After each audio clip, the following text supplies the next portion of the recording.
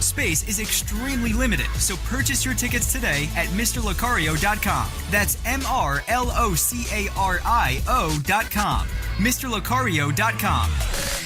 Every place that African men were dropped off during the Middle Passage, they brought with them martial culture, martial aesthetic, and martial posture, born in Africa. To Brazil, they brought capoeira. To Jamaica, la ja.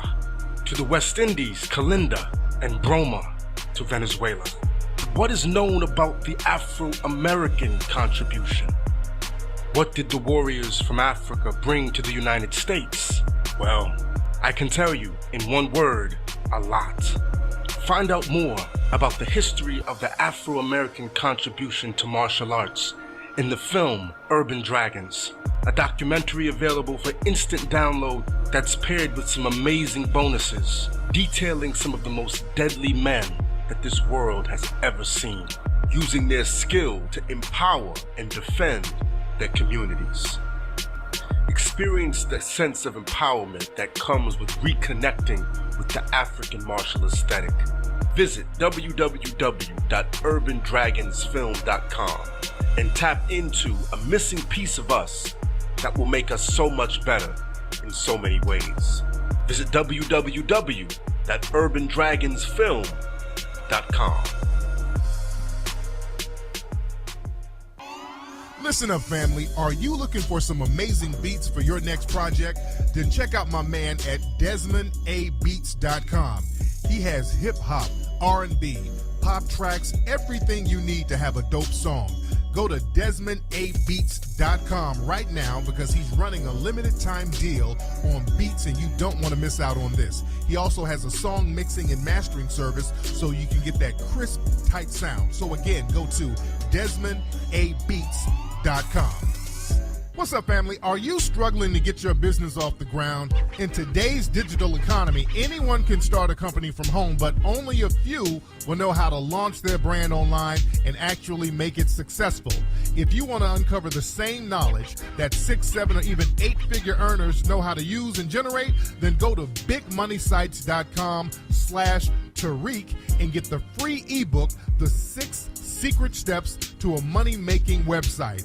Inside, you'll learn the 6 essential elements you must know to include on your site to start getting sales. So again, go to bigmoneysites.com/Tariq. Yeah. Oparas.com, that's the website. A lifestyle, way more than a name brand. Plenty of apparel, yeah, they changing the game, man. To make you fresh, that was part of the game plan. And they talking financial independence. Oparas even talking health and wellness. You need to check this if you want to elevate. Oparas is the real deal, better get it straight. Hey. Yeah, they got what you like, so ahead of the rest. So visit the website, that's OPARAS. Yeah, that's OPARAS, Oparas.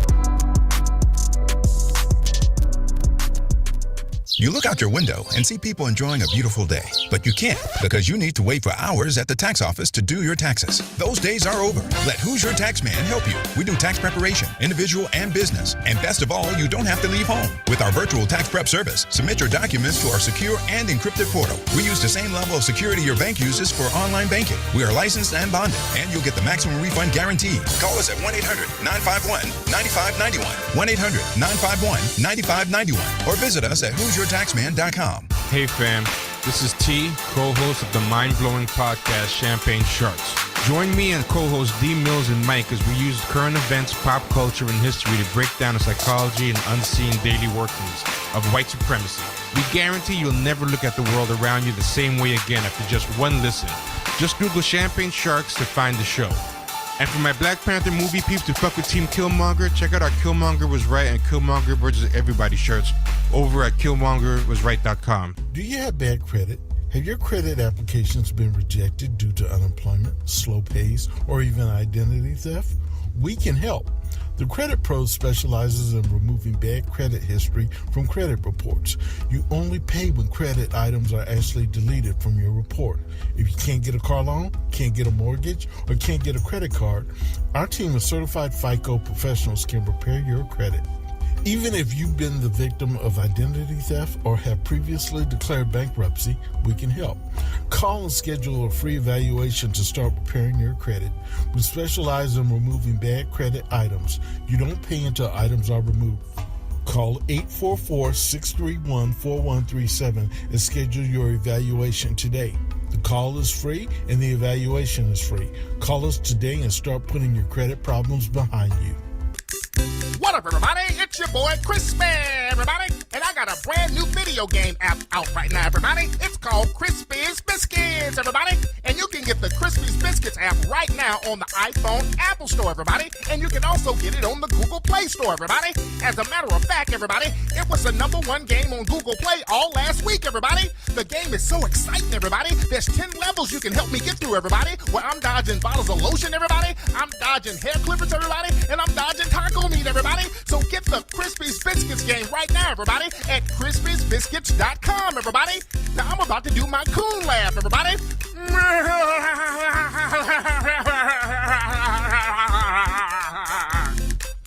The most intense new video game app has now arrived. A medieval kingdom has been plagued with chaos and disorder. An evil force has dominated the land. And now it is up to the bravest knights to fight back the demonic forces and bring justice to the kingdom of the Moors. Play the newest, most exciting battle fight game app ever, Moorish Kingdom.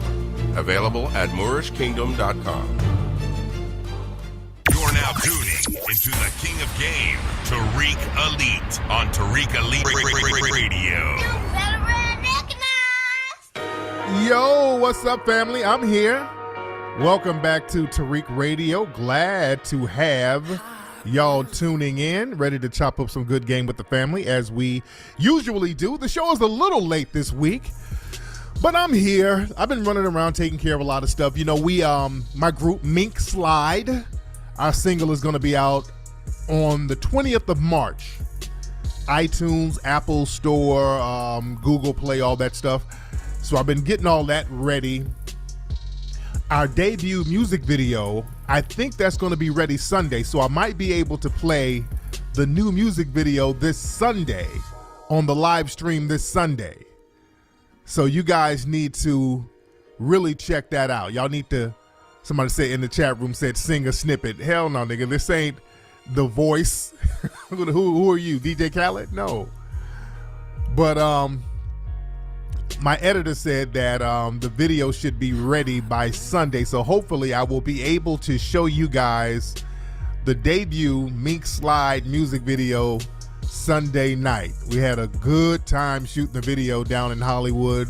My lovely co-host Bree and Layla there in the video, looking like a couple of snacks. You guys are gonna love that.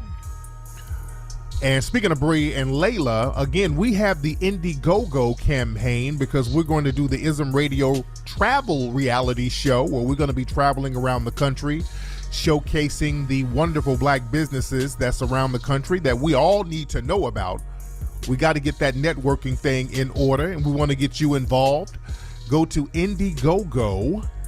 Click on or just type in ISM Radio at Indiegogo when you go there, or if you're watching live now here on YouTube, just click on the link before under the screen. There's a link under the screen and everybody can get involved. We're not even raising that much money. We're just getting like 10 grand and we're only doing that. It's a low amount. We just want everybody involved. I like when the community gets involved with these projects because that puts a certain energy on it, and that gets us in the habit of aggregating small amounts of resources. See, the thing is, we don't need a whole lot of money. It's just a whole bunch of people putting in a little. We get a lot of stuff done that way, and I want us to get into the habit of that. That's why the funds, we're only just looking for 10 grand, and that should be done. We should get that in a couple of days. We got almost 2,000 now of that. So everybody contribute to that. That's something that we're going to do and get popping. And the phone number, family, is 818-850-5404. Now, the rapper Rick Ross, something's going on with that brother today. Some people were saying that he was in the hospital on life support. There's some people close to him who said that he's not on life support. The rapper Fat Trell said that he talked to him and everything is cool. I think my brother Nipsey Hussle talked to him or talked to his people. I think I'm getting a lot of secondhand information here, but hopefully Rick Ross is all right. Hopefully the rapper Rick Ross is all right. Somebody in the chat room, people are saying they can't see me. You're not supposed to see me right now. I know y'all cannot see me. You're not supposed to see me. You're supposed to see a picture. So you guys are good. But like I said, hopefully my man Rick Ross, hopefully he's going to be fine. Hopefully he's going to be fine. There were some people talking about RIP earlier. So damn, y'all quick to kill a nigga off. Damn. My God. People are real quick to kill somebody off, but hopefully my brother is good. Hopefully he's good. I heard he's doing good. So hopefully he'll be all right. Anyway, so today I'm talking about cleaning house and the need to clean house. Now, what do I mean by cleaning house?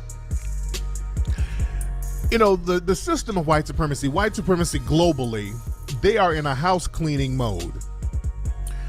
You notice they're attacking other people in white society.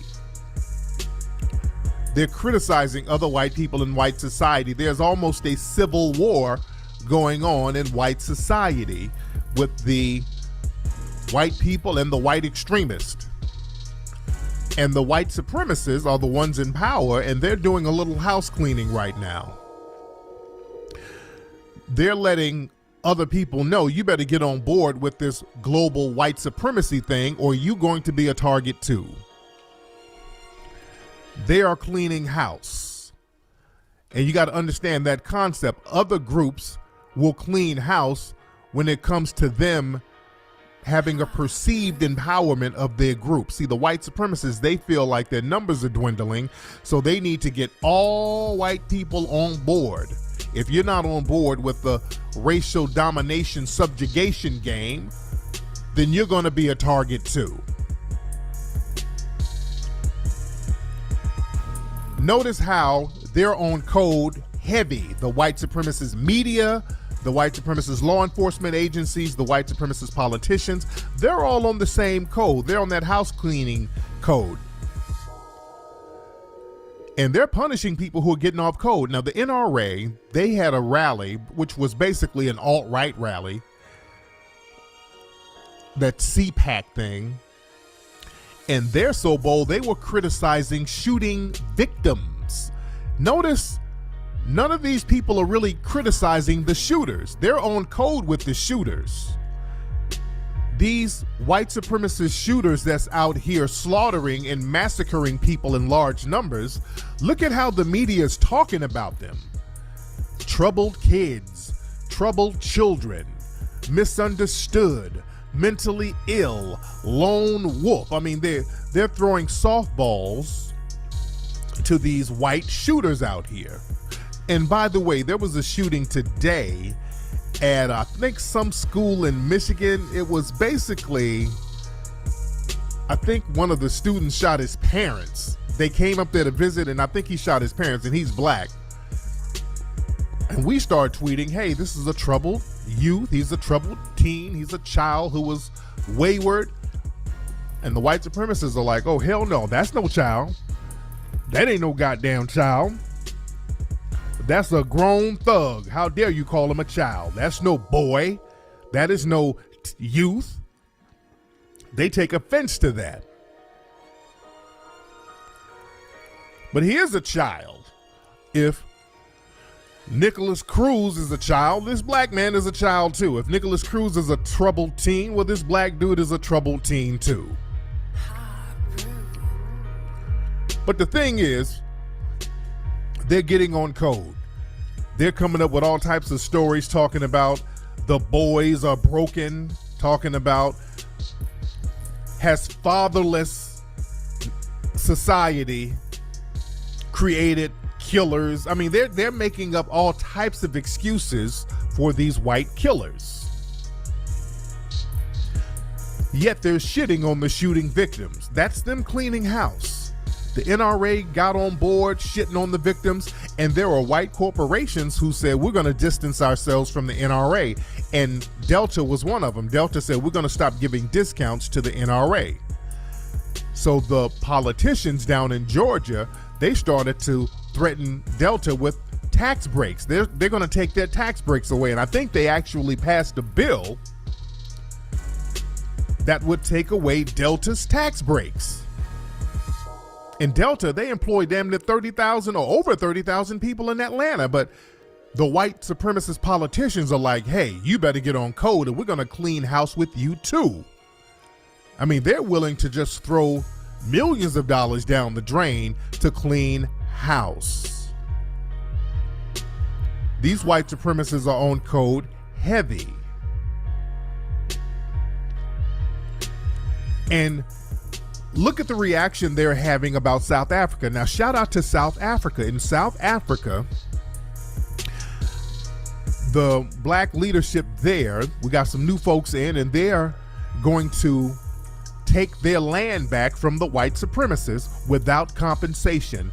I say bravo. They should have done that a long time ago. When I was over there, I was wondering, why in the hell are they just not taking their land back? I understood that they must have had a couple of puppets in office to let this type of shit go on, where the white people are living in the lap of luxury over there in South Africa and the black people are living in squalor. They don't have no farmlands. They're living in these townships, which are basically housing projects, not even low-grade housing projects. They're just funneling people into really concentration camps. I wouldn't even call them housing projects. They have them in concentration camps called townships. So finally they said, hey, we're going to take our land back and we're not going to compensate you. And I take my hat off to that. Letting these white supremacists disrespect them and maldistribute their resources, they're waking up and saying, no, enough is enough. And the white supremacists globally are crying foul. There's a petition to have some of the white supremacists from South Africa come over here as refugees. A lot of the conservatives want them over here. The white supremacist conservatives, they got a petition going on to help the white supremacists over in South Africa migrate over here as refugees. Now, why would we want people coming over from shithole countries? Remember, Africa's a shithole country, so we don't want no people from the shithole countries coming over here. Ain't that right, conservatives? Conservatives, I thought you said you didn't want people coming over from shitholes. So now the shithole is okay to let people come through? You understand? And also these Afrikaners, these colonizers are talking about war. My African brothers and sisters need to be ready. Because these white supremacists are going to get support from other white supremacists globally. You already have white supremacists like Laura Southern over there being antagonistic with her little racist ass. So the brothers and sisters need to be on point over there and do the right thing. Get your land back. It's your God-given right to live on your land and thrive on your own land. This fake moral high road that we think we have to take, that's not going to happen. And this is where we need to start cleaning house, because I've seen a couple of bedwenches from South Africa on Twitter talking about this ain't right. We shouldn't do that. They just want to get the land back so the government can have it. So you got these bedwenches. And y'all look at my Twitter timeline. I've retweeted some of these. It's only a small few, by the way. It's not a lot, to the credit of the South African brothers. But you had a couple of bedwenches over there from South Africa trying to cape for white daddy. Excuse me. And this is a problem. We got a global problem in black society where we got to do some house cleaning. This is why we need to have structures and systems in place so that we can do house cleaning utilizing our system and our institutions. This is why I'm so big on promoting black businesses, because when we have businesses, that's the foundation of institutions, structures, and systems, because you have a financial base. All systems are fueled by a financial base. This is why y'all see me, I'm hell on promoting black businesses. We gotta really emphasize that. We gotta get the black business game in order for us to have a system to reward and punish dissenters in black society, people who harm black society by caping for white daddy. See, the thing is with black society, unlike other societies, like I said before, they know how to clean house if something is going to be, or someone is going to be detrimental to the betterment of their society and their culture. Other groups know how to clean house with that person. They will ostracize that person. They will use their system to put that person on the outs. White society is doing this now. Black folks, we got a habit of just letting fuckery fester. We have fuckery going on, and we'll just let it sit up and fester, and it goes unchecked. We got a very bad habit of doing that. Earlier today, for example, let me give y'all a good example. I put up a picture on my Instagram. You know, I put up a lot of funny memes and funny pictures. And there's a picture, and you know, black folks, we're going all out with the whole Black Panther dressing up like the Black Panther characters and doing the African themed photos. And there was a photo of this dude and this chick, and she was naked. I think she's pregnant, big old titties hanging down. She had body paint on, looked like watercolors, some cheap body paint covering her titties, and her dude looked real moist, and he had on like it's supposed to be African paint, but it looked like a Wonder Woman paint on his chest, some Wonder Woman paint, and he had on some little dingy Michael Kors drawers. His ass tooted up. It's just real moist. Y'all go to my Instagram and look at it. And I put up the picture and I put the caption. I said, well, damn, when did they start taking Section 8 in Wakanda? It's a very funny picture. But then what's interesting, I had a bunch of Negroes hopping in there with a lot of fake outrage, and that was very interesting. They were like, oh, ain't nothing wrong with that picture. Why are you talking about them? Those our brothers, they still our brothers and sisters. Why are we talking about our people like that? They still our brothers. It was that type of thing. And let me get y'all straight on this. Goofy fuckery, I don't take ownership of that. I'm tired of black folks taking ratchetness and fuckery, making it a black thing. I'm sick of that shit. We're gonna have to clean house with that. Because a lot of people, they're so used to ratchetness in their own family. They're so used to ratchetness in their own lives. They're so used to buffoonery in their own lives. Those of us who mock it and ostracize fuckery, we're looked at as the bad guys. And I'm tired of niggas caping for dumb shit. We gotta stop being the dumb shit people. Whenever somebody comes around us doing something stupid and goofy and ratchet, we gotta make excuses for them. No, we don't. We're gonna have to clean house with that. And I'm telling y'all, if anybody follows me and y'all have a hankering for just constant dumb shit and you love goofy hood rat fuckery, y'all don't have to follow me at all. I wish you do not follow me because you're useless to me. I'm all about empowerment and group empowerment. And if your whole thing is just getting a kick out of fuckery and making excuses for fuckery, you don't have to follow me. I don't need you. I don't need a large number of folks. Unfortunately, I do. I will say fortunately and unfortunately. I have a large number of people who follow me on social media, but that's not always a good thing. I got a lot of people who follow me. A lot of them are trolls, though.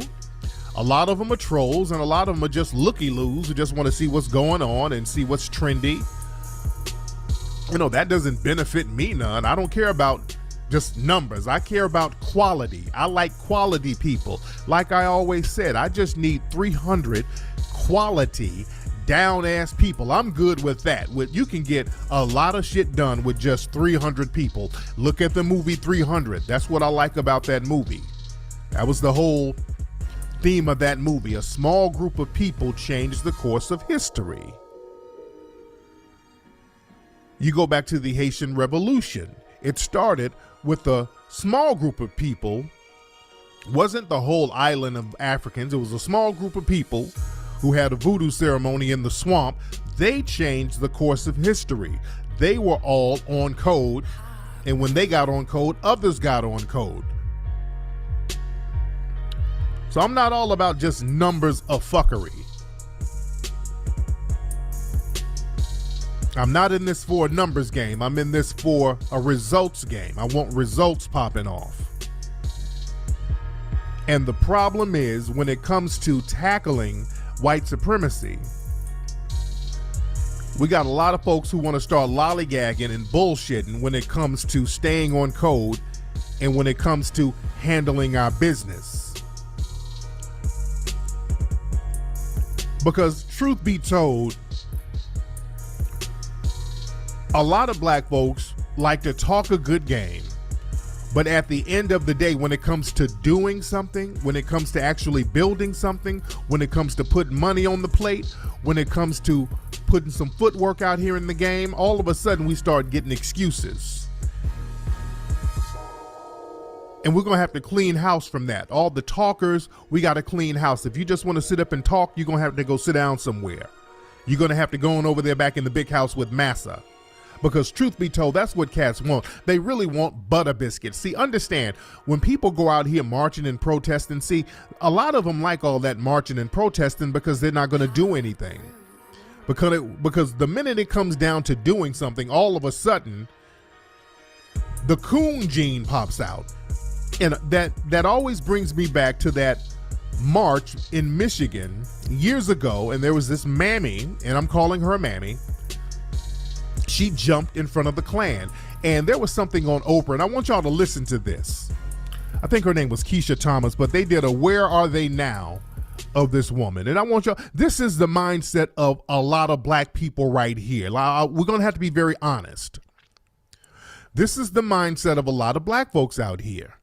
They'll talk a good game, but when it comes time to putting in work and bringing it to the white supremacist asses for real, for trying to harm us, then all of a sudden, the butter biscuits start flowing. Now listen to this. This girl was on Oprah, and this is a Where Are They Now segment.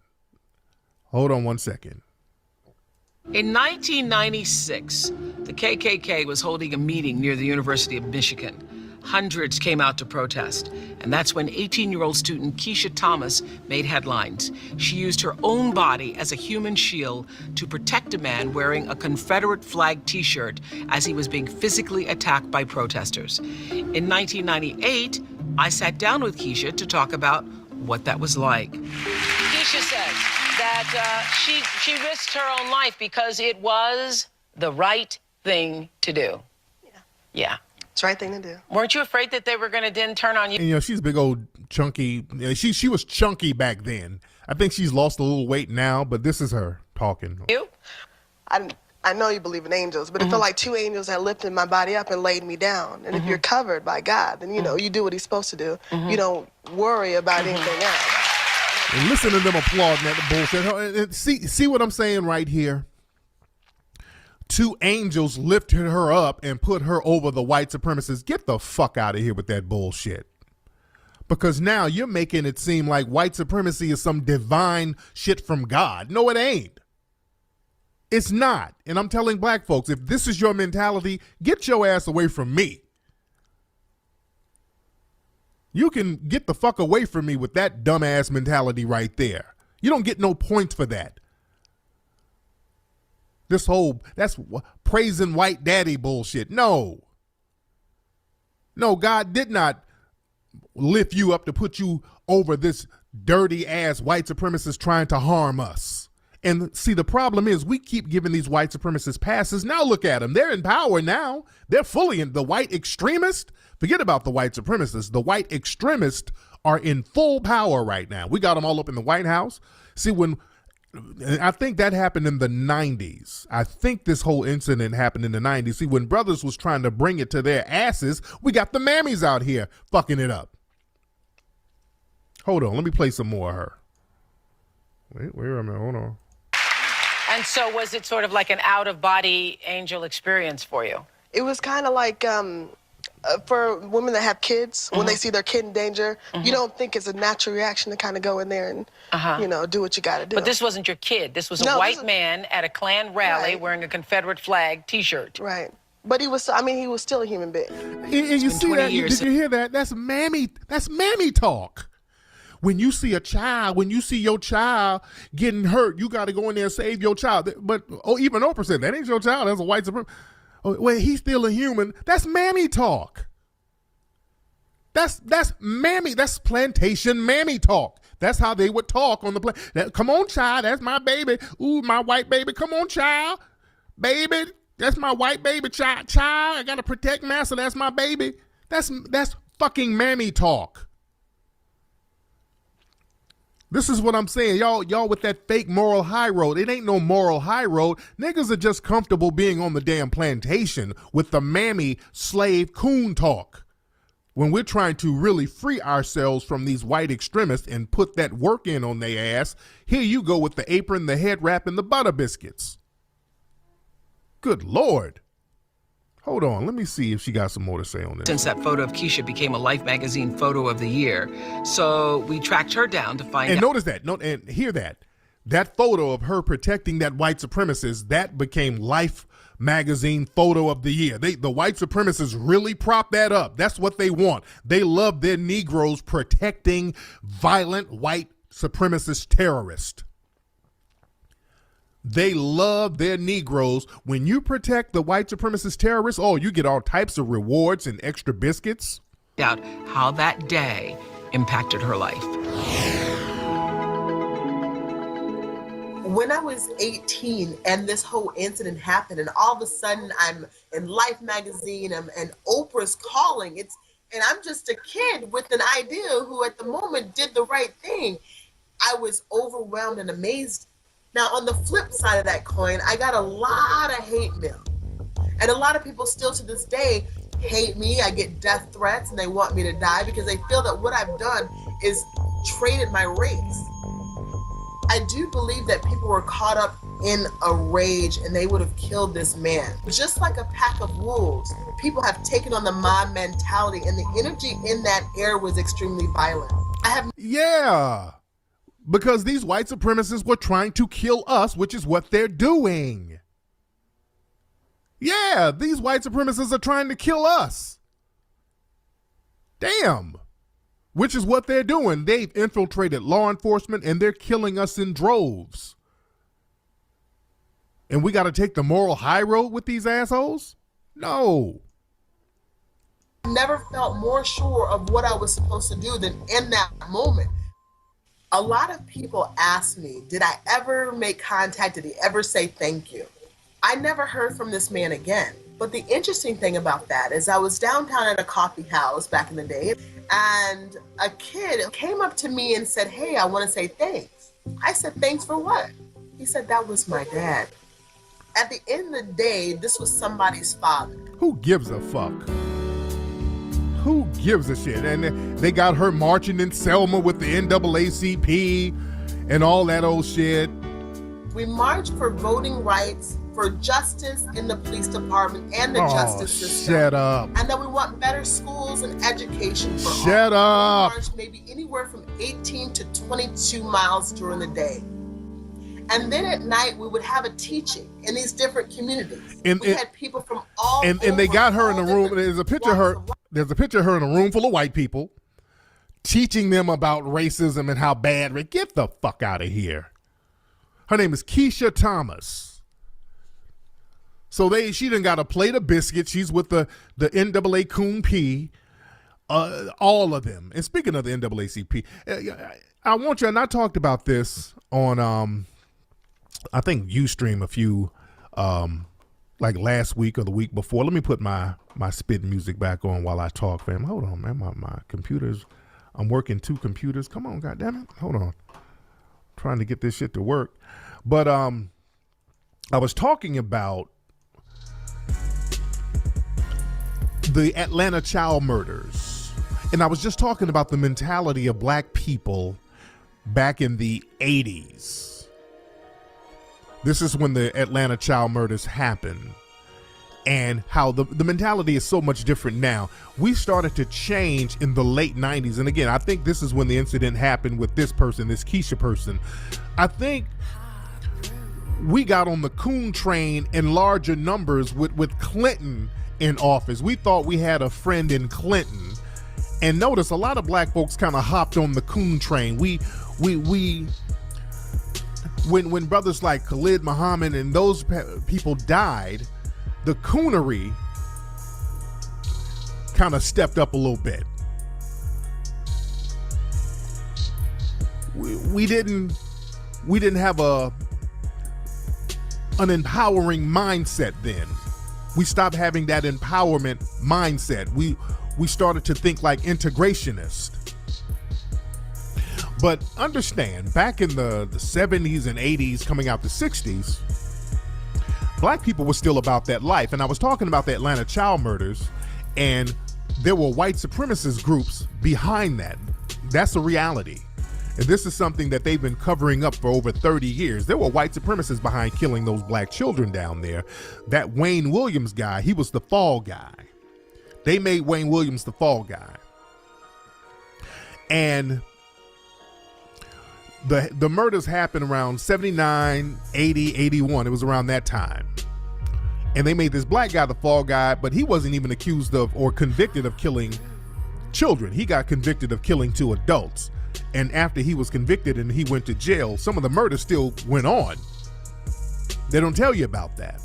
But the reason why they did not want to tell the truth about white supremacists killing black children, because they knew at that time black folks were down to whoop ass.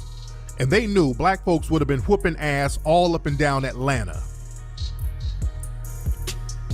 You got to understand, back then in the 80s, especially the early 80s, black folks were still about that life. And also right around 80, that's right after Roots came out. Roots came out in 77. So black people, you know, black folks felt a certain way about that. You also had a lot of black folks who were Vietnam vets, brothers fresh over from back home from Vietnam. You had brothers was about that life back then. So they had to do a lot of covering up. You couldn't, it wasn't gonna be none of that bullshit. Because understand, back in 1980, there was a riot down in Miami where the police killed his brother. I think his name was McDuffie. Where are my Miami people? They killed a brother named McDuffie, and he was a businessman. I think he was riding a motorcycle, and law enforcement killed this dude. He was a well-respected brother in the community down there in Miami, and they acquitted the people who killed him. The Overtown riots, that's what they called them. But when they acquitted the dude who killed his brother, black people went out in the streets and started giving white people that work in Miami. They don't like to talk about that. Black people in Miami shut the whole city down. They had Miami, people were scared to go to Miami for a long time because brothers was out there beating white people in the streets. They killed like 8 white people down there. So that had that whole area shut down and shook. Black folks weren't playing no games like that down there. You think the cocaine cowboys? Nah. Shit, the brothers was putting in work down there in Miami. Y'all look up the McDuffie riot. You understand? And even before that, some years before that in the 70s, they had the zebra murders up there. I think it was in the Bay. Those brothers, they were tired of police brutality, so they were going around the Bay killing white people. Look up the zebra murders. They don't like to talk about that. These are things that are not talked about at all. They do not talk about that. But I say that to say the mentality is totally different. It was totally different back then. You couldn't be on that dumb shit. And I remember looking at footage of the McDuffie riot. After the verdict came out, they pushed the NAACP out there outside the courthouse talking that, well, we need to come around and do something in an amicable way. We need to think about what we doing. We need to take our time and wait for the system. The NAACP was talking that, and they told the NAACP, the brothers in the street said, fuck you. They told the NAACP, you off code and we ain't fucking with you.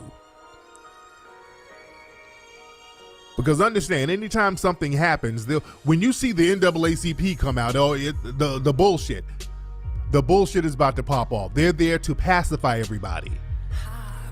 That's just the long and short of it right there. When you see the NAACP come out, they're here to pacify you. And they tried to pacify the brothers back then, and they said, oh no, you need to move out the way because somebody's going to die tonight. Somebody's dying tonight. They tried that NAACP bullshit in 92 out here. They said, no, you need to move out the way, NAACP. It's about to be on and popping. Go and sit on over there before you get this work too. You see, there was an immediate house cleaning. See, the thing is, we need to have a house cleaning mentality all the time. We need to have a house cleaning mentality where we're going to ostracize and out people who are not going to be about empowerment.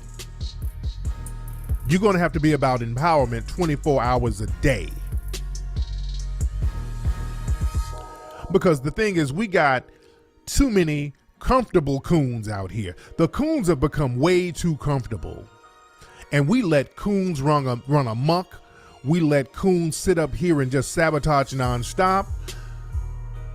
I talked about this the other day as well. There was a black dude out there in North Carolina. His name was, I can't think of his name. Somebody in the chat room help me.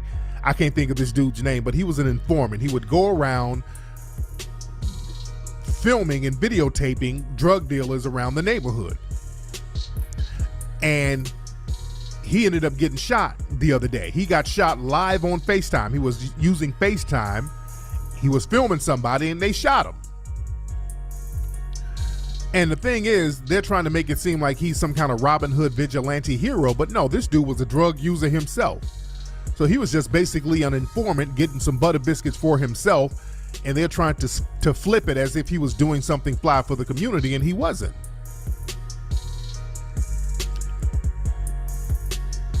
See, a lot of people on the streets, there's an immediate house cleaning when it comes to coonery like that. Even if you in the streets hustling, you don't have nobody out here trying to sabotage the game for their own benefit. He's not no Robin Hood vigilante trying to clean up the streets. He's just trying to get a couple of extra hits of cocaine for himself. So you're violating the code right there. So people step to him. I ain't got no sympathy for that. I have no sympathy whatsoever because he was a coon. If you're going to clean up the streets, but don't you be out there getting high and snitching on niggas so you can get extra drugs for yourself. Fuck out of here. You got what you deserved. You play stupid ass games, you get stupid results. That happens. You should have known better. You knew some shit like that would happen if you out here being a damn snitch and letting it be known that you're a snitch and you thought the police was going to have your back. Nah, you better know better. But we got to have that mentality. We got to get cold with it when it comes to these coons out here. We got to stop letting these coons be comfortable. This is why, y'all notice that dude Maj Toure I had a beef with. I had to publicly distance myself from him. See, that's me house cleaning. I'm going to talk it like I walk it and walk it like I talk it. I clean house too. If I see some shit or some people around me and I see them doing some things that's going to be detrimental to black society, I'm going to publicly distance myself from you. Because that Maj dude, when I start looking at how this dude was moving, I'm like, okay, this dude is a shill for the NRA. the NRA is using this dude to hide their racism. So nah, I'm not fucking with this dude, even though I had him on my show. Nah, I'm cool on you. House cleaning time. I don't trust this nigga. My bad for having him on, and anybody fucking with him. Nah, it's not a good look. We got to roll like that. I had to shut that down real quick. But the thing is, we have people out here, there's coons that we have out here that's so unbelievable. You got some coons out here that'll make Jesse Lee Peterson look like Farrakhan. They got this one Confederate coon, and I know y'all have seen videos of this guy. He walks around in the Confederate suit, and a lot of these people, they hire them for like slavery enactments and all this old shit. And this one dude, what's his name? I don't even know what city. H.K. Edgerton. Now, this dude walks around in the Confederate outfit. He's a black Confederate, and I want y'all to listen to this Negro. And the thing is, this Negro sounds like the grandparents and the older uncles of a lot of black folks. If you really listen to him, if you have a conversation with some of your uncles, take a good listen to him. Listen to this dude right here. His name is H.K. Edgerton. Listen to him. That were crying out for help were black babies. The whole institution of slavery has been blamed solely on Christian white folks in the South, and the whole world acted as though it didn't participate, and the whole world did participate. You know, black folks and white folks in the Southland of America, we've been family in lieu of slavery for a long time. So did y'all hear what this coon said? He said, black folks and white folks in America, we've been family in lieu of slavery for a long time. See, understand this. A lot of these coons and bedwenches and mammies out here, they look at white supremacists as family. You understand that? They still have that slave thinking where they look at the white supremacists as their family. That's just mama, that's just white daddy. Just like that clip I played earlier of that Kesha Thomas lady, she was like, well, when you see your child getting hurt, you just want to do something about your child. You understand? We got to understand there's a lot of Negroes who think like this. We got to clean house with them. Hold on. For me, the victory didn't come with Marshall Lee over there at Appomattox Courthouse for those folks. In the hearts and minds of us, that thing still was there, the love for the Southland of America.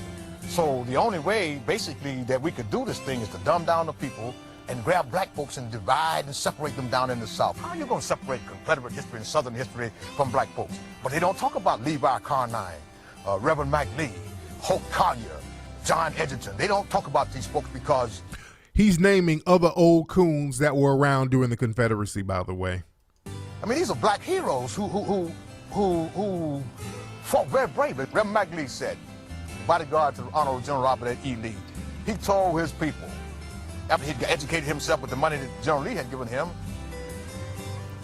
keep your faith in God, buy you some land, get yourself educated, and beyond all else, put your faith and trust in the white man in the South, no other.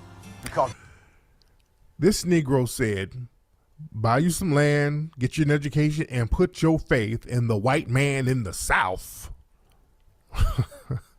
This is like a Dave Chappelle skit. He knew what was in the hearts and minds of Southern people. These folks talked about Nathan Bedford Forrest. Well, if it don't be for Nathan Bedford Forrest and that original Ku Klux Klan, I'm not talking about what happened after Nathan Bedford Forrest, many of us Southerners, red, yellow, black, and white, would be just like the dinosaur around here in the Southland of America, extinct. And people don't understand that. They just say Ku Klux Klan, and all of a sudden they gather these images of my flag and white men standing around beating and hanging and whipping black folks. Wrong, wrong, wrong. Thaddeus Stevens and his boys found out how successful that the Klan was at defending Southern folks, red, yellow, black, and white. So what did they do? They started sending their boys down here and dressing up like the Klan and committed terror in the South. And then all of a sudden, you know, Nathan Bedford Forrest understood this thing. He told his men, let's just come home. Let's go home and forget about this thing. And I'll tell you something. From all the accounts of what you do find, There was not a single man who looked like me that wouldn't have given his life for Nathan Bedford Forrest. Okay, that coon's talking about giving up his life for Nathan Bedford Forrest, the founder of the Klan. All right. Now, somebody in the chat room said that this guy, he died. H.K. Edgerton. Somebody said he died. Can y'all verify that? Because he probably did. And if he did, may he rest in peace. If he did, and that's not me playing the banjo. That's a video of them. They already put the banjo in there. They put the banjo in there already. They know they're coons. They put the banjo in there already. That wasn't me doing the sound effects. They knew what kind of coon he was. Somebody said it can't be real. It's realer than Real Deal Holyfield.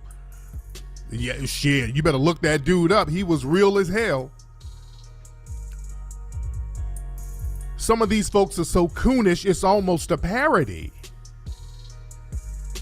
Some of these folks are so coonish. Y'all think Uncle Ruckus, y'all think that's a joke, and there's Negroes out here who act and think and talk just like that.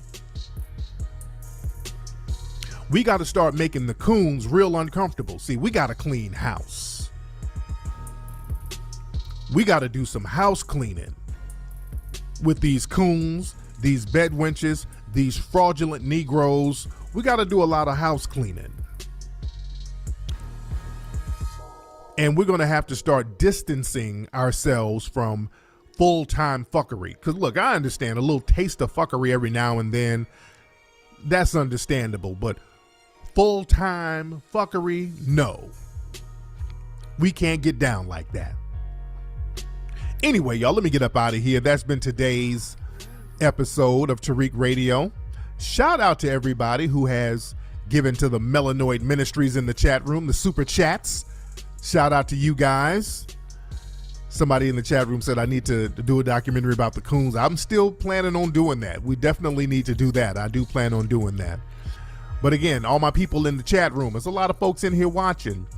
Look over there in the comment, not the comment section, but right below the video.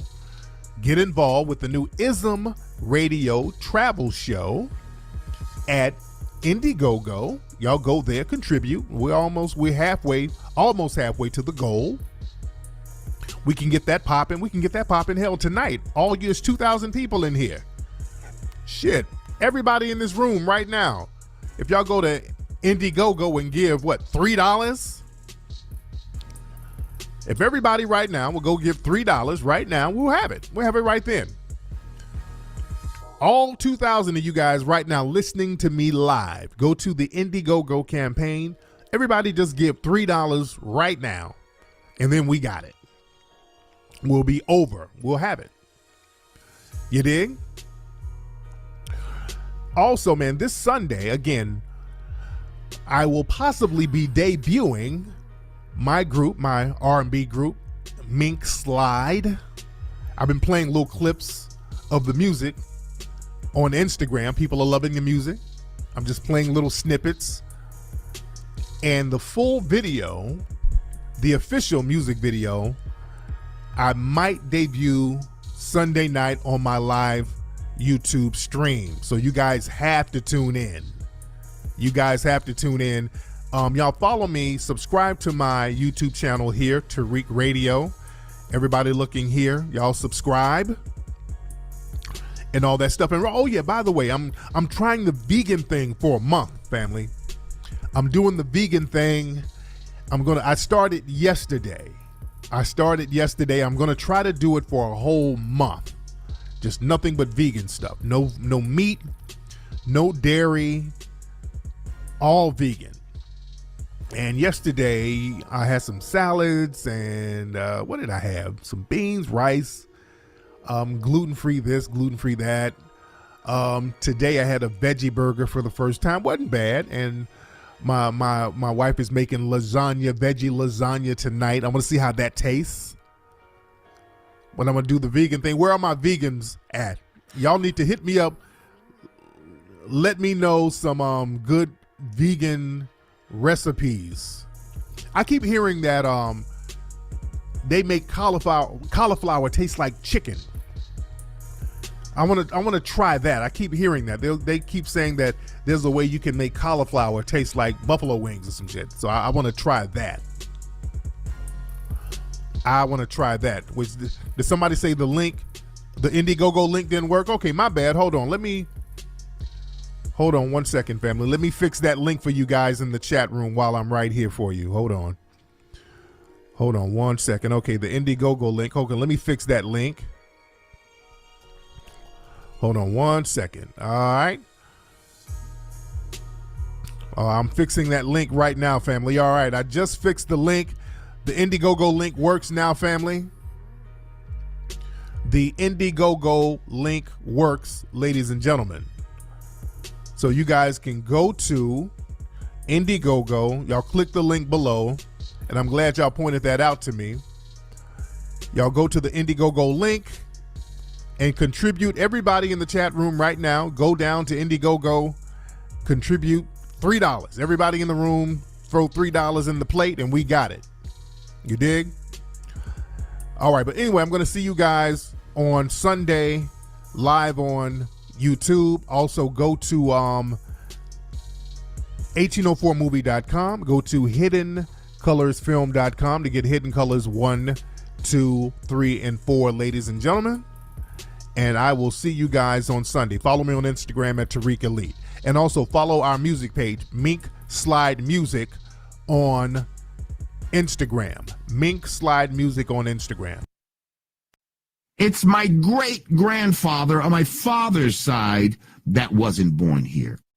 It's my great-grandfather on my father's side that wasn't born here. How does one know that they're a foundational American? I, a few years back, did a like an ancestral so I had just did on my father's side, right? But in doing all of this, and I'm going to tell you, it traced back to Guyana, right? Okay, right. So I had just did on my father's side, right? And I'm going to tell you, it traced back to Guyana.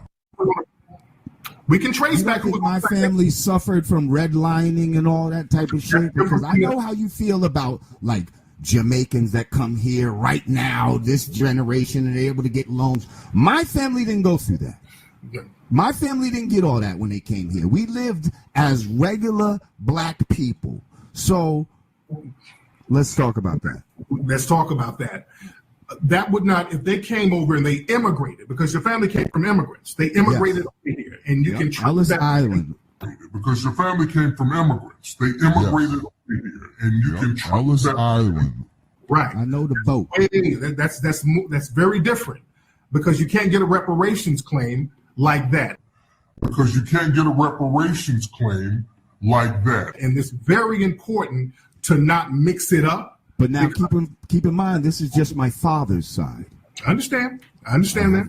We all have two sides now. My mother's side, I ain't traced that yet. Y'all would know who the southern side of her family was. So if y'all don't know, that means she's from the Caribbean. Because I can understand that you don't know your dad. That's one thing. And your mom didn't tell you where your grandmother was from? Your mom didn't say shit? She had to come from somewhere, either immigrated from another country or came from the South. If she's black, right? It's just find out where your parents are from and where your grandparents are from. Your grandmother, if you knew your grandmother has a birth certificate, brother. Look at the birth certificate and see where she was born. And then see what her mother and father's name was. It's on the birth certificate. And then see where they were born. You trace it back like that. And if you can go all the way back to the 1870 census, that make you a foundational black American. All you got to do is just trace the parents back. Okay, some of these folks, you don't know where your mama's really from. Okay, like my mom's from New York. We kind of lost, and then, okay. But folks, okay. I don't know how y'all don't be knowing where your mama from. And you don't know your mama's side of the family. At least I can understand the dad's side might be a little sketchy, but you don't know your mama's side of the family? See, that raises red flags. That raises a lot of red flags when folks don't be knowing what their mama's side of the family is. All right. That's all right. That's weird.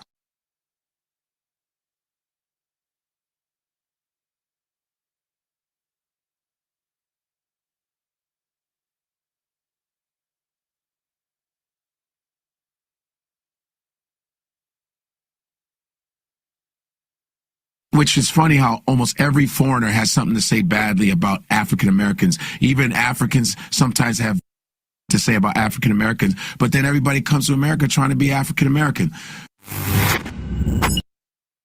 I'm going to speak for my whole country. Love Jamaica. But I think quite a few Jamaicans think that you guys play the victim a lot. Like an outsider looking in, it's like, gosh, them complain about everything. Look how much opportunity them have. Look how them can work. Look how them can buy $1 burger. And them over there complain. And that is how I was preconditioned, if I'm being totally honest. They're like, Shante, it makes sense. Yeah, don't go over there and waste the opportunity. Don't go over there and start complaining. Work for your own, focus on that. So that's always been my mindset. We're so focused on just making it. I really want to emphasize that. But sometimes when you just are focused on, oh, you go eat, you know, think say somebody a touch you. You know, think say, you know, oh, I'm not have the right temperature. We're hungry. What y'all gonna do? The way how African Americans prioritize blackness isn't necessarily the same way in which an immigrant would prioritize their blackness. So, you know how African Americans will say, oh, black writer, black creator, black artist, black lawyer, black doctor, black woman in STEM. No, when we come to this country, it's immigrant or nationality. Maybe our careers next, and then whatever else comes after that. So immigrant, Jamaican, marketer, whatever else comes after that. The issue that you're having is we don't see ourselves as one of you. And the reason that we don't see ourselves as one of you is not because of blackness. We just see ourselves as an outsider. The issue that you're having is we don't see ourselves as one of you.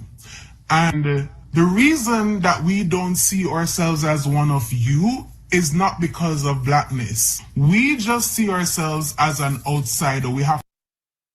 So now let's move forward. So as an immigrant, I'm here in this country. What do I want to do? Put my best foot forward. What do my parents want to do? Put their best foot forward and give us the best opportunity they possibly can. Thank you, Lord, for my parents, because they did exactly that. But it's my turn as their child to hold the baton. And one thing I always say, my parents did not risk their lives to get to America for me to get involved in some political warfare. My parents did not risk their lives for me to get to America, for me to sit here fighting people all day. That makes absolutely no sense. And I think because you guys have never taken that level of a risk, you don't understand that level of responsibility and accountability. That's really the problem here. Because if you really risk your lives to have something, if you really risk your life to get something, you're not willing and ready to throw it away. You're just fully American. You're African American, bro. That's it. How was that see you in 30? That wasn't an insult. That was strictly, you're black. You're not Trinidadian. You're not Jamaican. You're not African. You're not, word. You're not Ghanaian. You're not Dominican. You're not Puerto Rican. You're not Cuban. You are American. I farted so loud. Black Americans people, I don't like them because they take lots of drugs. Really, that's what I think. But have you met any Black Americans in real life? No, like in the movies. I didn't meet them. Now, what do you think about the Black American culture? Fucked up. I'm sorry. Is it like okay, the fucked up humanity group that's Black Americans, yeah. And I actually feel bad for saying that. It's true. I know it's true. Now, why do you believe that? Because they mostly don't belong where they are. They're Americans. We all know they're Americans. They know they're Americans, but they don't belong there because they are minor. One for that. They are minor, and the racism and everything. They don't belong there actually. So they belong here, and they are not here. So they are fucked up. That's really interesting. I have no idea. So I had this tweet by McBeanie_, And they said African Americans are by far the worst representation of Black people. They are obnoxious, self-righteous assholes that make people's lives a living hell anywhere they go. And then she got like 390 likes. Is she also Black? No, I don't know what she was. This is what she said. Yeah. Wow. Mm-hmm. That's really a lot of hate, I feel like. But like my mom would agree with that comment. Like, she would agree with that post. She would say like, you know, lazy, like loud, rude, all the negative connotations. That's interesting. So let's explore that. Yeah. That's really interesting. Yeah, but I also will say that like my parents definitely came over here with stereotypes about African Americans. When Africans are immigrating to the United States, their idea of African Americans, like, take away modern times where we have like the internet and everything, it's coming from TV, right? Where they're just seeing these rappers and these music videos, and you're seeing these movies and TV shows with people shooting guns and like cussing. Ignorance from our parents as well. Our parents say things to us in which, at least I can't speak for African Americans, but I know Africans, our parents say things to try to get us to stick with other Africans instead of branching out, and for that festered. So now it just lives on as we get older.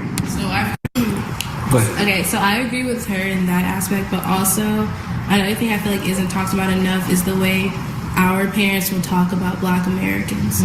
Because if we're being honest with ourselves, our parents are not respectful. They will say things to try to instill within us to divide away from them, but like being lazy or not as clean or stuff like that. And I feel like that also helps perpetuate the divide, which also needs to be acknowledged. Okay, so growing up, I had this ideology from the media, from people around me, that African Americans were these ghetto, noisy, arrogant, aggressive, just criminal. So I think this was the intent of my elders as they reminded me to stay away from akatas. Akata is a derogatory term for African Americans. I didn't understand why at the time, because I knew nothing about propaganda, media, or anything else we'll discuss today.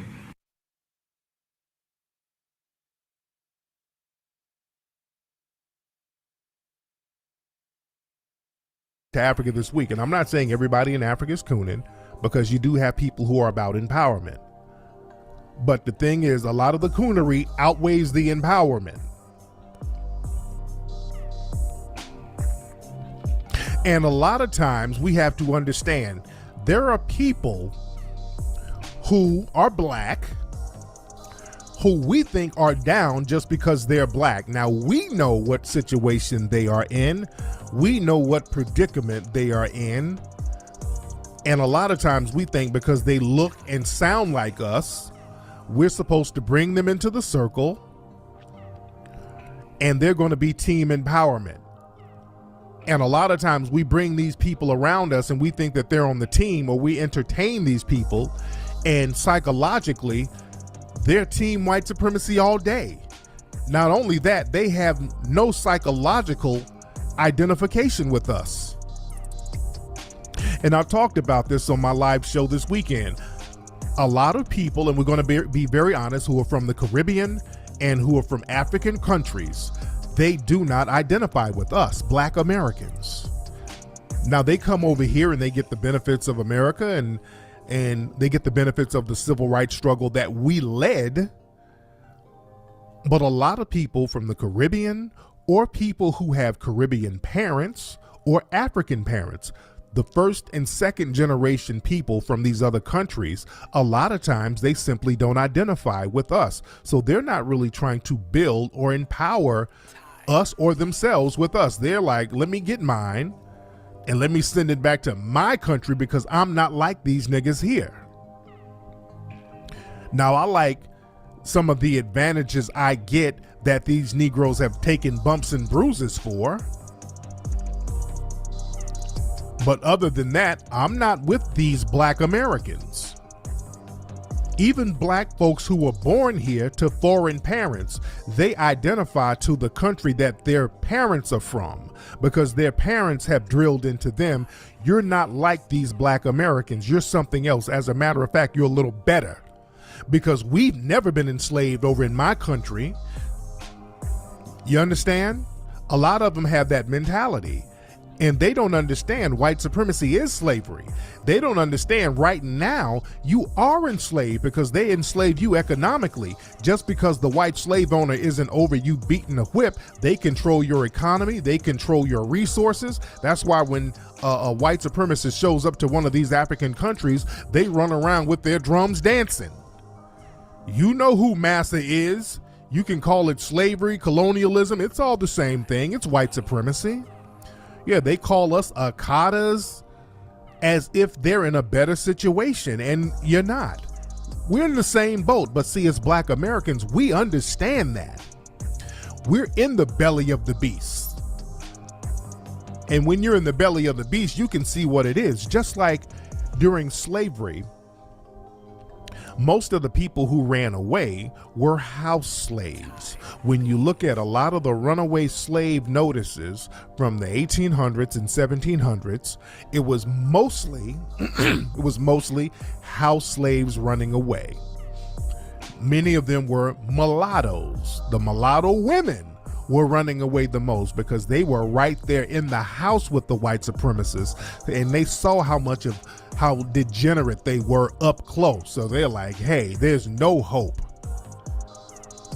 There's no hope. See, the slave out there in the field, anything is better than just working in the sun all day, eating scraps that's thrown out the back door, sleeping in the cold at night.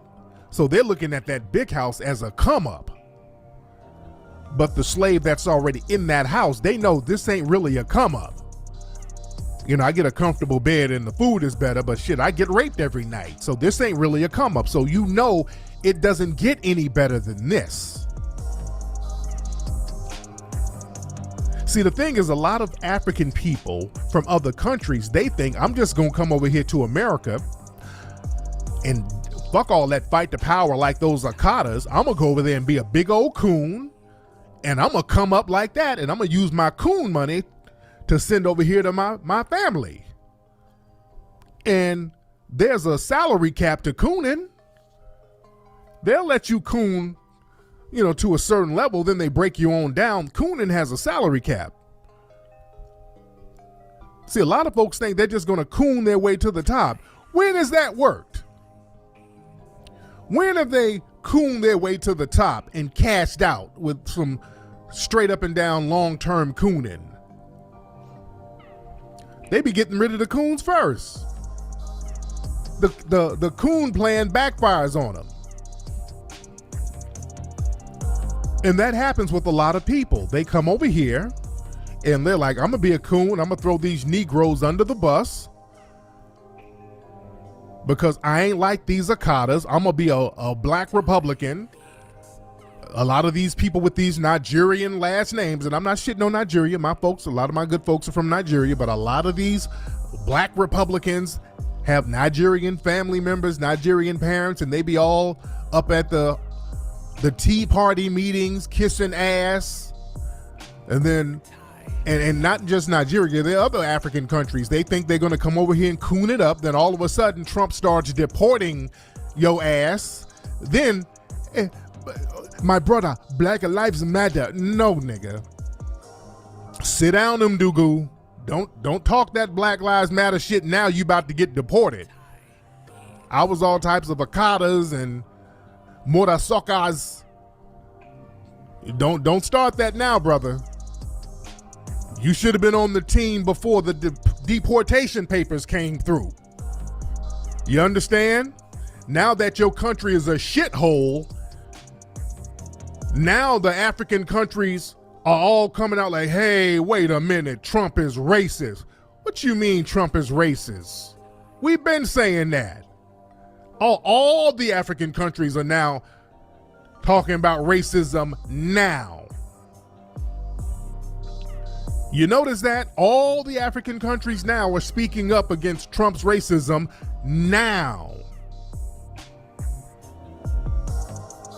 Because understand, and I talked about this, if you look at a lot of quote unquote black media or black themed websites that show black Americans in a negative light, they are run by people who are first or second generation African or first or second generation Caribbean. Like World Star Hip Hop, that was started by dude Q. Q is Haitian.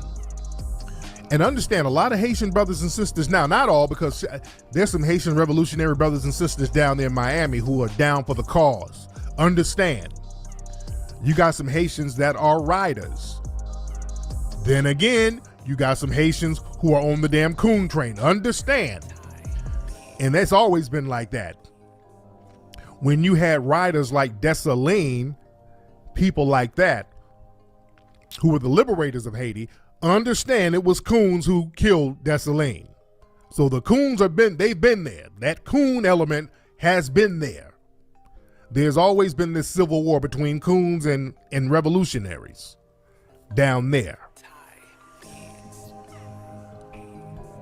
But people like Q, and God rest the dead, the brother died. People have criticized World Star Hip Hop for years about the negative portrayal of black Americans. And I remember seeing Q do interviews, and you can see it in his eyes. They would talk to him about the negative impact of the images he would post up of black folks. And I know for a fact, like the alt-right and white supremacist websites, most of the people who watch World Star Hip Hop are white supremacists. They even share World Star Hip Hop links on a lot of white supremacist websites. And people would confront Q about that, and you can look in Q's eyes, he didn't give a fuck. They were like, hey, what's up with these negative images? He's like, shit, oh well. Oh well. You know, stuff happens. You know, I'm just broadcasting what happens. That was his attitude. Look at Love and Hip Hop. All the Love and Hip Hop shows now, let's be real. It's kind of hard to watch them now because it's become a coon mammy ratchet fest. And we know those images of black women are negative now. Those are horrible negative images of black women. And the person who puts that together is Mona Scott. Mona Scott is Haitian. Understand that. So when people say to Mona Scott, hey Mona, the images of black people in your shows, that's not a good look. Mona don't really give a shit. Just keep cranking it out. See, black Americans, we will say something about that. There's only so far we'll go if we have our foot in the door and we're not cooning, we'll say something about those images. Look, I used to do some of those shows, Flavor of Love, and they would have me come in to be the voice of reason. And you can see clips. There's a show I did, Charm School, where I'm in there talking some sense to the girls in there, teaching them some game. And when I was there, Monique was hosting. Shout out to my sister Monique, the actress. And the women in there, they were fighting and acting ratchet, and Monique was behind the scenes checking the producers on that shit. She was telling them like, hey, this image that you got of black women, I don't like this. I don't like the image that you have of black women doing all this shit. I don't like that. She was checking them on that. You understand? That's why with the reality show that we did, so many people liked it, and I wanted to show that, you know, the emphasis of the Ism reality show, I'm focusing on Bree and Layla, and I just want to show sisters who can be funny, witty, entertaining, sexy, all of that without being ratchet, without it being some shit that's just embarrassing. They can be funny, silly, goofy, but it's not ratchet. You can be entertaining in a classy way. Not that we're trying to be on the Huxtable shit, but you can be entertaining and you can show that you have a a witty side without the shit just being ratchet coon fest. You dig? What's up, Wake Repeat? Somebody said, what about the stuff you did with Michael Moore? What I did with Michael Moore was the most gangster shit that most Negroes would be afraid to do. When I was on Michael Moore's show, I was clowning the top white supremacists in the country for the laws that they pass and how they use money from major corporations to shit on the public. I was clowning white supremacists in power. That was some bold shit I was doing, and we made it funny and entertaining. It takes balls to do that. Most coons will get around those white supremacists and choke up and get on your knees and start slobbing the knob. I was clowning the shit out of them. That's called gangster shit. You feel me? That's called gangster grown man shit. You dig? That was some genius shit we were doing on the Michael Moore show. We did it in a comedic way where we were clowning these are the big name white supremacists who were making laws, and I was in their faces, a black man in these white supremacist faces telling them they're whores. Most Negroes don't have the courage or the balls to do anything like that. That's why I do what I do and I get the big dollars. You dig? Because I got the balls to do shit like that and make it entertaining where they can't even do shit because we did it in a satirical way and we checked them and made them look dumb. So when you get the balls to pull off something that fly and that innovative, then you holla at me. But coons don't have the courage to do no gangster shit like that. But I digress. But look at some of these other sites, other websites that show black folks in a negative light. Media Takeout. That site, horrible site. Makes up bullshit stories, shows black people in the negative light. The person who owns that site is an African dude. Boss Up, Madame Noir, the brother who owns that, he owns Moguldom Media. I think that brother is African because on his YouTube page, he's from Los Angeles, but he said he's Yoruba. So I'm thinking that his parents are Nigerian. He calls himself Yoruba. So the guy who owns that, I think his parents are Nigerian.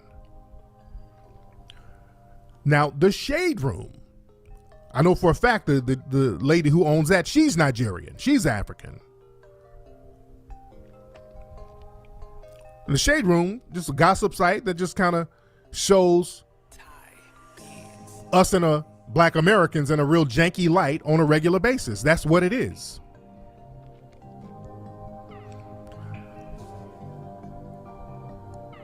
Michael Gardner, you say K. Michelle was about to whoop whose ass?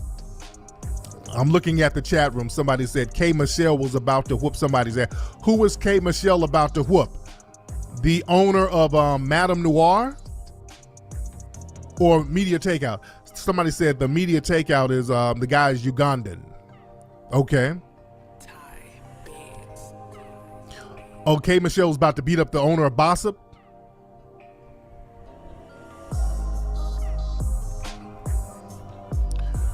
And also Black Lives Matter.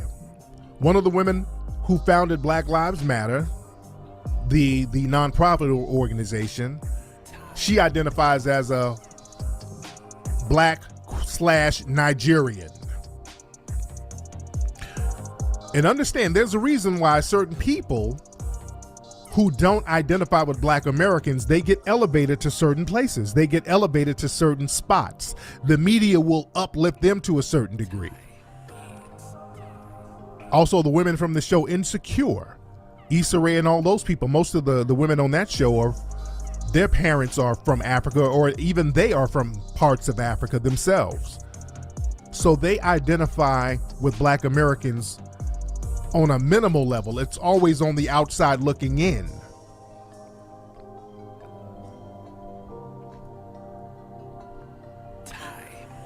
And on my show this weekend, I was talking about how Mia Love, she's this black Republican out there in Utah. She's bedwenching. She has the white husband. I think she's a Mormon. And she gets elevated to a certain position. And she has made excuses for white supremacists nonstop. But you notice things about the Mia Loves, the Mona Scotts, the Qs, the people from Media Takeout, the Bossops, the Shade Room. You notice one thing from all these people, and I don't want you guys to miss this. All these people will show black Americans in a negative light, but don't you dare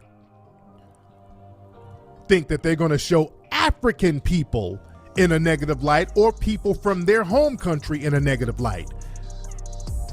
They don't show people from the Caribbean in a negative light. You notice that? These people will shit on black Americans all day, but don't you dare say anything about anybody in their home country. They'll cut that shit short.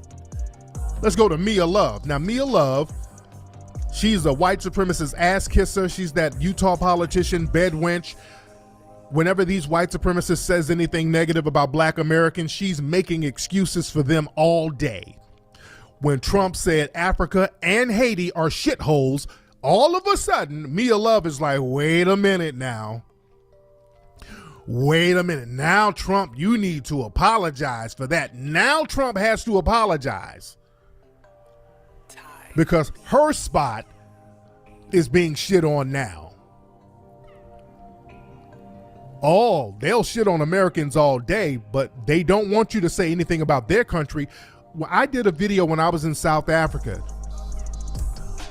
And y'all can look at it on YouTube. Tariq Nasheed shows the real deal about South Africa. Do you know so many South Africans were mad as hell at me? Most of the people upset with me were South African black folks who are living in other countries, living in Australia, living in the US, living in the UK. They were upset because I told the real deal. They like to go to these countries and make it seem like black people in South Africa are just balling out of control. They try to go to Western countries to erase the negative image of Africa being poor and people living in shanty towns. They don't want to have that image. When in reality, that's exactly what's happening in South Africa. That's not a diss to them. They are still under the thumb of white supremacy. And they were very upset with me because I was going around South Africa trying to find communities of well-to-do or even wealthy black people, and they didn't exist. There were none. I was all over. They didn't exist. I looked. I was all over looking for it. I wasn't doing that to denigrate them. I wanted to see where all of these prosperous black people were living in large numbers in South Africa, and I couldn't find them. And they were getting mad. We do exist. We are there. What's the address? Shit. I'll be glad to promote you. I want to see it. I'm not saying this to denigrate or diss you. Where are these neighborhoods? My cousin, he's a millionaire. Okay, where's your cousin then? Okay, show some pictures. Show me a video of this prosperous black South American community. I ain't talking about one or two black folks. They'll send a video of one black family living No. Don't know. We're not talking about tokens. I want to see whole communities of black people in South Africa popping off. I want to see whole communities. Don't give me all your excuses and insults. Show a video, just like I got a video showing everybody in shanty towns and the white supremacists living in condos and nice homes across the street from you. I want to see the same communities of brothers and sisters living like that, and it doesn't exist. And they didn't like that.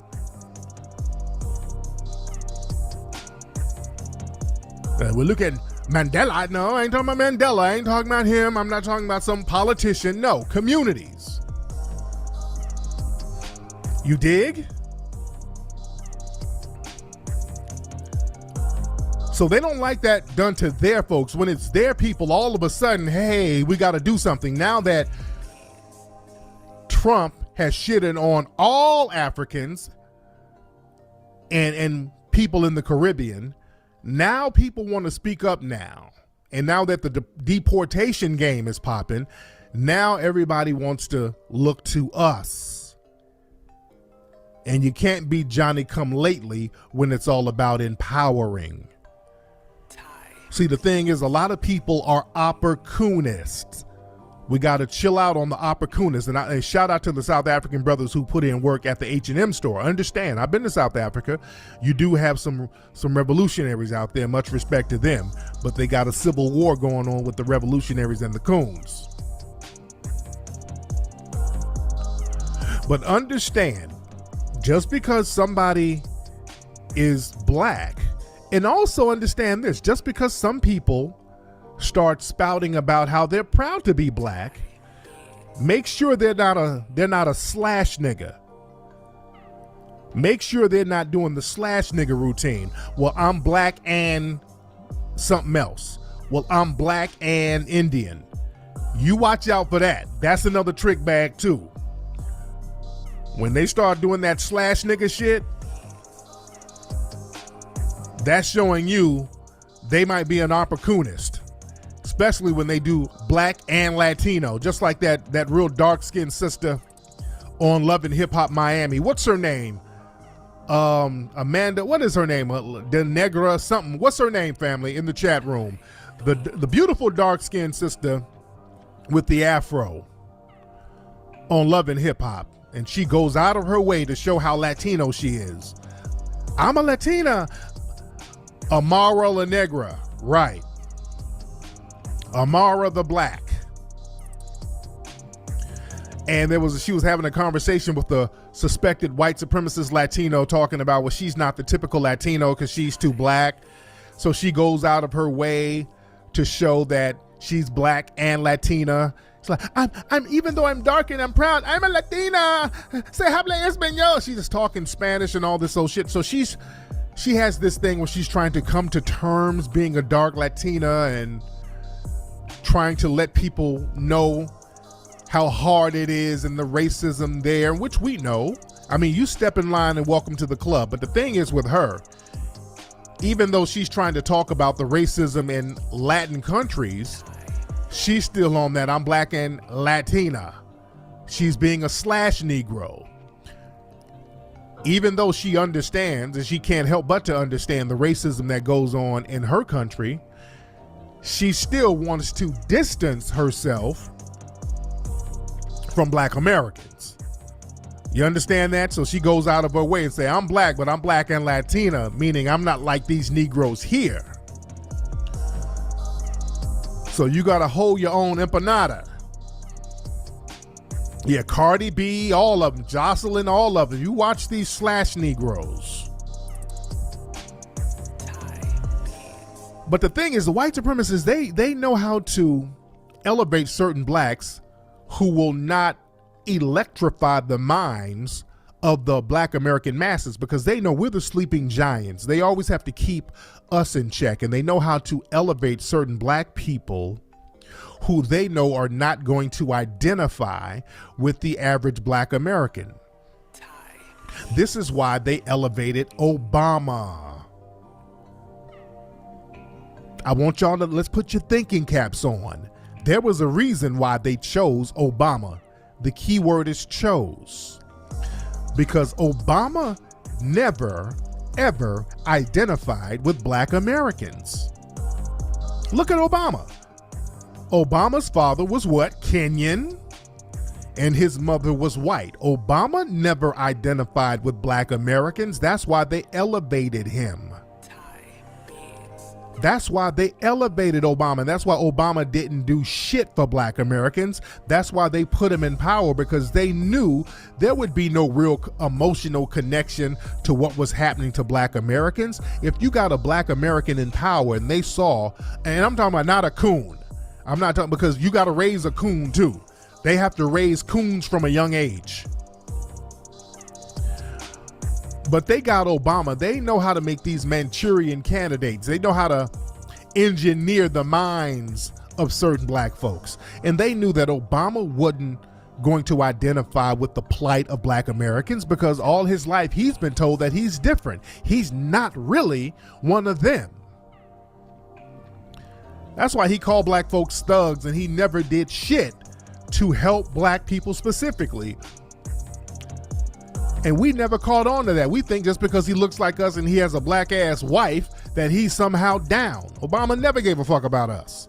Let me get even deeper. If you notice, a lot of black folks, especially black men, this is very true for the black men. See, black women, even though they can be fully black American, they know they can get the black female in line. Like the Condoleezza Rice and people like that weren't really in power anyway. They didn't have really powerful positions. But notice the black males that they have in political power, they have family members who are Caribbean, and they identify with more Caribbean or African values. Look at Colin Powell, the top military guy. He was a top political figure. No, Colin Powell, his parents are Jamaican immigrants. So understand, Colin Powell was raised to believe, hey, I'm not like these other black people here in America. Think about this. Let's get deep here. Colin Powell's family, they're Jamaican immigrants. He's Jamaican. So he don't feel like he identified with black Americans. That's why they put him in charge. Let's go even deeper. Eric Holder. He was the top Negro in his field for a minute. But Eric Holder, his family, they're from Barbados. That Caribbean thing. See, the white supremacists, they know what they do when they get these black folks and put them in certain positions. Colin Powell's people are from Barbados. So they told him, you're not like those black Americans. You're not like one of those people. You're from Barbados. Well, we're from Barbados, so that makes you one of us. So you're not like them. That's why Eric Holder didn't do shit for black folks either. Eric Holder didn't do anything. He did what the white supremacists wanted him to do. So we got to understand, when we see certain black folks in certain positions, I see people in the chat room talking about Cory Booker. Cory Booker, what power does he have? I mean, Cory Booker, he was saying some, he was going off on the woman who was in the Trump meeting, whatever. But Cory, he's not really doing anything to get no laws popping like that cannot be overridden. But understand that. Understand, a lot of these people, man, they identify with their parents' Caribbean roots or their parents' African roots. And understand, all of us are in the same boat, but what these other people do, they mind fuck themselves. They play psychological games with themselves, and they're not trying to be about empowerment. They're over here, they're just happy to get off the field, because when you're in Barbados, you're in the field. You're a field slave. See, we have to look at the world as a big plantation. We have to look at it like that, family. The planet is a big plantation. Africa is the field. The Caribbean is the field. And America is the big house. So a lot of these slaves want to get to the big house. They can't wait to get to the big house because they've been in the field so long. They've been living in these countries in the field. And understand, the white supremacists control their countries too. All these Caribbean countries are controlled by the white supremacists, but they don't get to see the white supremacists on a daily basis. Just like in slavery, when black folks were on the field, they didn't see the white supremacists. They didn't see massa every day. They rarely saw massa. They picked cotton and went back to the slave quarters. So they rarely saw massa. And just like these countries out here, they don't get to see massa. So they're like, shit, I want to go in the house with massa because it's better than being out here in the field. Ain't no running water in my country. There's cholera in the water. There's no good food. So when I get in the big house, meaning America, I'm gonna coon the fuck up. Damn them other niggas trying to get out. Shit, I'm trying to get in. I can't wait to get in the big house, quote unquote America with massa. I'm going to show them what cooning is all about. You understand? That's the mentality. So that when they get over here, they like, fuck what you talking, nigga. I'm about to get 20 jobs. There were no jobs where I was. I'm about to work nonstop. That's why they work so hard. Not that, and I don't say that in a bad way. There's nothing wrong with working hard, and you have to do what you have to do. But being in the belly of the beast is a come up to people who've been in the plantation and been in the field so long suffering. See, the thing is, we've been under the white supremacists. We've been in the belly of the beast because we come from the direct descendants who generated all the wealth. So we've been here from day one. So we've been in the house. You understand? So we know how fucked up it is and how it's not going to get better being around the white supremacists.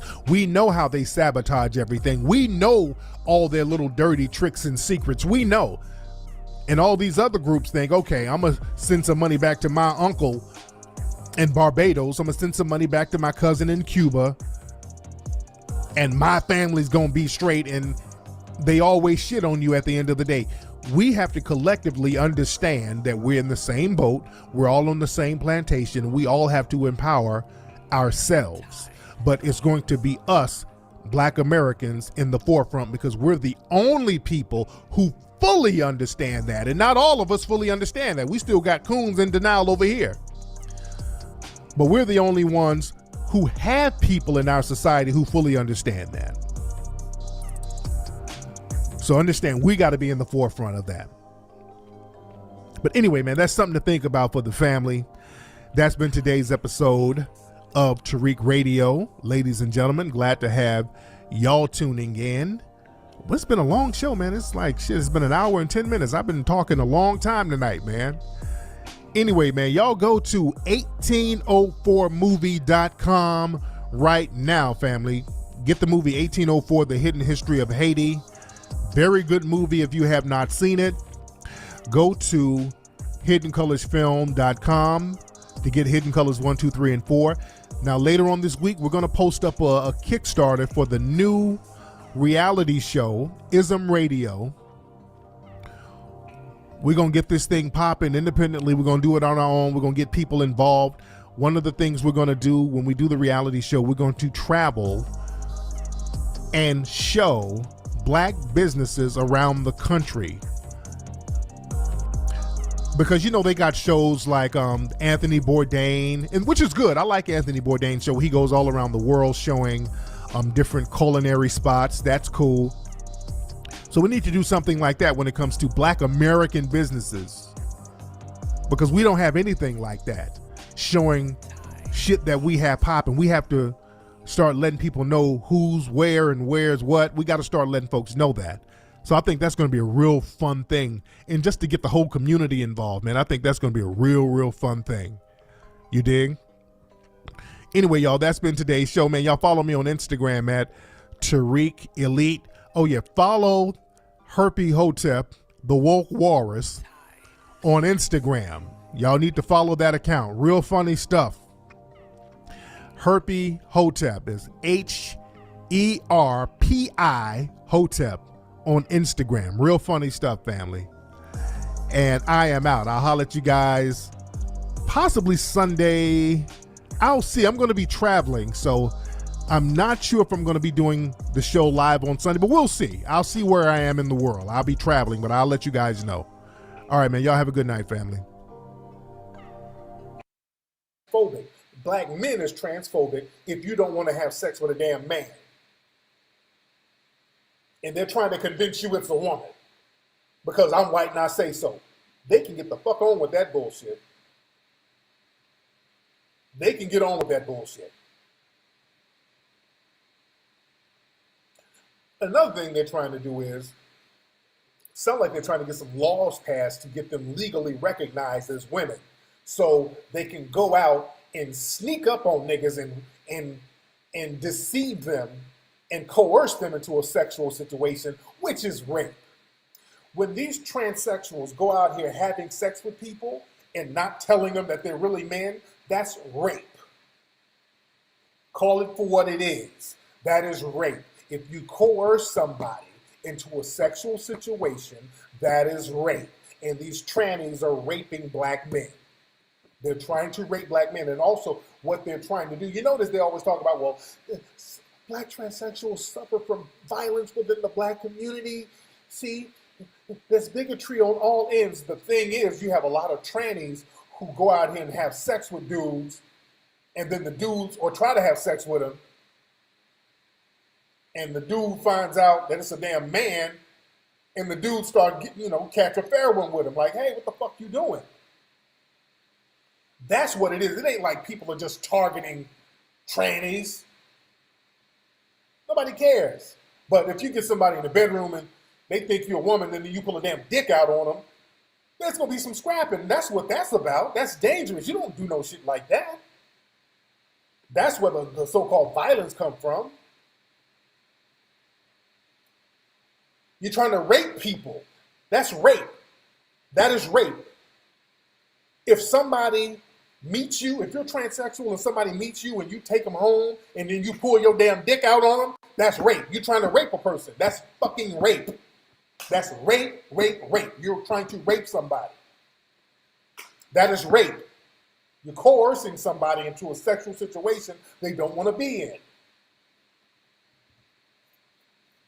And a lot of brothers ain't with that.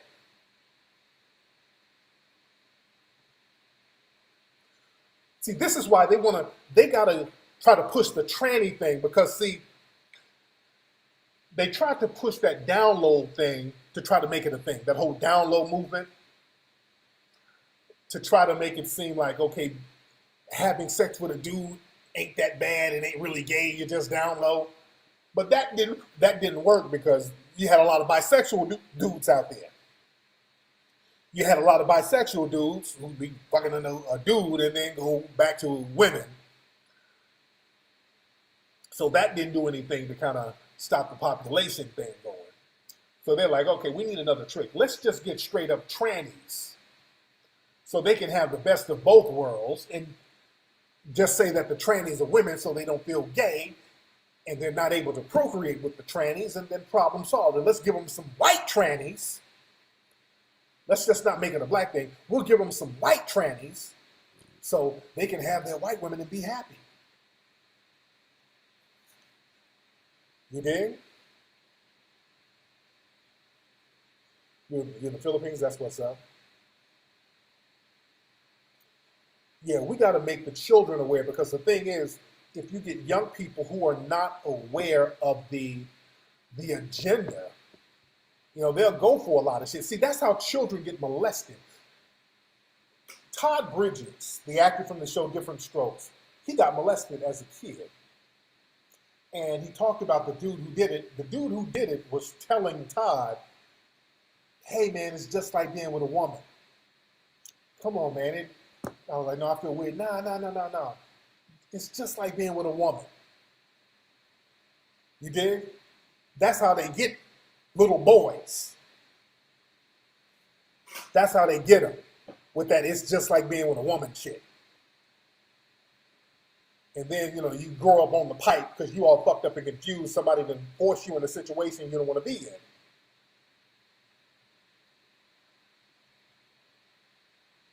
You dig? No, Thailand is loaded with trannies, and the white supremacists be out there heavy. Thailand is loaded with trannies.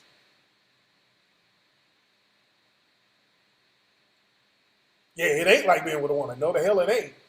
Nah, don't try to sell that shit. No, a woman is a woman, a man is a damn man. Fuck that. Don't let nobody run that game on you.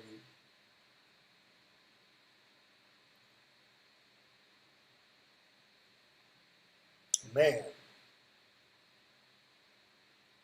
Yeah, it's basically buck breaking again. It's basically buck breaking. They've always tried to break black men using sexuality.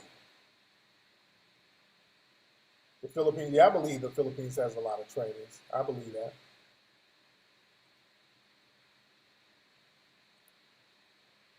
Man, but yeah, coercing somebody in a situation they don't want to be in, you got somebody out here who wants to get in a relationship and raise a family, and you know, procreate with a woman, and then you done sick the tranny on him who ain't saying nothing, who's going around talking about she's a woman. You know, no, that's called rape. You're raping a person. You're raping a person. That's rape. If you did it to a woman, that would be rape. If you coerce a woman into a sexual situation, that's rape. If you have sex with a woman under certain situations that are false pretenses, that is rape.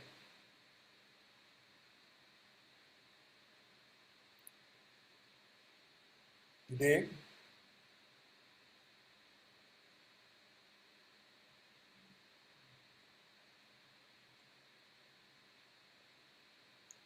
Indonesia is loaded with trans. Yeah, it's a lot of them in many of those Asian countries. It's a lot of them in many of those Asian countries. There was a lot of them in Tahiti. I went to Tahiti, and they had they call them like mahus in the Polynesian culture. They call them papapinas, where you have men who are raised as women. That's kind of a thing. So it's real interesting. It's real interesting. I don't want to do a movie about it, but you know, man. Mike Cernovich, I don't know about it. Anyway, y'all, let me get up out of here. Let me get up out of here. Let me order me some food. Let me go see what's going on in Dubai. You dig? We in here heavy, though. I'm glad everybody came in. What time is it? Is it 10 p.m. out there in the States? 10 p.m. in the States. I don't know when the Queen Frank Awards is, but anyway, I got to call Mama Peanut, see how she's doing, check on the babies and everything like that. Order me some food up in here in the room. You dig? But everybody, go to 1804movie.com. Go to 1804movie.com. Go to TariqElite.com. Get some gear. Get some fresh clothes. Go to HiddenColorsFilm.com. All right? And I am out of here, family. Y'all have a good evening. A1 on it, that way.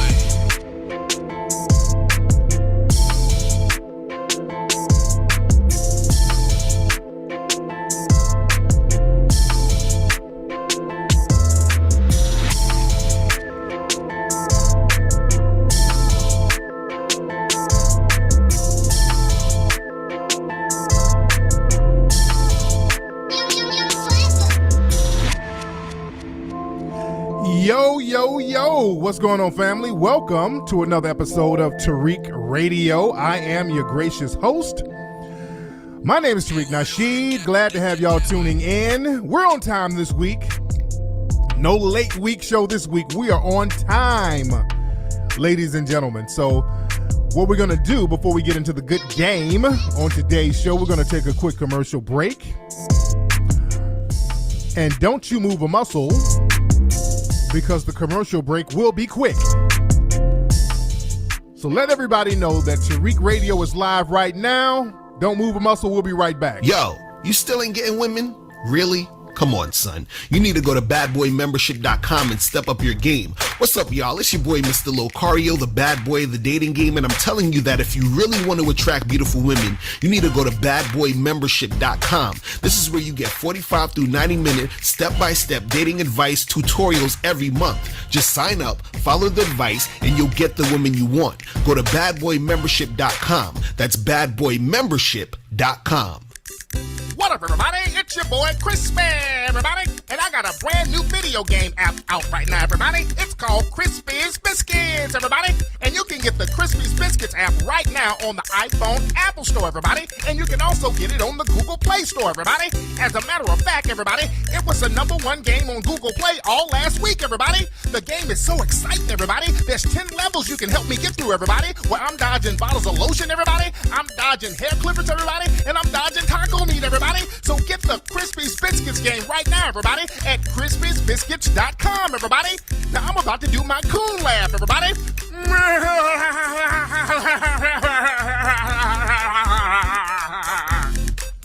The most intense new video game app has now arrived. A medieval kingdom has been plagued with chaos and disorder. An evil force has dominated the land.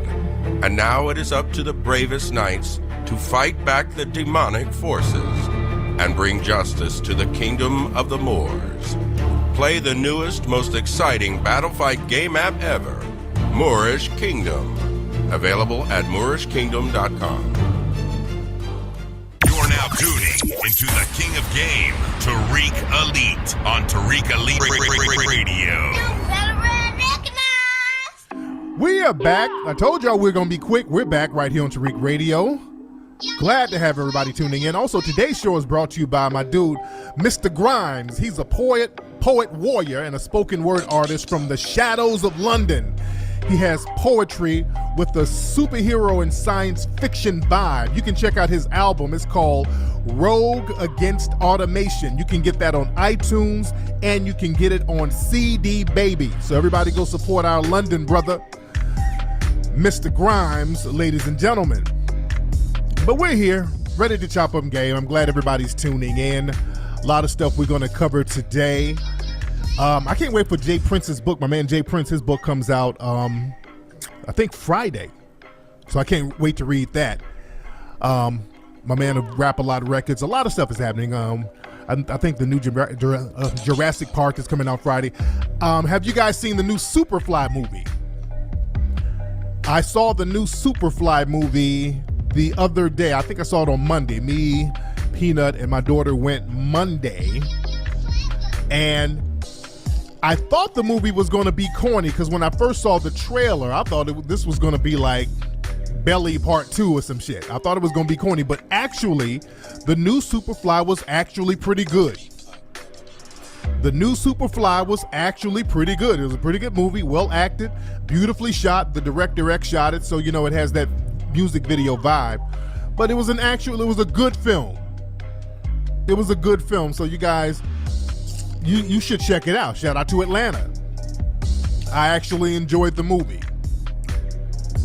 You know, it had a lot of parallels to the original film. You know, they stayed true to that storyline for the most part, and you got to go see the original Superfly.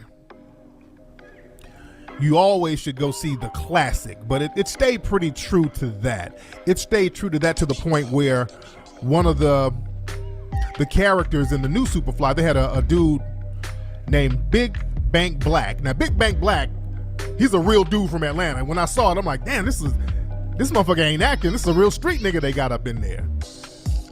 Because I can tell by the lingo and the way dude looked, I'm like, that ain't a motherfucker you can cast. You can't cast that. You had to find a real motherfucker in the street. No, I ain't telling no spoilers in the movie. But you can tell that was a real fucking street dude. And that stayed true to the Superfly franchise because in the original Superfly, they had real street dudes in there. As a matter of fact, they had there's a dude named KC. I think it's Kansas City. It was a pimp from New York. And they had him do like a little walk-in role in the movie. And also the car that Ron O'Neal was driving in the original Superfly, that was this dude's car. That was a Real Hustlers. That was his car. So they stayed true to that original Superfly movie by having real street-connected dudes in the movie. But it was a good movie. You guys should check it out. I think they shot some parts of it at Rick Ross's house, the rapper Rick Ross, not Freeway Rick out here. Yeah, Big Bank Black from Duck Taking It. He was good in the movie. That nigga was gangsta as fuck in the movie. He was good. He was very good because he was so authentic.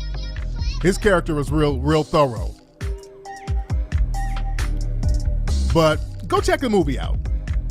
Yes, Rick Ross bought that house from Holyfield. My man, L.A. Snow, used to live right around the corner from Holyfield. So when I used to go out there to visit my people in Atlanta, I would pass Holyfield's house all the time out there in College Park. So I'm very familiar with that area. But shout out to them, man. They did a great job in the movie. The women were fly. The clothes were fly. I liked it. You know, it's a movie about drugs and all that old shit. But, you know, it's a movie. You don't, take heed to that shit and gonna try to do it in real life. Back in the 70s, niggas was trying to be Ron O'Neal in real life. Shout out to brother Charles Smith for giving to the Melanoid Ministries. Much respect to you, brother. So what we talking about today, a lot of stuff we're going to talk about today. Again, people are still talking about XXXTentacion, the rapper who was unfortunately killed the other day. He was killed a few days ago while he was shopping. He was shopping for motorcycles, and then he got in his car, and then somebody came and killed him. And I posted a clip, XXXTentacion, and forgive me for mispronouncing his brother's name. You know, we found some clips of him doing some soft shoeing, and that doesn't justify the brother getting killed. But we found some clips of him on some what about black on black crime, we shouldn't complain about police brutality. He was on some of that shit, but he did some socially conscious videos. So I don't know what was going on with dude. I don't know what was going on in his life. It seemed like he was torn. I don't know. But there are conspiracy theories, and you know there's always going to be conspiracy theories about whether he faked his death or not. I don't think he faked his death, but there's some things that are interesting. You know, if we're going to put our tinfoil hat on, there's some things that I find interesting. One thing is when you have a high profile murder like that, and the people, and it's supposed to be black people who committed the murder, but they do not arrest nobody immediately, I'm always suspicious of that. You understand that? I'm always suspicious when you have a high profile murder, especially of a rapper, and ain't no damn body arrested within 48 hours. Because if you watch the show First 48, you know, these dusty niggas be killing random Negroes, and they know how to find them within 24 hours. You know how to look at surveillance cameras. I mean, these dusty niggas who do these bullshit ass crimes, these are not real geniuses who's doing this stuff. So they don't know how to not avoid security cameras. I mean, let's be real for a minute. Let's be real. Just like with Tupac and Biggie, let's be real with that. Understand, with Tupac and Biggie, they had law enforcement following them. They were both actively under federal investigation. The FBI, they were investigating them. I mean, Tupac, you can pull up his FBI record online. You understand? So they were actively being investigated by the FBI. But they act like they don't know who the suspects are. Now, somebody in the chat room said they have a suspect. I haven't heard anything. But again, going back to Tupac and Biggie, Tupac got killed in Vegas on the damn Strip, where there's cameras all over the place. There were cameras all around back then, back in the mid-90s. But for them, even if they have a suspect now, they must have just got him sometime today. But it's interesting. When I see stuff like that, I'm like, okay, now who's really behind the bullshit? Because this XXXTentacion, God, I keep butchering this brother's name, XXXTentacion. He did a video, if y'all remember, this guy did a video of black people getting lynched.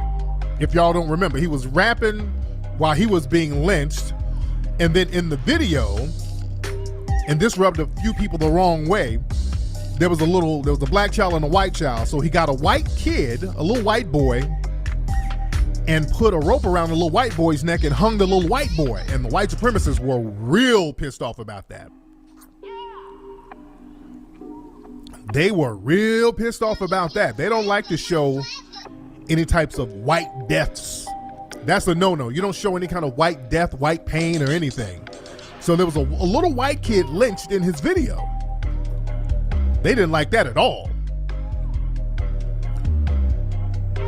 So could this have possibly been a low-key revenge thing orchestrated by the white supremacists? Just a question. I'm not saying it's a conspiracy, just a question. I question everything. I'm just throwing a question out there. I'm throwing a question out there. They don't like that shit. The white supremacists, they do not like to show themselves being harmed, especially by black people. As a matter of fact, if you look at social media, you look like on Facebook and Twitter and Instagram, there's thousands upon thousands of videos of black people getting beat up, black people beating up each other, black people getting shot, just thousands of videos on a daily basis. But if you notice, if you put up a video of a white person taking an L, especially from a black person, they'll take that shit down. I put up a video on Instagram the other day, and Instagram took it down, and they take down some of my stuff every now and then, but they sent me a warning. They're like, if you put something up like this again, we're going to lock your account. It was a white supremacist, an old white supremacist calling a group of young, a black dude and a black girl. He might have been a teenager. I don't know how old the brother was. He calling him a nigga just casually. And the brother said, "What'd you say?" And it was an old elderly white supremacist. He felt like it was comfortable to do some of that back in the day racism. So he called the black kid a nigga, and the black dude hauled off and knocked his ass to the ground and walked off.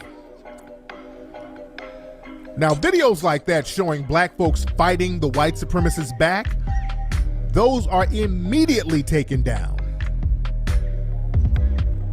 I want y'all to notice that anytime the white supremacists take an L, they remove the video fast. They do not like to see them taking L's nowhere on mainstream television, in movies, on social media. They don't like to see themselves taking L's. That's why the white supremacists, you notice, they had more of a problem with my movie 1804 than the Hidden Color series, because the Hidden Color series, we're talking about general history. And they have a problem with that, you know. But with 1804, they really had a problem with that, because that was a bunch of white supremacists all taking a major L. Right there on a big ass screen, you seeing them getting their ass toe up, which happened. It's a history film. And the white supremacists did get that work. That happened. Boy, these white supremacists were mad at me. They made all types of response videos like, oh, this fucking nigga, he's trying to start a race war. Oh, that son of a bitch, Tariq Nasheed and his dog whistles. Oh, they were on high alert with 1804. You dig? Showing the Haitians whooping all that ass. They don't like showing that. They don't like talking about it. They always talk about how poor Haiti is now, but they don't like talking about the Haitian Revolution at all. You dig? But the thing is, we got to understand that when it comes to other people taking L's, people don't like to show that. We're supposed to be the ones, black people, we're supposed to be the ones taking all the L's, taking all the abuse, and we're supposed to be the ones we're strong enough to deal with it. It's that type of thing. And when other groups take L's, we are the people, black folks, we're expected to go save them. We're the ones supposed to come put our capes on and run to the rescue. We're supposed to be the super slaves, the all-loving, all-protective pet Negroes for the dominant society. Not just the dominant white supremacist society, but the white supremacist wannabes. We're supposed to be their pets. We're supposed to go run and help them when they're in need, even when they've done some things that goes against their own best interest. And that's what's going on now with this immigration child separation thing. And I talked about this the other day, but I want to go more in depth about it. Right now, the media, they're talking more and more about how a lot of these Hispanic children are at the border. They're being held in these basically concentration camps. That's all they are. They are concentration camps. And it's unfortunate. Nobody's co-signing it. Nobody's saying that it should happen. These young Hispanic children, and notice it's the darker Hispanic children, by the way. I want y'all to notice that it's the darker Hispanic children being held, taken away from their parents. And from what I understand, Trump just signed something today that they're not going to separate them from their parents or whatever. I don't know what they did, but it's whatever. He just signed a bill today saying that he's going to stop doing it because there's been such an international outcry over these Hispanic children, these little dark Hispanic children, like some of them are infants, crying for their parents being yanked away, being put in cages. It's a horrible thing. It is a horrible, horrible thing. But I say again, the Hispanic community, as far as that, you're going to have to hold your own nuts. Now, that doesn't mean that we don't care. Doesn't mean that we don't have sympathy. We do. I do. I care about the well-being of the children, but as far as us jumping out there in large numbers to fight for you, that's where you are going to have to hold your own nuts. Because see, now they're all looking to us now. All of a sudden, black folks, we get our ass whooped and toe up, dragged, killed. Our children are being snatched from us and killed and just everything. And nobody sees where we are. Nobody sees us. Nobody knows about it. We got to beg, plead to get attention. Our pain is ignored, but the minute other groups start feeling some of that pain from the white supremacists who they wanted to get down with, who they were betrayed by, all of a sudden they discover us. That's why I'm team hold your own nuts. I don't like that fair weather, one-sided, we'll come around only when we need you bullshit. I ain't with it. Now understand, the kids are going to be all right. This is going to be a little traumatic for them, but they're going to be all right. They're going to be all right. But the thing is, they're going to have the parents, and when I say hold your own nuts, I'm talking about the parents. Because I'm not in the pet Negro business. And we got too many black folks out here putting on capes. All the quote unquote, I won't even say black leaders, but black spokespersons, they're all rocking the capes. Representative Sheila Jackson Lee. Let me just quickly say that when you have a mother tell you directly that she's in fear that she will never see her child again, and when the United Nations Human Rights Commission indicates to the Trump administration you're violating human rights, then you know that what we are saying today is President Trump, cease and desist, because you are moving the arc of justice to the heap of despair and the trash heap of injustice. So there you go. I mean, they got all the black spokespeople, not leaders, because just like Neely Fuller says, we don't have black leaders, we have spokespersons. And y'all know Representative John Lewis, they done paraded him out all over the place. John Lewis, they got him everywhere. Hold on, this John. Morning. Our nation is crying out to save our little children, save our babies. History will not be kind to us as a nation and as a people if we continue to go down this road. We must stop the madness and stop it now. There was a man by the name of A. Philip Randolph, who was the dean of black leadership during the 60s when we were planning the March on Washington. They always gotta, every goddamn thing, they gotta whip out John Lewis so he can compare every other person's struggle to the March on Washington, to civil rights. They always do that. They bring out John Lewis to compare everybody. When the gay club got shot up, when we marched back then, I had on a rainbow thong. Anytime anything happens to any other group, they bring out John Lewis to compare that group to the civil rights movement and the black struggle, which is a completely unfair analysis. It ain't the same. I'm sorry. It ain't the same. And what's interesting, all of these black spokespersons, and they done got Oprah, she done spoke out. I mean, they done got all the big black folks. You dig?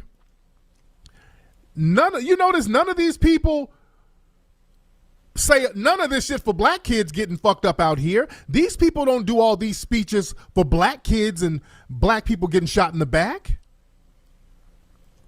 I don't want y'all to miss that. I do not want y'all to miss that. They don't do all that when it comes to black folks getting harmed. They do not do that. Please don't miss that. Let me play some more John Lewis. Hold on. Y'all bear with me. Hold on one second. Fathers all came to this great land in different ships, but we all are in the same boat now. Barbecue. Our little children, our babies, our young people are crying out for help. We need help. Such as Bail Flex, Scott For members of Congress, we can do better. Time has expired. The chair recognizes the gentleman from Pennsylvania, Mr. Oh, our babies. Old. Nigga. That sounds like masses we sick. And look, I'm not saying that those children should be in those cages. I ain't saying that. But that's massa we sick talk. You dig? That's massa we sick. Our babies, okay. Well, what do you mean our babies? What do you mean our babies? I would like clarity on that. I mean, our babies. Okay. And again, I'm not being insensitive to those children. As a father, no father wants to see any child fucked up in the game like that. You don't want to see that. But damn, this nigga they don't have that kind of ownership to black kids who are getting fucked up. You never hear them talk about that with black children. You never see them get on TV. None of these representatives, you never see them get on TV and say, our babies are being shot by the police. Our babies. They don't give us that kind of ownership. They don't give our children that kind of ownership. That's my problem. See, that's that slave shit, because slaves during slavery, what they would do, they would neglect their own children to look after the children of massa. They would look after massa's kids. So their own kids be over there starving and sickly while they're taking care of everybody else's kids. That's Uncle Tomism and Mammyism. That's slavery. That's the same shit niggas did in slavery. Oh, and my little white baby sick. Ooh, my baby, you is kind, you is smart, you is important. That's that Help shit, the movie The Help. You don't never see them take that kind of ownership to black kids. When it comes to black children getting harmed, all of a sudden it's kumbaya. Well, all lives matter. Nobody, peoples of color, minorities. It's all of this old abstract ass bullshit. It's the people of color, minorities, people in California. It's never my babies are getting killed. Our babies are getting shot in the back by race soldiers. Never. We got to take these damn coon capes off. The coon capes are flying out here. And the thing is, my thing is this. Y'all sitting up here talking about our babies and all that. The reason why I'm letting these parents hold their nuts, because these parents took a gamble with their children. Even when they get over here, they take a gamble for Team White Supremacy, and then when Team White Supremacy betrays them, then they want to come to us. I want y'all to understand, listen, this is a person, this is one lady, Hispanic lady, and I want y'all to listen close to what she says. Hold on, where is it? Let me find it. Because she's about to get deported. She's the a wife of a veteran. And I want y'all to hear this lady. Her name is Alejandra Juarez.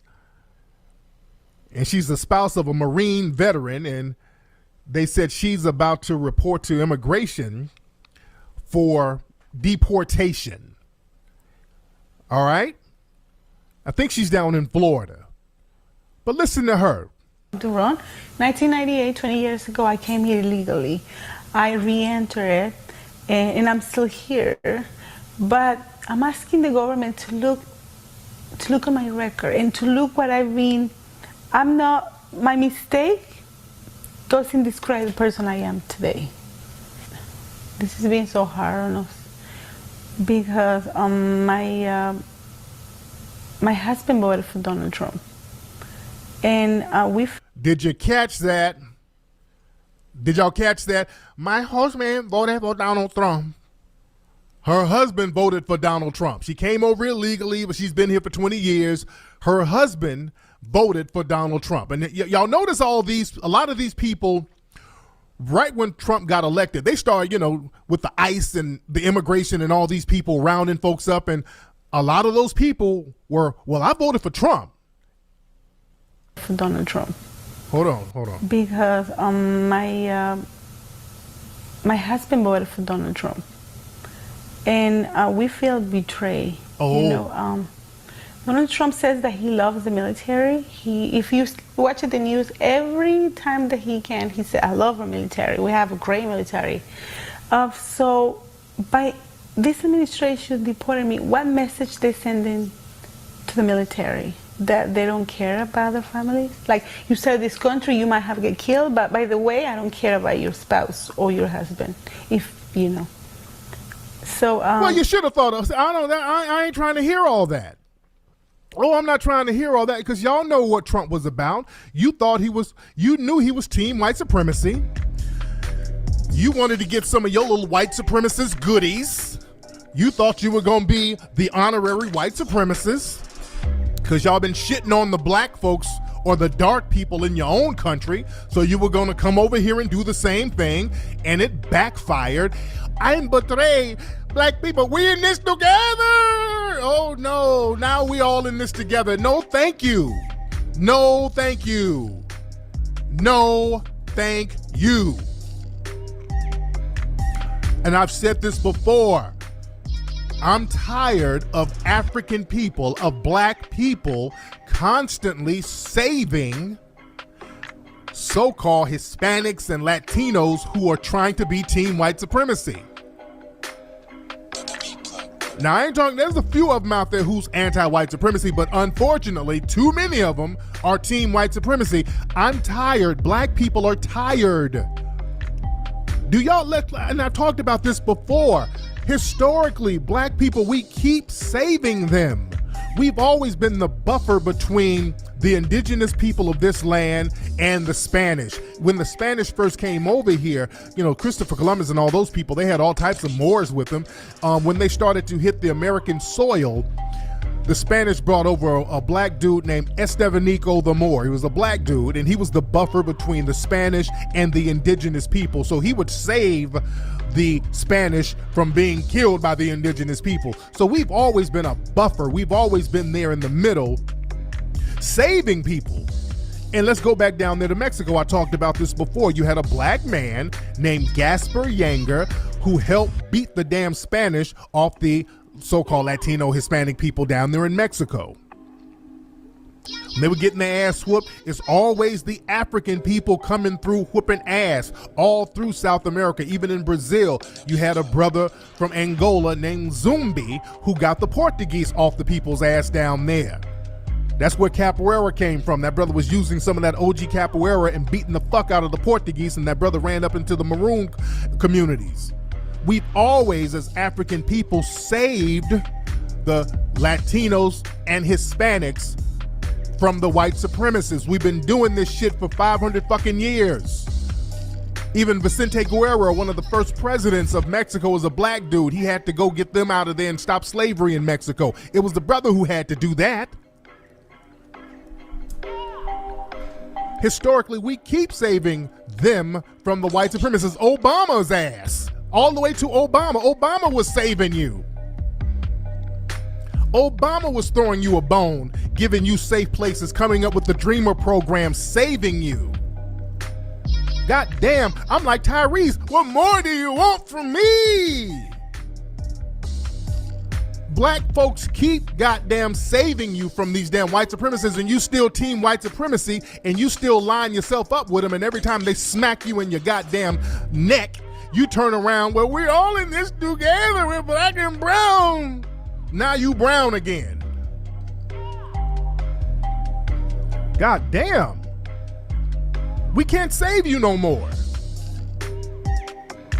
The capes are off. We can't save you anymore. You got to hold your own nuts on this one. Yeah, it's unfortunate, but y'all made that bed. Y'all voted for Trump. Too many of y'all voted for goddamn Trump. Y'all voted for the person, and then you talked about you feel betrayed. Yeah. Well, white supremacy, it's kind of an evil thing. You wanted to be a part of an evil empire, and then you got upset because that evil empire turned on you. Well, that's how evil works. See, you can't line yourself up. You can't align yourself with evil. You're going to have to reject that shit. I don't want to hear anything about how the white supremacists then turned on you, and you were perfectly fine with it. You were perfectly fine when it's happening to the dark people. You're cool. Now that it's happening to you, all of a sudden you want to go hug up with the dark folks and, oh, this is just a travesty. And you get all the civil rights coons and the mammies and the bedwenches. Well, all of us ain't on that. All of us are just not on that. And that doesn't mean that we want to see children being harmed. We don't. And I want to talk to black folks who got their cape on, because there's Negroes like, now hold on now. Hold on now. Now, Tariq, just because those babies, them is our babies. Our babies is in them cages just because they mamas and they daddies a certain way. That don't mean these are childrens. That don't mean that we do not look after them childrens. And I say to you niggas, what's in it for you? What's in it for you putting your cape on right now, going out there running into the front of the rally, running out there just you cape flapping in the wind? What's in it for you as a black person? What you gonna get out of it? I wanna know what y'all gonna get. What you gonna get out of it? Because when you point this out, boy, Negroes, the caping is just phenomenal. Niggas just be caping left and right. What are you getting out of it? Hold on now. Wait a minute, those are babies? Our babies? These is our babies now. We can't let that happen to our babies. You dig? And you get nothing out of it. It's not gonna be reciprocal. Y'all acting like they're gonna turn around and somehow show you some kind of humanity. You act like they're going to turn around and start caping for you. When has that ever happened? When has anybody from any community or the Hispanic community in large numbers ever caped for black issues? If it hasn't happened already, it ain't gonna happen. The thing is, y'all think that you're gonna get some brownie points, you're gonna get you some coon coupons. You think that you're going to get a pat on the head, because that's really what it's about. A little pat on the head, a little Latino cooch, a little Pedro penis. You dig? You think if you cape, you're going to get a little love from the Latino community. That's what y'all think that's going to happen. And understand this, family. When people come around talking about that black-brown alliance and all, that has never happened. That has never happened. And what's interesting, when people try to talk about a black-brown alliance, they oftentimes try to bring up the LA riots. It was the black and brown together. No, it wasn't. There was no black and brown alliance during the LA riots. I'm from LA. I was out here during that time. Let me make some shit very clear. Because the thing is, the majority of people who got arrested were actually Hispanic. It was like 51% of the people who got arrested during the LA riots were Hispanic. So they tried to make it seem like there was this big black Hispanic uprising. That's bullshit. That's bullshit. I'm telling you the real deal. During the LA riot, understand, when Rodney King getting his ass whooped, nobody in the Hispanic community, none of their organizations spoke out against that. Nobody spoke out against that. They were perfectly fine with Rodney King getting his ass whooped. The thing is, when black folks went to the streets and started whooping ass, when black folks were yanking motherfuckers up out of cars and putting in work, then all the Hispanics jumped behind us like, yeah, we gotta win this together. Then they start getting free shit. So that's the alliance. we were out here in the streets, and I'm saying black people as a whole, black folks was whooping ass for justice, and then all these other people out here grabbing up free shit. There was no alliance. It was just the system had broke down temporarily. Then all these other groups saw this as an opportunity for them to piggyback off some shit they didn't really give a fuck about in the first place to get a bunch of free shit. That's why there was a running joke with a lot of comedians for a long time that all the Hispanics didn't even know who they were rioting for. They were like, God damn it, what happened to Rodney Dangerfield?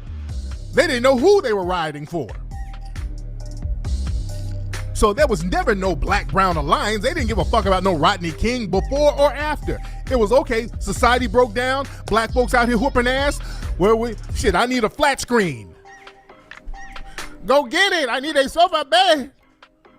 That's what that was about. It was free shit time. They cared about the free shit, and that's the relationship that we have with them as a whole. We whoop ass, we go out here and do all the fighting, and they come along and get free shit. That's the relationship that we have. That has always been the relationship we have, even in the 1960s, when black folks out here whooping ass, the Watch Riot, putting in work, all these other groups were sitting on the sideline. I don't want to hear about no Brown Panthers or whatever, the Brown Berets. I don't want to hear nothing about these groups because people like to bring up, well, there was the Brown Panthers. All of those other so-called brown groups, many of those were fucking COINTELPRO FBI agents who were sent in to get information on brothers and bring them down. That's why when you see all of them so-called brown berets and all these people come in the mix, that's when these groups started to fall the fuck off because they were being infiltrated by all these other folks. Let's be real.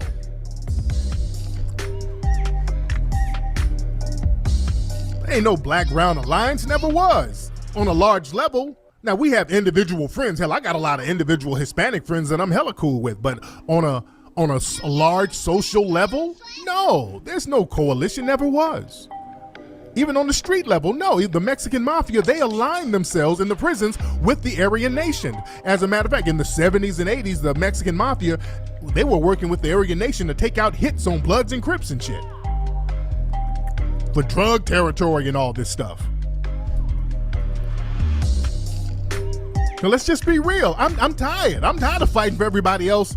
We out here fighting and then they go and grab the bag.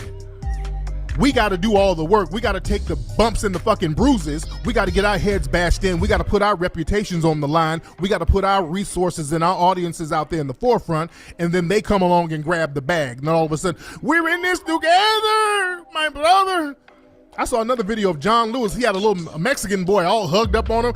Our kids, our babies right now. Little Hector right here. That's one of our babies now. I mean, we caping heavy. We caping heavy out here. We got this old one-sided ass bullshit that we feel like we're obligated to cape for everybody. And it's never reciprocal. Now, as a matter of fact, one of the largest Hispanic groups, the La Raza, the National Alliance of La Raza, I think that's the name of them. We got to understand that and I want to make sure I got their names right, because they go under a different name now. They La Raza, their name is what is their name? I think they changed their name. The National Council of La Raza. That's the largest Hispanic advocacy group in the United States. But it's another name. They changed their name. Or Aduza US is something. I can't think of the name right now, but help me out in the chat room. Let me know what their new name is. But it's the National Council of La Raza, the largest Hispanic organization, quote unquote, civil rights organization in the country. And the National Council of La Raza, they were criticized back in 2012 for not speaking up for Trayvon Martin and not speaking against George Zimmerman. They didn't do anything. And they were criticized for that. Some of y'all got short memories. I don't forget shit. But they were criticized for not speaking up in the Trayvon Martin case against Zimmerman. And boy, they did some ducking and dodging. And one of the spokespersons, and this is an article from CNN. This is an article from CNN. And I want to read this to you real quick, just a little part of it. One of the spokespersons, Lisa Navarrete, she said in a statement when people were criticizing their organization, La Raza, for not speaking out against Zimmerman, they said, well, as for why La Raza has not been more vocal about the Trayvon Martin, George Zimmerman incident, Navarrete said, behind the scenes, the group has been showing its support since the beginning. Despite the perceived tensions between blacks and Latinos, although La Raza has largely been out of the spotlight during the controversy, other Latino groups have stepped up to show their support. On March 20th, the Congressional Hispanic Caucus released a statement, asking for the Department of Justice to pursue the matter as a federal hate crime. So they released a statement. But they never got out there in the forefront and really did anything. And notice that, well, we did something behind the scenes. Well, we're not going to be in the spotlight, but behind the scenes, we're doing a lot behind the scenes. Well, guess what? Now that people in your community, you're going through what you're going through, I'm not going to get out there like John Lewis. I'm not going to get out there like Sheila Jackson. I'm not going to get out there like that, but I'm going to be out here being vocal behind the scenes. So I'm doing something, but I'm just doing it behind the scenes. So that's what you got to do, family. When it comes to other folks, do that shit behind the scenes. Do just like them. Don't be out there getting your head bashed in and getting on TV chanting and rocking your cape. Do the same thing they do. Just do it behind the scenes. Not that I don't care. I'm doing it, but I'm just doing it behind the scenes. You dig? I'm praying behind the scenes. So when somebody say, well, how come you didn't do? No, I did something, but it was behind the scenes. That's how we got to do, black folks. So you understand? It's not that we don't care, black folks. We're just going to have to do things behind the scenes. That's how we're going to take care of that. We're going to do it behind the scenes. We don't need the spotlight. We're just going to do it behind the scenes. As y'all, these other folks hold their own nuts in front of the scenes. Because the thing is, family, our children are still being killed out here, and these folks ain't saying nothing. You don't have the Hispanic groups and the Asian groups and none of these other groups stepping up to the podium saying, well, our children, our babies are getting killed by these police, our babies. You don't have that. There's a teen yesterday who got shot in the damn back out there in East Pittsburgh. This little boy, innocent. He was innocent. He was running for his life. Him and his friends, they knew the race soldiers were going to do something to him. They start running, and one of them got shot in the back and killed. 17-year-old child got killed by some race soldiers yesterday in East Pittsburgh. And y'all got to understand this, family. And from what I understand, they're talking about having a protest and all that. Look, we got to cut that protest shit out. There's ain't no protesting, family. Family, there ain't no protesting. The days of protesting, those are over right now. This is warfare. This is why we got to save our energy for us, because nobody's going to align themselves with us. So we need to save every drop of our energy for our own community. We can't fight everybody's battle. We got too much of a battle at home with our own children dealing with these race soldiers. We're going to have to start thinking militaristically. Because we talking about having a protest and having a march and all that old stuff. No, we got to understand when it comes to our children being harmed, there's nobody to march for. Who are we marching for? Who are we protesting to? There's nobody to protest to. We got to start thinking differently. we got to start thinking differently. That's why we shouldn't even have our children out like that. And I keep saying this to black folks. Black people, we cannot keep having our children out like that. Your child, no matter how old they are, if they're underage, they shouldn't be out and about by themselves or just out and about, period. Unless they're doing something constructive, going back and forth to work, or you know where they are. But we're in another environment right now. These people on some racial cleansing shit. And understand, black people, we got to understand this, and I want black folks to really understand this. Like I said earlier, they love seeing black children get harmed. That's something that the white supremacists, they get a sexual rush on seeing non-white children get harmed, specifically black children, but non-white children in general. Just like with all these brown Hispanic children being put up in cages, the white supremacists get off on that. Understand, there's a bunch of, you got a bunch of bleeding heart liberals and all that stuff, speaking out against it, but there's a lot of white supremacists who are perfectly fine. They like seeing those kids in cages like that. They get off on that. And understand, in this country was built on abusing babies and abusing children. Black children were being abused nonstop, being sold, being harmed, being raped nonstop. This country was built on that by the white supremacists. I'm telling y'all, man, y'all don't understand the depths of depravity when it comes to white supremacists. Black folks can't really wrap their minds around how evil and demonic and depraved these white supremacists are when it comes to shit like that. They get off on black kids getting killed.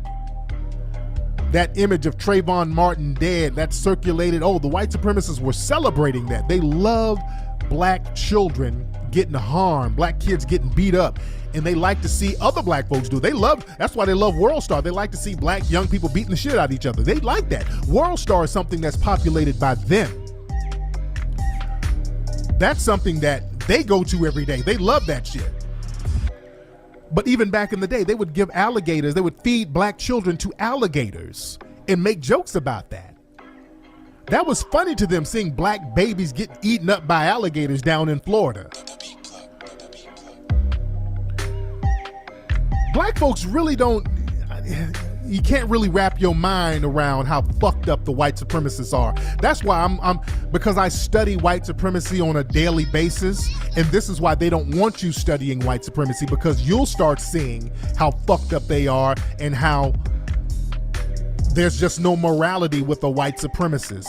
Trying to preach morality to a white supremacist is trying to talk to a brick fucking wall, and they know that you'll come to that conclusion if you study them enough. That's why they don't like you studying them. That's why I get criticized all the time, because I teach black folks how to study them. These white supremacists rape their own kids. They do all types of sexually deviant shit to their own children. They've always done that. There's a reason why they would want black folks to raise their babies back in the day. Even now, even not back in the day, even now. There's a reason why they always getting some old black mammy to raise their children. They know black folks got enough damn sense to not be doing anything janky to the babies in large numbers.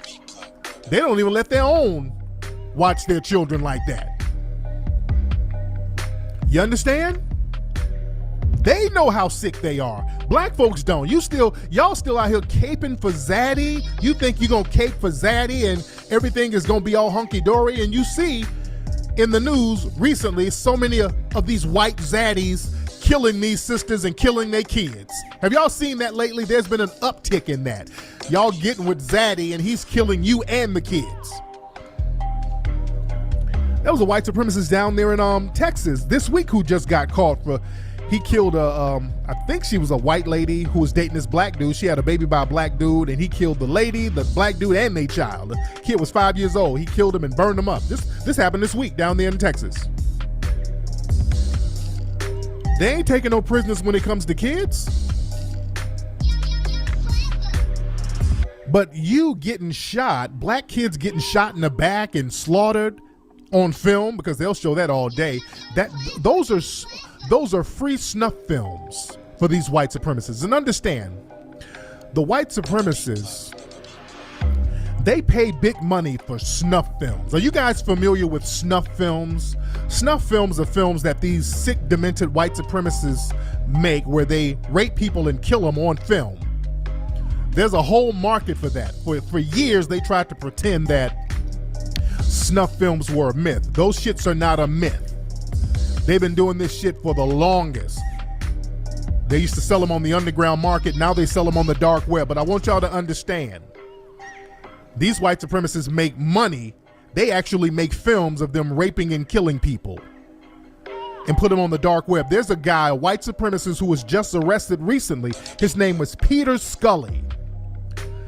This sick bastard was over in the Philippines making snuff films where he would get Filipino children, rape them, and kill them. He would even have the children dig their own graves before he killed them. And he was selling these films, the streams of these films, for like $10,000 a pop.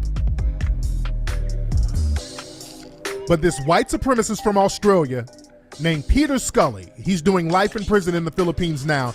And the shit he did is so demonic. I can't even describe the shit that he did in the film. He did a film called The Destruction of Daisy, where there was like an 18-month-old little dark Filipino girl with him and some other accomplices. They made a film where they were raping this 18-month-old girl. They were cutting her fingers off. I can't even describe. And I haven't seen the film. I have not seen it because it's illegal to even see the film, and I don't want to watch the shit.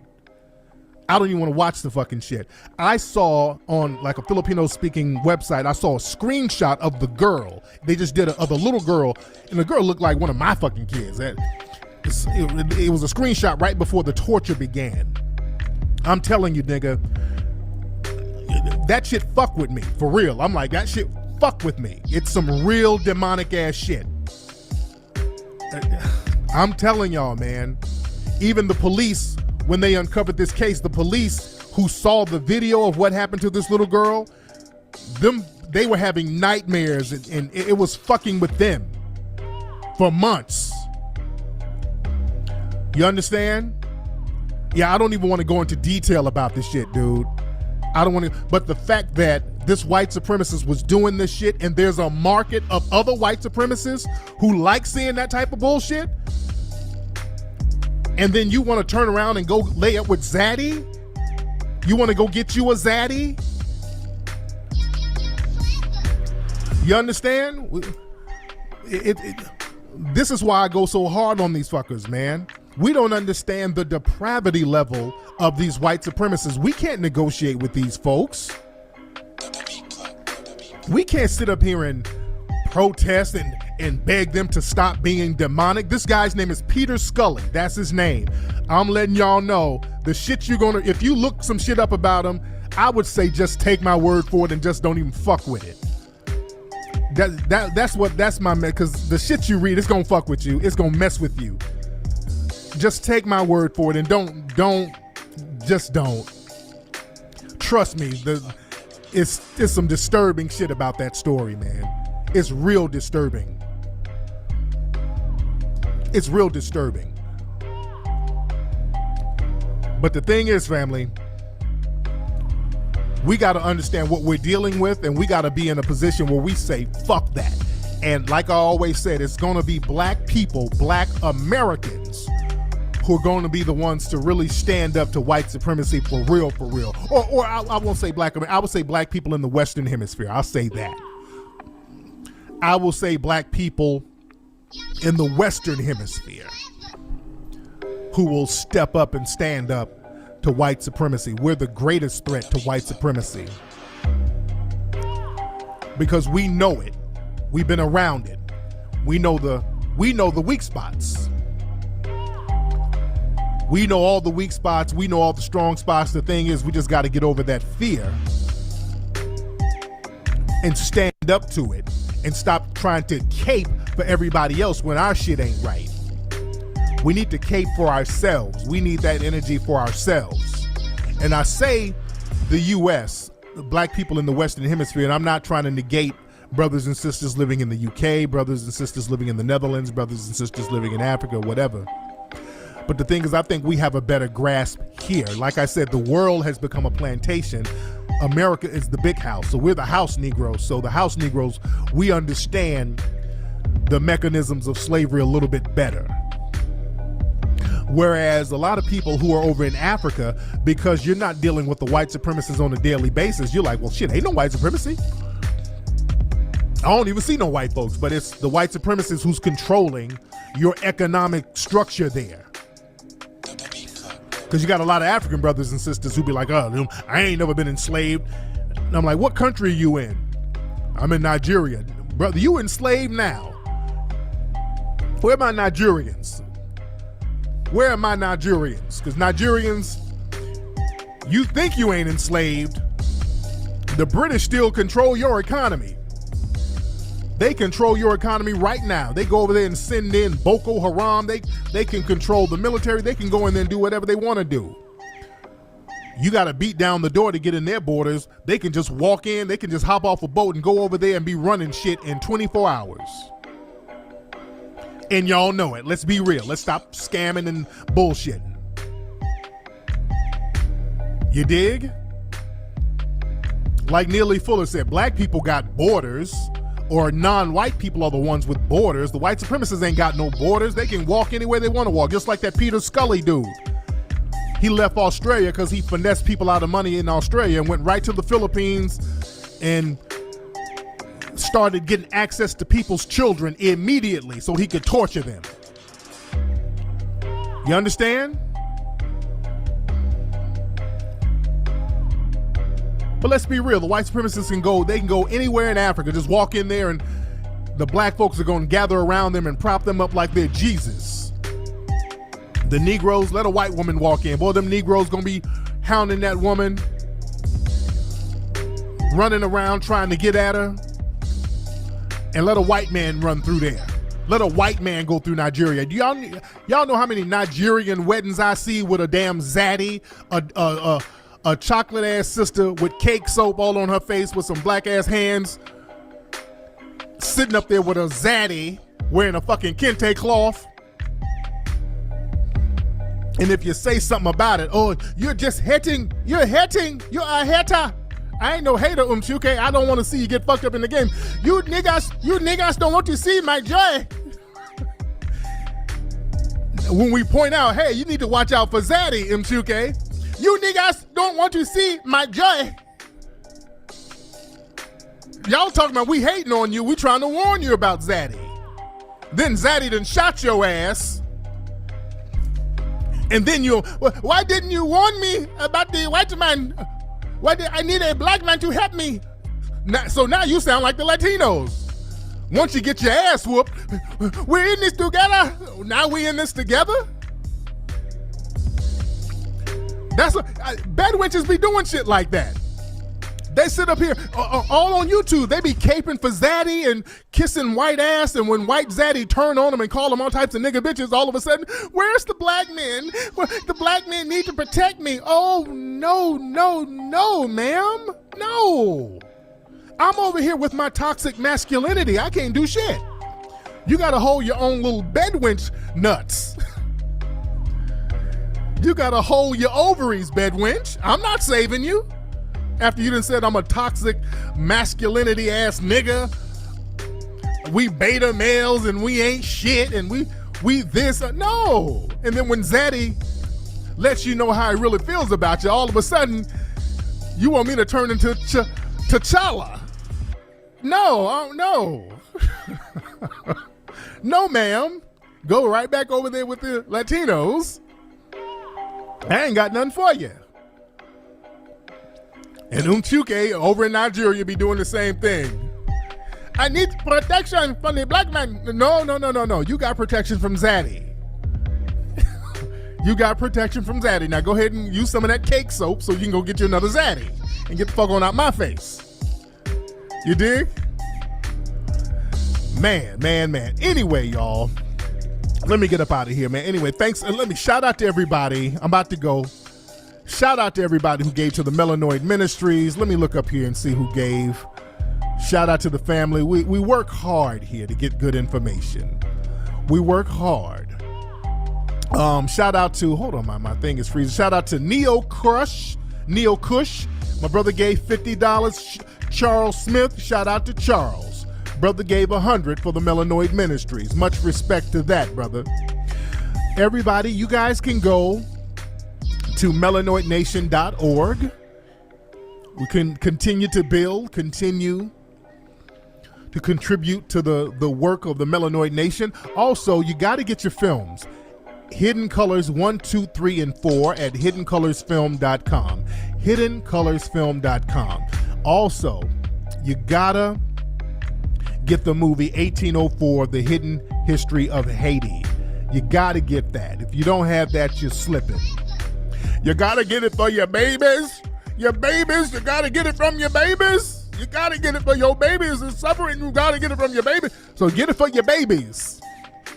You understand? 1804movie.com. 1804movie.com. Y'all follow me on Instagram at Tariq Elite. Follow me on Twitter at Tariq Nasheed.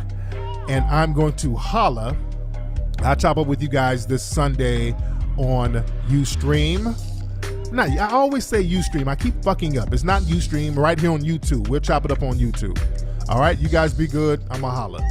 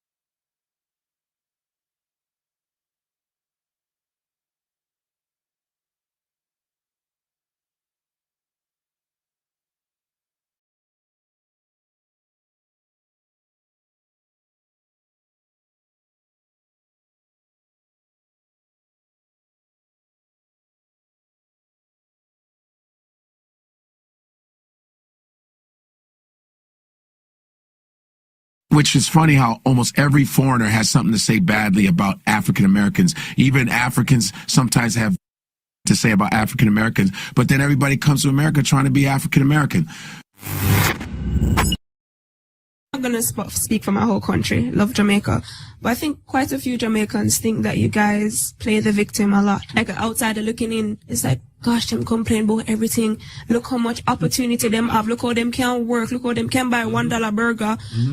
And them over there complain. And that is how I was preconditioned, if I'm being totally honest. They're like, Shante, It makes sense. Yeah, don't go over there and waste the opportunity. Don't go over there and start complaining. Work for your own, focus on that. So that's always been my mindset. We're so focused on just making it. I really want to emphasize that. But sometimes when you just are focused on, oh, you go eat, you know, things say somebody a touch you. You know, things say, you know, oh, I'm not have the right temperature. I'm hungry.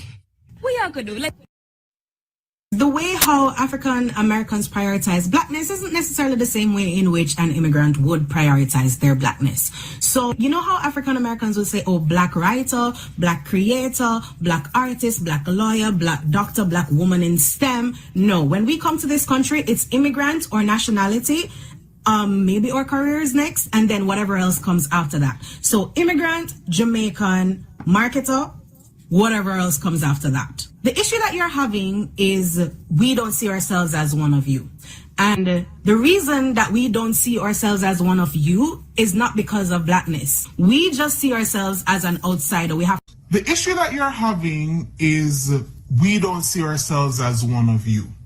And the reason that we don't see ourselves as one of you is not because of blackness. We just see ourselves as an outsider.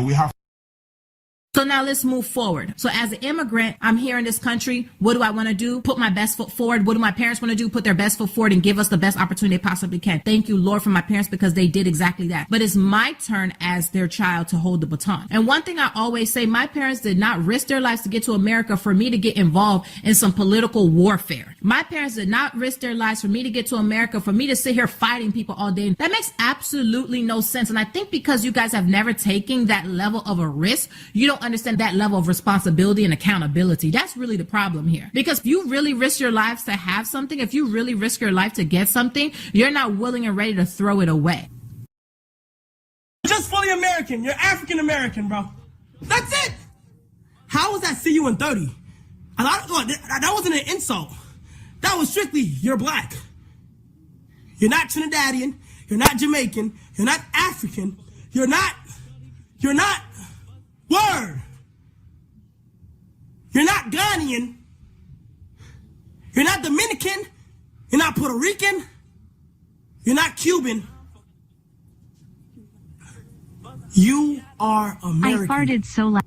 Black Americans people, I don't like them because they take lots of drugs. Really? That's what I think. But have you met any black Americans in real life?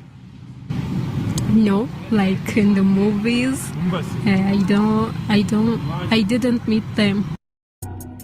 Now, what do you think about the black American culture? Fucked up. I'm sorry.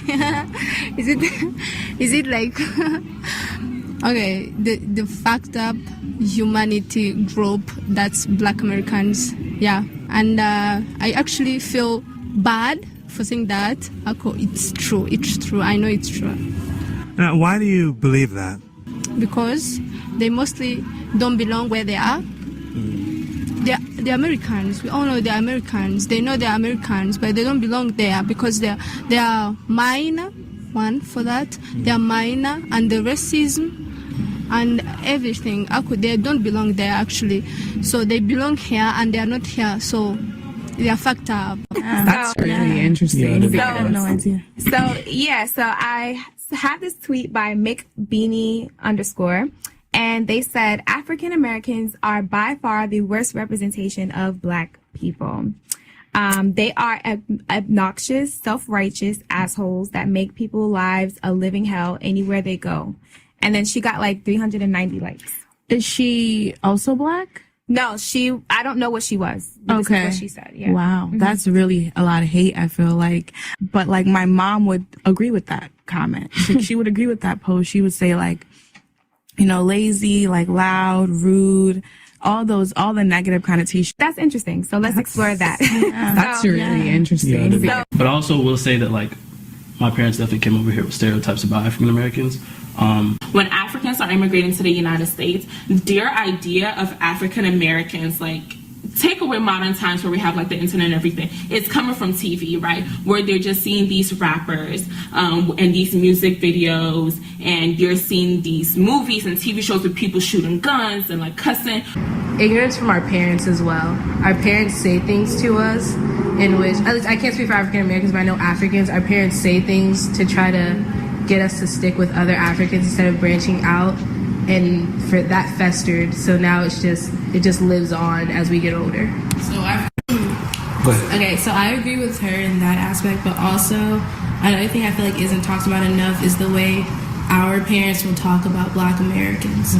Because if we're being honest with ourselves, our parents are not respectful. They will say things to try to instill within us to divide away from them, but like being lazy or not as clean or stuff like that. And I feel like that also helps perpetuate the divide, which also needs to be acknowledged.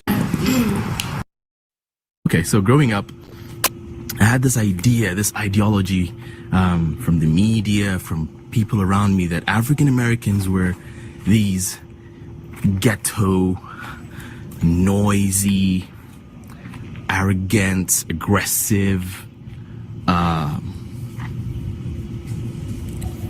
just criminal. So I think this was the intent of my elders as they reminded me to stay away from akatas. Akata is a derogatory term for African Americans. I didn't understand why at the time, because I knew nothing about propaganda, media, or anything else we'll discuss today.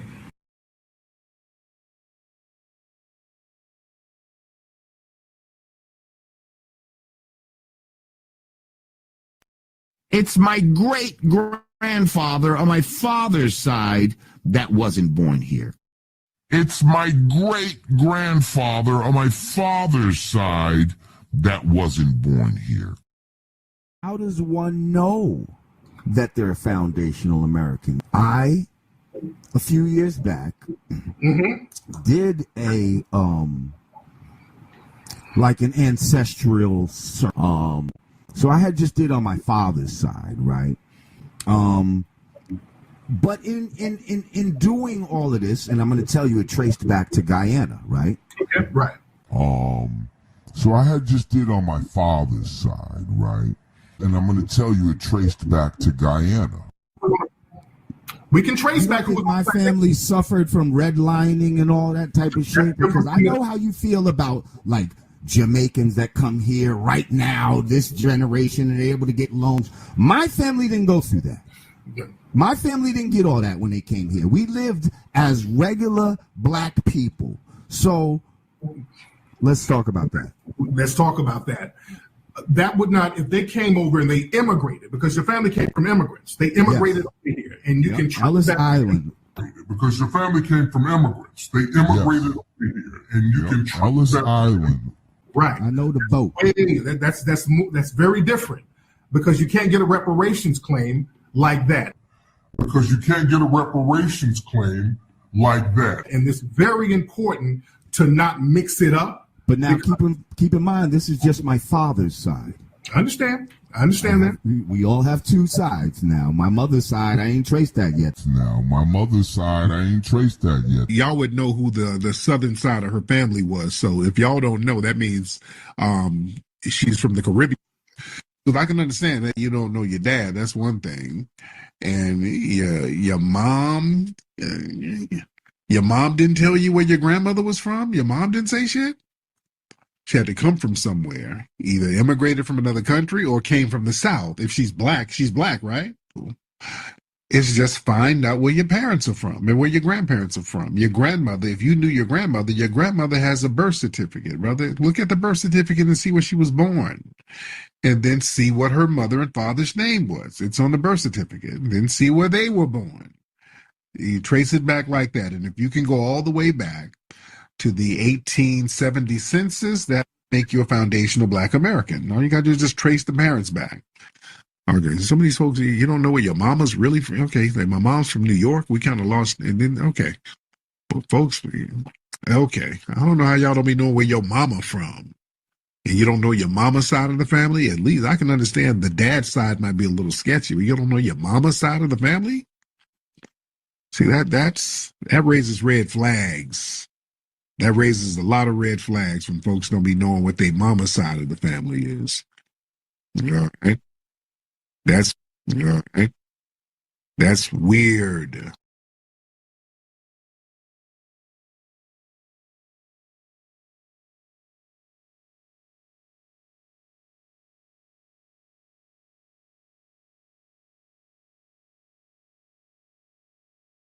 Dating and life coach Mr. Locario will help you with his 30-minute game session. The Mr. Locario's 30-minute game session is a private one-on-one coaching session on the phone or through Skype. For 30 minutes, you'll get answers to any dating questions you have. To set up your 30-minute game session, go to MrLocario.com. That's MrLocario.com. MrLocario.com. Listen up, family. Are you looking for some amazing beats for your next project? Then check out my man at DesmondABeats.com. He has hip-hop, R&B, pop tracks, everything you need to have a dope song. Go to DesmondABeats.com right now because he's running a limited time deal on beats and you don't want to miss out on this. He also has a song mixing and mastering service so you can get that crisp, tight sound. So again, go to DesmondABeats.com. You look out your window and see people enjoying a beautiful day, but you can't because you need to wait for hours at the tax office to do your taxes. Those days are over. Let Who's Your Tax Man help you. We do tax preparation, individual and business. And best of all, you don't have to leave home. With our virtual tax prep service, submit your documents to our secure and encrypted portal. We use the same level of security your bank uses for online banking. We are licensed and bonded, and you'll get the maximum refund guarantee. Call us at 1-800-951-9591, 1-800-951-9591, or visit us at who'syourtaxman.com. This is the Fortune 500 marketer, Musa Ali. Are you an entrepreneur looking to brand your business, or are you looking for ways to level up your own personal brand to create a larger reach? Well, join me in Oakland, California on February 10th, and I'll give you the secrets on how to build a multi-million-dollar brand. To purchase tickets, go to universitybrand.eventbrite.com. Again, that's universitybrand.eventbrite.com. Spots are filling fast, so don't miss out on this opportunity to take your business and life to the next level. What up, everybody? It's your boy Crispy, everybody, and I got a brand new video game app out right now, everybody. It's called Crispy's Biscuits, everybody, and you can get the Crispy's Biscuits app right now on the iPhone Apple Store, everybody, and you can also get it on the Google Play Store, everybody. As a matter of fact, everybody, it was the #1 game on Google Play all last week, everybody. The game is so exciting, everybody. There's 10 levels you can help me get through, everybody, where I'm dodging bottles of lotion, everybody, I'm dodging hair clippers, everybody, and I'm dodging taco meat, everybody. So get the Crispy's Biscuits game right now, everybody, at crispysbiscuits.com, everybody. Now I'm about to do my coon laugh, everybody.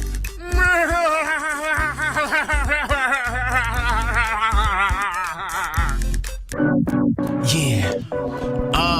Oparas.com, that's the website. A lifestyle, way more than a name brand. Plenty of apparel, yeah, they changing the game, man. To make you fresh, that was part of the game plan.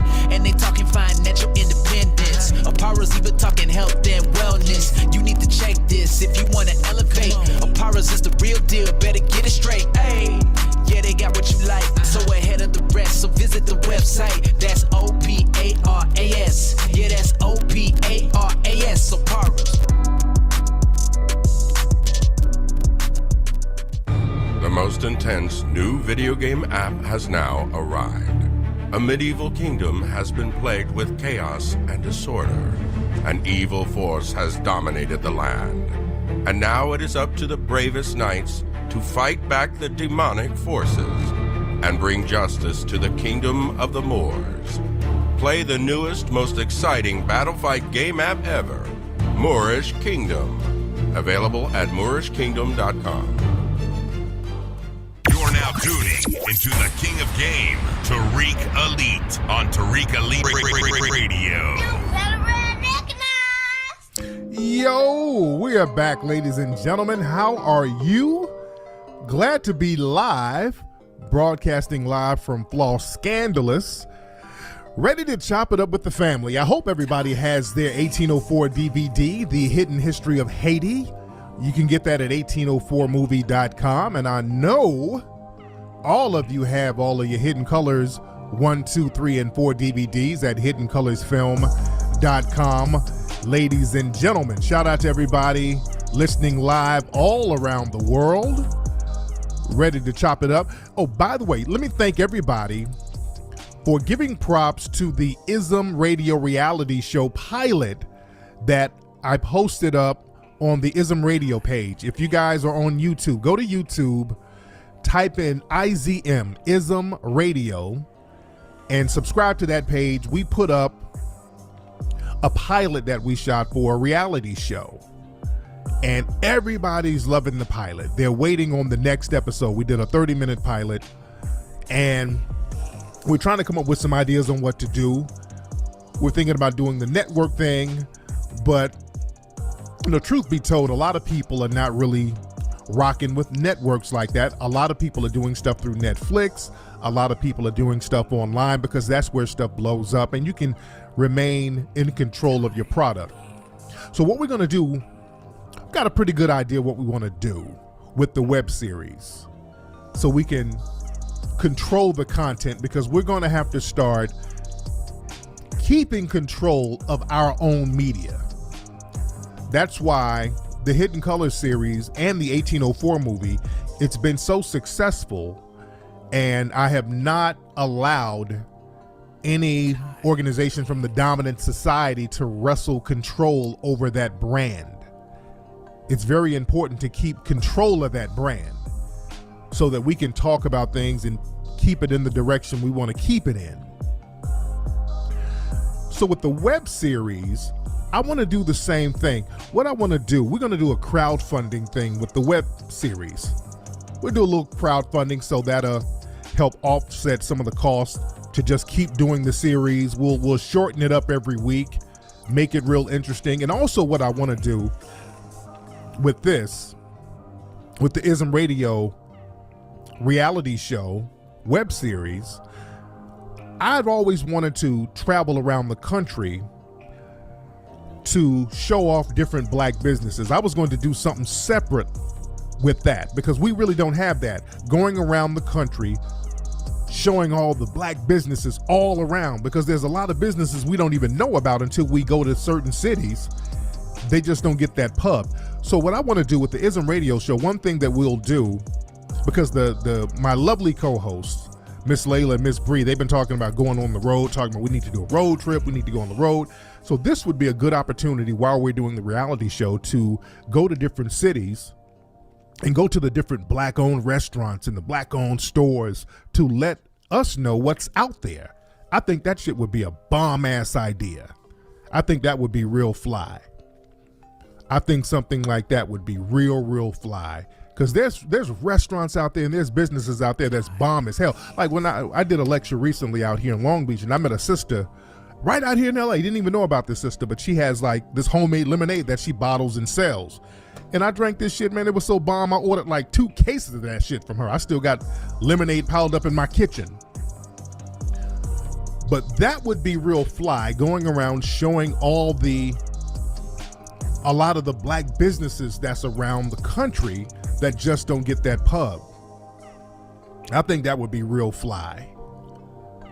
I think that'd be real fly. So I'm gonna keep you guys posted on that. But again, for the time being, go to ISM Radio, and also you can go to the ISM Radio website to hear the audio of the broadcast that we do, ismradio.com.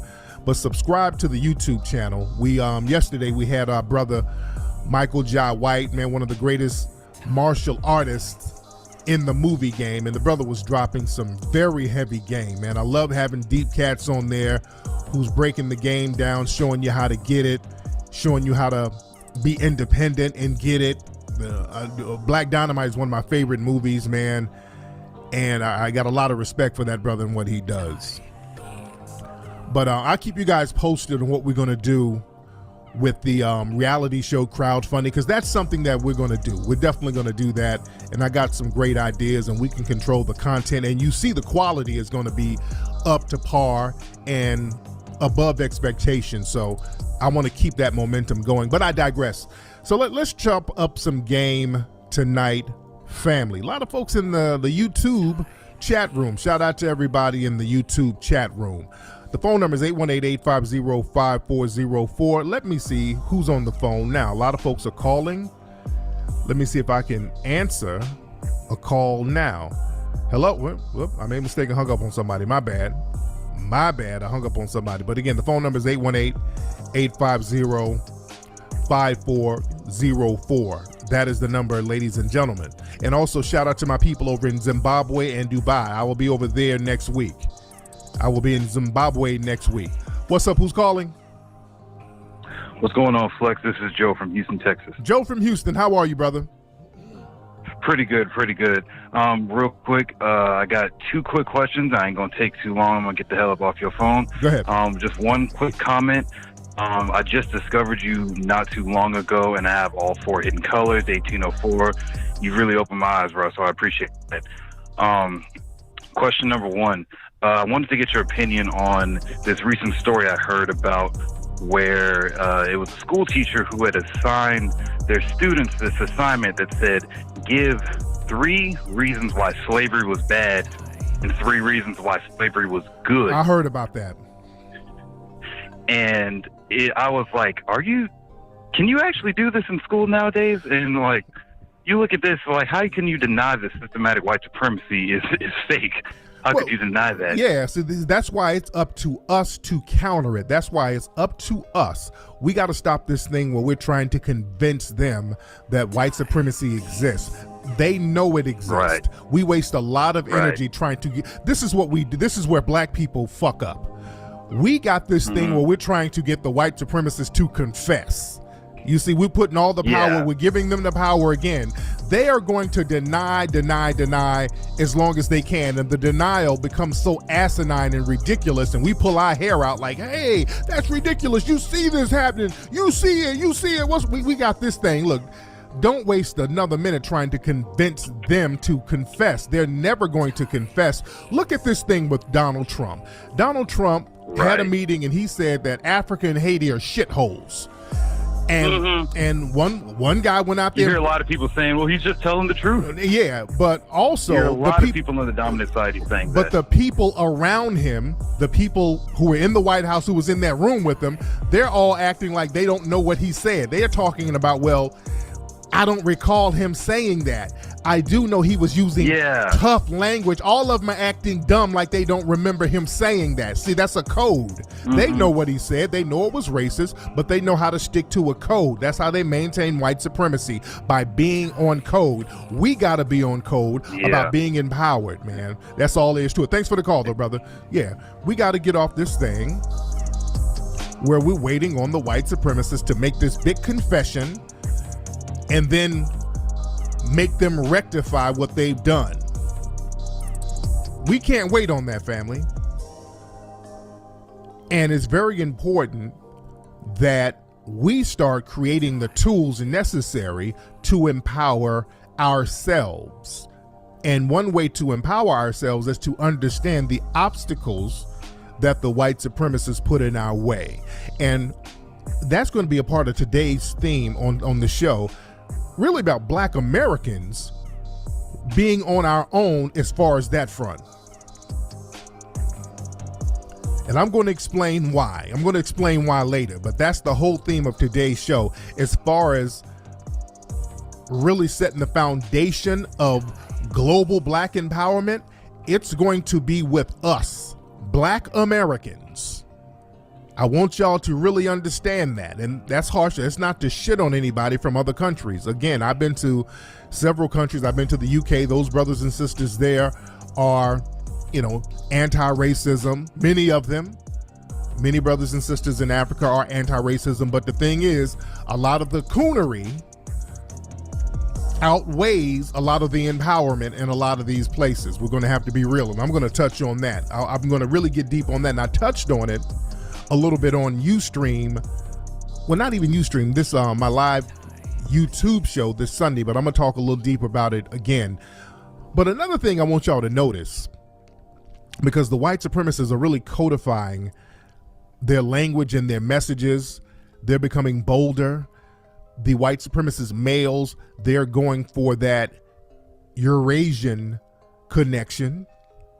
And I've been talking about that for the longest. And mainstream media outlets are talking about how the alt-right and some of the white extremist groups are getting with Asian women. There's an Asian fetish. I think the New York Times or the New Yorker, one of those magazines, they had a story about that earlier this week. And well, last week actually. And I've been talking about this for years, that Asian alt-right connection. That's been there for a long time. This is why it's important for us to drive the narrative.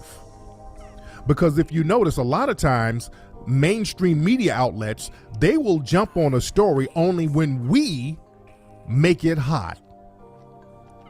We got to get in front of all this stuff, and we have to drive the narrative and force them to discuss some of this stuff.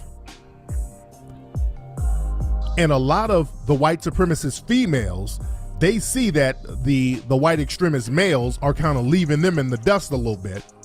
So they're trying to let them know, hey, we're still team white supremacy too if you need us. Don't leave us in the dust. We'll be your tool. We'll do whatever we need to do, but we're still team white supremacy. Like the white females like Tomi Lahren, all of these suspected, well, not even suspected, straight up white supremacist females, they're letting people know in the dominant society, use us. Don't leave us for these Asian women. We're still down. We'll even fuck some of these Negroes and infiltrate, but we're still going to be team white supremacy.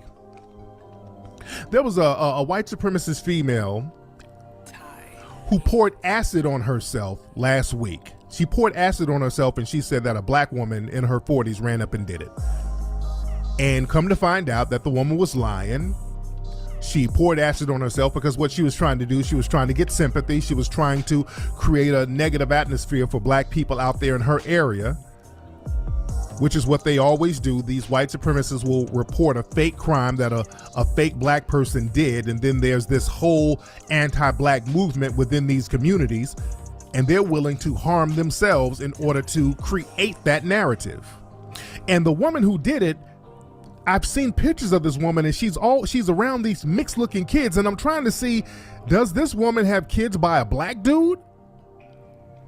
We got to understand, just because these white supremacist females will lay up with you and use a little black slang or whatever, they're still team white supremacy.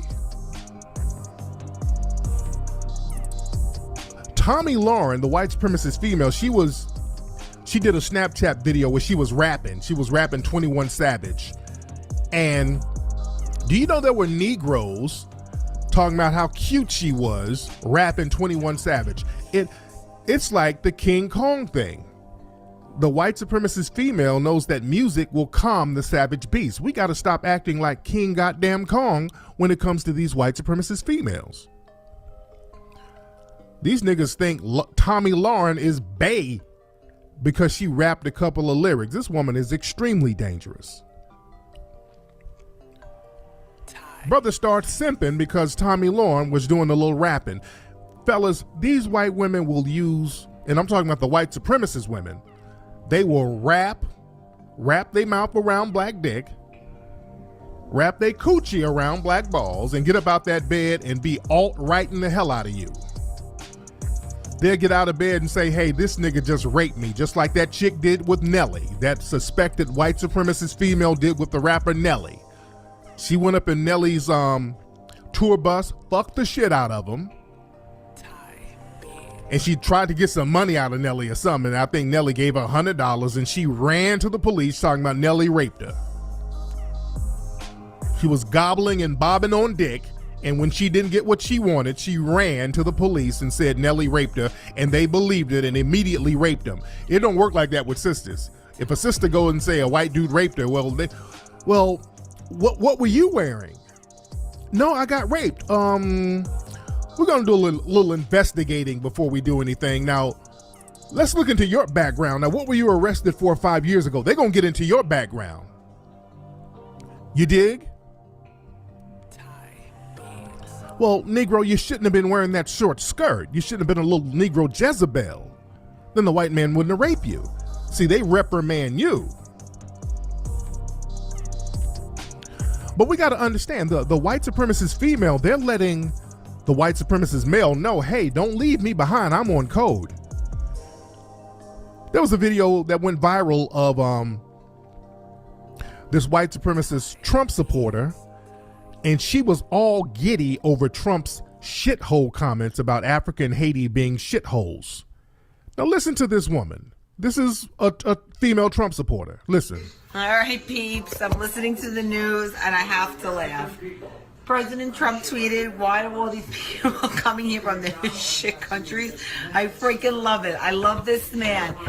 Oh my God, and you're going to tell me how many, we've all said it, we've all thought it, you say it among your family, your friends. Ooh, I want y'all to catch what she's saying. Now, she's so comfortable and giddy now, she's telling the truth. I like when white supremacists tell the truth. We say it among family and friends.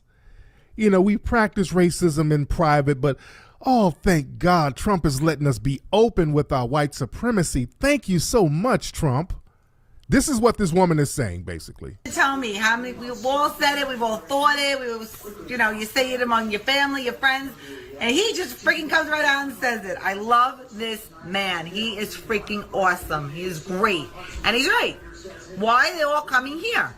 They're not assimilating into our country. Why are they coming here? Stay in your little shithole countries. Stay there. We don't want you here. What are you bringing to this country? Well, and my answer to that, and look, you can't really be logical with the white supremacists, but the reason why their countries are quote unquote shitholes is because you white supremacists made them shitholes, because you control not only their country, you control the globe. You control every piece of resource on this planet, and you create the shitholes. You drain the resources, you sabotage these countries, you create wars in these countries, and you create all of the shitholeness. So it's the white supremacist fault 100%. Nothing. Absolutely nothing you bring into this country. I love it. I just have to laugh. I'm sorry, guys. He is the freaking bomb. He is the best. Love this. Oh, listen to her slang. Oh, she thinks she's so down. You know what she said? This woman sounds like she could be a school teacher or something. Women like that, these are the kind of women who are school teachers. Women like, they talk all that slang. Sounds like this woman used to be a school teacher or something. I would really like to know what her background is. Yeah, somebody in the chat room said she sounds like East Coast white trash. Yeah, it sounds like she's from Boston or some bullshit. You dig? But yeah, oh yeah, the bomb. He's so the bomb. Shut up. This man, because look, he's saying what we all think, what we all say, and so on and so forth. It's just awesome. It's so refreshing to have a president like this. Just say what you gotta say. What do you gotta lose? Just say what you gotta say, because let me tell you, more than half of this country is all thinking the exact same thing. And that I agree with. I agree with her ass. I agree with her 100%. Stay where you are. Why? Why come here? You don't assimilate to this country. You're not bringing anything. You're not. It's just. I love him. I freaking love him. And all the Democrats are up in arms. Everybody's going crazy. Oh, everybody's up in arms. Everybody's going crazy. Black folks, I want y'all to understand, the white supremacists like this, I mean, she's almost orgasmic. You listen to her, she's almost orgasmic. They love when non-white people, especially black people, are getting shitted on. Y'all don't understand how orgasmic that is to a white supremacist. To see black people get shitted on, that's their identity. I mean, they wake up for this. If black folks couldn't get shitted on, there would be no reason for them to get out the damn bed. they would just kill over and die. There's nothing else to live for if black folks aren't getting shitted on. I mean, they wake up to that when they're asleep at night. They roll over, get on Twitter to see what black folks can we troll. That's why they're trolling black folks all day. That's why they're on white supremacist websites like 4chan and Stormfront just all day whining about black people. That's part of their culture. White supremacist culture is how bad are black folks doing? How can we shit on them? And how we can make that entertaining and fun and work. Like Neely Fuller said, the white supremacists, what makes them successful, they have meshed work and play together, where it's work because they get stuff done by dominating, mistreating, and controlling black people, and they made that fun. So it's fun to put in work against black people. See, with us, we don't think it's fun to empower ourselves. See, we think that's just hard work. It's more fun to be bullshitting around and trying to be on some intersectional shit. See, it's fun to be bullshitting, but when it comes to putting in work about empowerment, oh no, man. Oh no. See, we got to make that fun. We got to turn empowerment into fun. We got to make work and fun mesh together. We got to master that. It's just I love him. I freaking love him. And all the Democrats are up in arms. Everybody's going crazy. He said that. Oh, well, then that kind of suck. Truth hurts, doesn't it? All right, peeps. That's all I got right now. Because I love it. I just freaking love it. Peace out, peeps, and talk to you guys soon. All the hip hop, all the old 90s. You know, and you know what? It also, not only does it sound like she used to be a teacher, it sounds like she done fuck some niggas too. When you have, and she's like a middle-aged white woman, she looks like she's in her 50s. That means she might be around 35, okay? She looks like she might be 50-something, but she might be 35. Just like, what's her name? Sarah Sanders Huckabee. Sarah Sanders Huckabee looks like she's damn near 60 years old.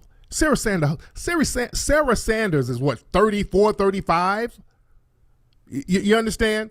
But sounds like this woman here, she done fucked some niggas before. Some brothers done ran up in her back in the day when she was hot in college, and she done picked up a couple of slang words. Now she thinks she's down, but that's what that sounds like. And there's another video that I'm going to play. I'm going to play you the audio of a white supremacist female who went to the University of Alabama. She was a sorority girl. Her name was Haley something. What was her last name? I forgot her last name, but you know, I helped break this story yesterday, and the University of Alabama, they were retweeting me talking about they had a meeting and all this stuff, and they finally put out something where they put her out of the sorority. And they put this white supremacist female out of the school. They finally expelled her out of the school. Now, this is a younger white supremacist female. This is another one who she has that East Coast accent. Now, this white woman is from Jersey, but she was going to school in Alabama. And she went on a Snapchat, Instagram anti-black rant on Dr. Martin Luther King's birthday. Now, listen to this. I've wanted to be an Alpha Psi since I was fucking in high school, and nobody fucking understands how much I love Alpha Psi. And now someone wants to stake my finta because I said nigger. You know what? Nigger. No, I don't care if it's Martin Luther King Day. Nigger. I'm in the South now, bitch. So everyone can fuck off. I'm from New Jersey. So I can say nigger as much as I want. Nigger. And if anyone else wants to fucking snake me on my fucking finsta for saying nigger, I'm in a fur vest. I want you to buy my fucking fur vest. Because fuck you. Now, I want y'all to, now this one white girl is doing all the nigga talk, but notice all the other white females in the background giggling with her. All right, don't be lost on that. She has a car full of her white supremacist female friends giggling in the background. Go to Neiman Marcus and buy my fucking fur vest, because fuck you. If you fucking snake me to my fucking sorority, that means fucking everything to me. Because fuck you. Fuck you. I would literally take a... Okay, so she got real comfortable and went on a nigger rant. And, you know, we made that thing go viral. The school got rid of her. It was a big uproar at the school. And something I noticed about her, and one thing, they expelled her from the school. And I want to know what's going to be done to the other white supremacist females who were in the car with her. They should not get a pass either. That's why we're trying to find some information on those other white supremacist females who was in the car with her. See, they like to lone wolf the white supremacists when they do something. If that was a car full of black folks and one black person said something greasy, that whole car would be under hot water. You understand?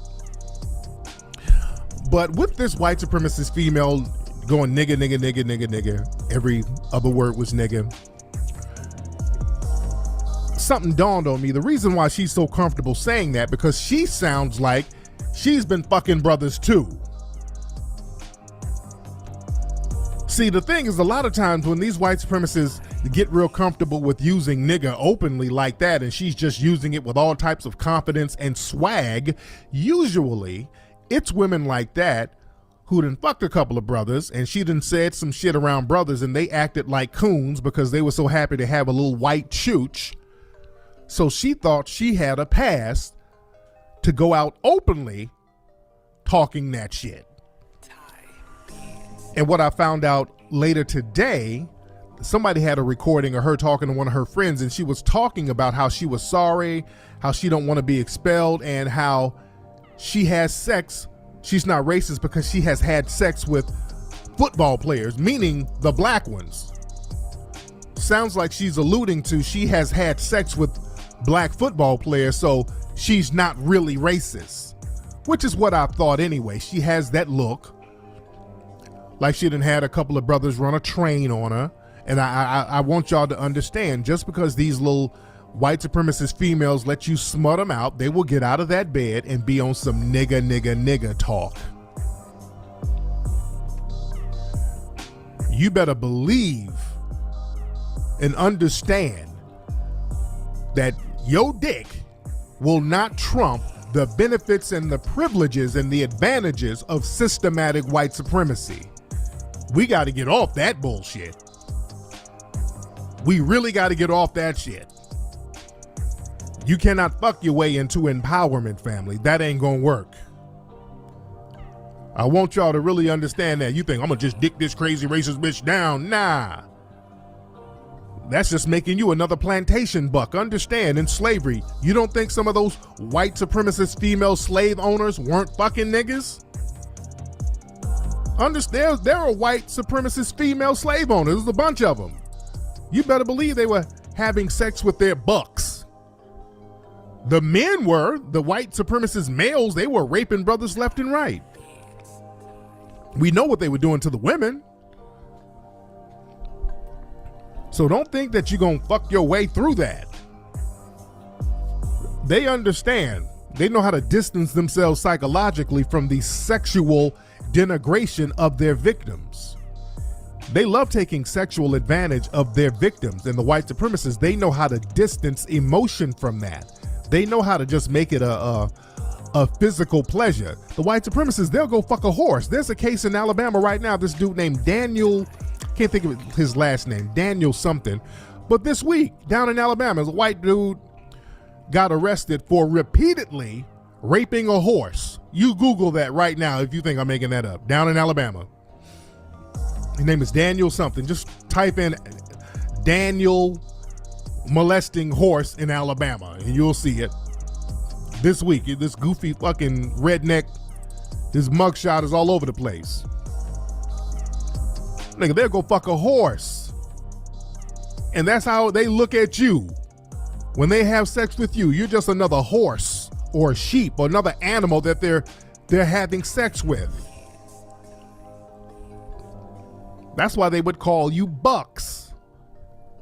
A buck is like a bull, a male bovine, a cow, not a cow, but a horse, a stallion, a buck, a male animal. a goat. The white supremacists, there are laws in Europe now to keep them off of goats and sheep.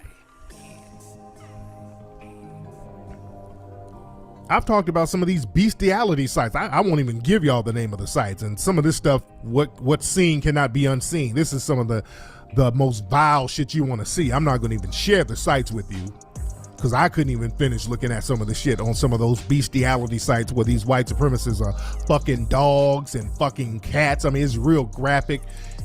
They're very disturbing.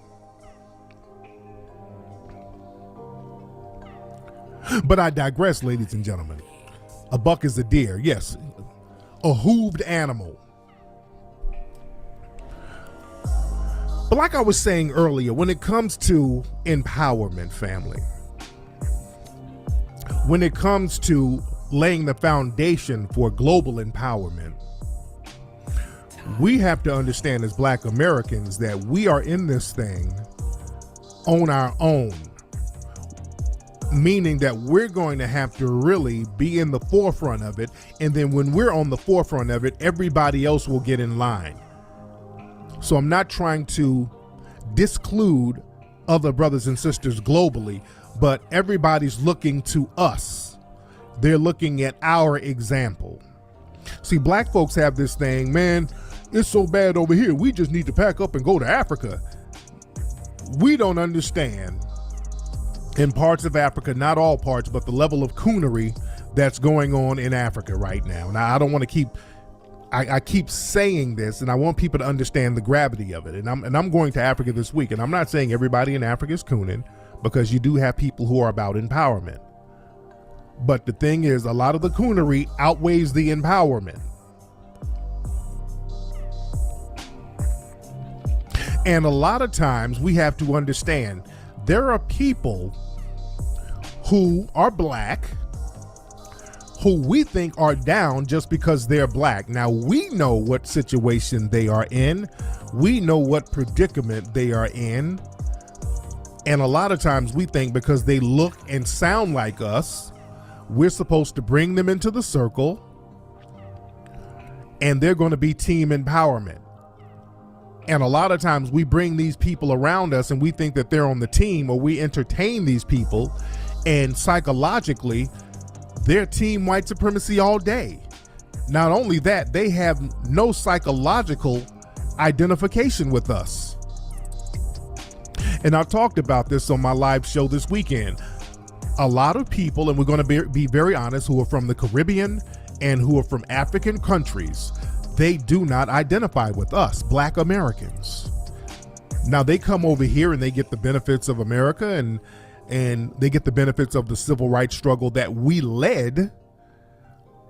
But a lot of people from the Caribbean, or people who have Caribbean parents or African parents, the first and second generation people from these other countries, a lot of times they simply don't identify with us. So they're not really trying to build or empower us or themselves with us. They're like, let me get mine and let me send it back to my country because I'm not like these niggas here.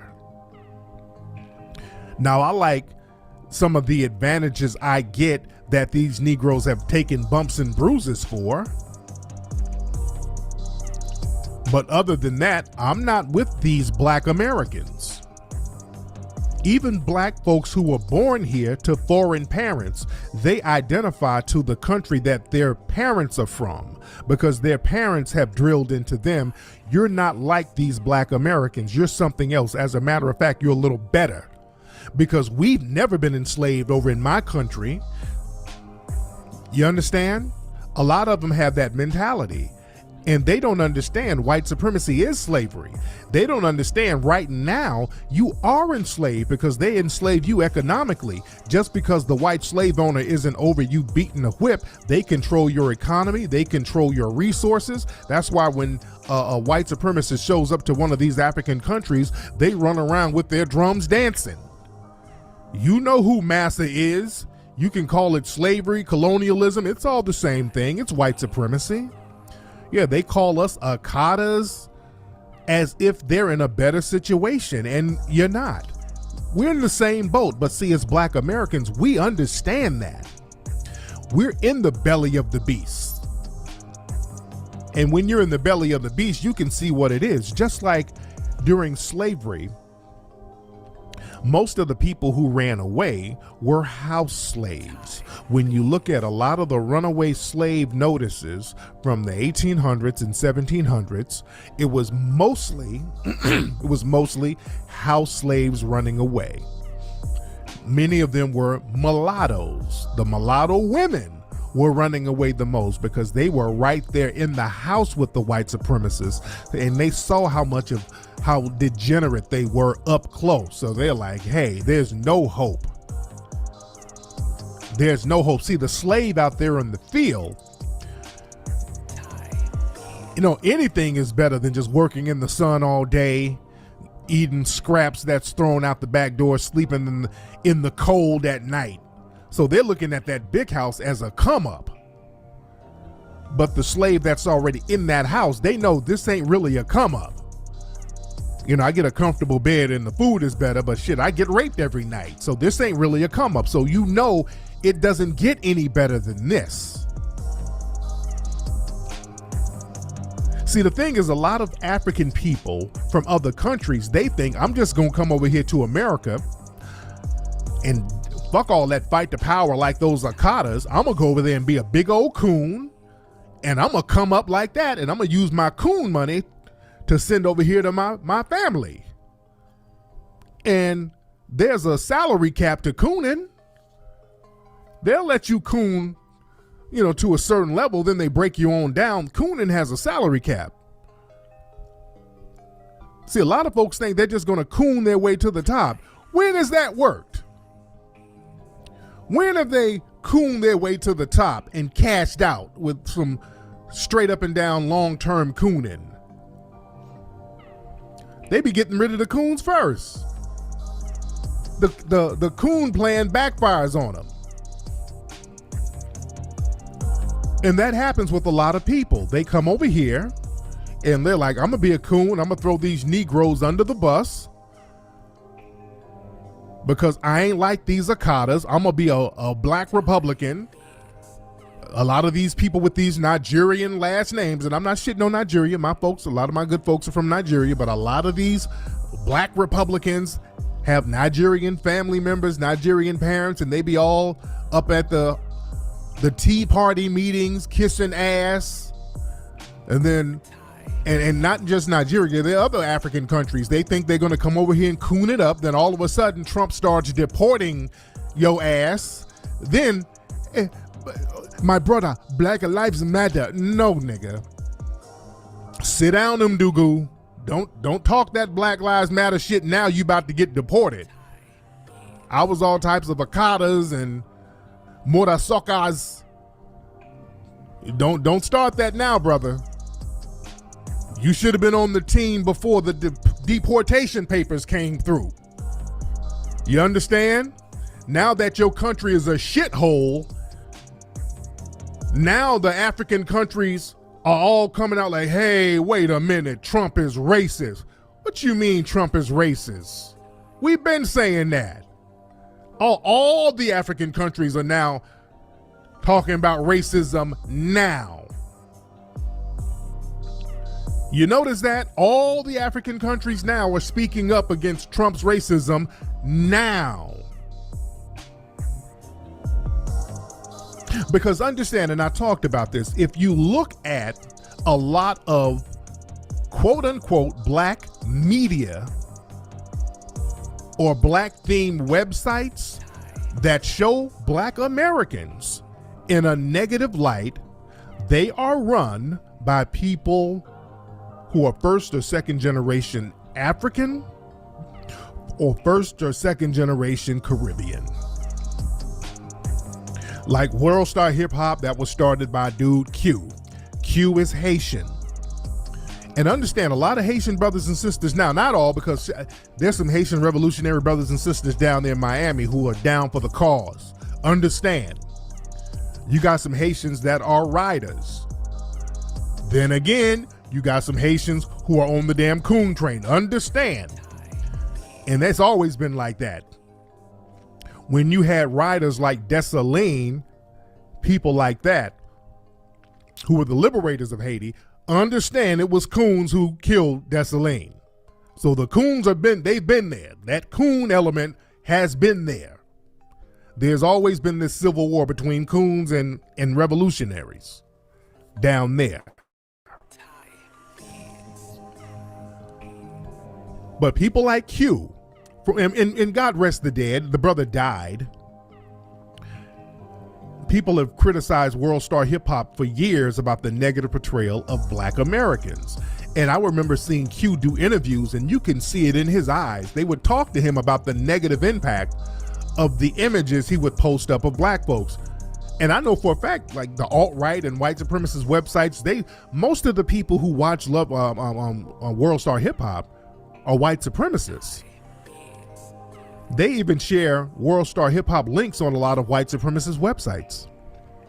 And people would confront Q about that, and you can look in Q's eyes, he didn't give a fuck. They were like, hey, what's up with these negative images? You're like, shit, oh well. Oh well. You know, stuff happens. You know, I'm just broadcasting what happens. That was his attitude. Look at Love and Hip Hop.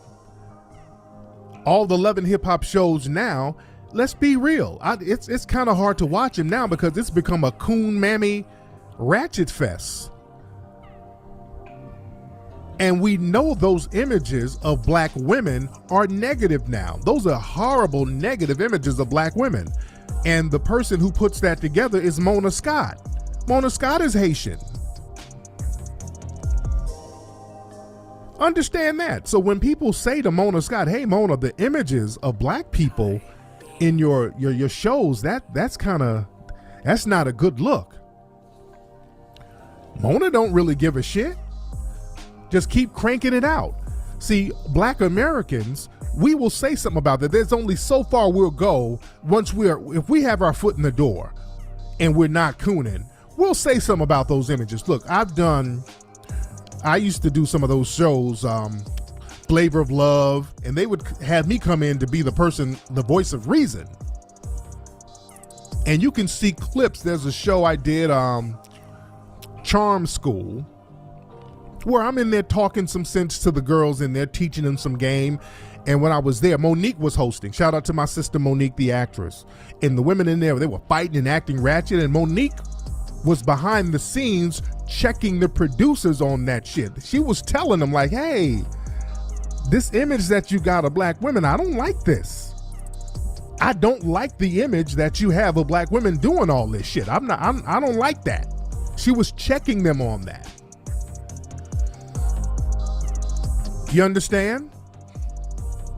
That's why with the reality show that we did, so many people liked it, and I wanted to show that, you know, the emphasis of the Ism reality show, I'm focusing on Bree and Layla, and I just want to show sisters who can be funny, witty, entertaining, sexy, all of that without being ratchet, without it being some shit that's just embarrassing. They can be funny, silly, goofy, but it's not ratchet. You can be entertaining in a classy way.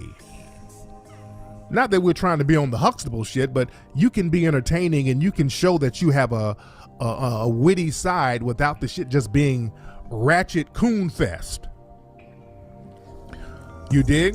What's up, Wake Repeat? Somebody said, what about the stuff you did with Michael Moore? What I did with Michael Moore was the most gangster shit that most Negroes would be afraid to do. When I was on Michael Moore's show, I was clowning the top white supremacists in the country for the laws that they pass and how they use money from major corporations to shit on the public. I was clowning white supremacists in power. That was some bold shit I was doing, and we made it funny and entertaining. It takes balls to do that. Most coons will get around those white supremacists and choke up and get on your knees and start slobbing the knob. I was clowning the shit out of them. That's called gangster shit. You feel me? That's called gangster grown man shit. You dig? That was some genius shit we were doing on the Michael Moore show. We did it in a comedic way where we were clowning these these are the big name white supremacists who were making laws, and I was in their faces, a black man in these white supremacist faces telling them they're whores.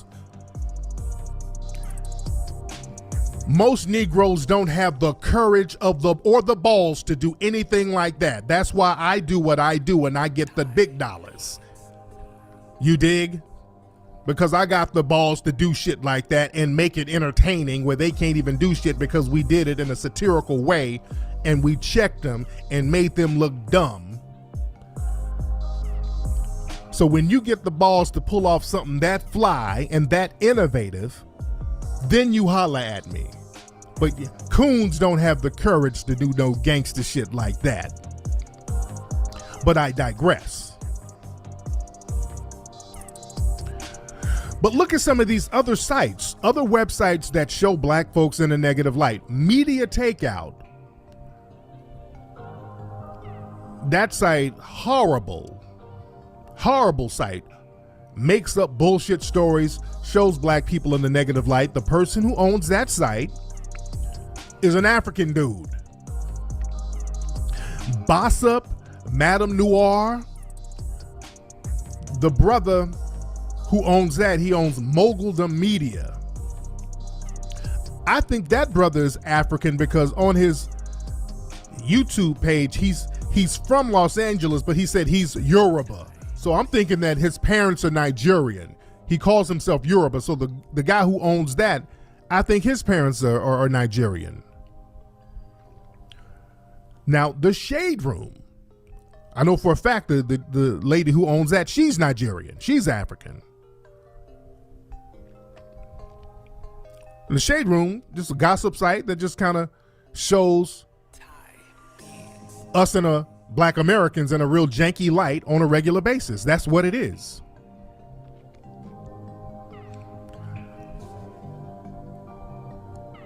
Michael Gardner, you say K. Michelle was about to whoop whose ass?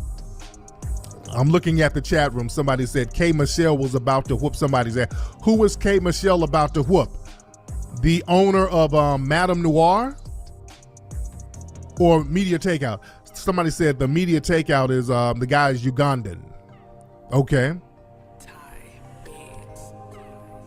Okay, Michelle was about to beat up the owner of Bossip.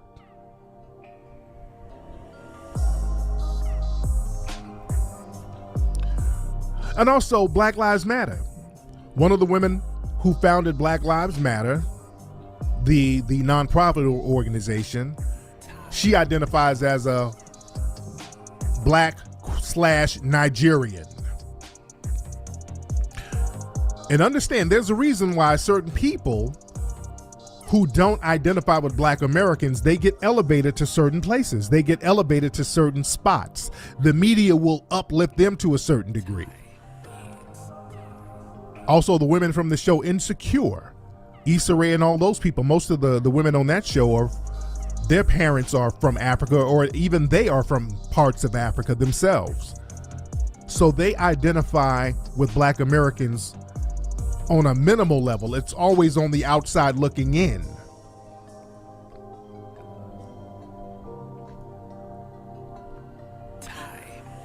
And on my show this weekend, I was talking about how Mia Love, she's this black Republican out there in Utah. She's bedwenching. She has the white husband. I think she's a Mormon. And she gets elevated to a certain position. And she has made excuses for white supremacists nonstop. But you notice things about the Mia Loves, the Mona Scotts, the Qs, the people from Media Takeout, the Bossips, the Shade Room. You notice one thing from all these people, and I don't want you guys to miss this. All these people will show black Americans in a negative light, but don't you dare think that they're going to show African people in a negative light or people from their home country in a negative light. They don't show people from the Caribbean in a negative light. You notice that?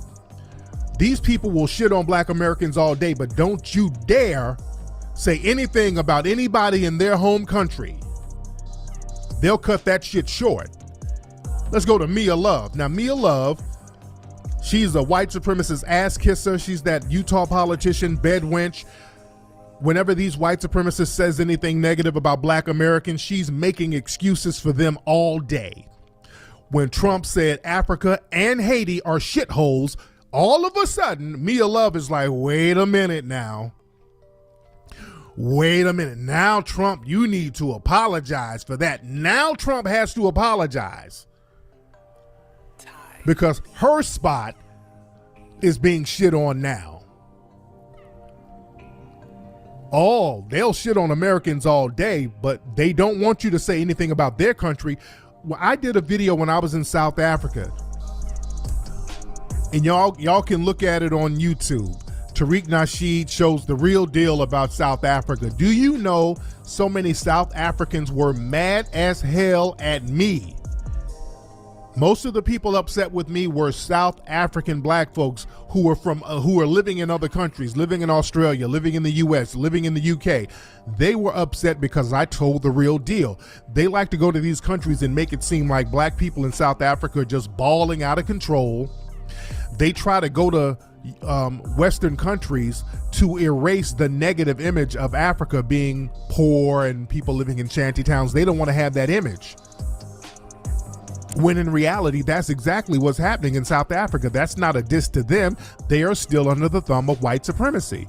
And they were very upset with me because I was going around South Africa trying to find communities of well-to-do or even wealthy black people, and they didn't exist. There were none. I was all over. They didn't exist.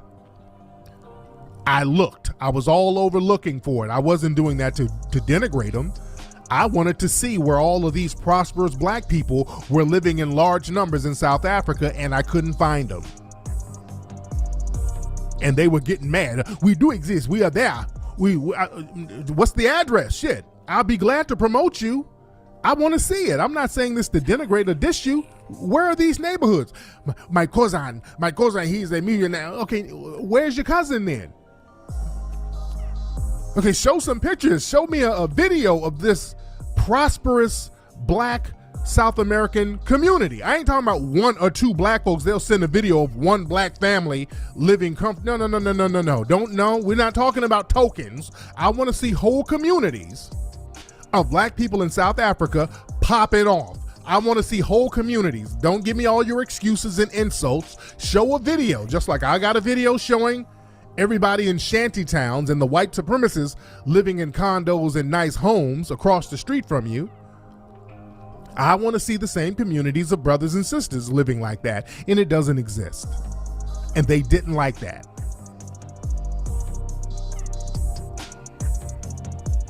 We look at Mandela. No, I ain't talking about Mandela. I ain't talking about him. I'm not talking about some politician. No, communities. You dig?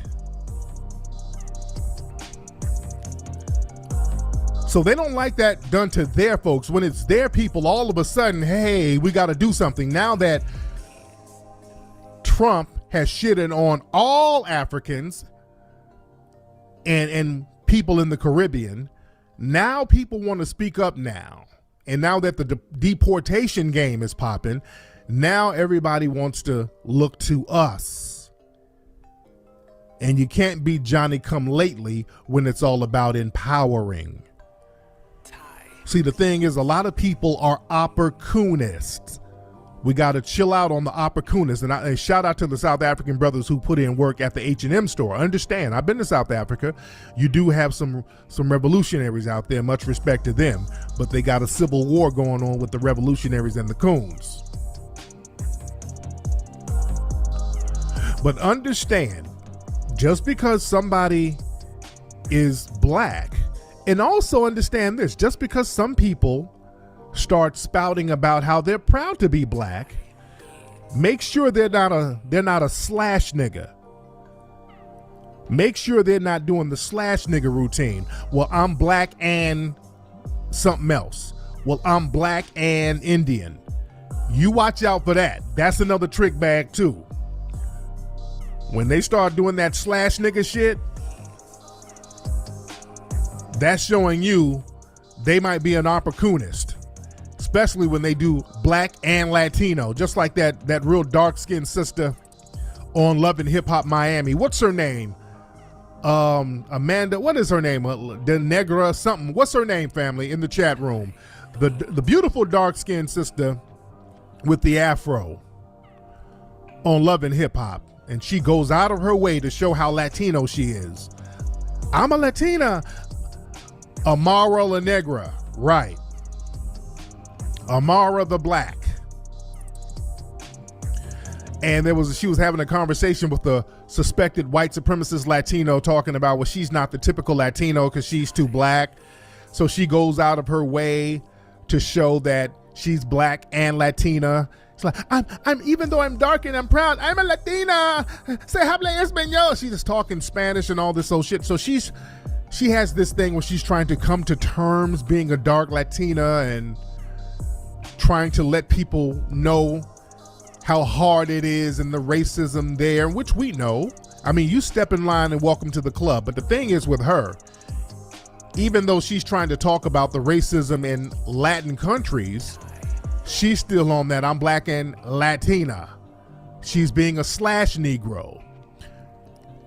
Even though she understands, and she can't help but to understand the racism that goes on in her country, she still wants to distance herself from black Americans. You understand that? So she goes out of her way and say, I'm black, but I'm black and Latina, meaning I'm not like these Negroes here. So you got to hold your own empanada. Yeah, Cardi B, all of them, Jocelyn, all of them. You watch these slash Negroes. But the thing is, the white supremacists, they know how to elevate certain blacks who will not electrify the minds of the black American masses, because they know we're the sleeping giants. They always have to keep us in check, and they know how to elevate certain black people who they know are not going to identify with the average black American. This is why they elevated Obama. I want y'all to, let's put your thinking caps on. There was a reason why they chose Obama. The key word is chose. Because Obama never, ever identified with black Americans. Look at Obama. Obama's father was what? Kenyan. And his mother was white. Obama never identified with black Americans. That's why they elevated him.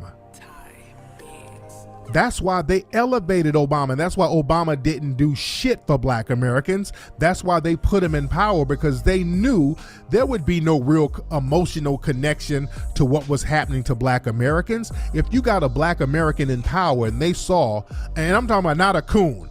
I'm not talking, because you got to raise a coon too. They have to raise coons from a young age.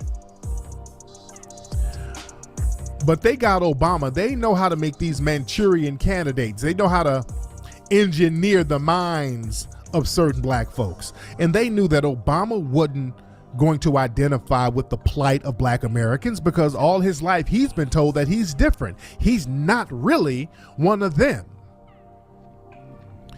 That's why he called black folks thugs, and he never did shit to help black people specifically.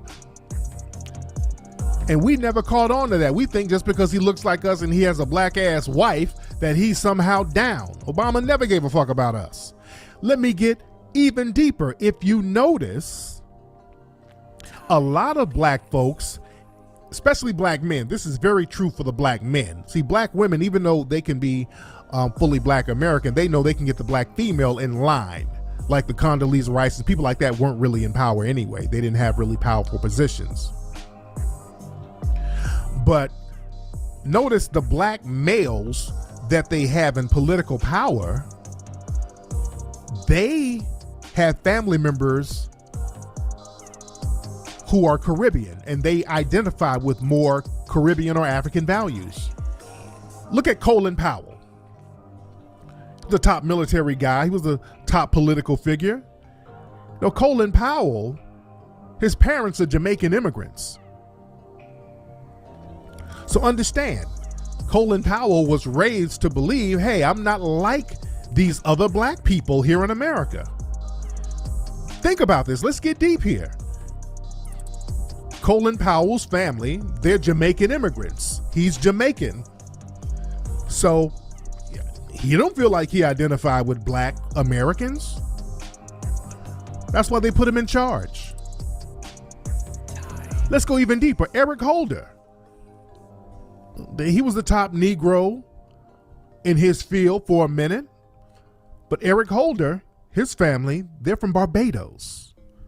That Caribbean thing.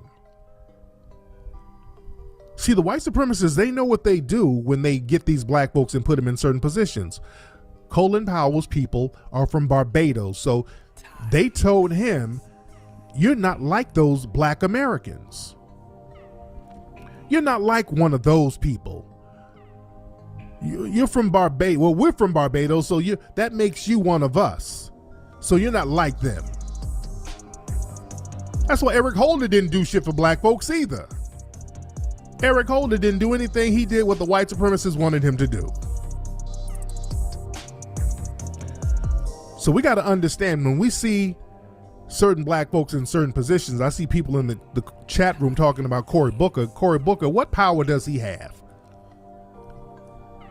I mean, Cory Booker, he was saying some, he was going off on the woman who was in the Trump meeting, whatever. But Cory, he's not really doing anything to get no laws popping like that cannot be overridden.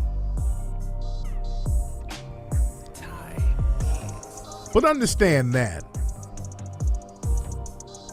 Understand, a lot of these people, man, they identify with their parents' Caribbean roots or their parents' African roots. And understand, all of us are in the same boat, but what these other people do, they mind fuck themselves.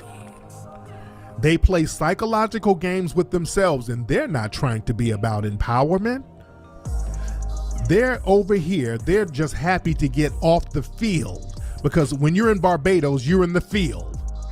You're a field slave. See, we have to look at the world as a big plantation. We have to look at it like that, family. The planet is a big plantation. Africa is the field. The Caribbean is the field. And America is the big house. So a lot of these slaves want to get to the big house. They can't wait to get to the big house because they've been in the field so long. They've been living in these countries in the field. And understand, the white supremacists control their countries too. All these Caribbean countries are controlled by the white supremacists, but they don't get to see the white supremacists on a daily basis. Just like in slavery, when black folks were on the field, they didn't see the white supremacists. They didn't see massa every day. They rarely saw massa. They picked cotton and went back to the slave quarters. So they rarely saw massa. And just like these countries out here, they don't get to see massa. So they're like, shit, I want to go in the house with massa because it's better than being out here in the field. Ain't no running water in my country. There's cholera in the water. There's no good food. So when I get in the big house, meaning America, I'm gonna coon the fuck up. Damn them other niggas trying to get out. Shit, I'm trying to get in. I can't wait to get in the big house, quote unquote, America with massa. I'm gonna show them what cooning is all about. You understand? That's the mentality. So that when they get over here, they like, fuck what you talking, nigga. I'm about to get 20 jobs. There were no jobs where I was. I'm about to work nonstop. That's why they work so hard. Not that, and I don't say that in a bad way. There's nothing wrong with working hard, and you have to do what you have to do. But being in the belly of the beast is a come up to people who've been in the plantation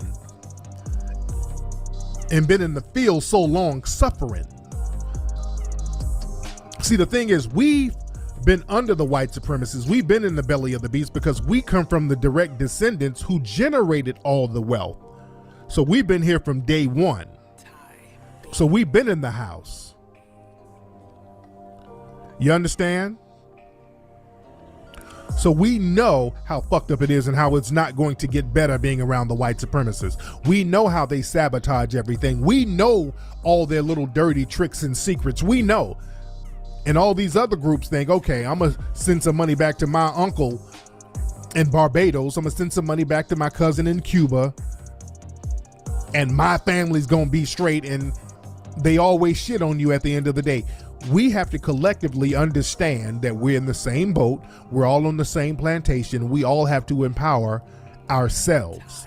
But it's going to be us, Black Americans, in the forefront, because we're the only people who fully understand that. And not all of us fully understand that. We still got coons in denial over here. But we're the only ones who have people in our society who fully understand that. So understand, we got to be in the forefront of that. But anyway, man, that's something to think about for the family. That's been today's episode of Tariq Radio. Ladies and gentlemen, glad to have y'all tuning in. Well, it's been a long show, man. It's like, shit, it's been an hour and 10 minutes. I've been talking a long time tonight, man. Anyway, man, y'all go to 1804movie.com right now, family. Get the movie 1804, The Hidden History of Haiti. Very good movie if you have not seen it. Go to hiddencolorsfilm.com to get Hidden Colors 1, 2, 3, and 4. Now, later on this week, we're going to post up a Kickstarter for the new reality show, Ism Radio. We're going to get this thing popping independently. We're going to do it on our own. We're going to get people involved. One of the things we're going to do when we do the reality show, we're going to travel and show Black businesses around the country. Because, you know, they got shows like Anthony Bourdain, and which is good. I like Anthony Bourdain's show. He goes all around the world showing different culinary spots. That's cool. So we need to do something like that when it comes to Black American businesses, because we don't have anything like that showing shit that we have popping. We have to start letting people know who's where and where's what. We got to start letting folks know that. So I think that's going to be a real fun thing. And just to get the whole community involved, man, I think that's going to be a real fun thing. You dig? Anyway, y'all, that's been today's show, man. Y'all follow me on Instagram at Tariq Elite. Oh, yeah, follow Herpy Hotep, the Woke Walrus, on Instagram. Y'all need to follow that account. Real funny stuff. Herpy Hotep is HERPI Hotep on Instagram. Real funny stuff, family. And I am out. I'll holler at you guys possibly Sunday. I'll see. I'm going to be traveling, so I'm not sure if I'm going to be doing the show live on Sunday, but we'll see. I'll see where I am in the world. I'll be traveling, but I'll let you guys know. All right, man. Y'all have a good night, family. All right. I am on live right now. I am live right now. Let me go. Let's see what's happening here. I'm in Dubai right now. I am live coming to you from Dubai right now. Let me start recording. Let me make sure everything is right on this live broadcast. How's everybody doing? Excuse me. A little throat is a little cloggy, but I'm gonna make it pop off. All right, let me let everybody know that I'm in the room. I'm in the spot right now. I hope you guys had a great day. It's Sunday night back in the United States. I'm in Dubai. I just got in from Harare, Zimbabwe. I'm in Dubai right now. I'm in Dubai, the lovely Dubai. It's very lovely out here. And it was very lovely in Zimbabwe. I had a great time in Zimbabwe. I'm just grabbing a link real quickly, family, so I can put it on Twitter and all that other stuff. All right, so y'all just bear with me for a second. How's everybody doing in the chat room? Glad to have everybody here in the chat. We're going to touch on tonight because I haven't been broadcasting for a few days. So there's a lot of stuff that we got to touch on while I'm here. And I'm up. I had me a funny tasting coffee at the airport, but I'm good to go. All right. Let me let people on Twitter know that I'm live right now. Hold on. Join me live right now at.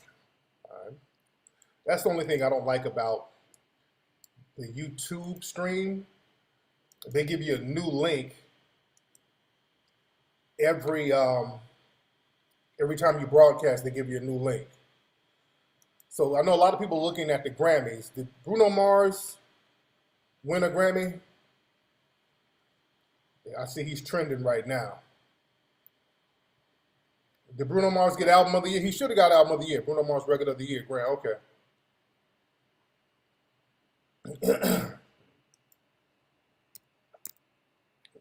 I've been looking at tweets from the Grammys on my plane, but I haven't been able to see anything.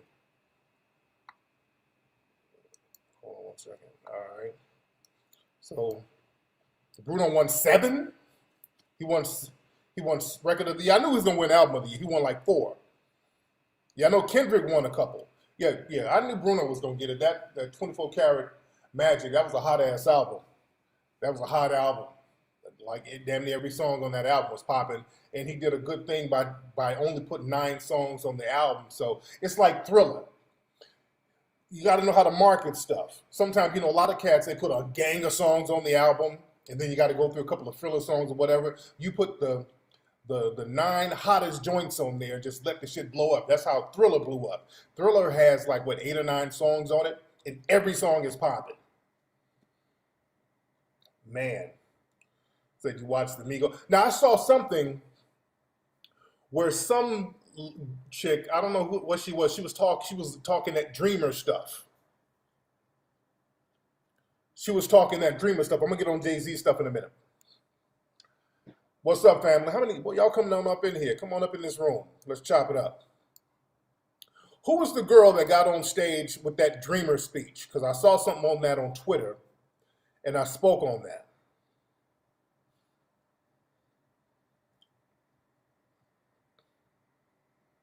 Doing business overseas, you got contacts at Diamonds in Tanzania, very close to Zimbabwe. We should talk. Yes, we should. I'm all about doing business out there. Yeah, Illmatic. A lot of those albums, that's why Nas is Illmatic. That's a classic. It's not like 20 songs on there. This shit is right to the point. When every joint is hot, short and sweet. Man, y'all ready for that? That's what's up. What's up on Sunnyside? She's a new follower. Camilla Cabello. Who the hell is she? I saw a picture. I thought it was Selena Gomez. Who is Camilla Cabello? Ain't she Cuban or something? She looked like she's Cuban. What's up, Natural Charm? She's a white Cuban. Yeah. We went to Havana. Didn't see any white Cuban. Yeah. From what I understand, her speech, she was like, yeah, Dreamers helped built this country up. No, the fuck they didn't. Oh, she's an ex-member of Fifth Harmony. Okay. See, they try to be slick by slipping that type of stuff in. When there's an event with a bunch of black performers and black people kind of dominating the show, they'll try to slip that sucker shit in. They'll try to slip that bullshit in. Come on, we Dreamers built America. No, you didn't. That's them trying to compare themselves to us. Brother Claude Anderson talks about this, how these groups come over here and try to act like they had the same history that we had. And then whatever comes to us, they end up getting, and we end up ass out. No, you got to cut that shit short. You got to cut that short. You did not build no country. The Dreamers did not build the country at all. It was free black labor building the country. You always remind people of that. See, we sit back and let folks say this sucker shit, and then when all the benefits start rolling in, we sit here holding the bag. You dig? But shit, we were the Dreamers. We dreamt that we didn't have to work for free. We were the Dreamers.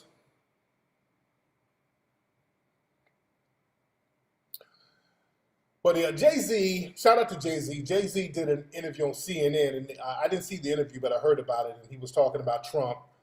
And, like Eminem has been dissing Trump over and over again. Eminem has been dissing Trump back to back over and over again. Trump didn't say nothing, but the minute Jay-Z said something, Jay-Z didn't even say nothing messed up, really. He called him a superbug or something like that. Boy, Trump's Twitter fingers lit up. He was like, yeah, tell Jay-Z, inform Jay-Z that black unemployment is at an all-time low because of my policies. Watch out for the Jedi mind trick here. Watch out for the Jedi mind trick. Number one, during the Obama administration, black unemployment was going down anyway. But watch the Jedi mind trick. Notice they don't say black employment is high. They always say black unemployment is low. Not black employment is high, because that's a lie. That would be a lie if Trump said he had black employment at an all-time high because of his policies. That's a damn lie. He knows that. So you can't just, because the minute you say black employment is high, we're going to say, okay, where? Where the fuck are these jobs? But when you say something like, well, black unemployment is at a low because of my policies, that's a Jedi mind trick. That's because of mass incarceration. You understand that? That's because of the mass incarceration. So technically, he's right. But that's not a positive.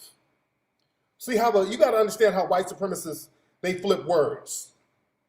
You got to understand how they flip words and give implied meanings. Let's say you got 10 people. You put 10 people in a hotel room and you call that hotel room America. 10 people are black. All 10 of those black people have no jobs. That's 100% unemployment. You take 5 of those 10 people, put them in jail. Got it? You still count the 10 people on the census, but then you say, I've reduced black unemployment by 50%. So technically you did, but you took 5 black folks out of the labor pool. So they're not counted in the labor pool. They're counted in the census, but they're not counted in the labor pool. So you just incarcerated the other people. So now when you count the people who are unemployed, who are in the labor pool, you're only counting 5 black people. So it's a Jedi mind trick. It's a Jedi goddamn mind trick. You dig? Everything they do is calculated bullshit, man. It's calculated bullshit. Incarceration is slave labor, absolutely. Absolutely. But, excuse me, what time is it back home? It's like, I know it's 8:44 in Los Angeles, 11:44 on the East Coast. It's 8:44 in the morning here in Dubai. It is 8:44 in the morning out here. It's like a parallel universe and shit. You dig? Talk about the Atlanta. Well, you know, there was another white identity extremist who did a mass shooting up there in Pennsylvania in one of these little rural redneck towns. These Trump voting towns, by the way. Y'all notice, man, these white supremacists are shooting themselves. They're shooting people in their communities damn near every week. There was a school shooting, another little teenage white identity extremist shot up a damn school. And this is called universal karma. The universe has a way of cleansing itself. The thing is, if you have all of these white supremacists getting slaps on the wrist, and you're letting white supremacists know, or white identity extremists know all over the country, we're going to be lenient on you. You're not going to be punished. You're giving people a green light to be degenerates. So they're taking out that degeneracy on people in their communities. You did? That's how the universe kind of cleanses itself. See, you're supposed to shut degenerate bullshit down. You don't allow degenerate bullshit just because you can. See, the white supremacists, they're like, just because I can, I'm going to allow it to happen. Even the so-called non-racist white people. See, you're complicit in a lot of this stuff because there was a case down in Florida where a black man, he was an inmate in a jail down in Florida. One of the COs found out he was marrying a white woman. So they took him in a room and just beat the dude. I mean, they beat this dude and damn near disfigured him, called him a nigger. They were calling him all types of racial epithets. the race soldier got charged. They went to court. The jury said, no excessive force here, not guilty. I think they convicted him on false, because not only did he beat him up, he lied, he falsified records. So they got him on the falsifying records thing, because he lied on paper about what happened. But the white supremacist jury said, hey, there was no excessive force, and the dude's face looks like an alien. He beat this dude senseless. And I posted this on my Twitter, and I got a lot of the fake liberal people in the dominant society with their fake sympathy. And let me say this, all that, oh man, that's so messed up. That's just horrible how things like that happen in our country. Miss me. Miss me. They didn't kill him. They damn near lynched him. Mudbound, exactly. I mean, this happened. I mean, this is now. This ain't the 1940s. This is happening now. But miss me with all that. Oh, I'm so sympathetic. Oh, I feel this pain. Stop. Stop. I don't like Twitter sympathy. I don't do what I do for Twitter sympathy. I don't want to hear about y'all non-racist white people, all that, oh, that's so sad, oh, I'm so sorry, oh, that's horrible. As a white person, I just feel so horrible. You know what? How come you're never in the damn jury room? All of you sympathetic, why are you never in the damn jury room? For some reason, y'all got all that sympathy. Y'all got all that sympathy on Twitter and Facebook. Oh, you're so sympathetic. You got your Black Lives Matter shirts, but you're never in the damn jury room. For some reason, I don't want to hear all that fake sympathy, because the thing is, when it comes time to punish somebody, you know what to damn do all of a sudden. Like with O.J. Simpson. When O.J. Simpson got off, all of you knew what to damn do. Y'all followed O.J. Simpson every damn day. Y'all stalked, did stakeouts of the man's house. Even now, y'all follow O.J. Simpson around. Y'all know how to find O.J. These race soldiers killing folks. Zimmerman, y'all don't know where he is. Oh, y'all, he's Where's Waldo? You don't know where none of these people are. You just feel sympathy. But when O.J. Simpson can't go to a damn McDonald's without a gang of people running up on him with cameras. Like, hey, O.J., you murderer. You know how to find people who black and they, quote, unquote, get away with non-justice that you perceive as non-justice. Y'all really know how to find O.J.'s ass, but you can't find these other cats. Now you don't know what to do. Y'all made laws for O.J. Y'all made up a whole new law. If you steal your own shit, you go to jail for 10 years. Y'all just make up goddamn laws when it comes to us. But when there's a race soldier just completely violating the Constitution, all of a sudden, I'm going to tweet. I'm tweeting. See, I'm making a difference. I'm tweeting. Fuck out of here, man. Fuck out of here. I'm good. I'm good. I'm good. But I was in Zimbabwe, man. Great time in Zimbabwe. I just got to Dubai. I'll be out here in Dubai for a couple of days. All my Dubai people holler at me. What's up, man? How y'all doing, man? So OJ is not black. Hilarious. It's bigger than OJ being a coon. Yeah. See, that's the thing. Y'all get mixed up on, well, OJ is a coon. No. OJ represents, they made OJ represent us. OJ, understand, all slaves are equal. OJ is a symbol of black people. Y'all got to understand that. What's up from Germany? Let me give y'all a glimpse of what Dubai looks like a little bit. Hold on one second. All right, hold on one second. Let me give y'all a little glimpse. And the spot is nice out here.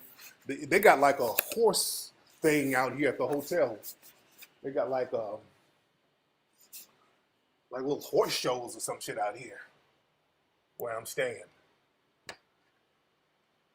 And it's kind of cold out here. I'm thinking because Dubai, this is like a desert. Let me show you all around. The room is tight. Dubai is a desert, but it was kind of chilly. I'm gonna show y'all my bathroom. My bathroom is real player. You dig?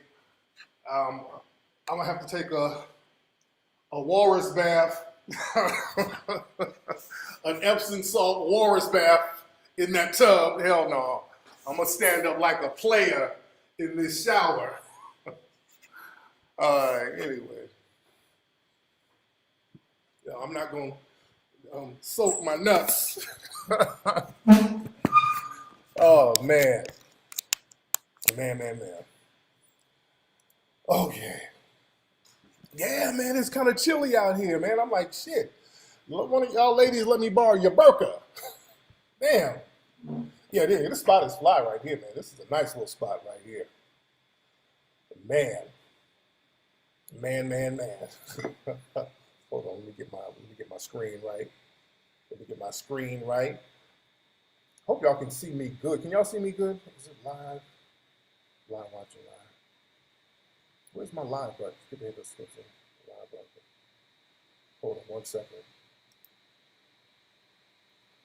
Okay.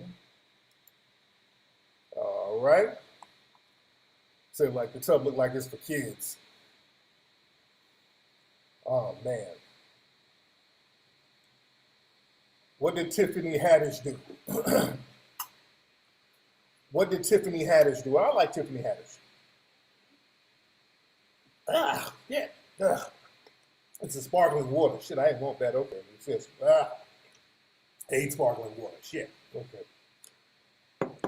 You know, you drink something that surprises you.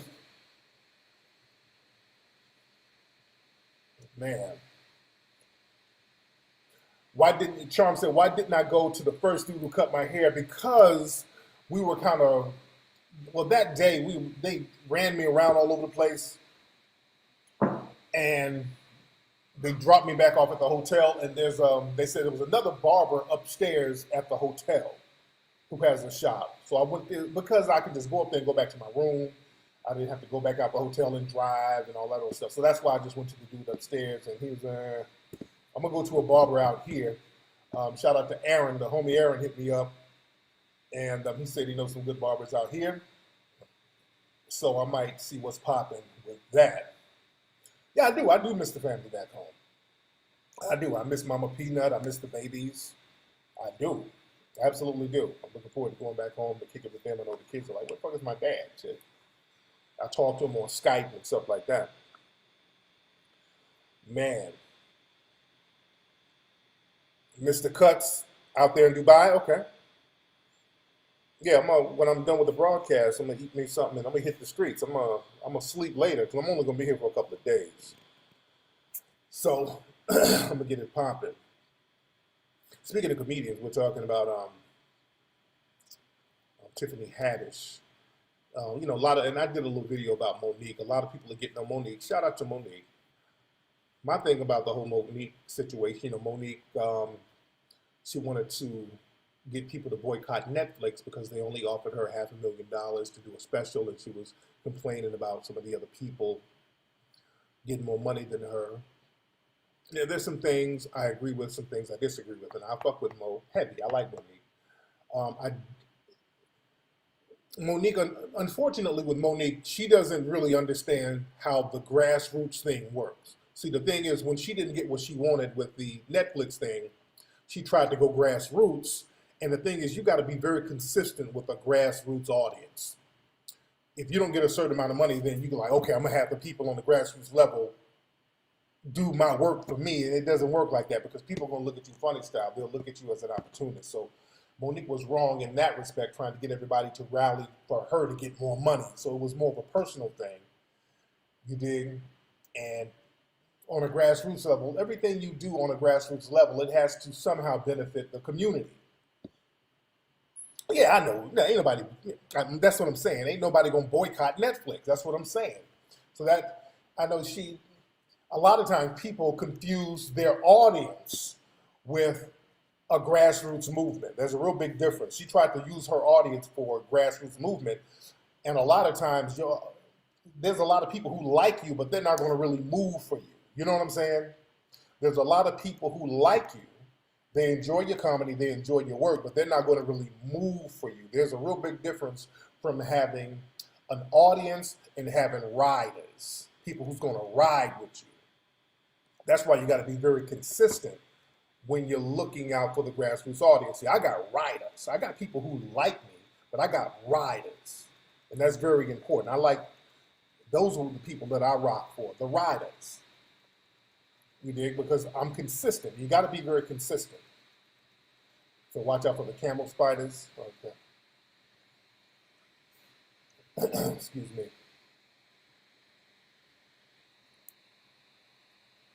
But,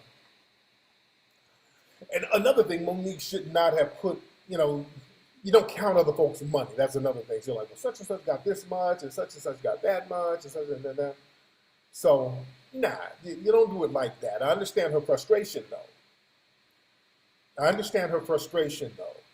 But you don't count other folks' money. There's kind of an etiquette to that. You don't count other folks' money. You dig?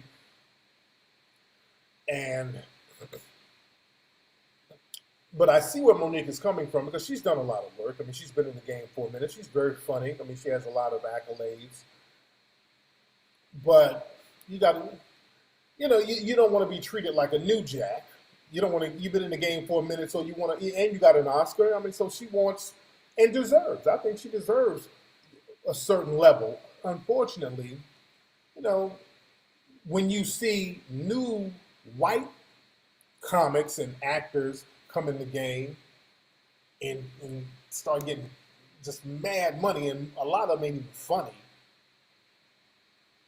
Like I think Paul Mooney used to say back in the comedy days, the 80s, 90s, you get a white dude comes up and does 5 minutes of material. The next thing you know, he got a 6-figure TV deal. You dig? So I understand the frustration with that. Monique is consistently funny, funnier than a lot of her white female counterparts. So she's like, well, pay me. And I get that. Now, I rock with her on that. I want to be paid, right? Somebody's going to have to step to the forefront and say, hey, pay me like you pay everybody else. So I get that.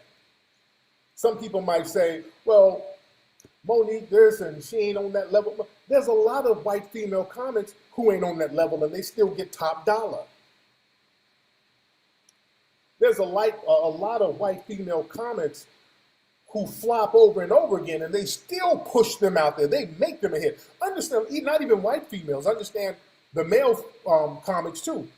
Understand, like some of those shows, I think like Cheers and shows like that from the 80s, when they first came on, they weren't hits. But they kept pushing these shows. They push them and push them and push them and they make them hits. Like Seinfeld. Look, I've never watched a full episode of Seinfeld. That shit has never been funny to me. Just little snippets of it. It's just not funny to me. But that shit is an icon within white circles. It's an icon within white circles. And there's a lot of people going in on her. I think, Will Packer said some stuff.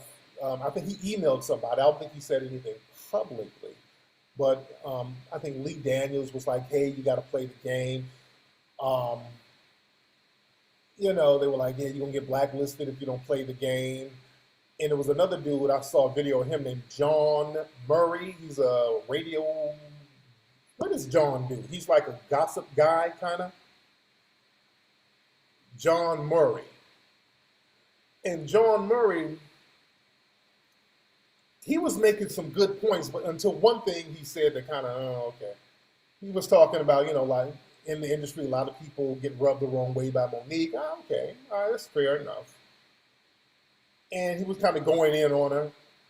And then he mentioned something about Monique and her husband complaining about so many white people that were working behind the scenes. Okay.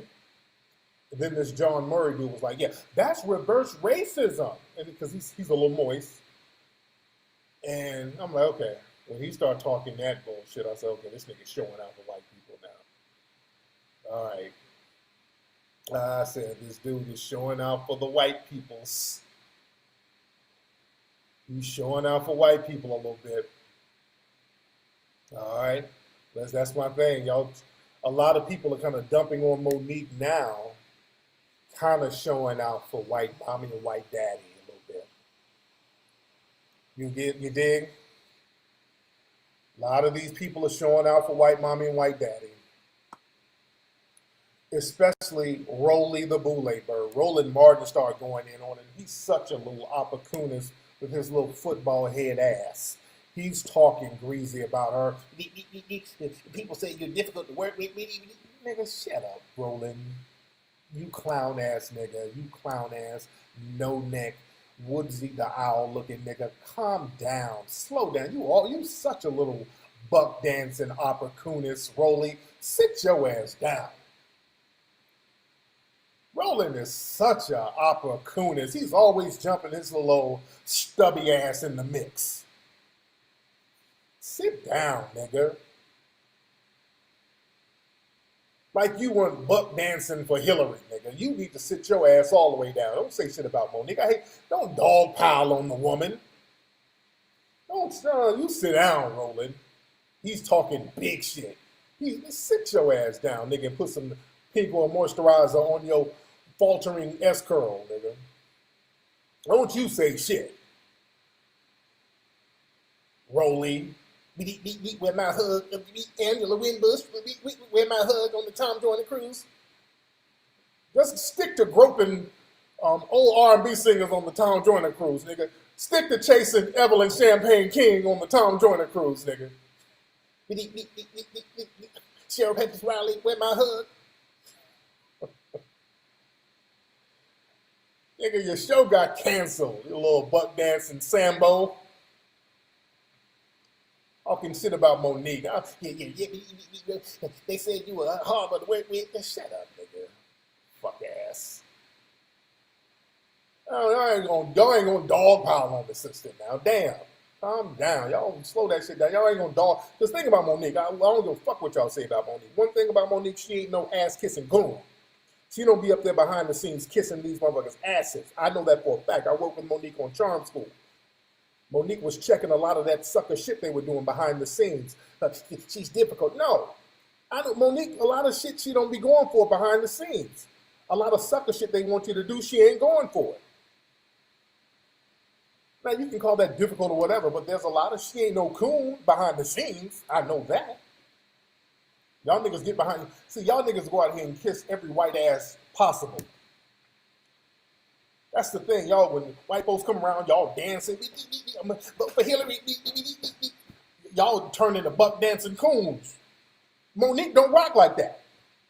You dig? So that's always going to be a problem in the industry. So that's why I fuck with her. So all that other shit, whatever. It is what it is. But I'm gonna give her that. She ain't no damn coon when dealing with these folks. And she asked for her money, as she should. So y'all niggas just happy to be in the room. You dig? You happy to be in the goddamn room. When some white folks come in and give you a little couple of crumbs, thank you, white money. Y'all happy. You happy for the crumbs. But no, Monique was like, no, let me hold something. Let me hold something. Now, the John Murray dude and some other folks, they were talking about how Monique was trying to, and her husband were trying to get more money to promote the film, and she wasn't promoting the film right. And there was that whole thing with Oprah calling Monique to try to get her to promote Precious, or one of those movies. They were really going in on Monique because she wanted money, extra money, to promote the movie, to go out and promote the movie, which is a fair request. Because understand, in the movie industry, they have the film and production budget, and then they have the promotion budget, which is damn near equal to the production budget. These studios get millions of dollars for promotion, strictly for promotion. And when it comes to black folks, what they do, the studio, they'll pocket that money for them and their cronies and get the black talent some Southwest airline tickets and some chicken sandwiches and be like, hey, go out here and promote the movie. And Monique is like, hey, I know you got a budget. Let me hold something, which is fair. They roll out the red carpets for these white actors and actresses to promote films. They give them first-class flights, top-notch hotel rooms, all types of accommodations with that budget. But with black actors, nigga, just be happy you're in the movie. No. Give me some of that damn promotion budget if you want me to go out here and work this film for you. If you want me to go work the film and really sell the film for you, let me hold something. I ain't mad at Monique about that. You're supposed to be like that. You're supposed to be like that. So I don't like opportunists trying to jump on the sister. Cut all that bullshit out. Some of y'all just showing out for white folks. Some of y'all showing out for white mommy and white daddy. Dig?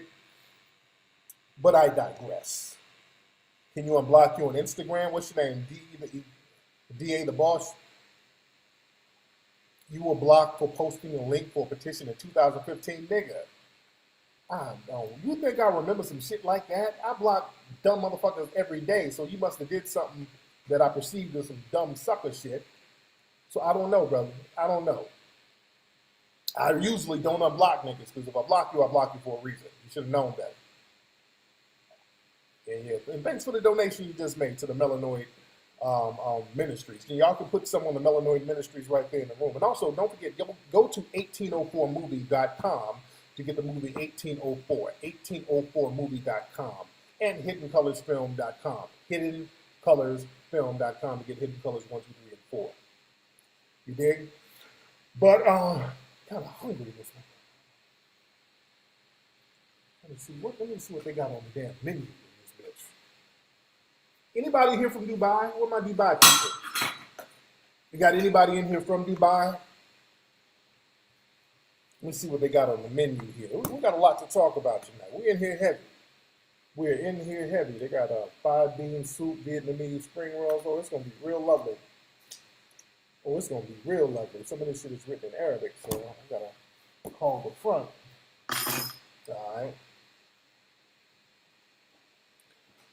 Yes, go get 1804movie.com. But I didn't see Amira La Negra's interview. I heard about it. But anyway, let me talk about Zimbabwe. So it's down in Zimbabwe. And,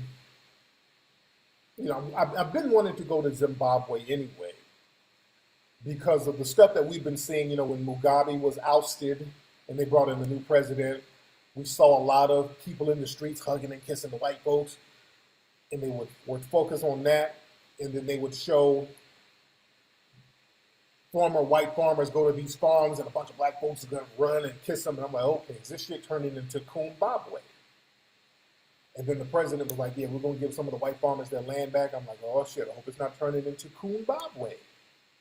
So I said, okay, let me go and see what's happening out here. I hope it's not Zimbabwe. I said, let me go out here and see what's happening. So the promoter brought me out. Shout out to Sinclair and the Bit Mario organization. Brought me out for a screening. They brought me out for a screening to Zimbabwe. And I don't know what to expect because, again, most of the images that I see of Zimbabwe is on the news. And what they show on the news, whether they show like they show in a lot of places, the narrative they like to promote is Zimbabwe, the black folks are starving and run down because all the whites left and the black folks don't know how to farm and black folks are just raggedy and it's just primitive and Zimbabwe is just ass backwards. That's what they like to promote. So I get there. Everything is modern. Most of it's pretty modern there. I'm staying at the Rainbow Tower Hotel. Real nice hotel. I showed you guys what it looked like. And the people there were hands down some of the nicest people I've ever met in my life. The city, I was in Harare.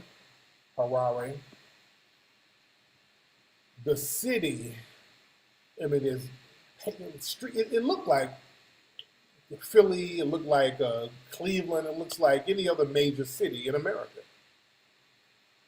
It looked like every other major city. Modern buildings, modern stores. There was a lot of Chinese people there. The hotel was very nice. Y'all saw the hotel. Yeah, the currency, it's still super inflated, whatever. And because their economy is being sabotaged by Western powers. But in spite of these brothers and sisters having their economy sabotaged with sanctions and all types of crazy shit, and they're doing a lot of business with China, and that's helping stabilize a lot of stuff. But man, I enjoyed myself in Zimbabwe. The people, man, they got a great spirit there. They have a pure African spirit because understand Zimbabwe is controlled from top to bottom by black people. Now you have it's not no utopia because you do have a poverty class, you have a working class, you have a middle class, and you have a wealthy class of black people there. You dig? And you don't see that in too many other African nations.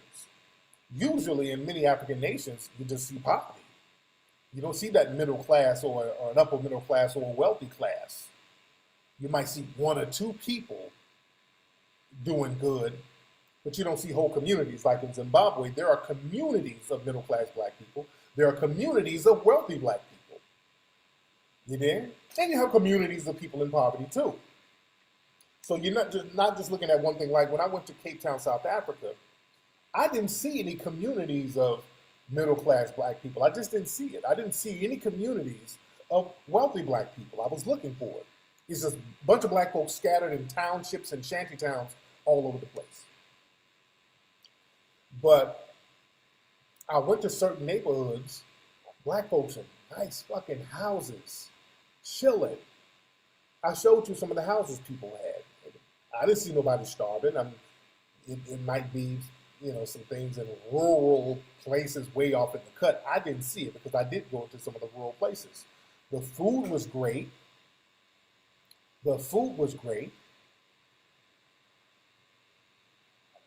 But I'm telling you, y'all need to go to Zimbabwe for the experience of being in a place where black people are running things. And everything is cool. They have challenges economically. There are not a lot of coons there, and that's the thing. There are not a lot of coons there. So I can't call it Coonbabwe. I can't say it's Coonbabwe. I hope it doesn't become Coonbabwe, and I even told them that. Even when I was there, I was getting on them.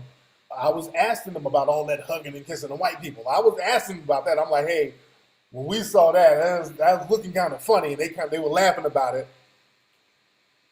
And I asked a lot of people. I would say, look, when Mugabe, they ousted him, what's up with y'all out there in the streets hugging and kissing on the white people? And they basically, many of them explained it like, well, look, half the country was, down with Mugabe. The other half, they wanted change. So people were excited that there was change. And, once the regime change happened, the people got excited and a lot of white people started coming downtown and everybody got caught up in the moment and they were just hugging and high-fiving and it was that type of thing. And the cameras made sure to catch all the black people hugging the white folks.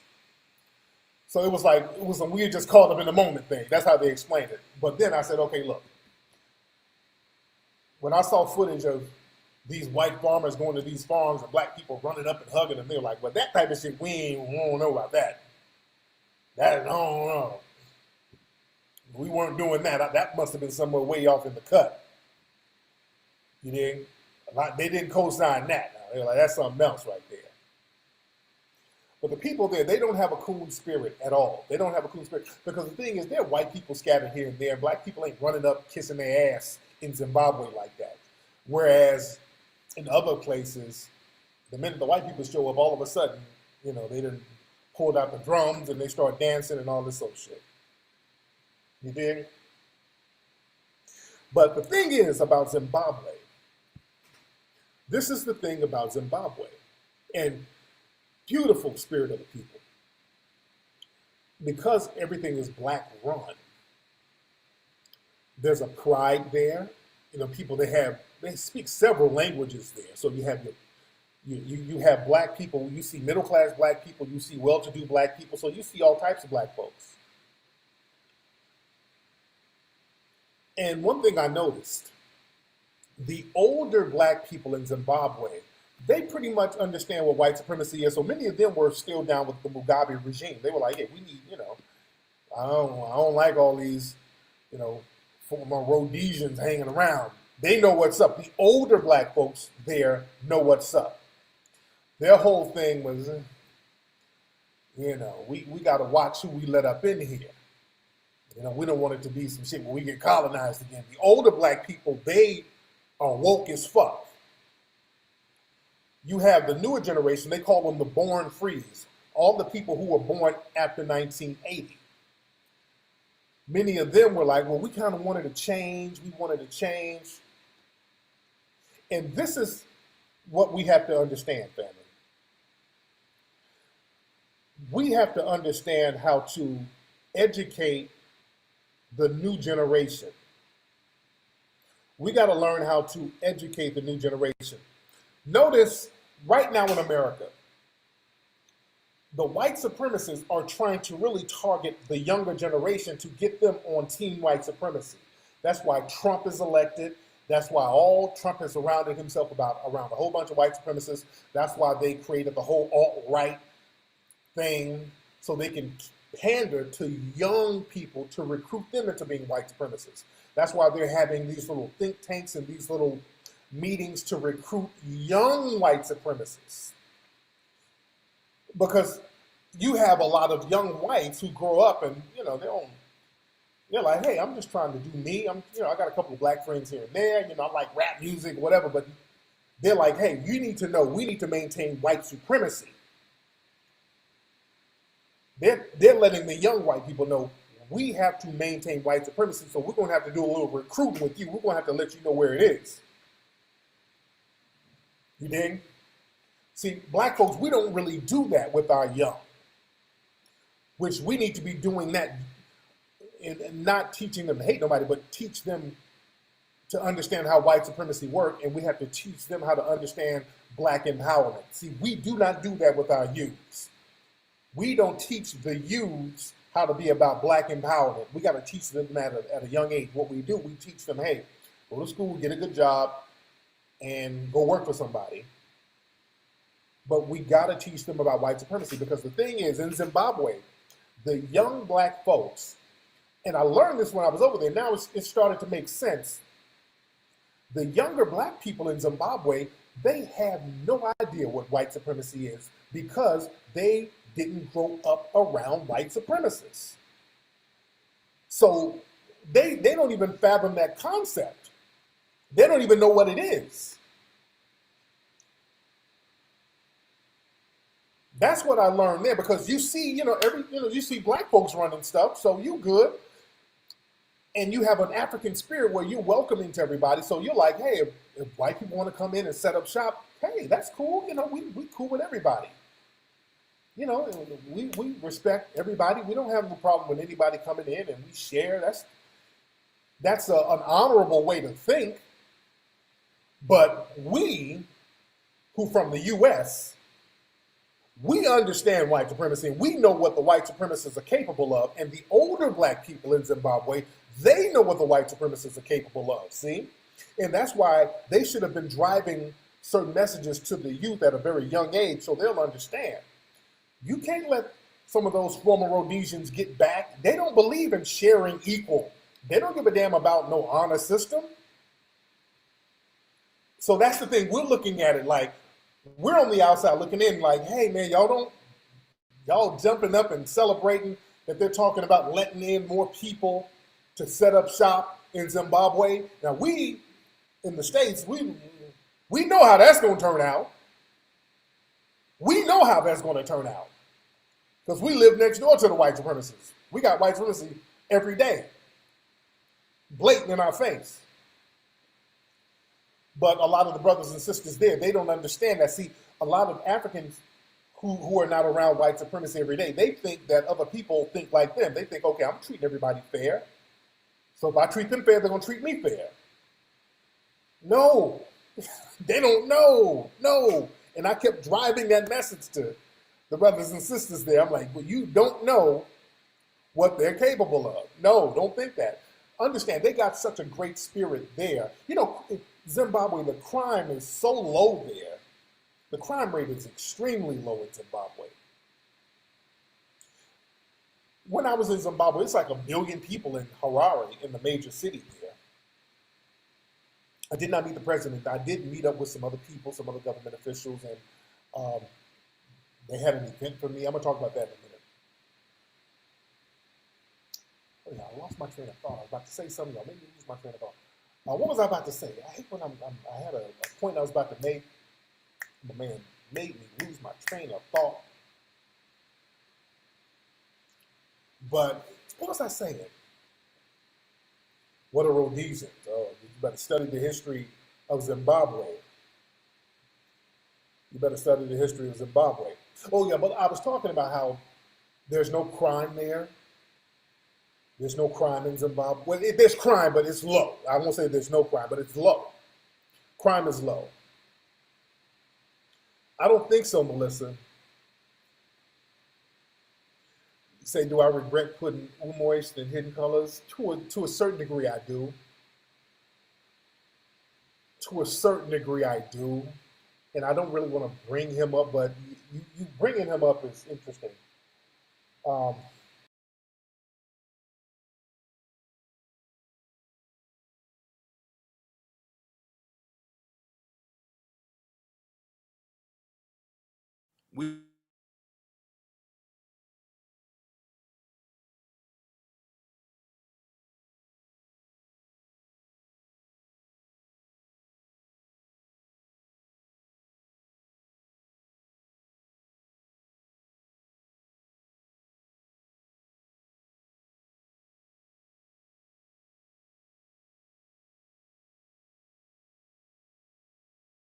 Black-Brown coalition themes.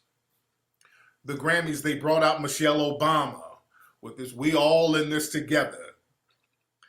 You dig? These folks are really trying it with us.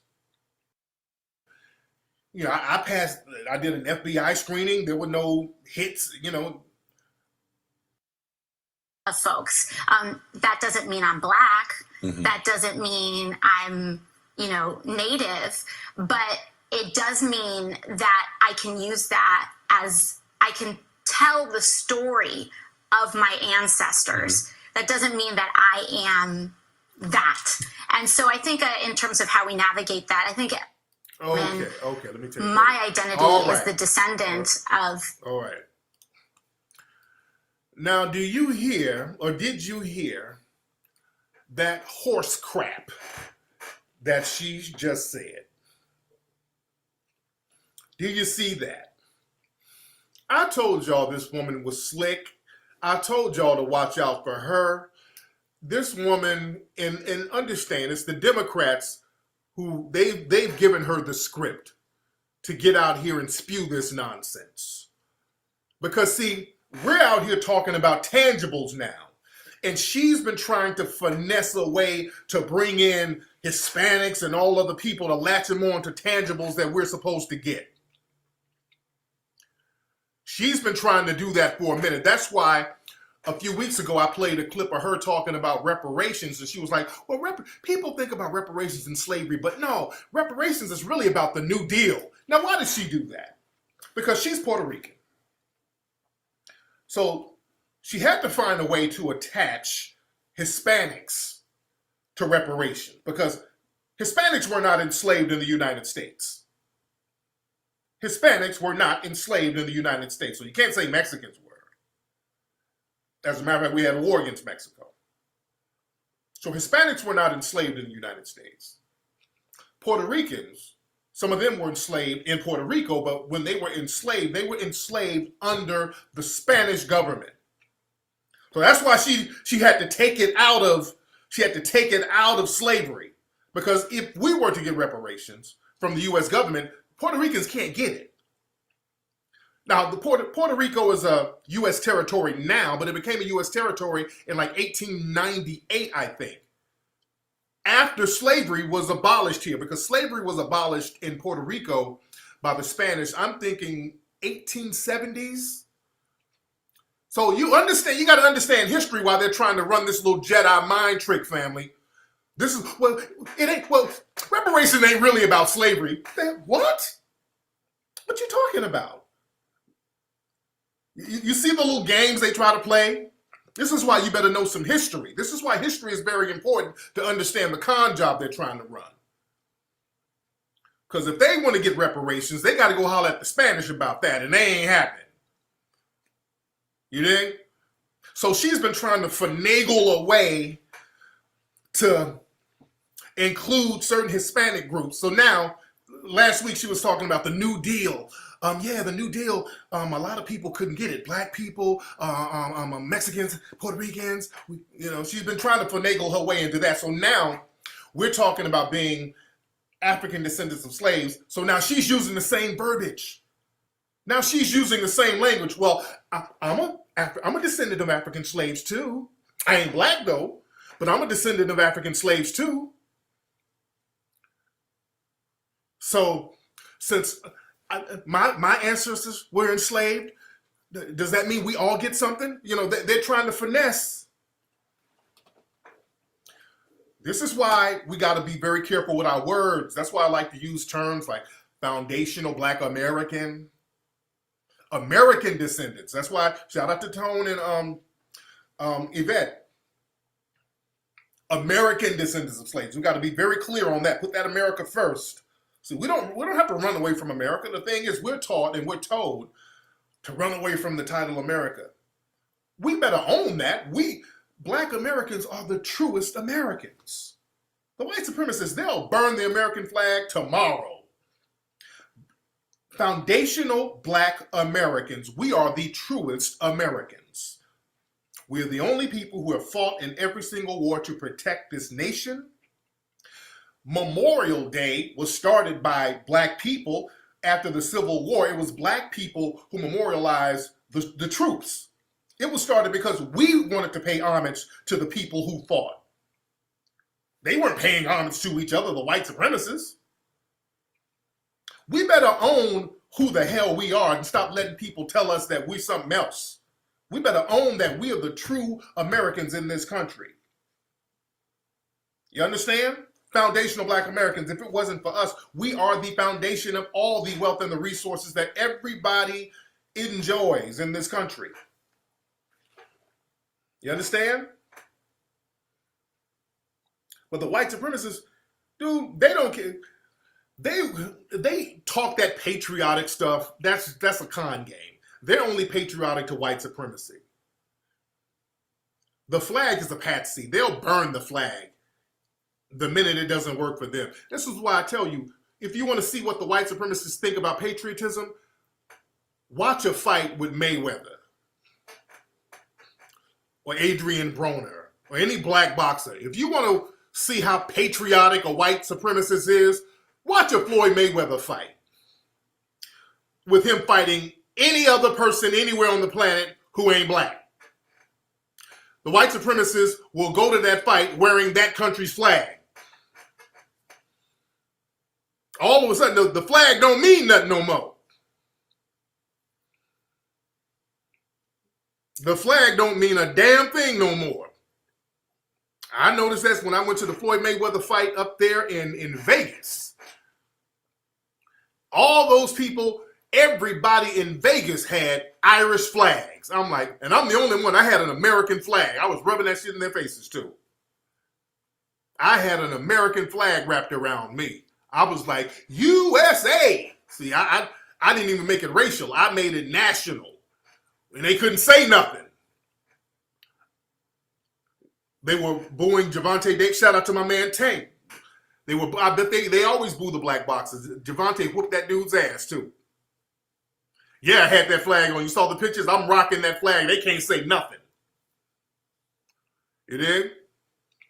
Everybody hit the like button. Everybody hit the subscribe button, by the way. You dig? They were hating on Devontae Wilder. Yeah, of course. Of course. But with this woman, all of a sudden, this woman is up here talking about she's a descendant of African slaves. Family, when was the last time a Latina claimed African heritage? You know how many Latinos, I know you're in here listening. Y'all know, y'all go out of your way to deny your African heritage. As a matter of fact, you get offended if somebody were to call you black. You get offended if somebody brought up your black great-grandmother. Boy, y'all go out of your way to deny that African bloodline. Boy, somebody say, what are you? I'm Taino, Indian, and Spanish. Boy, somebody say something about somebody black in your family, boy, you pull out a knife. You got jet black Puerto Ricans and Dominicans. I ain't no black. You call them black, they'll fight your ass. Now that we're talking about clicking up as black Americans, foundational black Americans, and all of a sudden, oh yeah, my grandma. I remember. Grandma is negra. No, sit down, Sammy Sosa. Don't come around here now. Hold your own nuts now. Don't come around here with that bullshit. Don't come around here. Now you done jog your memory about your great Morena grandma. No. Hold your own nuts. We ain't supporting no damn immigration. Sit your ass down and get you some rice and beans or do whatever you do, because we ain't rocking with you. Don't come around here now. We good. We good now. We good. Stay right where you are. We good. We needed you when George Zimmerman needed to be dealt with. We don't need you to come around now with that. We in this together. We in it together. My grandpa got afro like you. We brothers. No, bro. No, we good. No, we good. We cool in the gang right now. You better hold them on your own nuts, because now they see that we squatted up, and the Democrats ain't looking too good right now. And it's about to be some more years of Trump, and we ain't got no problem with that. We've been dealing with Trumps for 400 years. We have no problem with no damn Trump. 4 more years is whatever. All right, we strong people. We'll deal with it. We've been dealing with it for 400 years. Another 4 years ain't gonna do nothing else. But y'all ain't used to that. Y'all ain't used to these white supremacists putting the slack down on your ass. You ain't used to it.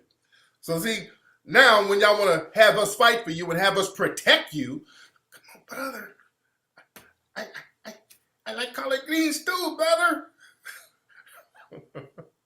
I got greens, beans, potatoes. Now, you name it. I got greens, beans, peas, potatoes, greens, beans. You name it. No. You better stick with your tacos, tortillas, quesadillas, burritos. You name it. Don't come over here. I don't want no soul food from you. I'm good. Stay your ass over there with Miss Cortez, because we ain't got nothing for you over here. We done everything we can. We're good. We done everything we can for you. Now, on a personal level, I got some folks I'm cool in the gang with, but I'm talking about as a group. All y'all better hold your own nuts as a group. Okay? And the thing, and another thing about, let me pull this thing up one more time. Another thing, I want y'all to notice something. And somebody else pointed this out. I thought I was the only one who noticed this, but hold on. One thing I noticed about Miss Cortez. Where am I? Come on, goddammit. Here we go. One thing I noticed about her, hold on. Is it me? Is she darker in this picture? Hold on. Is it me? For some reason, when I looked at this clip, I'm like, because normally she's like real light looking. Normally she's real light. I noticed in this clip, she's about a shade or two darker. I'm like, really? Am I tripping? I said, I know I'm not tripping. But yeah, dude, she look a shade or two darker in there. Let me pull it up a little. Hold on. Look, just one more time. Look at it. My identity is the descendant of many different identities. Well, for a minute, when I thought it was Rihanna. I mean, she looked a little darker. She done tanned it up a little bit. Man, See, that's the little game they play. And I talked about this before, how a lot of people in Latino society, see, they'll play 3-card Monte. Yeah. Let me pull up some other pictures of her. Hold on. Now when it's time to pander to the for that black vote, all of a sudden you done put on some Fenty makeup. Hold on. What's this woman's name? Hold on. Ocasio-Cortez. Okay. All right. Let me look up some pictures real quick and just kind of compare. Hold on. Let me look at some pictures and compare real quick, guys.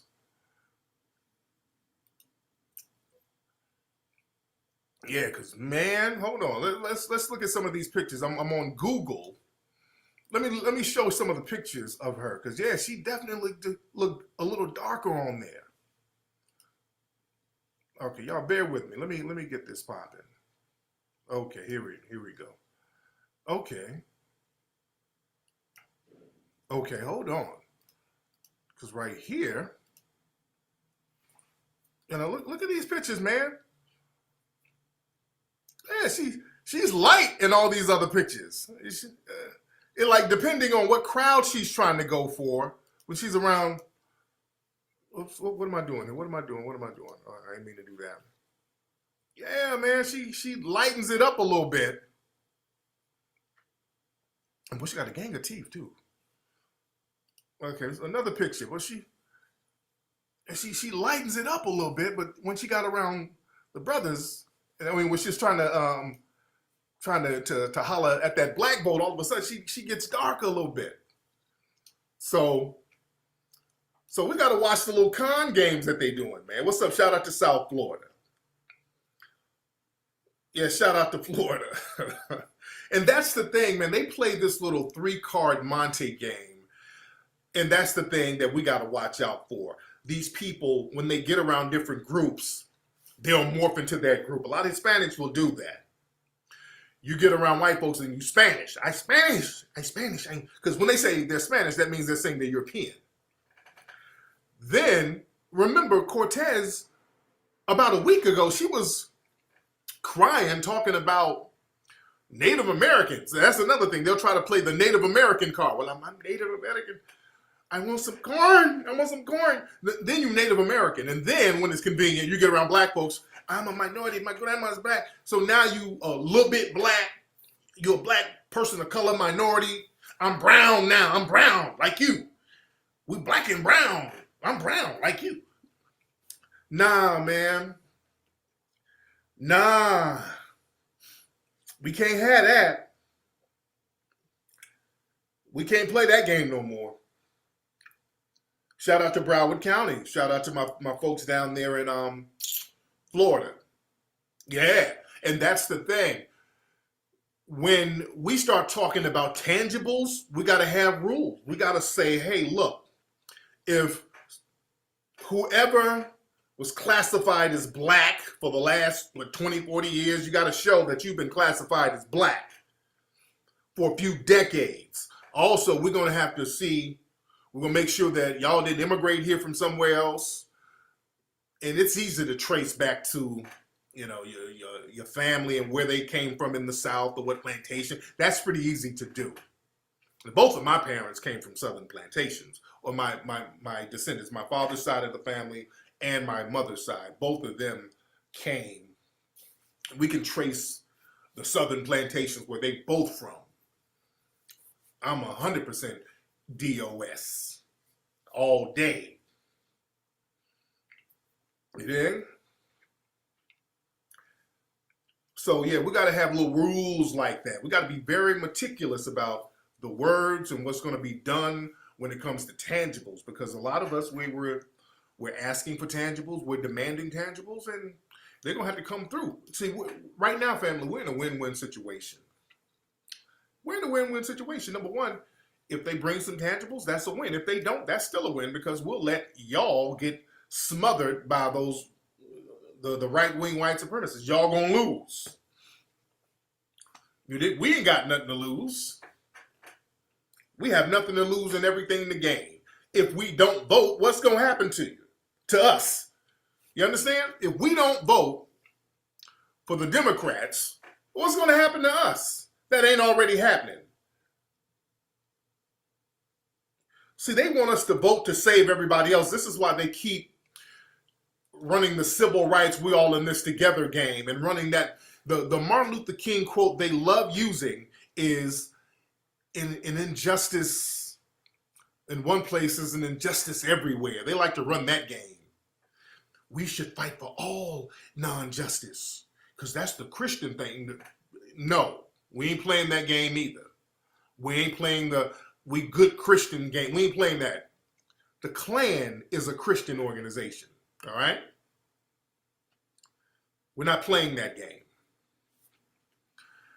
And the Democrats, I don't know what they're doing. It's like they're at a point where it looks like they ain't even trying to win nothing. It looks like they don't even want to win the way they acting. What the hell are they doing? Now, where's this clip I want to play? Where is this clip I want to play? Hold on. Because I want to show something. 1 second. Y'all bear with me. Because I want to show this. I want to play this clip. Because Cory damn Booker, brother. Now, they're talking about this whole blackface thing. The whole blackface situation.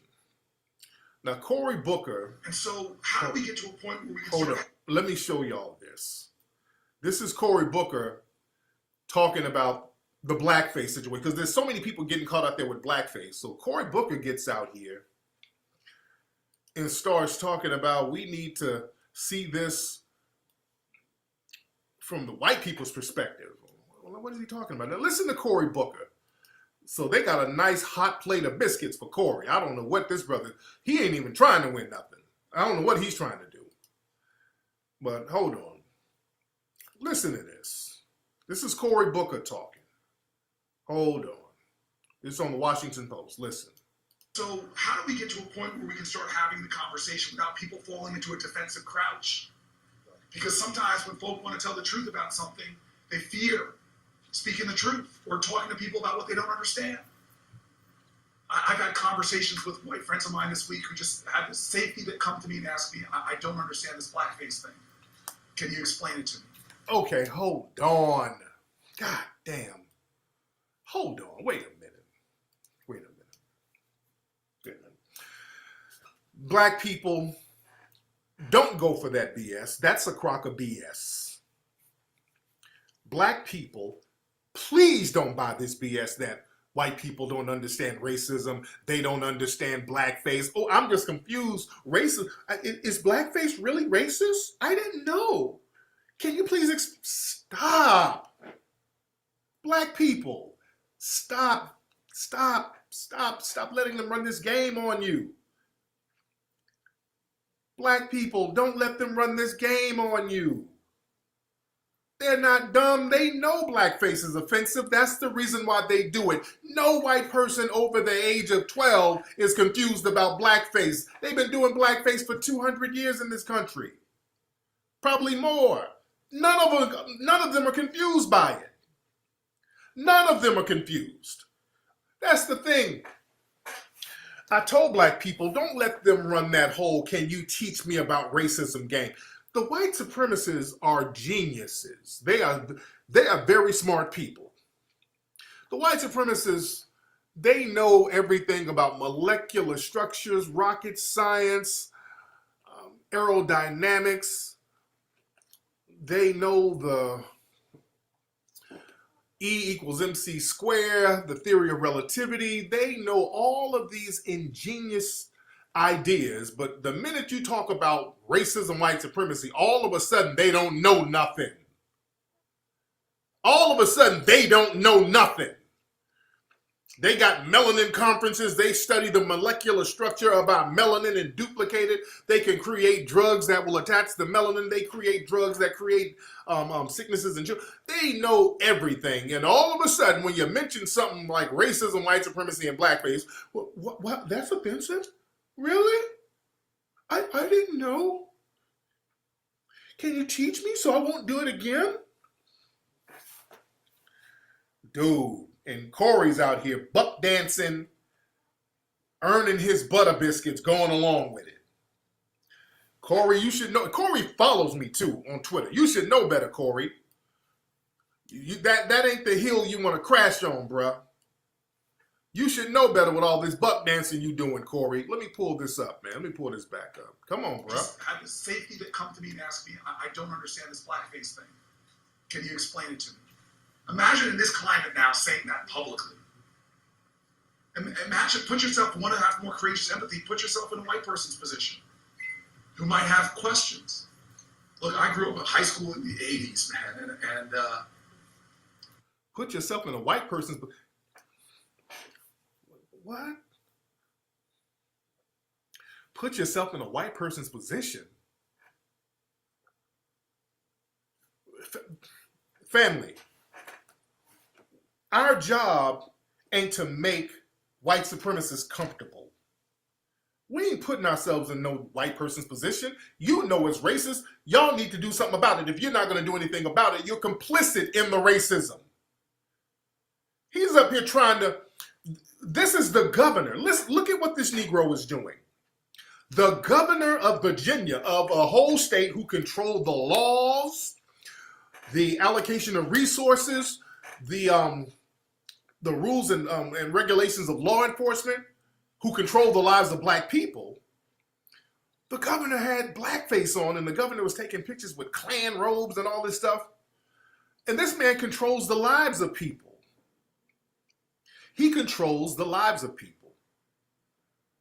So this shows that black people, we got a person like this as the governor. You know how this could negatively affect the lives of black people? And the governor's nickname was Coon Man? So, you know, we saw in Virginia, no wonder we see that that's the state that thousands of white supremacists decided to come to and create complete mayhem and murder and assaults, where they got slaps on the wrist, by the way, and the law enforcement there didn't want to even prosecute them. You had to have activists go out here and find the damn perpetrators. There's a reason why black folks got beat up at the Unite the Right rally, and they started arresting victims who got beat up. We see who the governor is, and we see that trickles down to everybody else. We see that that's a white supremacist enclave. You see the danger that black people are in, and this fool said, well, we got to look at it from white people's perspective. Let's look at how white people feel about the blackface and how uncomfortable they are. Forget about the Negroes who's living under this damn terrorism. White folks are just upset.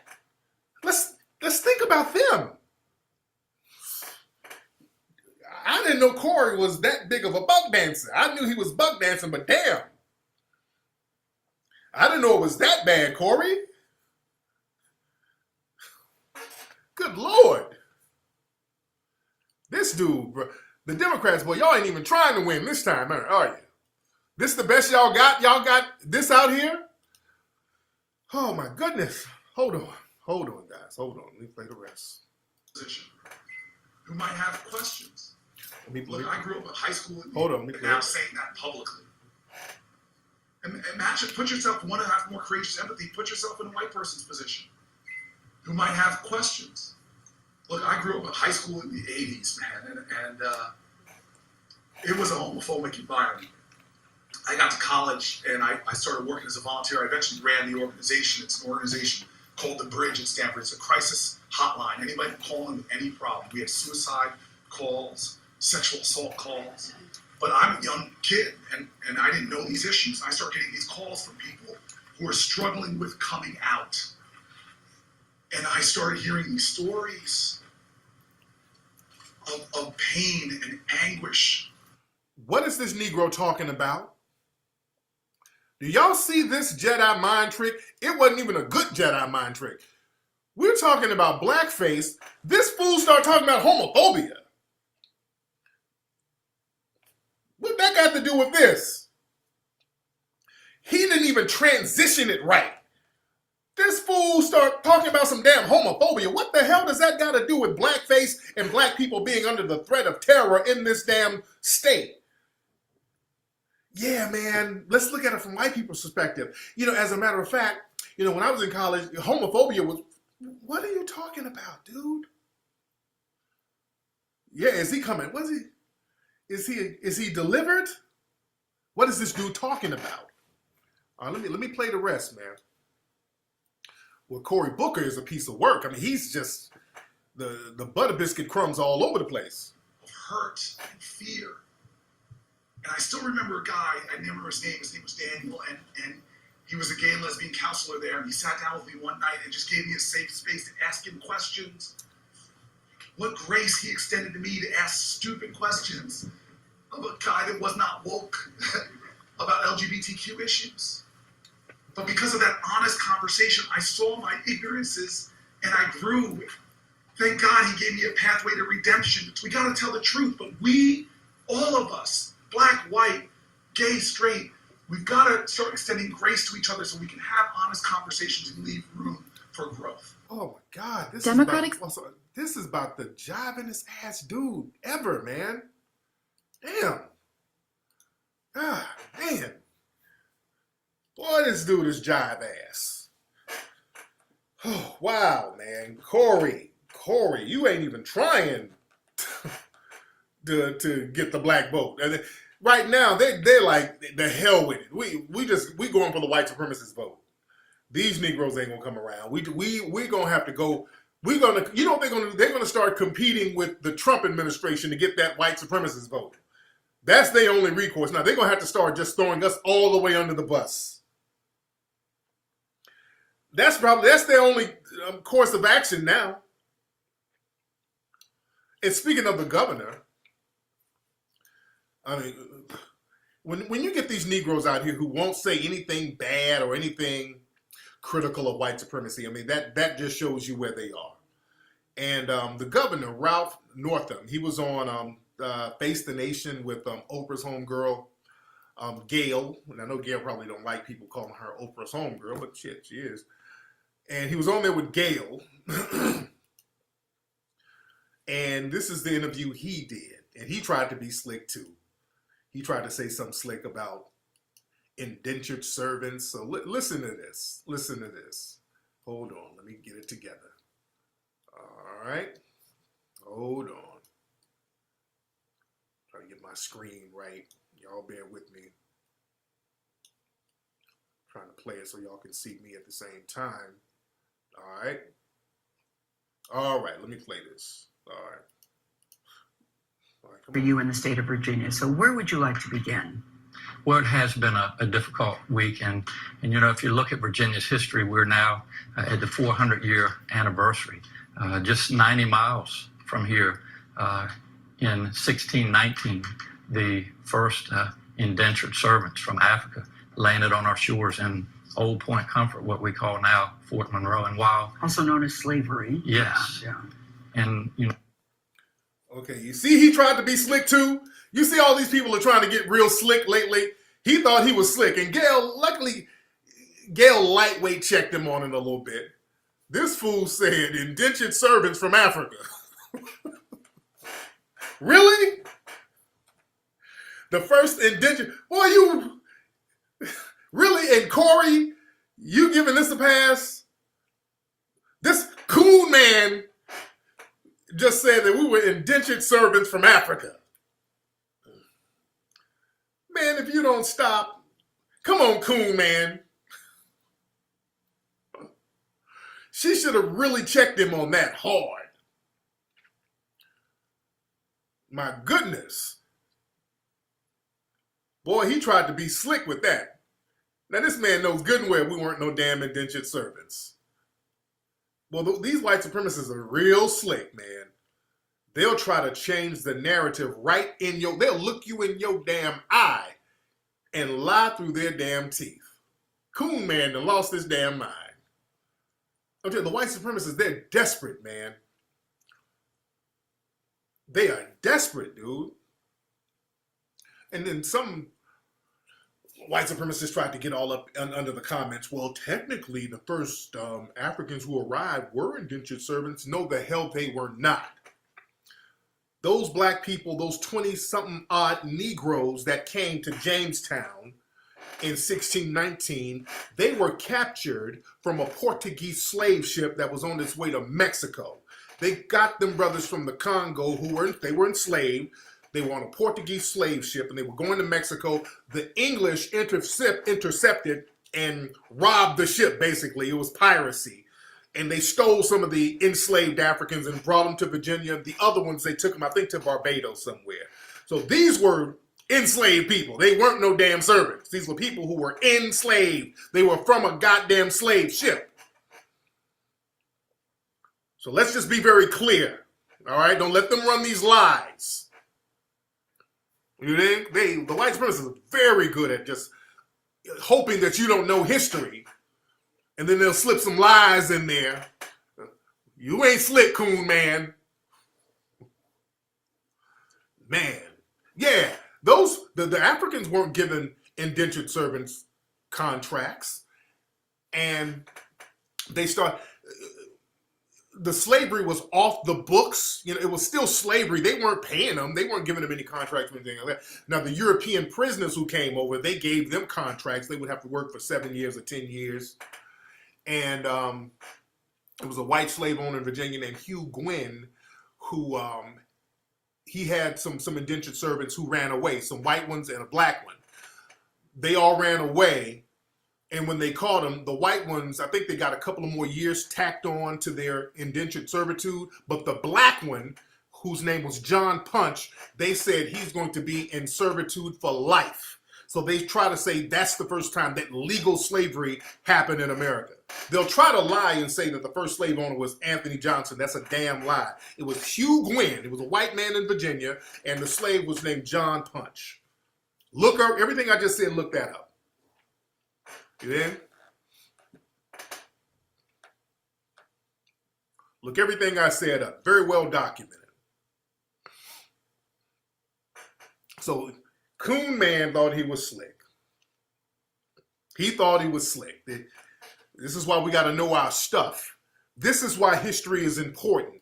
Because when we try to get tangibles based on history, they'll try to pull the Jedi mind trick. This is why it's very important to know who we are, where we came from, what we did, our accomplishments, our achievements, what real history is, so they don't run that game on us. That's why history is important, man. History is very important. You dig?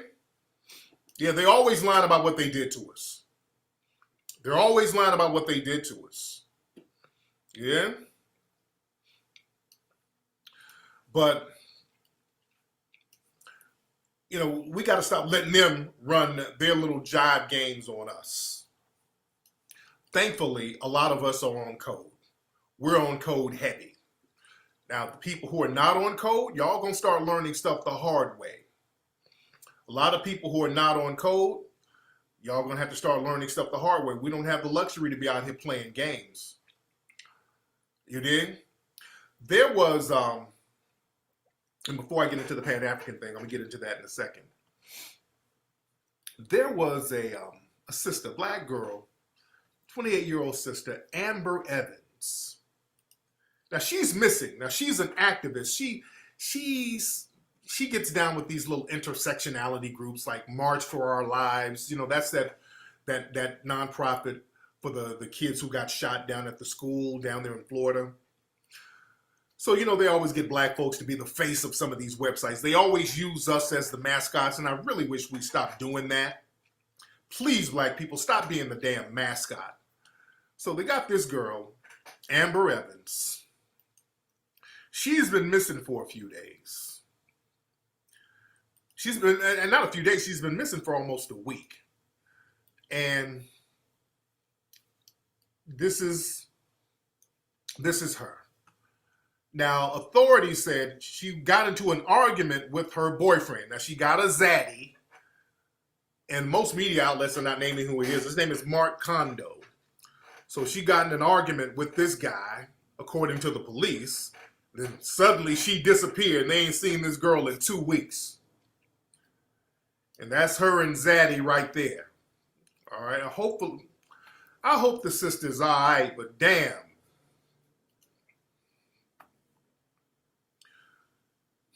I hope she's all right. But, yeah, ain't nobody really investigating Zaddy. And we ain't heard nothing from that whole Me Too crowd or nothing. How many people? We got a lot of folks in here. Hold on. We 6,000 deep in here. Shout out to everybody. Everybody subscribe to the channel now. But, yeah, that's unfortunate, man. I hate that. And they don't look like they're even investigating him. That would be the first person you investigate. The media, they haven't even named him. I'm the first person who really named who the boyfriend was. The media, they saying, well, she had an argument with her boyfriend. But they ain't naming who he is. And they ain't showing you who he is either. They're keeping that on the low. And Me Too damn sure ain't saying nothing. Where you at, Me Too? Y'all go after everybody black. But, I remember Tiana Burke said, why is it her job to go after white men? Sisters, yeah, I hope for the best, man. This sister being missing for 2 weeks ain't a good look, though. Yeah, you dig? Am I coming to All-Star? No. I ain't got no time for no damn All-Star weekend. I'm good on that. Man. But talk about Pan-Africanism. I was kind of debating this brother on Twitter, and I blocked him because he kept getting debunked by everybody. I forgot what's his name. I forgot what his name. He says that he's a professor at probably some community college or something. I don't know.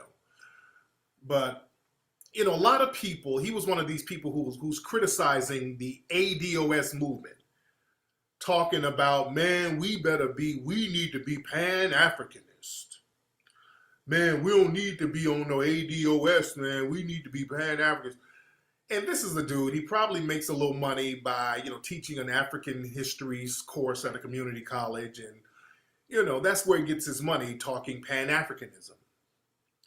And the thing is, what is because every time we would try to pin him down on a point or a question, he just kept changing the subject. So he's one of these people who wants to just argue in circles into infinity and doesn't really have any thorough information to bring to the ghetto intellectual. That's his name. Yeah, he's one of these time-wasting trolls. Just wants to talk over and over again and use a bunch of cliché-isms. He gets into a lot of cliché-isms. And we don't have time for cliché-isms no more. We don't have time to get into cliché-isms. And a lot of these old Negroes, they love that cliché-ism bullshit because you don't have to do nothing. You don't have to bring any tangibles. You don't have to really make any connections. Just attention seeking. A lot of these old niggas, don't nobody really pay attention to them. So they try to use their trolling and act like it's intellectual conversation. It's really, look, somebody come look at me. My grandkids, they ain't fucking with me. Nobody looks at me. Nobody pays attention to me. So somebody acknowledge me. A lot of these old niggas are like that. Some of these old Negroes from the 60s and 70s, a lot of them are like that. They want somebody to just acknowledge them. So they talk idiotic nonsense in circles, and it makes no sense because they ain't gonna do nothing. And his whole thing was, man, we shouldn't be on ADOS. The answer is Pan-Africanism. Because America, this is a hellhole for the black man. We need to connect with our African brothers. America ain't for us. It ain't never been for us. Okay.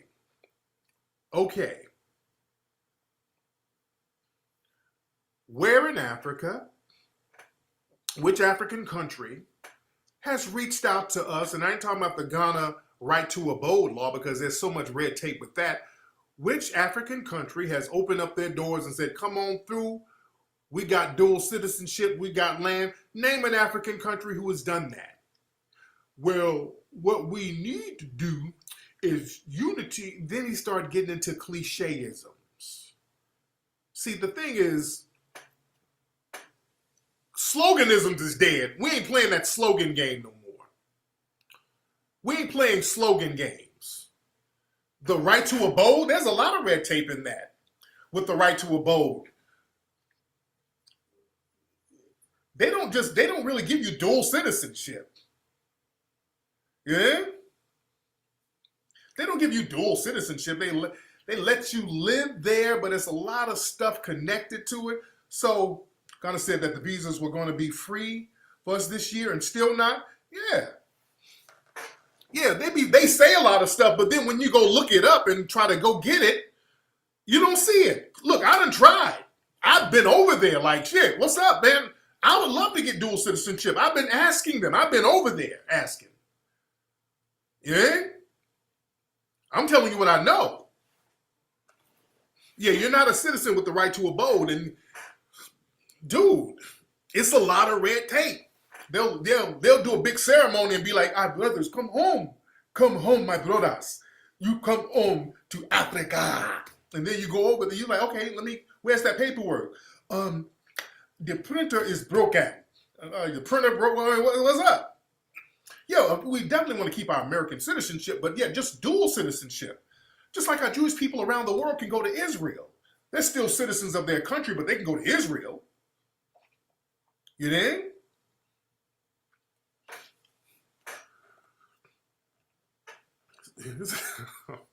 Where's he a professor of, the dude? So yeah, my thing is, these African countries, they're going to have to reach out. This Pan-African thing has been one-sided.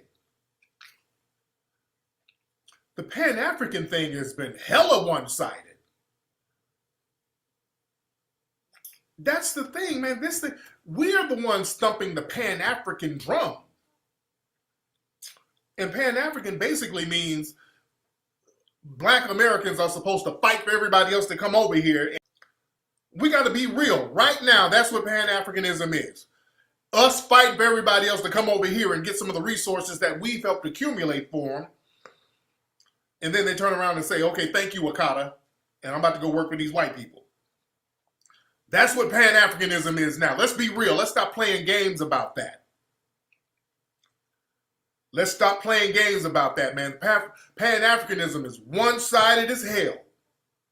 These African nations should be hollering at us and saying, hey, look, Black folks, we'll allot this land for you. You come over here, we'll give you dual citizenship. Don't worry about all the red tape. We got you. It'll be a Black version of Israel almost. Ain't nobody doing that. They got the African Union over there. They haven't said, hey, Black people over here, y'all can be a part of the African Union. You dig? I remember when, and I think we talked about this in the movie 1804, when Haiti was supposed to be a part of the African Union, and at the last minute, they put the axe on it. They didn't let them become a part of the African Union. Haiti was supposed to be a part of that. Yeah, the AU. Am I right? Where are my Haitians? I want to make sure I'm right about that, because last time I checked, they didn't know Haiti was supposed to be a part of the AU, and they derailed the hell out of that. They wouldn't, yeah, okay, I'm correct on that. Okay, so it's still valid. Okay. Yeah, they wouldn't let Haiti in. They were like, oh, we don't want them Haitians. So them niggas, they fights. So we don't want that still. We don't want them coming over there, putting that spirit in there. But yeah, they denied Haiti. Yeah?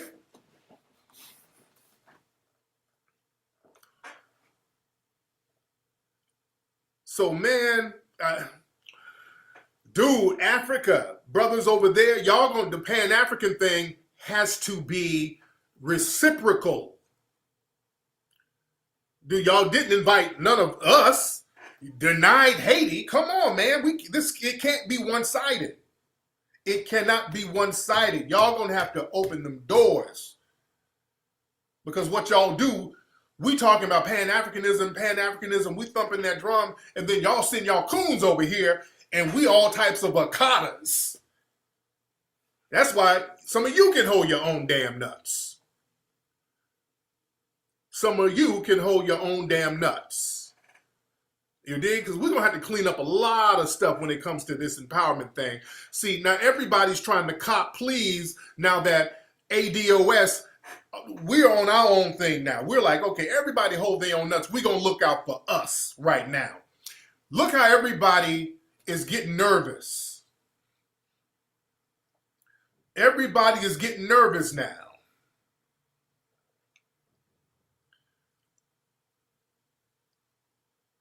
Everybody's getting nervous. Somebody said Akata is only in Nigeria. That's a damn lie. I've seen Ghanaians, Senegalese. I've seen a lot of West Africans use that all up and down the coast. They get over here and be using that. Just don't just put that on Nigeria. Don't just put that on Nigeria. You dig? We're going to have to start being political assholes. Ain't nothing wrong with being politically selfish. We got this thing that we're going to lose friends. We don't need friends no more. Because ain't nobody been our friend. We've been friendly enough. We don't need friends no more. Like Professor Black Truth said, we got family. We need to start acting like family. We family over here. We got to start acting like it. And even we have, you know, little family differences. We still family. And what's good about this whole movement we got going on now is everybody's on code. Everybody's on code now.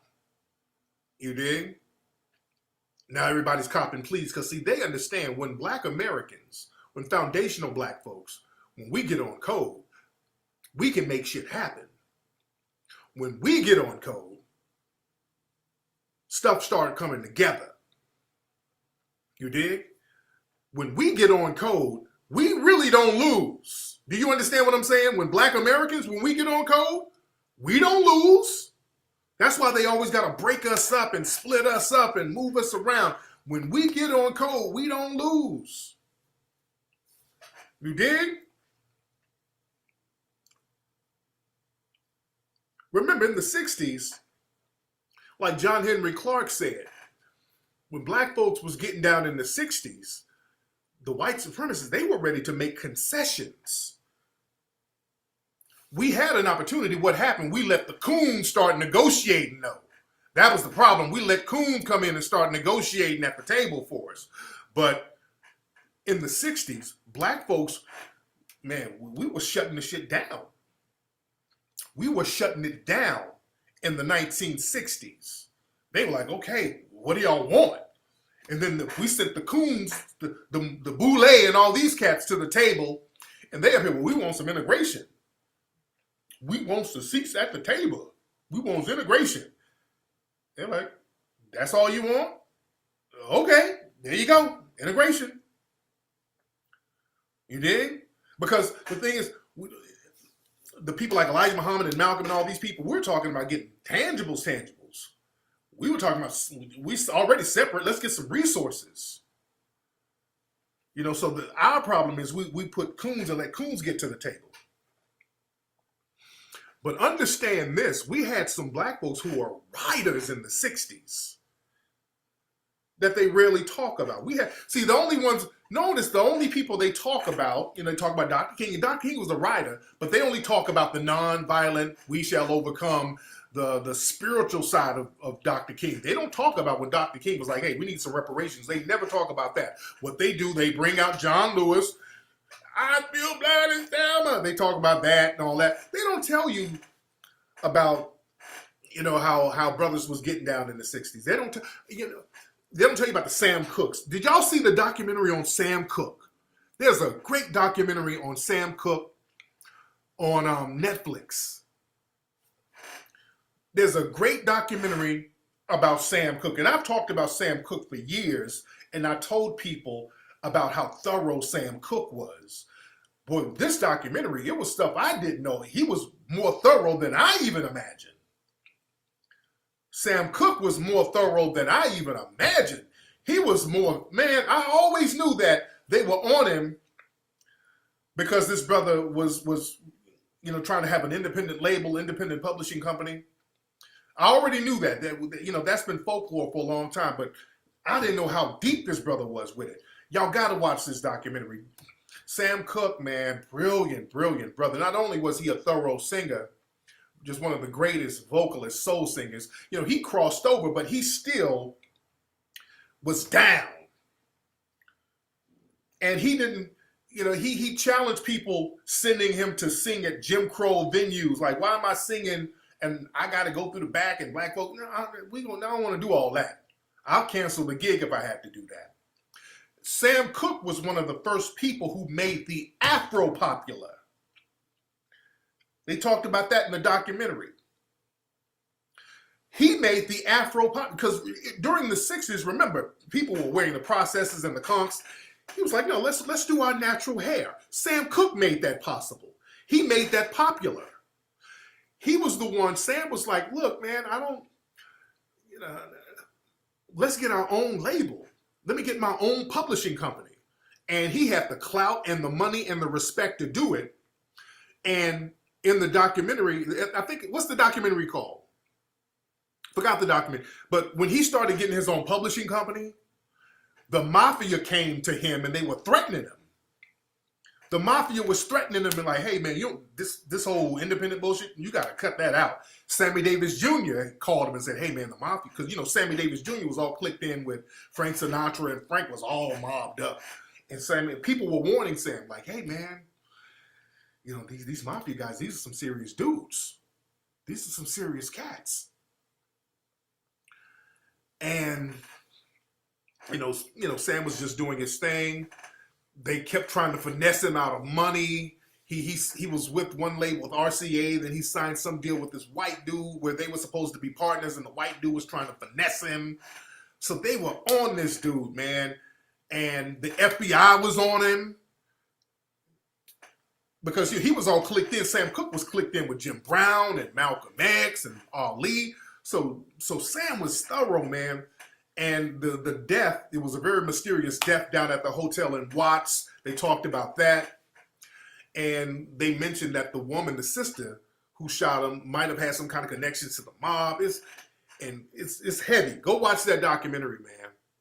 The Killing of Sam Cooke. This is why, family, when we get people like that, when he wouldn't do the Chitlin circuit. Yes, Sam was a writer. I mean, Sam, he didn't have to do the Chitlin circuit. I mean, he crossed over, but he was still down for his people. Yeah, that dude had that janky contract, and Sam just happened to be, he was sick for a couple of days, and he had a chance to look over the contract. He was like, hey, wait a minute. Whoa, what is this? This contract is some bullshit. And Sam, he was about to go, I think he was going to fly to New York and fire the dude, because the dude put some real shady stuff in the contract, and he didn't even get to make it to go fire the dude. So he mysteriously died at this hotel down in Watts. And they never really truly investigated the murder. All the people around Sam Cooke said the way they said it played out was garbage. You dig? But people like that, man, when we have rioters in our community, this is why we got to protect people like that. Yeah, they were on him. Yeah, they were on him, man. A black person, they didn't want that spirit to get out of a black man controlling. When we talk about the music industry, you notice anytime black folks start talking about controlling their publishing and they are big stars like that, notice something happens to him. No, he wasn't killed in Chicago. He was killed down in Watts. But notice when black folks start talking about owning, publishing, and all that, and you already making millions of dollars, and you talking about owning your own publishing, all of a sudden, Conrad Murray pops up. All of a sudden, your plane falls out the sky. Like Otis Redding. All of a sudden, you end up dead at a hotel. All of a sudden, you're riding your bike around Minnesota, and then you die mysteriously. All of a sudden, you get crazy rape charges thrown at you every week, like Chris Brown. Yeah?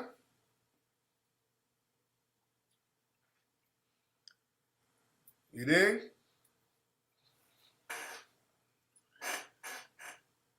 Yeah, all your money is tied up. And then they make a killing off your catalog. You dig? He said, you do the award successor Grammy. Okay, I didn't read what you said. But yeah, that's a very good documentary, though. Did Nipsey win a Grammy? Nipsey Hussle? I hope he did. Did Nipsey? But we are deep in here, man. Shout out to everybody in here. We're in here heavy. Yeah, Prince's death is very mysterious, too. I would like to see a documentary on that. Yeah. But, yeah, Little Richard and Michael Jackson. Little Richard, Michael Jackson gave Little Richard a publishing writing job. So, that is what it is. Oh, Cardi won over Nipsey Hussle? Okay. Well, yeah, it's been Cardi's year. It's Cardi's year. Everybody hit the like button right now. Everybody, I need y'all. It's 6,000 of y'all in here. I need y'all to hit that like button. Hit that thumbs up. And then hit that subscribe button. With all 6,000 of y'all in here. We're in here heavy. But we're still filming. We're done filming the principal parts of HC5, and we're still editing now. A lot of editing work to be done. But it's coming. It's coming along. Yeah, we're looking at a summer release. It's coming along. Yeah, Don Cornelius. Good point. Yeah, they said he committed suicide. Don. And I'm going to see that thing, that show about Don Cornelius on BET. But yeah, look at the 2 killings of Sam Cooke. That's the name of the documentary. I heard there's a documentary about Teddy Pendergrass on Showtime. I want to watch that too. Yeah.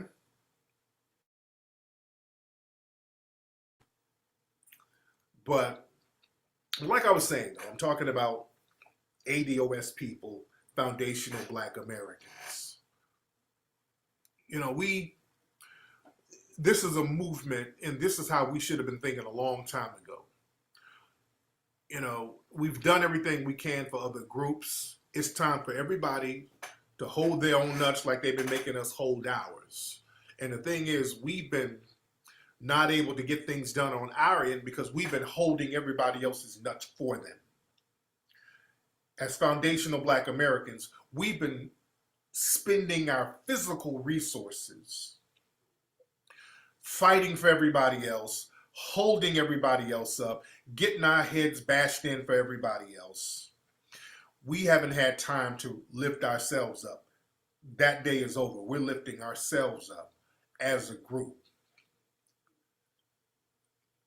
Now everybody wants to start copping pleas. The minute we start talking about lifting ourselves up, I notice all these other minority groups.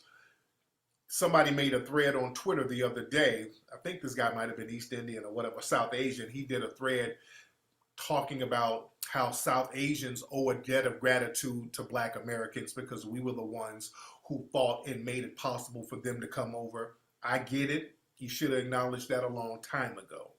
Don't start copping pleas now. See, now people want to start acknowledging the things that we've done. Don't fall for the okie doke, though. I appreciate you, but you're still going to have to hold your own nuts, though. Because now they see that they can't use us to save them no more. You can't use us to say it's too late for that now. See, y'all are around election season, and all of a sudden you want to acknowledge all the great things that Black Americans have done. Well, you should have been doing that when they've been beating up sisters in the stores. You should have been doing that when Zimmerman is out here. He's still out here. Y'all should have been doing that when the Arab store owners are attacking Black folks. Y'all should have been doing that then. Now it's hold your own nuts time. You did? And a lot of these black immigrants, you're going to have to hold your own nuts too. Because y'all been getting the pass. Y'all been slipping in the mix. Y'all been slipping under the radar. You'll blend in. And again, y'all start doing a lot of undermining. Not all of you. Not all of you. But too many. Y'all been doing a lot of undermining.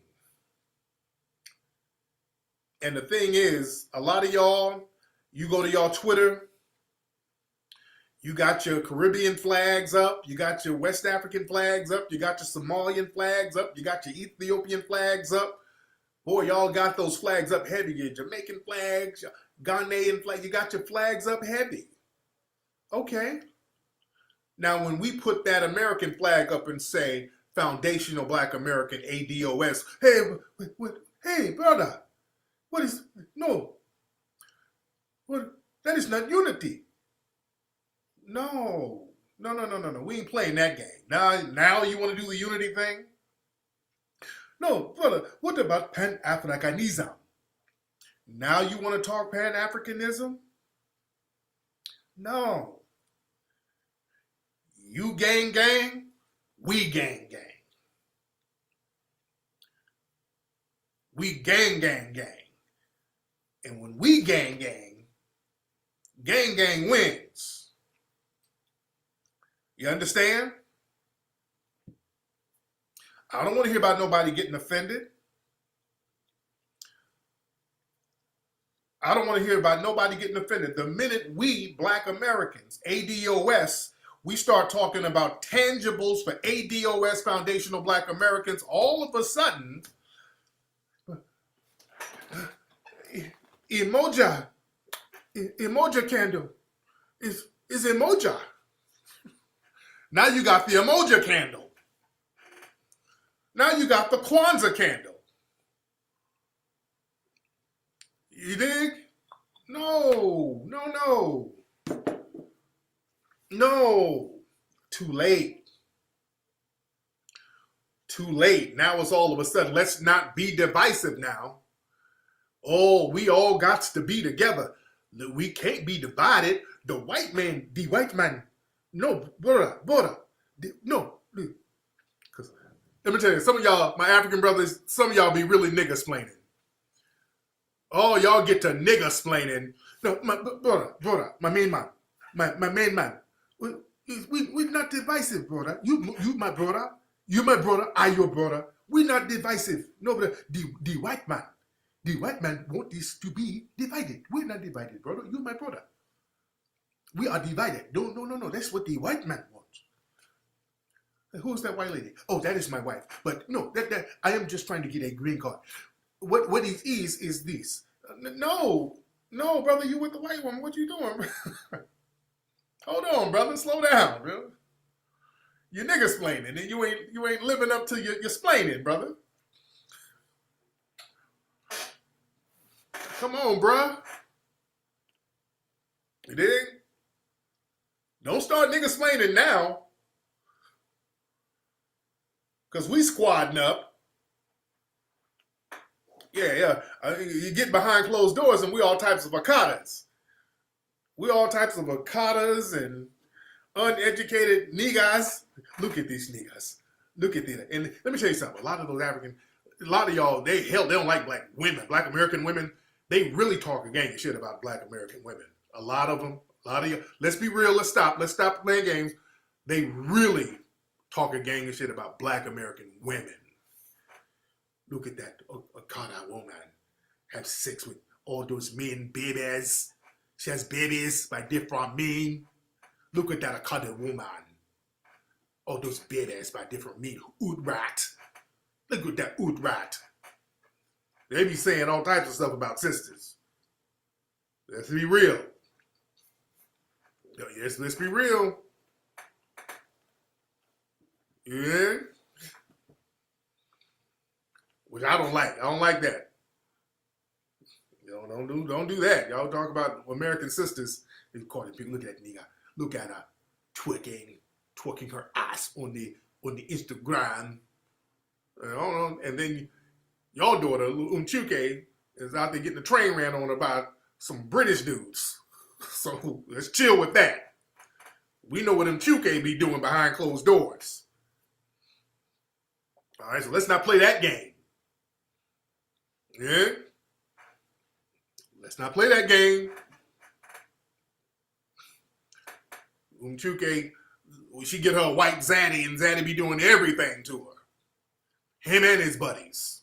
All right, so don't go down that road. Jesse.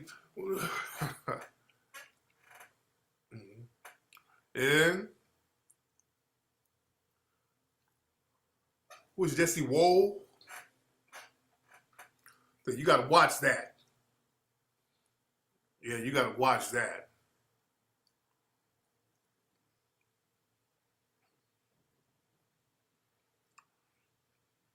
Man.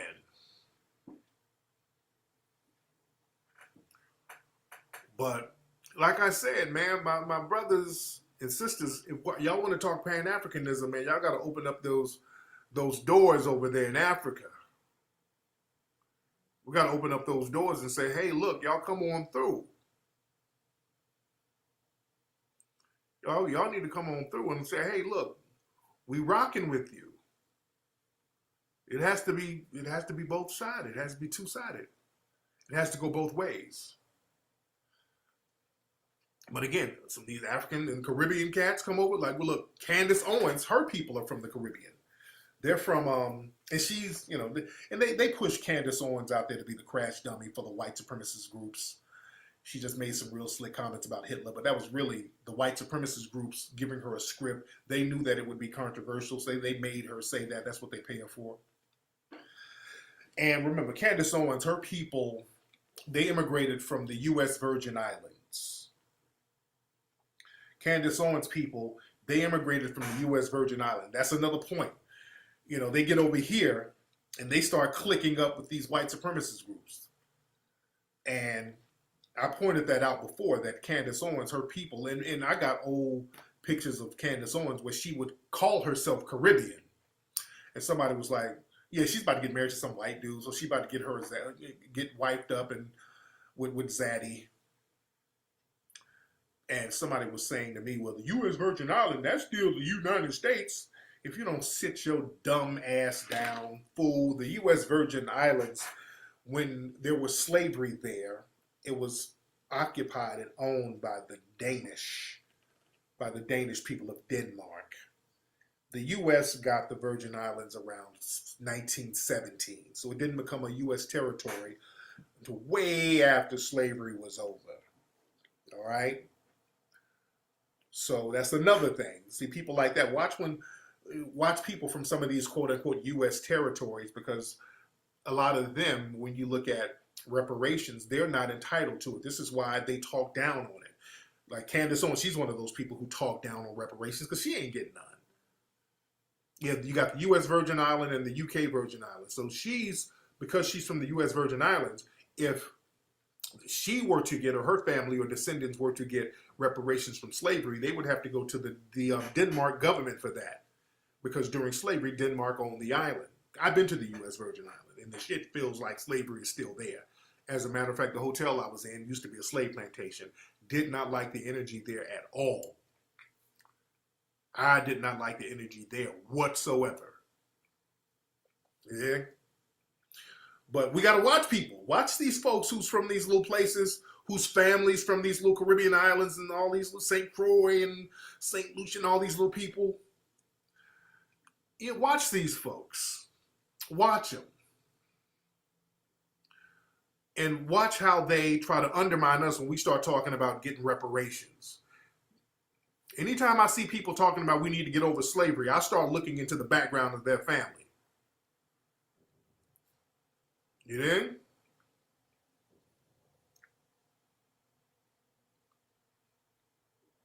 Man. But now, y'all keep asking me. Some of y'all in here trolling. Y'all talking about Umar's school, and I really don't want to talk about it because what I'm talking about right now, y'all little dickheads are going to take this clip and then make a video of it, which I don't like.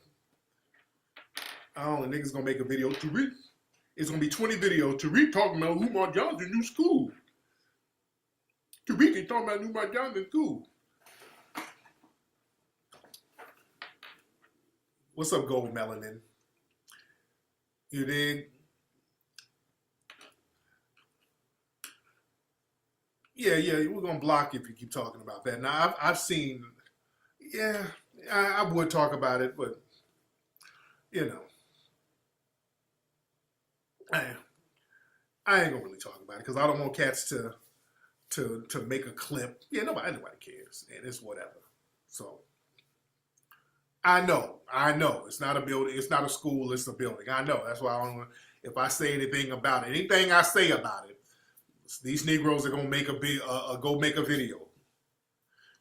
If I say anything about it, they're gonna go make a video. It's gonna be 20 videos. Some mush mouth nigga. Oh, hello, my name is Dante. Welcome to my channel. I like to talk about Tariq had this about Umar Johnson School. This is his clip. All right. Yeah. So I won't even say nothing about it. I don't want no Negro eating off me, trying to monetize a little bait clicking video. Yeah. I ain't gonna even give it no energy. Just because I just don't feel like cats making a bunch of videos about it. I just don't want to hear it. I don't want to hear it. And then if I say something about it, you know, some of the Negro websites like The Root might say, oh, no. And I watch what I say. Sometimes, you know, I tweet stuff. Like I tweeted some stuff about the governor of Virginia. I tweeted something this morning and Yahoo News picked up on it. And that's the thing. Sometimes I tweet, well, not sometimes, every day. If I tweet something, later on that day, all the major news articles will pick up on it and print it. They do that every single day. So that's why I kind of, you know, I kind of watch what I tweet. But sometimes I tweet just random stuff about a situation and then they'll just print it in the international media. Like, okay, goddamn, I didn't know it was that serious. Yeah. Did I hear about Whoopi Goldberg giving Liam Neeson a pass? I haven't heard that, but I wouldn't be surprised. I wouldn't be surprised. You dig? But anyway, man, let me get out of here. It's been real. I mean, we've been in here hella deep. You can get this t-shirt at hiddencolorsfilms.com. But family, let me say this, man. ADOS people, Foundational Black American people, you keep on what you're doing. You keep doing what you're doing. We stay on code. We're in a win-win situation right now. We got to stay on the tangibles code. It's tangibles 2020 or nothing. We do not let them come to the table with unquantifiable, intangible symbolisms. One thing we don't let them come to the table with, we're going to give you some free money for HBCU or free HBCU tuition or whatever. That's not, no, that don't count. Having school tuition and all that, but no place to apply it. Basically, we're doing the African village thing. If you go to, in Africa, people are always building schools in Africa. But building a school in Africa when there's nothing or no economic base where people can utilize the education is pointless. That's why the people stay poor in certain places. It's just a building in the middle of nowhere, but you have no place to apply the knowledge. So nobody ever elevates up. So we have to have an economic base. And that takes tangibles for that. Yeah? If you're not an ADOS, you still support. You dig? You could still support. Like, if you're an immigrant, we supported your ass. We didn't get none out of it. See, don't act dumb now. We ain't immigrants at all. Let me tell you something. Black folks, we've gotten nothing out of supporting immigrants. We just did it because we thought it was the right thing to do. We didn't get nothing out of fighting for immigrants to come over here and getting our heads bashed in. We didn't get shit out of that. We just didn't want to see other people being marginalized, so we thought, okay, we fight for you, it's going to be reciprocal. It just never been, we just waking up to the fact that, wait a minute, y'all motherfuckers ain't really helping us out. We just kind of woke up and said, hey, man, this thing ain't really popping. Wait. Bally, why did I lie and say she's Caribbean on Twitter? Because I posted her post where she said her family came from Haiti. So what are you talking about? Who said that? Hold on. Okay, yeah, y'all blocked him. Okay, there you go. Yeah, I was about to say, yeah, she said it. She made a post talking about her family came over from Haiti. So that's not me talking, that's her talking.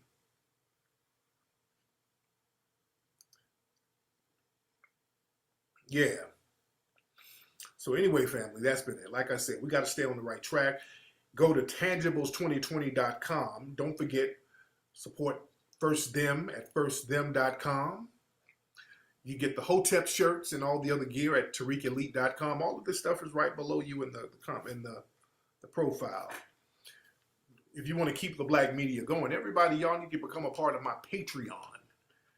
And I got some surprises coming up on Patreon. What I'm going to do, if you follow me on Patreon, I'm going to put up some deleted scenes specifically for you guys from some of the old Hidden Colors.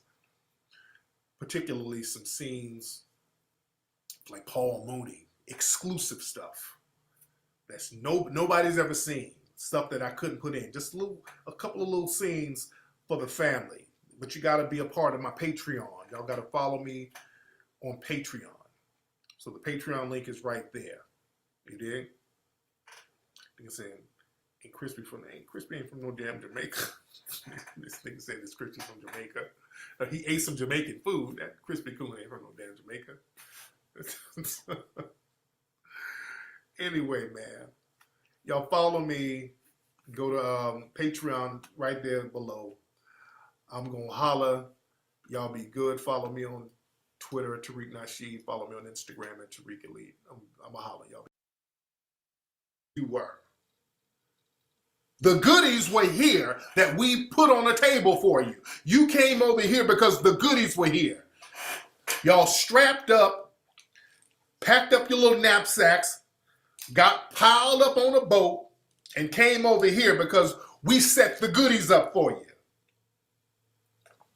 You dig? Y'all been eating off us from day one. The minute y'all family got over here, they were eating off us. Let's just keep it 100. Well, y'all blacks sound like you want a handout. White supremacy is a handout. Y'all wanted a handout when we gave out all that free labor we were never paid for and all the wealth that was accumulated and passed down to these other groups. That was the handout. Jim Crow was the handout. All you had to do was show up and be white. You had the Homestead Act where you had thousands of acres of land given to white people just because they were white. Don't tell me about no damn handout. White supremacy is the ultimate handout. See, don't let all these other groups try to come in. Well, I'm a Latino. We work hard. If you work hard like we work hard, you would have the same thing. Man, if you don't sit your ass down, let me tell you something. Don't let the Latinos run that stuff on you too. Because I say this. Name a Latino country that did anything significant without the help of black people. I'm talking about any Latino country over here in the Western Hemisphere. Name it. Name anything they've done significant throughout history that wasn't assisted by black people. Come on. I want, that's an answer. Let's hear one. I ain't shitting no Latinos, but I'm not going to have them try to point the finger at black folks as if you've done anything significant without us. Cuba is a black country, dude. Cuba is a black country. Argentina came up off black labor. Argentina came up and got its wealth from black labor. Even the tango dance was created by black folks. All of their culture was created by black people. You dig? Then they purged the black people out of it after black people created the culture there. Yeah, Argentina, they had a program to exterminate the black people after we built the wealth and the culture of Argentina. Yeah, it's very white now. I've been to Argentina before. I took a plane at a layover there. It's very white now. They purged all the black people out after we built the culture. Yeah?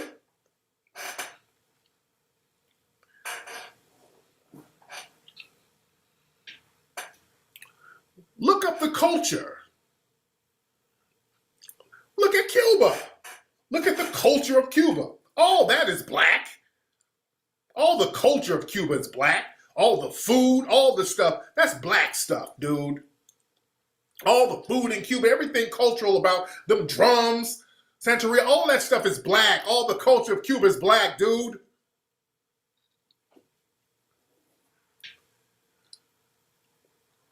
Let's be real.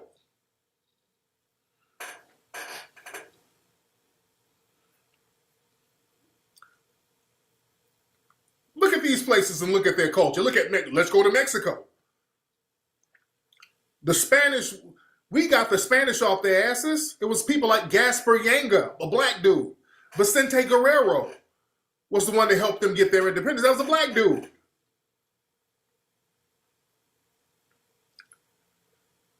Yeah? Come on now. Panama Canal, all that stuff. All their culture comes from black folks, especially Latino culture. Because hell, when you look at Spanish culture, we can go all the way to Spain. Spanish culture wouldn't be shit without the Moors. That's why Spain led the world domination thing.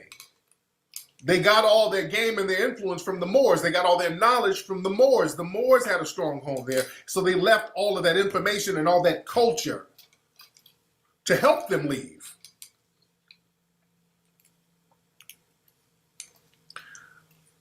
Dude, I've been to Costa Rica. Do you know this?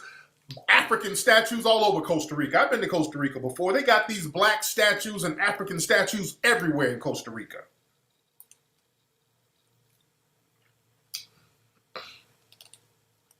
You dig?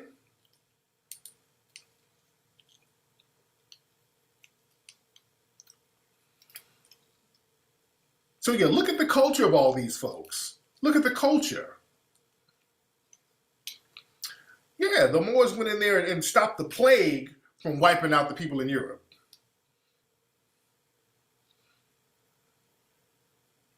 You dig? Yeah, if it wasn't for the Moors, there would be no Renaissance in Europe. Yeah, so we can take it all the way back to the Spanish and how the Moorish influence there. That was the culture of Spain. Yeah, so we got to know who we are and not let people, talk crazy to us and talk down to us, telling us about what we need to do and don't need to do again. And we're everybody's come up. We are everybody's come up. Everybody has used us as a stepping stone, and that's just not going to happen no more. We're going to stop letting people use us as a stepping stone, and we're going to use our own power to big up ourselves, and we need to. We're getting this is a very pivotal moment right now in history. We literally can't be on the kumbaya train no more. We can't afford that. This is our survival we're talking about now. So these white supremacists and their minions are against us. And we have to get tangibles. If we do not get tangibles, we have to abandon their system. We cannot participate in a system that no longer works for us because it's an unjust system. And the system is decidedly anti-black. Participating in a decidedly anti-black system is suicide. So we were participating in this system without us getting tangibles. That's the equivalent of suicide. That makes no sense for us to do. That's the equivalent of suicide. Listening to some of these trickle down, lift all theories, that's suicide at this point. That's suicide. When somebody's coming to us saying, hey, we ain't going to give you nothing, but we're going to give you a trickle-down program that's going to disproportionately affect you. No. Right there, somebody's trying to get you to commit suicide. That's how serious we got to be. If somebody wants to sit up and have a circular argument with you about you looking out for yourself and your group, they're trying to convince you to sit out and wait for your suicide. No. Yeah, that don't be distracted by that Mueller, that report means I don't care nothing about that. That Mueller report that has nothing to do with us don't mean nothing. We need to get the bag. Who's giving us cash? Who's giving us money? We need the bag. We need cash payments like other groups have received. I don't want no hugs. I don't want no truth and reconciliation. I don't want no more apologies. I don't want no marches. I don't want to go to Selma. I don't want to hear about no trickle down. I don't want no free education. That's another trick. Don't ever let them fool you with that free education. It means nothing unless you get a bag to go with it. That free education don't mean nothing, nothing, nothing. They've been running that game on us for the longest. That free education don't mean nothing if you do not have an economic base to go with that. You know, give us the money, we'll get the land. Give us the money. We need checks, regular checks. That's what we need. Do not be afraid to say it. See, we think we're going to offend people. Fuck them. Let them be offended. They're shooting your damn children in the back. What the hell are you worried about them being offended? I really wish black people get off this thing where we're afraid of offending people and your kids are getting shot in the damn back. And people are sitting around twiddling their thumbs. These sisters are getting beat up in the street by white men. And another thing, brothers, if you sitting up filming this stuff while somebody's getting their ass whooped, you need your ass whooped too. If you see an elderly person get hemmed up or some sisters get hemmed up and you sitting there giggling, yelling world star, you need your ass kicked too. Y'all got to cut that out. See, black folks, we think, okay, white folks are going to be mad at us. They's going to be mad at us if we ask for some money because you know they don't want you to have nothing. So we try to stay broke so we can make everybody else comfortable. No, I ain't comfortable. Our lives don't have to revolve around making white supremacists comfortable, making anti-black racists comfortable. That's slave talk. We don't need, dude, I don't care. You know what else was uncomfortable? Slavery. Slavery was uncomfortable. Jim Crow was uncomfortable. Lynchings were uncomfortable. Black folks' land getting stolen from them was uncomfortable. Redlining was uncomfortable. Denied home loans were uncomfortable. Denied jobs were uncomfortable. The civil rights movement getting dog sicked on you was uncomfortable. There's a lot of stuff that's uncomfortable. Don't give a damn about them not liking what we talking about. The hell, I don't give a damn. Hell, your whole existence has been uncomfortable. Don't care about them getting offended. Let them get offended. Yeah, Tuskegee was uncomfortable. Y'all get off this stuff about being scared. And also, just because some white people are being nice to you, you don't have to forfeit over everything. The minute somebody white is nice to you, black folks get to melting. Your hardened spirit get to melt. And all of a sudden, racism don't exist no more because some white person was nice to you. You can be nice. You can be cordial. You ain't got to be a Sambo. You can be nice and you can be comfortable. You can be cordial with people. You don't have to be a Sambo. Oh, Lord, they ain't like everybody else. No, you ain't got to be like that. The other day, I was yesterday. Was it yesterday? I think it was yesterday. And I got to get the tire on my car checked, but my light came on, and it said I got to put some air in my left front tire. So I'm driving, and I go to the little AM/PM store, and it was already a car pulled up to it, but it was an old white lady. She was looking around confused, so I was waiting on her, but okay, I don't know, she might be waiting on somebody. So I pulled my car up, and I started putting air in my tire. So the old white lady, she didn't know, I guess, how to put air in a tire. So she's like, "Sir, can you help me put air in my tire? I don't know how to do it." I said, "Sure, I'll help you." So I put the air in my tire, and then I went around. I said, "Where's your tire?" "It's right here. I don't know if it's low." So I still had air left in mine. So I put some air in her tire. "Thank you so much. I just really don't know how to do it, and I didn't know if the car was low or whatever." So I put it in. I said, "No problem. I put air in her tire. I'm done." And then I got up and tried to give me $5. I said, "No, ma'am, it's fine. I insist." "No, ma'am, I don't want your $5. She tried to tip me. She did try to tip me. I refused. We kind of went back and forth about it. I would have felt like a coon if I would have took the $5, though. That's why Lord, no. I would have felt like a coon. And low-key, the way she kept trying to force the $5 on me like I needed it. I'm like, "Lady, I'm about to..." I insist. I'm like, "Lady, I live in a mansion, 2 house." No, I'm just... my house, I live in a $2 million house. I didn't want to say... She kept trying to force it like I really needed it. I almost got offended. I didn't want to say nothing, but she kept trying to force it like I needed it because I'm dressed down. I don't look like I live in a $2 million house. So, no, I want to really give it to you. And the more she tried to offer, I felt a little driving Miss Daisy. But, "Oh, no, Miss Daisy. Ooh, this is some good money right here. I love you."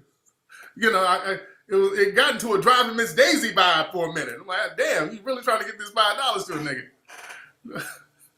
"Lord, with this much money, I'll drive you around and we'll read the green book together."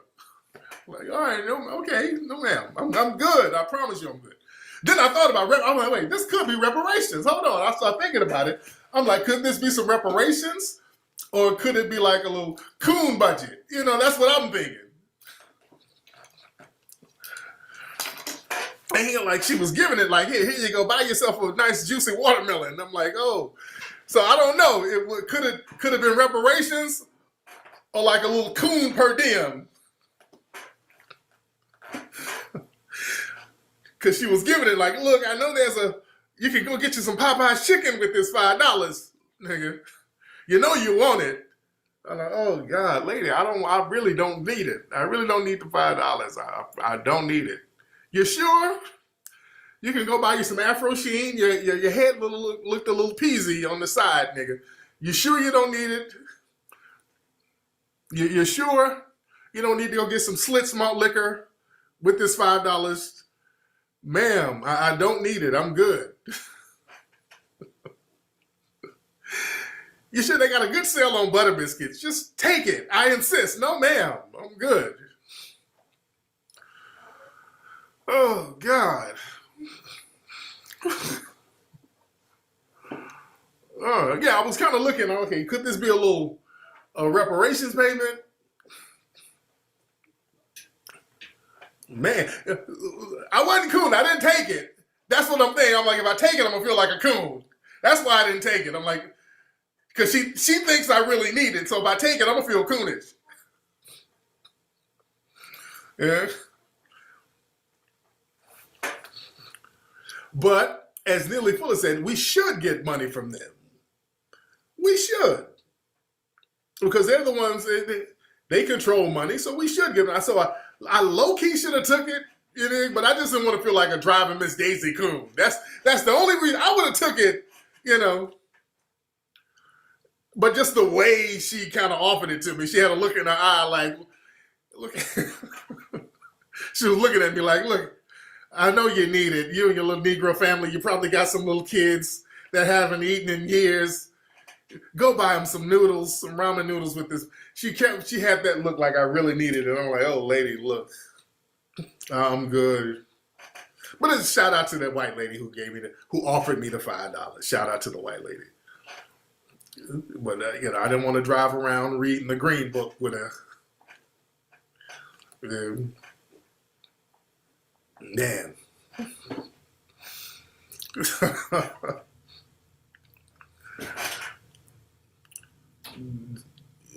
Nearly Fuller said to not help white people for free. Yeah, she gave it to me like she wanted me to cut a jig for you. Ooh, thank you, ma'am. I'll do a little tap dancing for you. Oh, God. Man. So what if it was $20? Now, I probably would have took the 20. Yeah, I probably would have took that 20. Because I needed to go to the ATM that day. That would have saved me a trip to the ATM. Yeah. Man. So I would have the Shiggy challenge. Man. Say ramen doesn't digest. But yeah, man, look, don't be afraid to say to people in the dominant white society, we need that money. They're the ones who have it. They're the ones who have it. But again, even if we don't get it, we still have our own group economics too. Let's be very clear. We do have our own group economics that we utilize. Yeah, everybody hit the subscribe button. Come on now.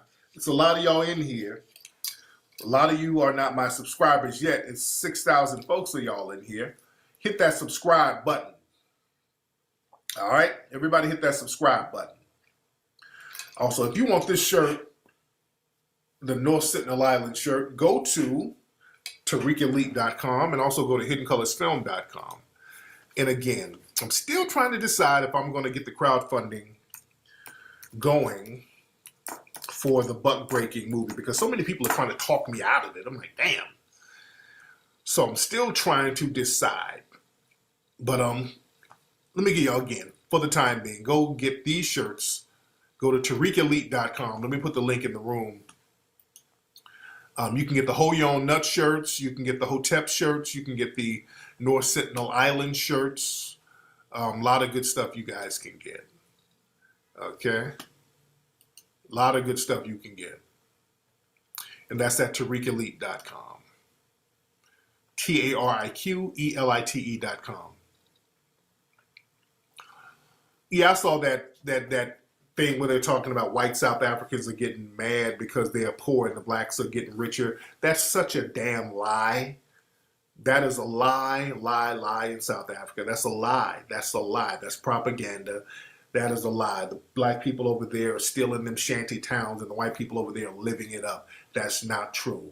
And my brothers and sisters need to be ready for them white supremacists if they try to attack them. You did? Man. But anyway, let me get out of here, y'all. Hit the subscribe button again. We need 100,000 followers on here. I had 100,000 followers on my other channel, but I need 100,000 followers on here. You dig? We can get that. If everybody, all you guys just subscribe right now, we'll be good to go. All right, but let me get up out of here, man. I'm going to holler at you guys on Wednesday's show. We're supposed to be on the bottom of the racial pyramid to lift everybody up. We do not have allies. We do not have supporters. As a group, we do not have friends. I've broken this down for the last couple of weeks. There is no such thing as a melting pot. The melting pot is really a toilet, and that toilet has been designated in the black community. Everybody gets to dump their trash into black society. That's the melting pot. Everybody else is segregated. And they are self-segregated for the most part. There is no melting pot. People come over, extract resources and benefits from us, and then segregate themselves while everybody leaves us out. We, for the first time, are saying that's not going to be the case. And this is good. And we got to start cleaning house because we're now seeing how many people are against us. We know that certain groups have been against us, but we're learning that most of these minority groups who we've been told that we have a camaraderie with, they are 100% against us. Even the ones who are blacker than us are against us for the most part. And it's not an anomaly. It's not some one-off. As a group, many of these people are against us. And we got to be very honest about that. Now, don't let people try to shame you with all of this goofball nonsense about how we all brothers in the struggle. We is all black.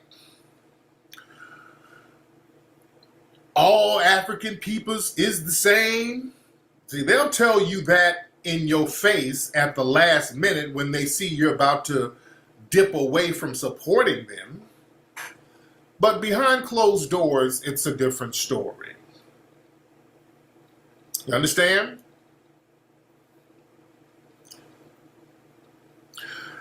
We are in a system of complete anti-black racism, anti-black American racism. A lot of people, even from black countries, are seeped in anti-black American racism. And there's almost a sense of they're doing us some kind of favor. We think that we have to be accepted by these other groups. Not only do we not need to be accepted by them, who the hell are they to accept us? See, we're going to have to understand history. We're going to break down history today because y'all need to learn history. And this is why so many people are up in arms about foundational black Americans fighting for resources for ourselves now. All of a sudden, when we say, hey, you know what? It ain't about no immigration. It ain't about LGBT. It ain't about Pan-Africanism. It ain't about melting pots. It ain't about the fake patriotism that y'all are pretending to have. It's all about us right now. And the fact that we're starting to look out for ourselves, like other groups look out for themselves, all of a sudden, it's a problem. We are the only group who is demonized for their voting choices. Other groups are allowed to vote for whoever they want to vote for.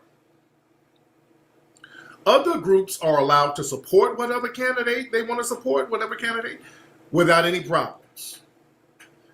When black Americans, foundational black Americans, when we reject certain politicians they put in front of us, we're the only ones who get the media getting together talking about that we're bots, we're Russian operatives, we're undermining democracy, we have low self-esteem. Remember, they pulled their Negroes out there to say that, the Malcolm Nances and Sambos like that, him and Roland, they pushed them out there to talk about how we really have low self-esteem as black people. You don't see them talking about no other group like that. We jealous because they got a white man.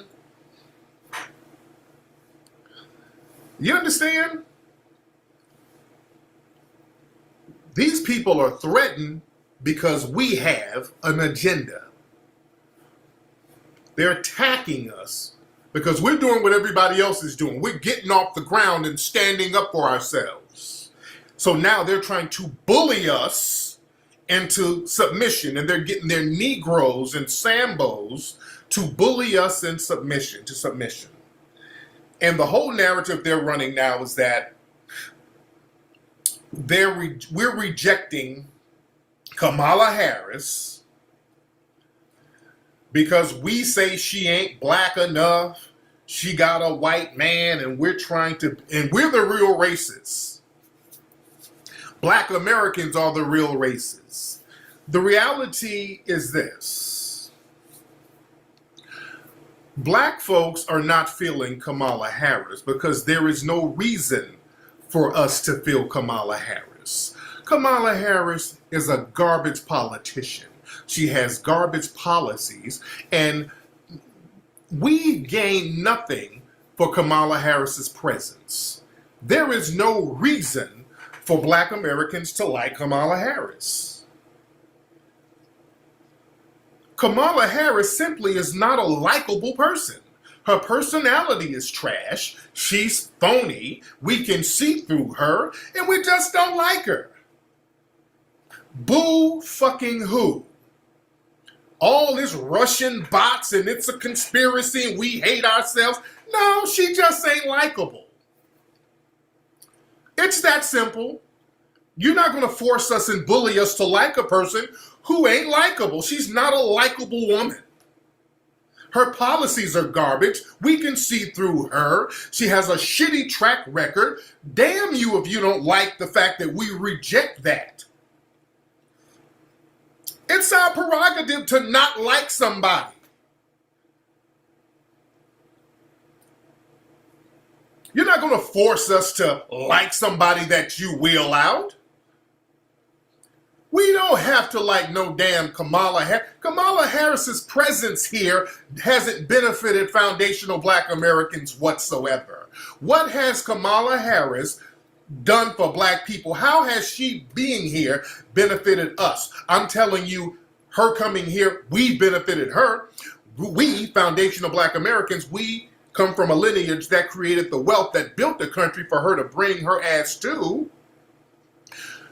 Also, we fought for the amendments and rights for people like her to come over. Also, we fought for the civil rights and the immigration rights in the 60s for folks like her to come over. Also, we were the ones fueling those HBCUs that were designed for us, that she came to get educated under, and which is interesting because they make it seem like her going to an HBCU is doing us a damn favor. Remember Roland? She went to an HBCU. Black folks dismissed that. Well, how does that help us? Those schools were designed for us. She should be saying thank you to us. The resources in school, that was for us. She didn't benefit us. We benefited her.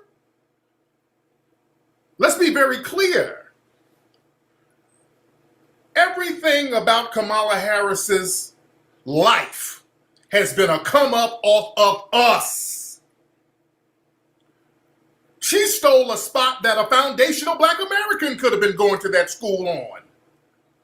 But we're like, get that, we all in this together. We have that mentality. We all in this together. That's a resource that a foundational Black American lost with her going to an HBCU. That's a sacrifice on us.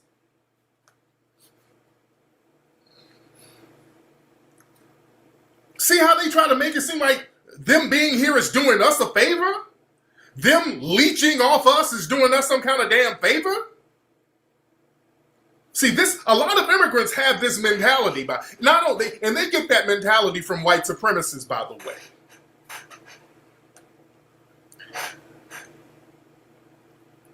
So how has Kamala Harris repaid Black folks for eating off of us all her life? That woman has come up off foundational Black Americans all her life. And how has she repaid us?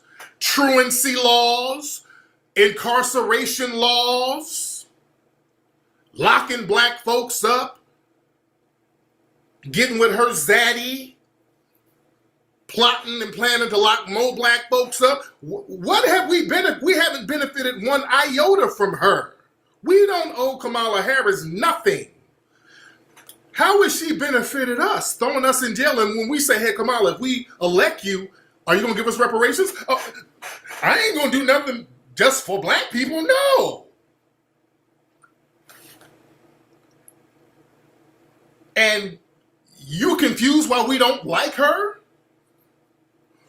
After all we've done as a group for her and other immigrants like her, when we say, okay, look, we done got you here. Now, if we take you to the next level, what you going to give us? Are you going to do something for us? No.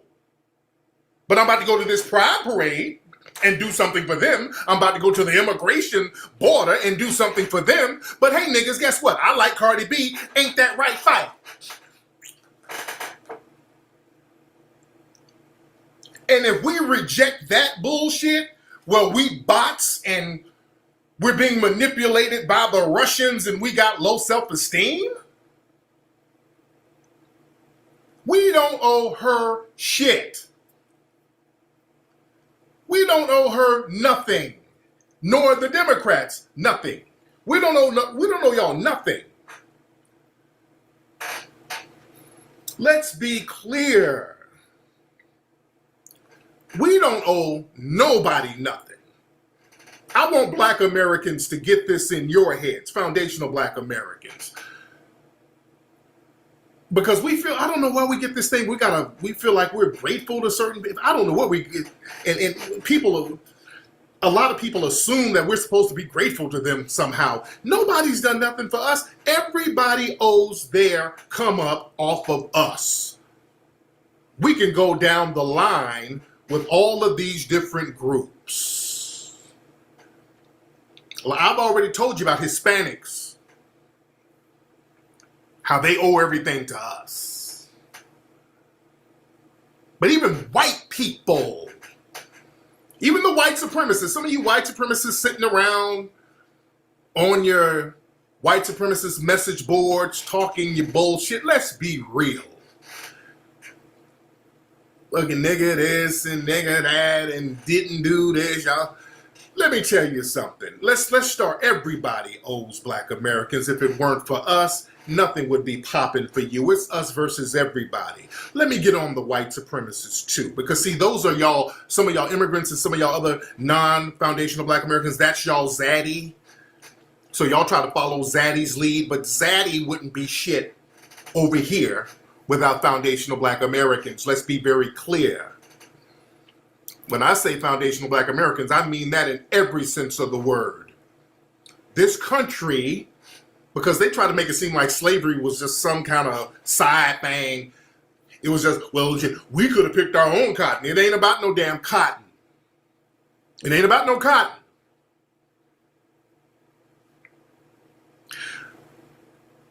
None of these groups could have cut it over here without foundational Black Americans propping and holding them up and building shit. Nobody. There is no America without Black people. We're going to have school today. And I want white people listening.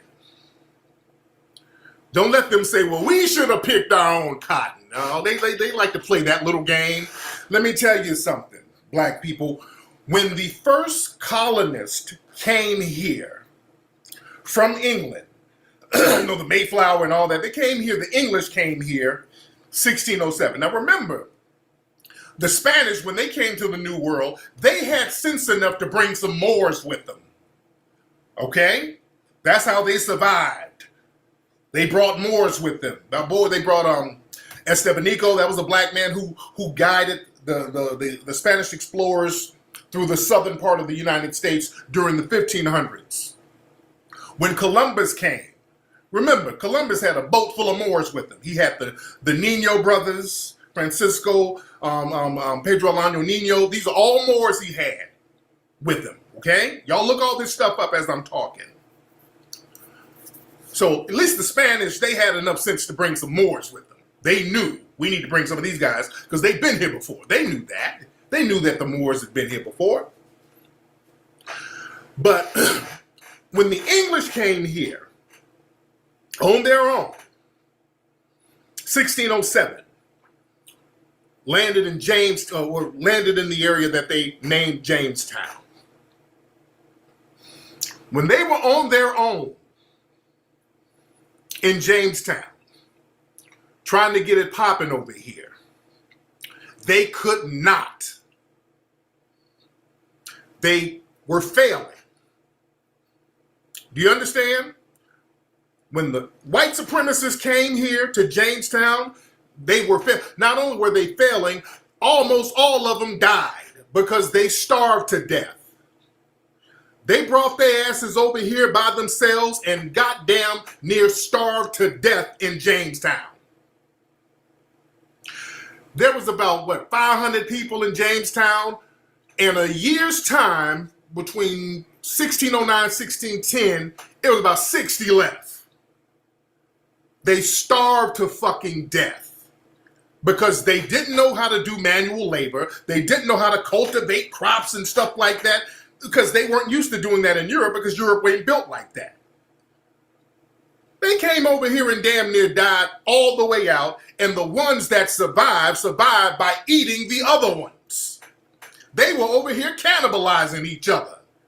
They didn't know how to get out here and hunt and do all this stuff. They were sitting up here doing the same savage shit they were doing in Europe, eating each other, starving and eating each other like savages. Look up starving time in Virginia. Look that up.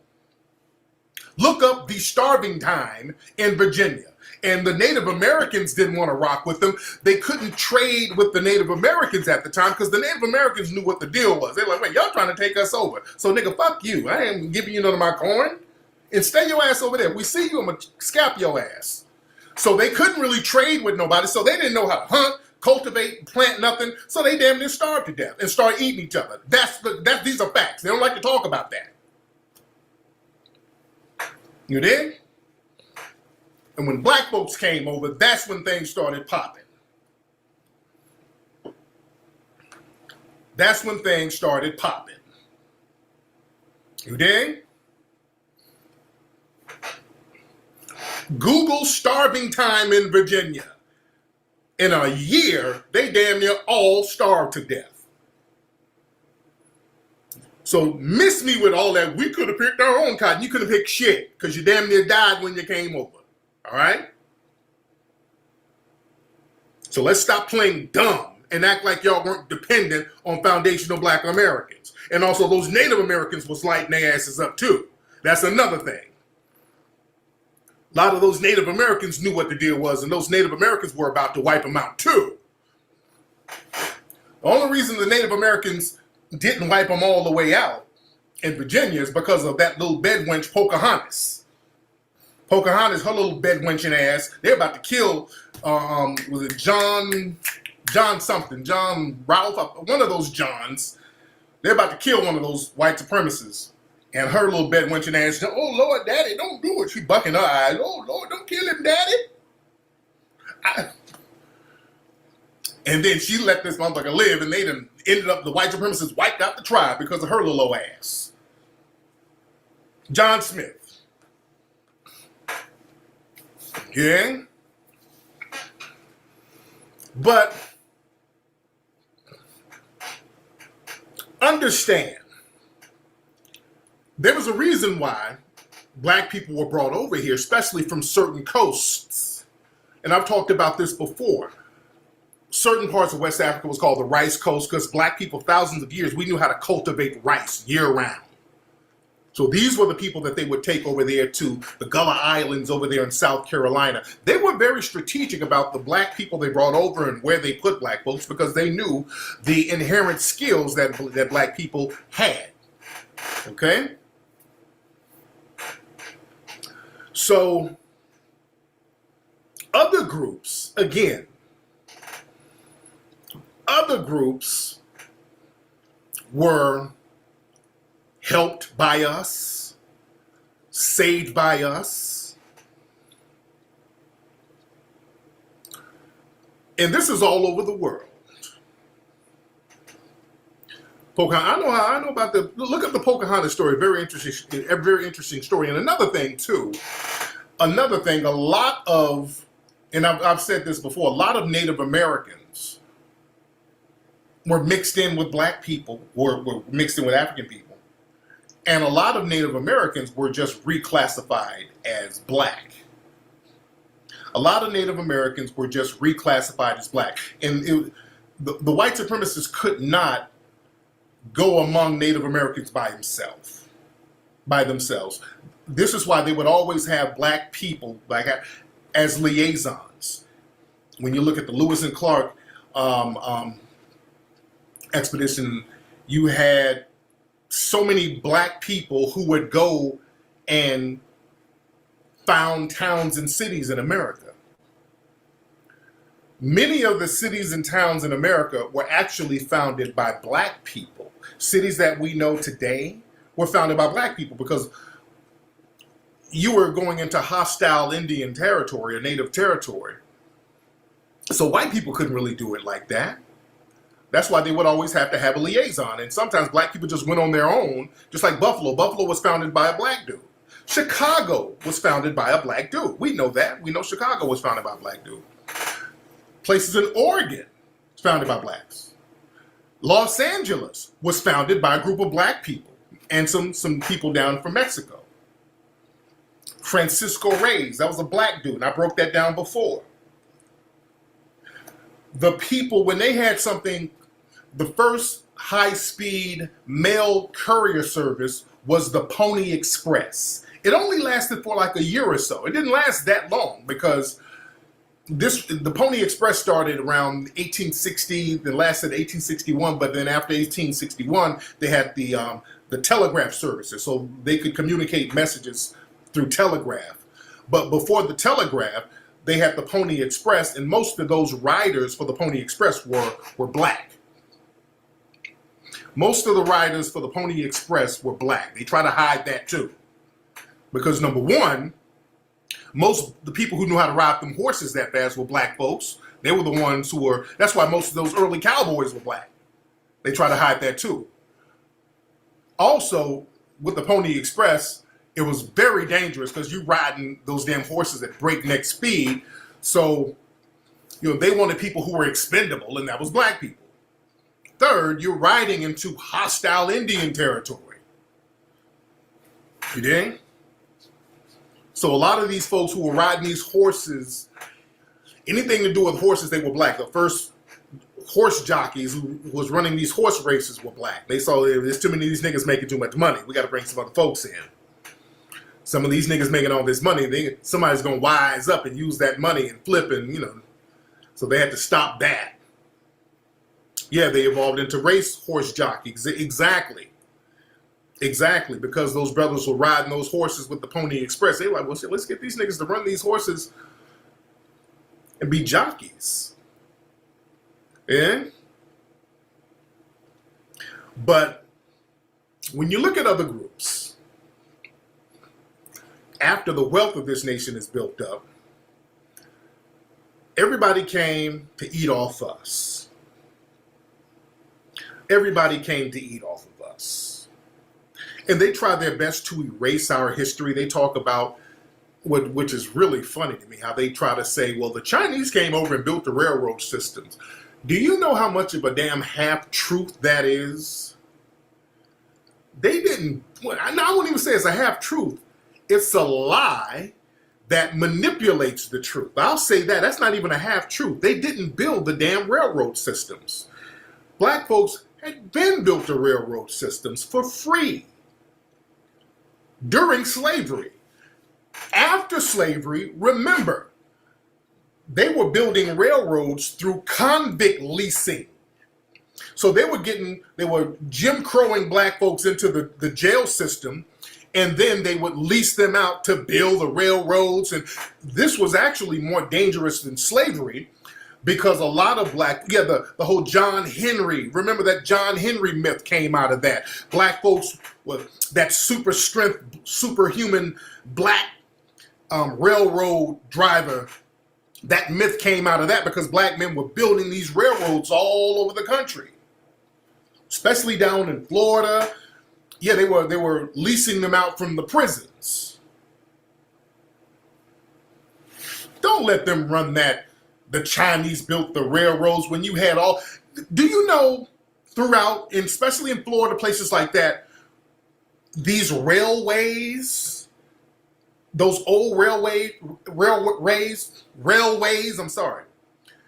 down there in the South, there were a lot of graves going along those railroads.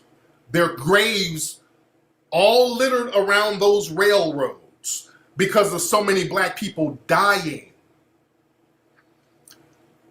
Those chain gangs, they were killing black folks. They were working them to death on them railroad systems, man. This is why we need to understand our history. See, they don't like, they owe us. They owe us. Them Texas chain gangs, that's a whole other thing right there. But those railroad systems, there's graves all along those railroad systems where black folks were being worked to death because they were barely feeding them. They weren't housing them correctly.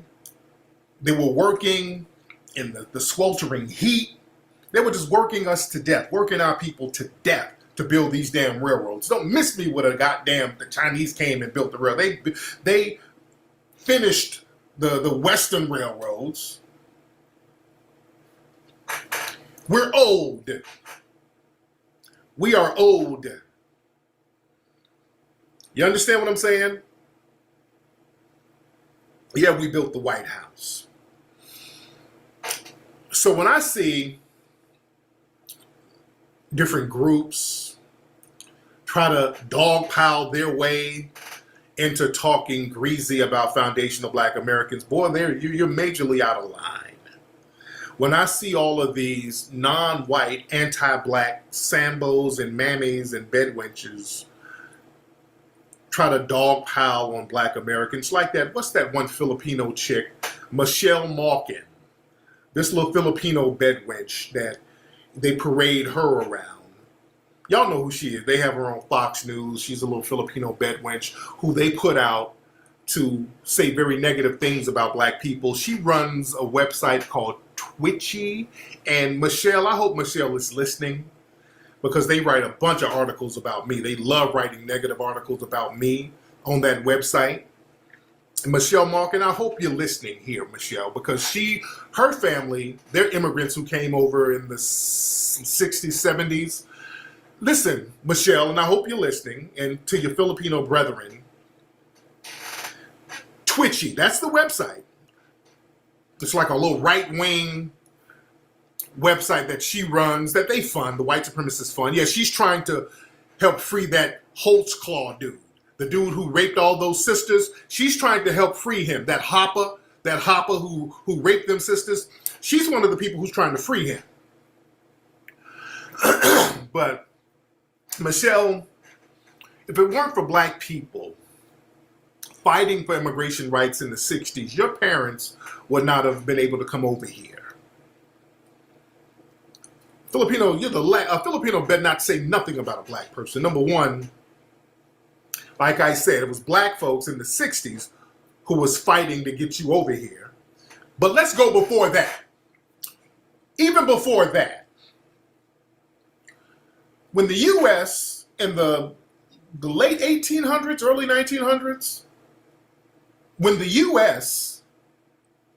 was over there fighting in the Philippines, and they turned it into a U.S. colony for the most part, do y'all know that there was a black dude who went over there and saved the lives of so many Filipinos? Let's talk history. Yeah, for Filipinos who try to get racist, let me tell you something about your history. When the U.S. went over there after Spain, you were getting your independence from Spain. The U.S. went over there. Oh, well, let me break some facts down to you. The U.S. went over there to replace Spain. And they were going to try to fight for their independence. They tried to have a traditional empire against empire war against the United States, and they lost. Thousands of Filipinos were being slaughtered. As a matter of fact, they were calling it, the U.S. called it the nigger war because so many Filipinos at the time looked black. Do y'all know that? A lot of the Filipinos, the original Filipinos, they look like little African tribes. Let's be very clear. They call them negritos. All right? Yep, 1892 Spanish-American War. They were slaughtering Filipinos over there. They were slaughtering them. The U.S. went over there and they were slaughtering them. What stopped some of the slaughter was a black American soldier who defected from the U.S. Army named David Fagan. David Fagan was from Florida. He's from Tampa.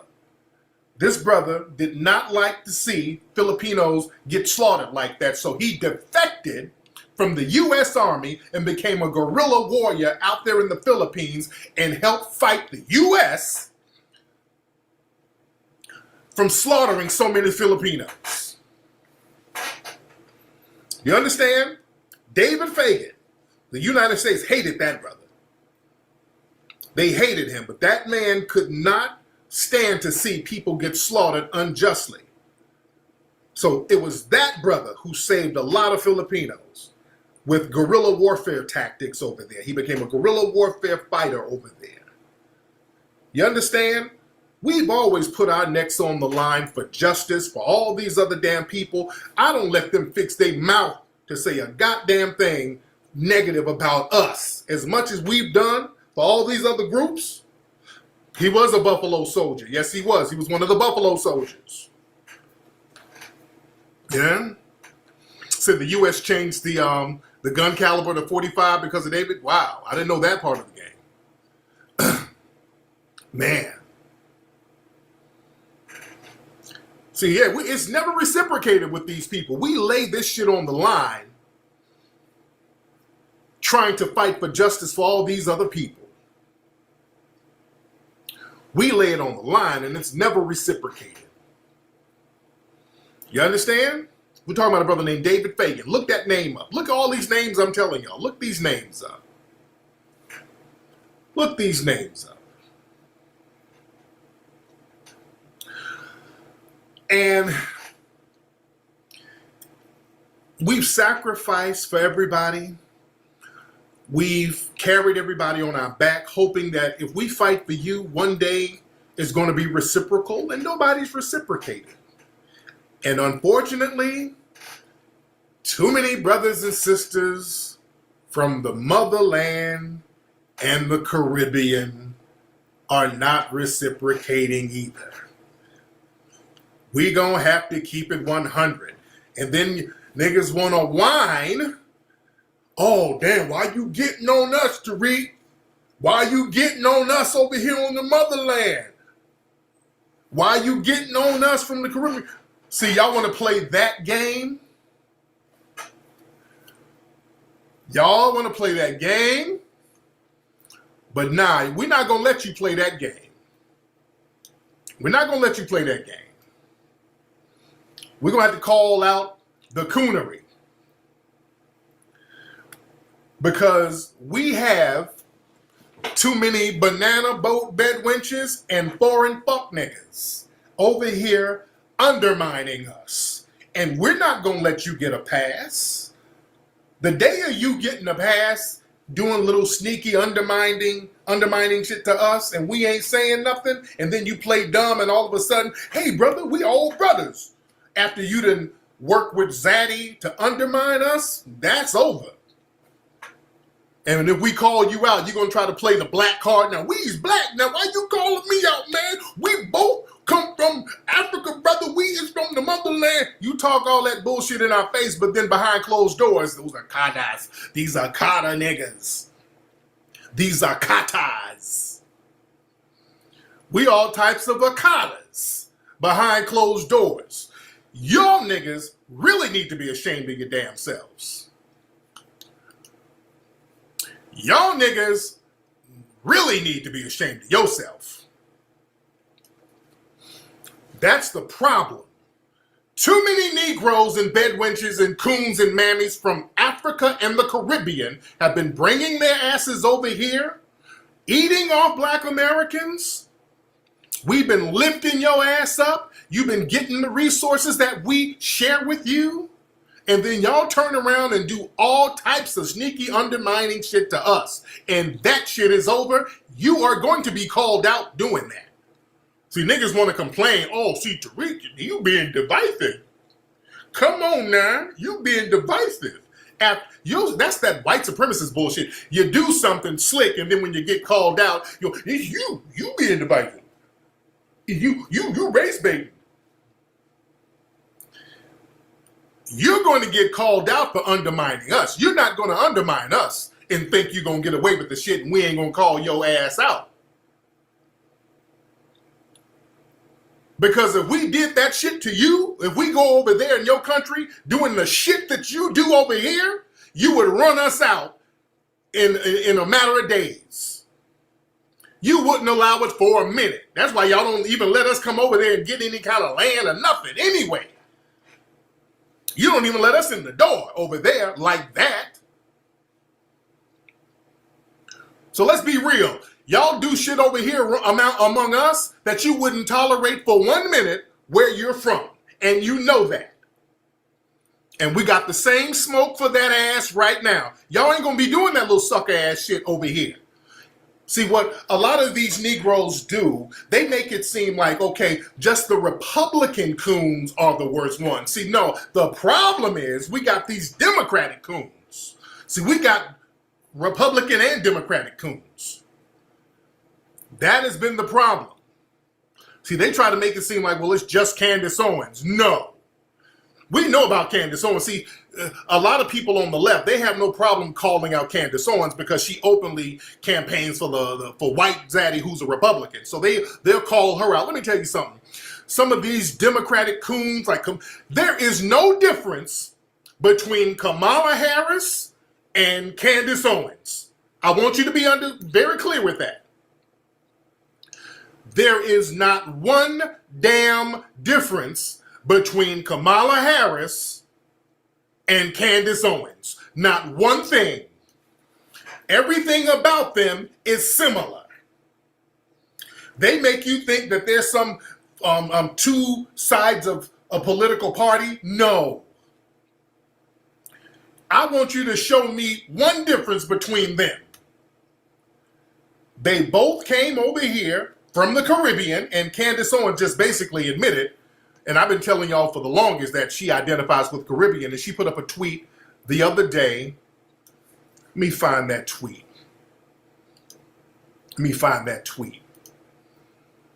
And remember, Candace Owens was up here talking about how we don't need reparations and all this old bullshit. Hold on. Where's that? Where is that? Let me find that Candace Owens thing. Hold on. Y'all bear with the player. Let me find that Candace Owens tweet. Hold on. There's a lot of stuff we're going to break down on today's show. Where's that Candace Owens? A lot of stuff we're going to break down. Okay. Where is that? Come on, thing. Come on, thing. Come on, thing. Okay. Where is that? Okay, here it is. This is it. It says, this is Candace Owens. She put up a tweet the other day. She said, today I'm studying why Caribbean immigrants far surpass Black Americans in terms of economic success. If America awards success based on skin color, this wouldn't be possible. All researchers conclude that they're simply more driven. I'm of St. Thomas descent, very proud. Okay? So that's part of that narrative that other groups just come over and work a little harder.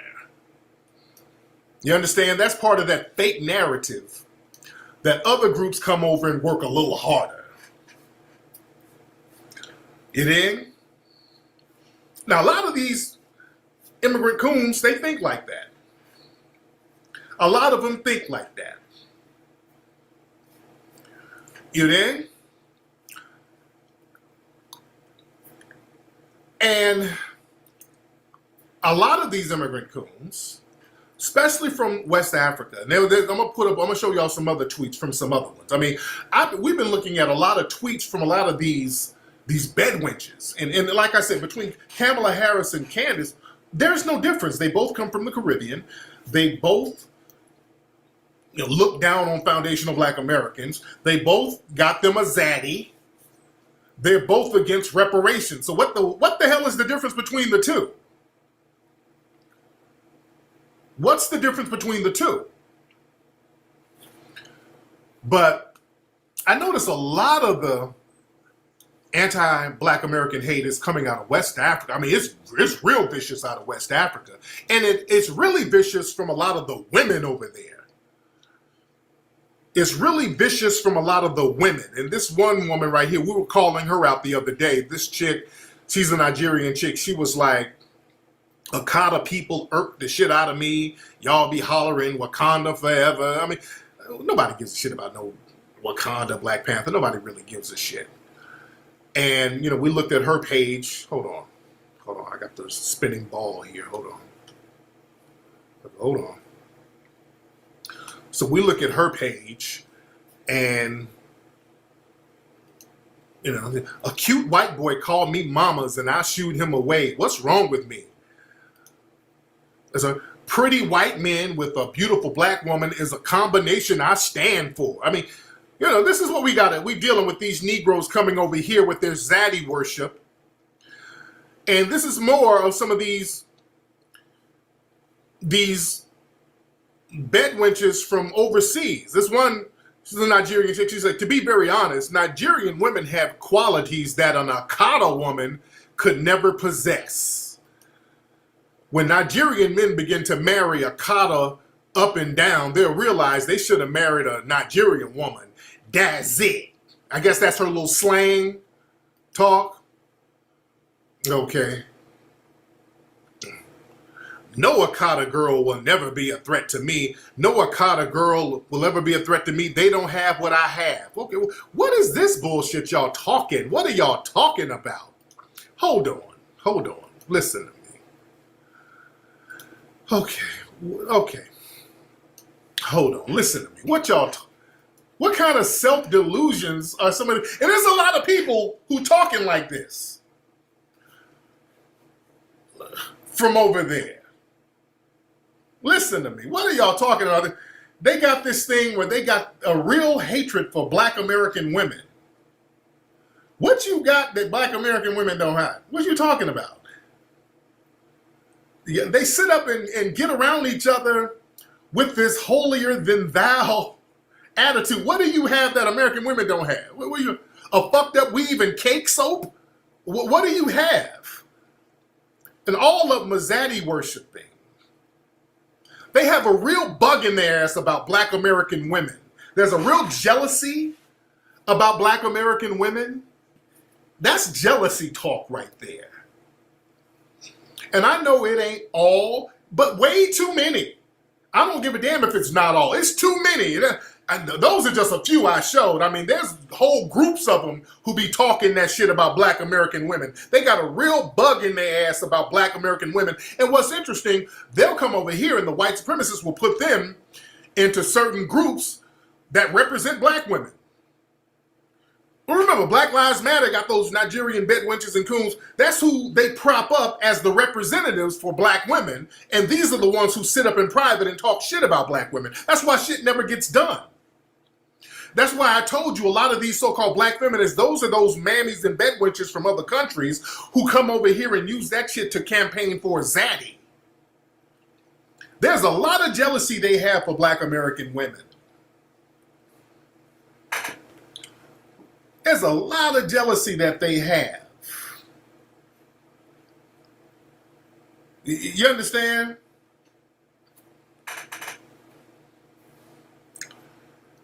But all this, we got what you ain't got. What are y'all talking about? And another thing, what they try to make it seem like, which I don't, a lot of it is projection. A lot of them have this thing where those Akata women are loose. Yeah, those Akata women, those Black American women, they all loose. They talk like this about Black American women. Now, Akata is a very negative term. And that's another thing. They'll use the term Akata, which means like a wild animal. So it's always used negatively. It's always used in a very negative connotation. But a lot of people in some of these countries. And it's not just Nigeria. See, I've heard a lot of Africans say, well, that's Nigeria. No, because I've seen motherfuckers from Ghana, Senegal use that same talk. You understand? One of the things, the issue is the tribalism over there.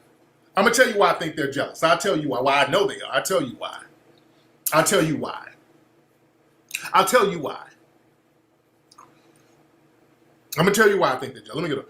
But a lot of it is that tribalism that's over there, that tribalism where all these just hundreds of different tribes all over the damn place, where nobody's on code, everybody's trying to one-up each other until white zaddy comes along and then they worship zaddy.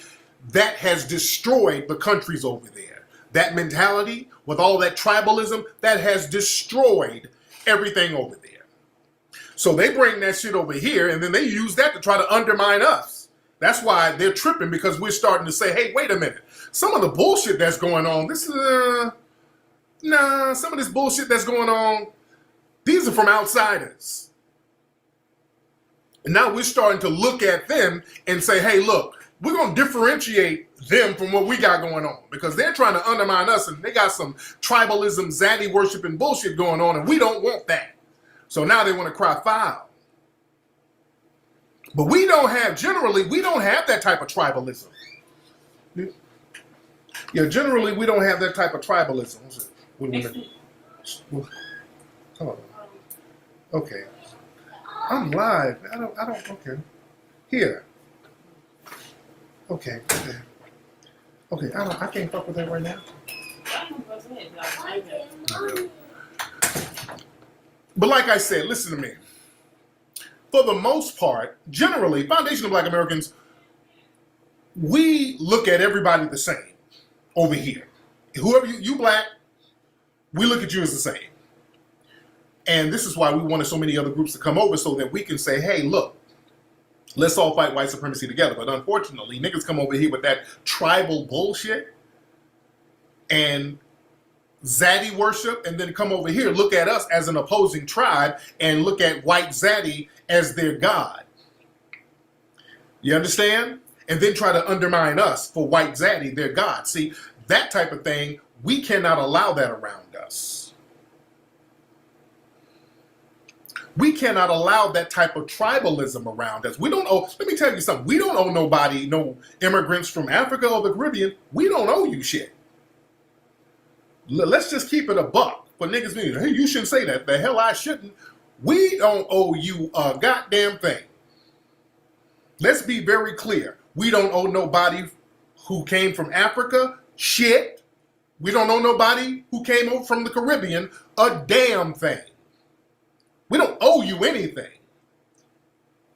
We don't owe you nothing, because we've already done enough. We've already done enough already. We've done enough for years, and it has never been reciprocated. So if we do something, it's out the kindness of our heart. But sitting up talking about what we should do or shouldn't do, we don't owe you nothing. We don't benefit from anybody being over here. Immigrating here, we don't benefit one iota. We don't.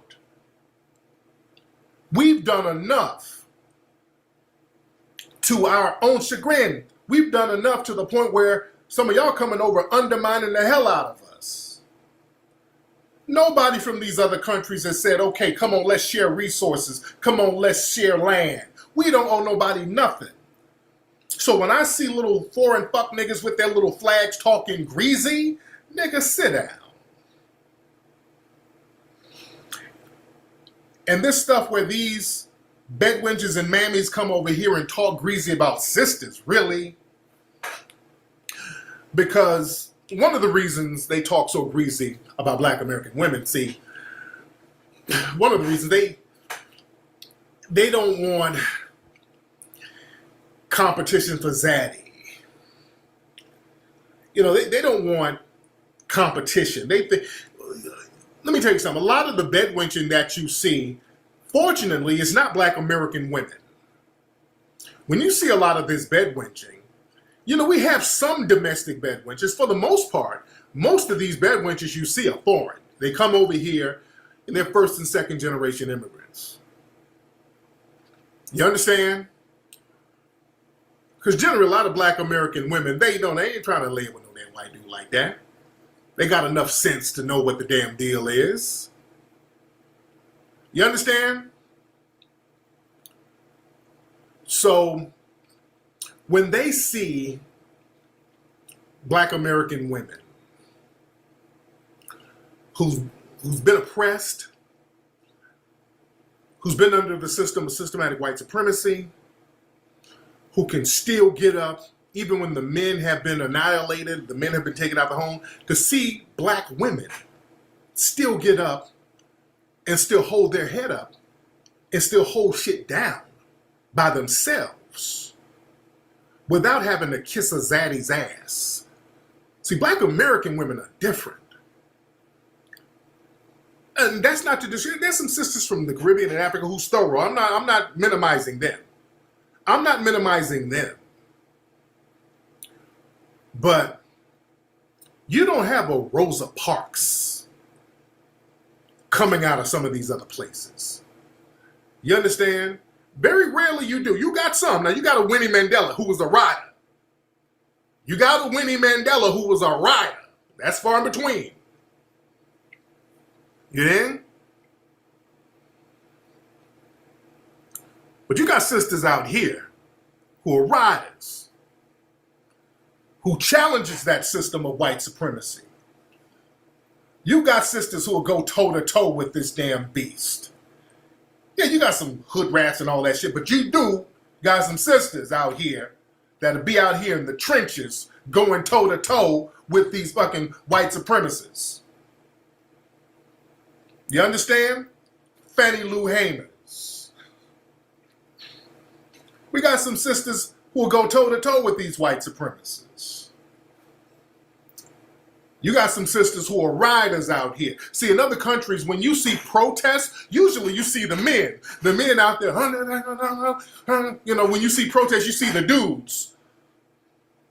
But when you see protests and people fighting back, you see a lot of sisters out here in the streets. Sisters out here putting in work. You dig? You see sisters who will slap the shit out of a white supremacist female. Yeah, we got the Ida B. Wells. Let me tell you something. When you see a white supremacist woman get the shit smacked out of her, a sister ain't gonna let no white supremacist woman be all roughing her up and all that other shit. You understand? You see a sister out here slapping a white man if push come to shove. Yeah, you ain't got no Asada Shakors and all that from other places. You dig? We got Asadas. You dig? Afeni Shakur. We got sisters who are riders out here against these damn beasts. And in other places, when the white supremacists come through with a little pushback, they bow down. Let's keep that shit a buck. You bow down and you hand your kids over to them, and they got the kids in the sex industry and shit. We don't have that over here. I've always said that. You got places over there, Sandra Bland, Shahrazad Ali, Frances Cress Welsing. We got sisters who ride. Coretta Scott King, do you know she was a rider? Corinne Gaines, my sister Corinne Gaines. Coretta Scott King was a rider. She wrote policies and stuff going all against the Jeff Sessions and all. She was going against these folks. You had, remember in the 60s, 70s, you had sisters with them big ass afros out there in the streets with guns, nigga. We had riders out here. Betty Shabazz, we had sisters in the street with them guns right along with them Panthers. We have riders out here with our sisters. Black American women are built different. You dig? That's why they go so hard to try to separate them from us. That's why they go out of their way to try to separate black American women from black men. They go so hard to try to do that. You dig? In other countries, in modern times, you don't see riders like that in the women. You just don't. You don't see riders like that with the women. You don't. I'm sorry, you don't. If you do, it's real far in between.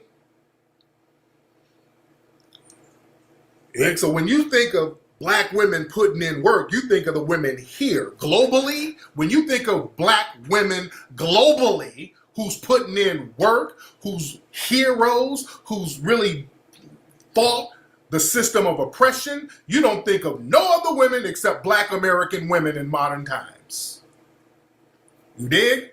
You ain't thinking of no Asian women. Asian women ain't fighting nobody. White women ain't fighting nobody. They're part of the oppressive system. You dig?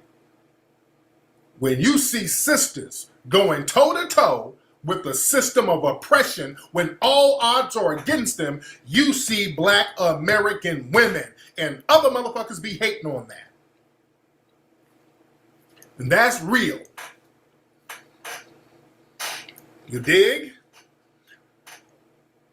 And all of these other cultures, let's just keep it a buck, the minute the colonizers come in, they start bending over, bowing down, giving it up.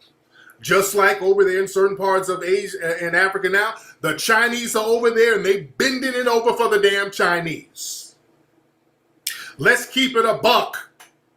Over there right now, I seen Chinese men all hugged up, grabbing African women titties and shit. Man, please. You see over here now, sisters be fighting them damn Asians back over here. Them Asian dudes be trying to beat up sisters. Some sisters be fighting their asses back.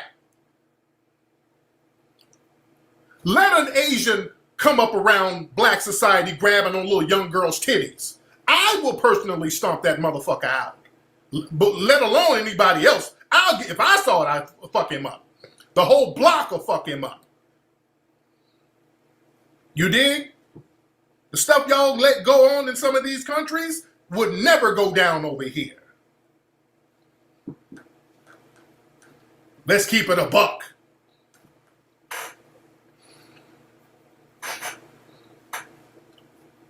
So that's where a lot of the jealousy comes from. See, we'll fight these damn beasts. We'll fight these white supremacists. Even when the odds are against us, we still wake up and we keep on fighting their ass.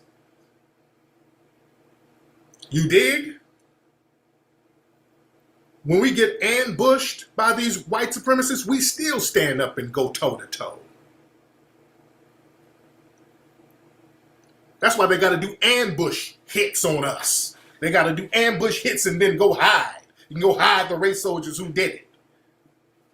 And I'm making people mad good because we're going to talk truth to power today.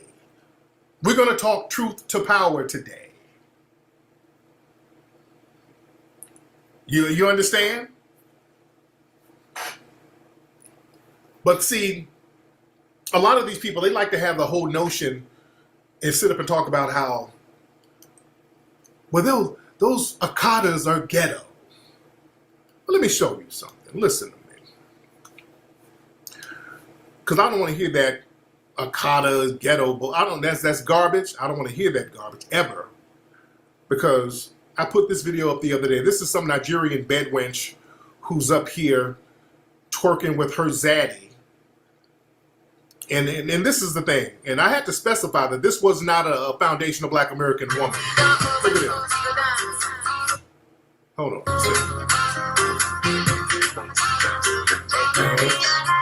I like Johnny. I like shawarma. But not too much calories, so I chop banana. 180, put your head like banana. All right. Okay, so this chick right here. Okay, and I went to her page, and she's up here twerking with Zaddy and with an American flag, and I'm like, whoa, let's be clear. Hold on. She ain't American. That woman is a Nigerian immigrant. She is not American. Yeah, Cora, I don't want to say her name, but yeah, she's up there with her zaddy. That's fine, but don't put no American flag on you because you ain't one of us. You ain't one of us. You're not one of us. No, y'all eat that. That's y'all. Y'all have to take that. Y'all take that L. We don't want to take that. See, that's the thing. I'm tired of taking everybody's L's. They come over here and do all types of ratchet shit, and then we got to eat that. No, I don't want to eat nobody else's shit. Y'all take that L. That's you. Put your flag on. Don't put our shit on. See, that's where a lot of that bed wenching is coming from foreigners, dude. Let's keep it real. All that ass kissing and bed wenching, those are foreign chicks doing most of that shit. Let's be real. And I've been looking at these pictures, different pictures all day. This is another one. Hold on. I've been just seeing all types of bed wenchy type of pictures. Hold on. God damn, my thing's acting slow. Okay, hold on. Where's this thing? There's another one. This right here. You see this and this chick look like she's a foreigner with that weave. And so she's with her zaddy. They got on their 4th of July outfit. Yeah, she has one of them little janky ass foreign weaves. And he's sitting up here throwing up a white supremacist hand signal. Do you see his hand?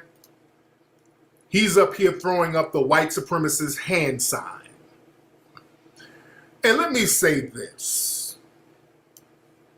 Let me say this. To black folks out here, yeah, she looked like she's from, yeah. Let me say this. If you got a relative who's sitting up dating somebody's throwing up racist signs and showing signs of being a suspected white supremacist, I'm going to say this to black. Don't email me when something happens to your relative messing around with one of these suspected white supremacists. Don't email me.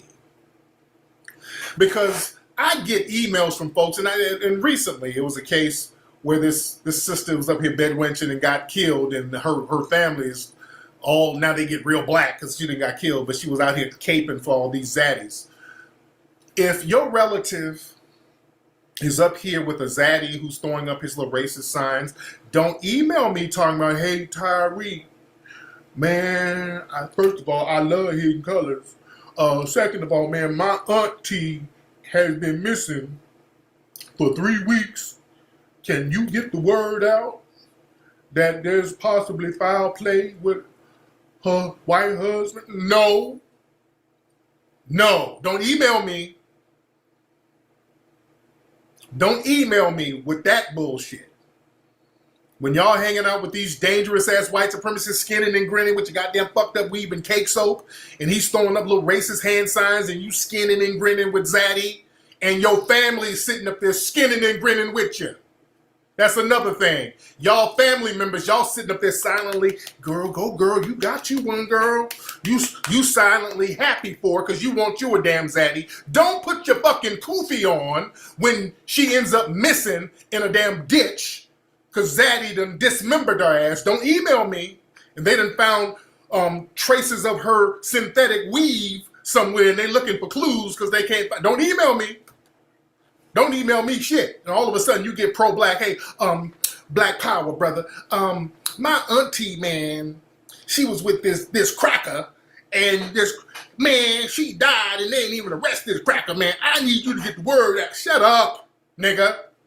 Because you knew she was a bed wench, and you were cool with her being a goddamn bed wench. Don't email me. Be the main niggas emailing me. Trying to butter me up. What's up, Tariq? Man, I saw 1804, man. That was the business. I showed that. I mentor children, and I showed it to all the kids, right? I love the kids, and I show the kids all your movies, man. But listen here, brother. Man, my baby sister, man, she was dating this dude who's in the Proud Boys. And, man, Oh, we went to her apartment, man. We saw some cake soap and one flip-flop, and we can't find her nowhere, brother. We don't know where she went, man. And I know you be on these crackers next. You be on these crackers next, my nigga. So I need you to really get the word out on your platform that we're looking for her. Now, I ain't looking for shit. I ain't helping you.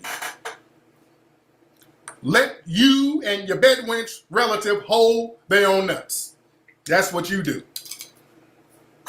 I'll be the main ones calling me when their ass end up missing. Skinning and grinning with Zaddy. No. Find you somebody else to find them. Call Ghostbusters, nigga. I'm good.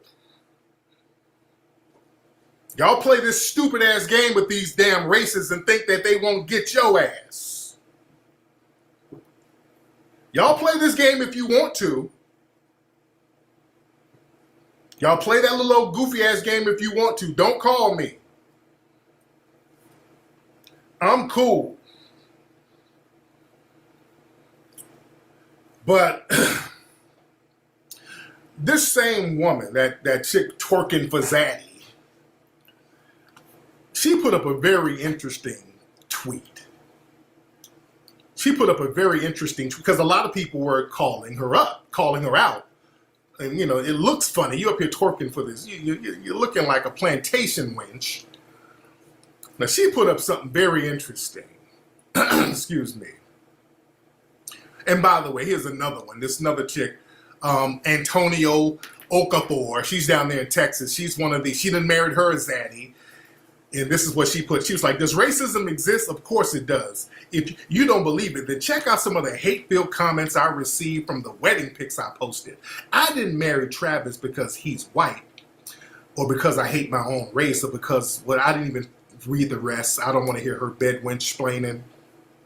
She's one of these Negro bedwenches who's a shield for the NRA. She goes around with the what about black on black crime talk. So she's another one, another immigrant. Another one of these immigrant bedwenches. But this is the chick who was dancing with Zaddy. This is what she put because of the criticism. She was like, I do not hate you or anyone. She was talking to somebody in the comment section. And somebody scratched her name out because they didn't want to get dinged on social media for bullying. So that's why I haven't really mentioned her name. But she said, I don't hate you or anyone. I preach love. We do not share the same ancestors. Your ancestors were slaves in America. Mine were kings in Africa. So I emphasize with you, one love, no hate.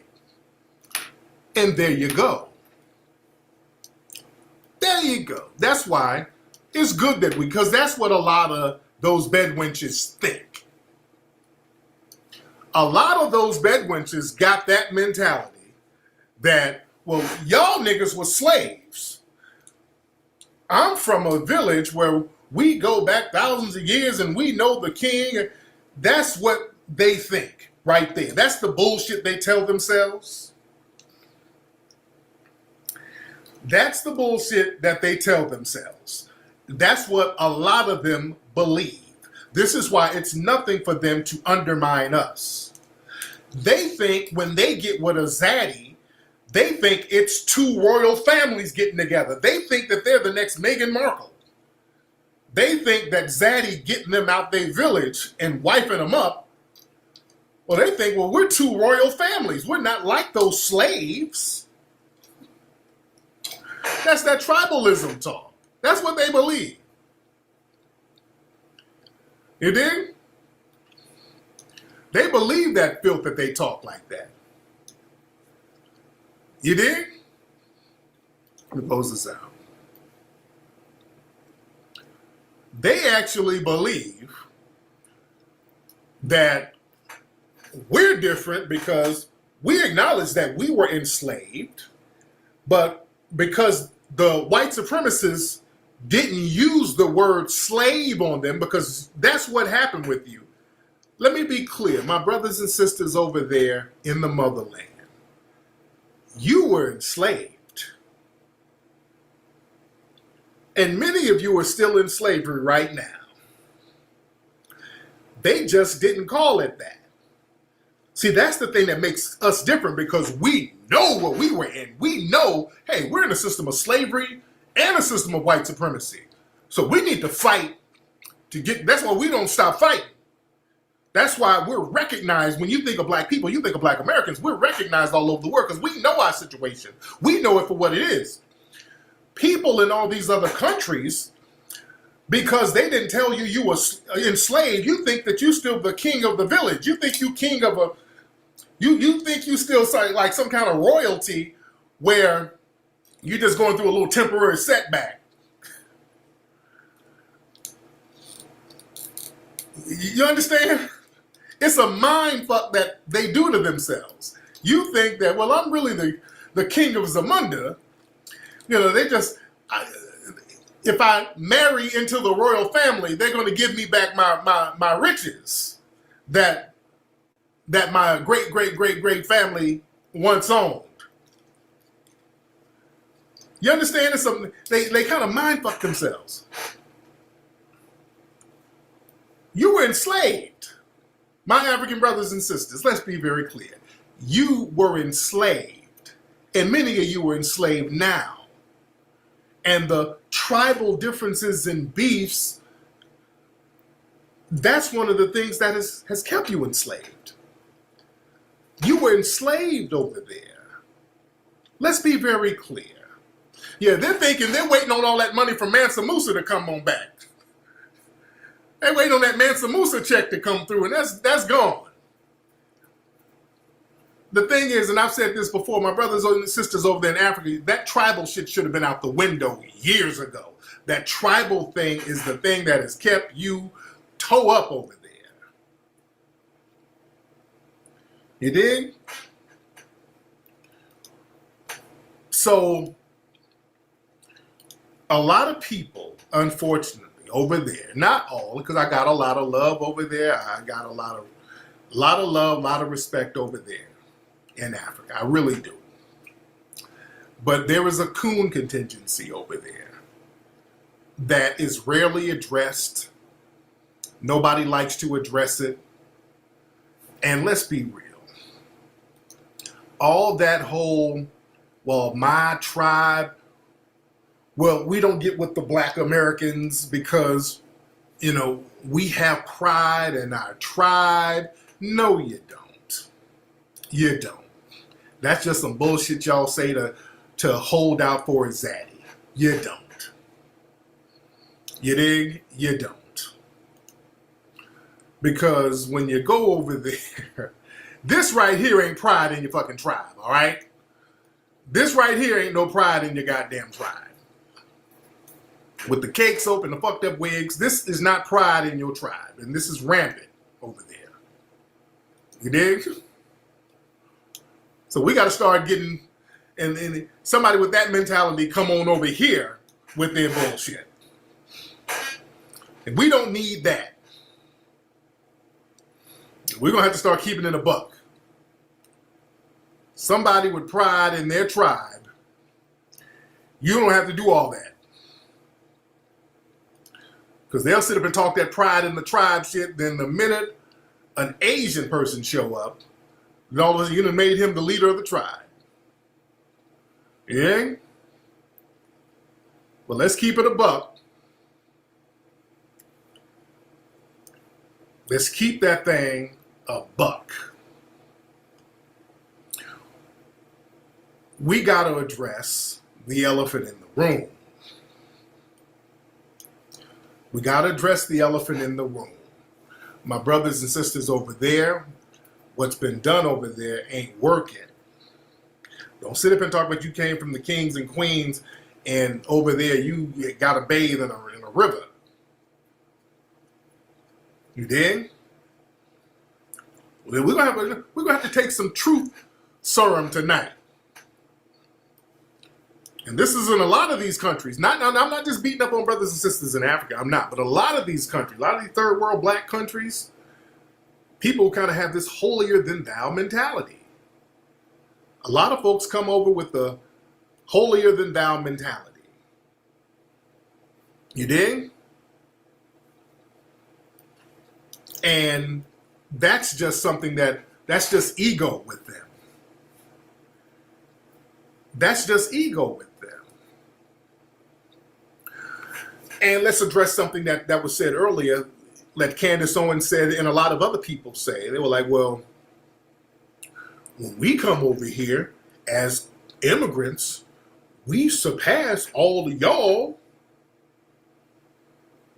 because we work harder. Yeah, there's a lot of people bathing in rivers over there. I mean, no, I'm not beating up on nobody, but let's keep this thing a buck. Let's keep it a buck. Let's keep it a buck. I've been to Africa. I understand the situation. I got love for folks over there. I got a lot of love for the brothers and sisters over there. But man, I've seen some of the shit popping off over there that's like, damn. Yeah. We know. I'm not trying to shame anybody. We're just trying to speak truth to power. And we're talking, we're talking some real shit. Now you got some beautiful parts over there, but you got some parts over there that's like just basically sewers. You understand? That's the long and short of it. And don't come over and then have a holier than thou attitude. You can't come over and say, well, we came over as immigrants and we work harder. We grind it. We value work and we value education. Because I've heard that before from a lot of Negro immigrants. They come over and say some of them are doing better, quote unquote, because they value things more. See, they can dish it out, but they can't take it. See, what I'm saying is the truth.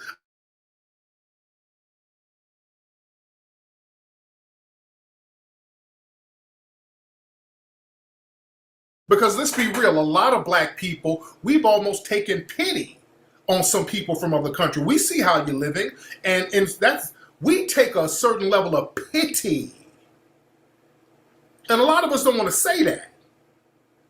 We've said, okay, damn, I don't want my brothers and sisters struggling over there, damn. So we got you. So we're very polite. We don't want to, stomp down on you because we see that where you're living, you're already going through shit. We don't have no reason to shit on you. Everything about your existence here is a come up. But what's not going to happen, you ain't going to sit up and talk greasy about us after we help you, then be on some, well, damn it, I did it. How come you can't do it? Oh, wait a minute.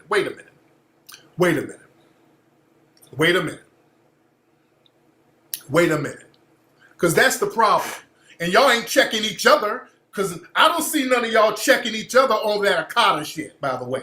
All that Akata bullshit, I don't see y'all checking each other on that. See, that's the problem that I have. Ain't nobody saying, hey, man, don't do that. What you talking about, man? These people did too much for us. What the fuck is you talking about, Akata? Come on, nigga.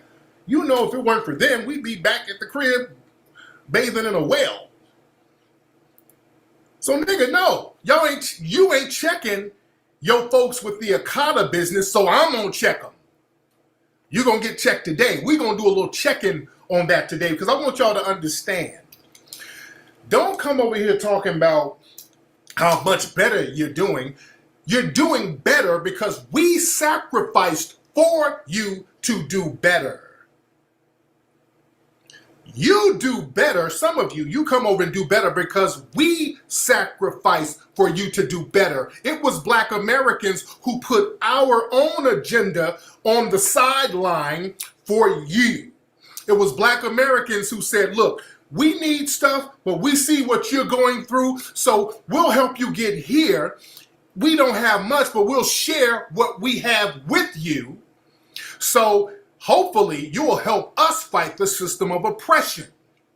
So this is why we don't mind you going to our HBCUs. We didn't mind you getting a part of these minority set-aside programs. We don't mind you getting a part of the tax money that we've worked for over the years. We didn't mind that. We put our agenda on the sideline to prop up politicians that would allow you here. Don't sit up here and talk about how much better you're doing. You're doing better because of us. You're doing better because we help you do better. Let's keep it a buck. So don't come over and eat up all the benefits and all the set-asides that we fought for and then sit up and say, well, damn, these Akatas, damn, how come y'all can't get it? Y'all just don't work hard, man. I mean, damn, y'all don't know how to value nothing. Y'all don't know how to value work because truth be told, brother and sister, let's be real. Truth serum today. Y'all can't come over here with that kind of attitude talking about, well, we don't work hard. We don't put our finger to the grindstone. We don't do this. We don't do that. You can't have that kind of mentality. What is it? What is it? You can't have that kind of mentality when it comes to foundational Black Americans helping to elevate and lift you up. And remember, in the 60s, it was us putting together all those programs and fighting for the immigration and all that stuff. It was Black people doing that. What the hell is this? What the hell is this shit right here? Hold on. I don't know what kind of screen is this. Hold on. Sorry about that. I don't know what that was. But you can't say, well, we just work harder. We just value work harder. You can't sit up and say that.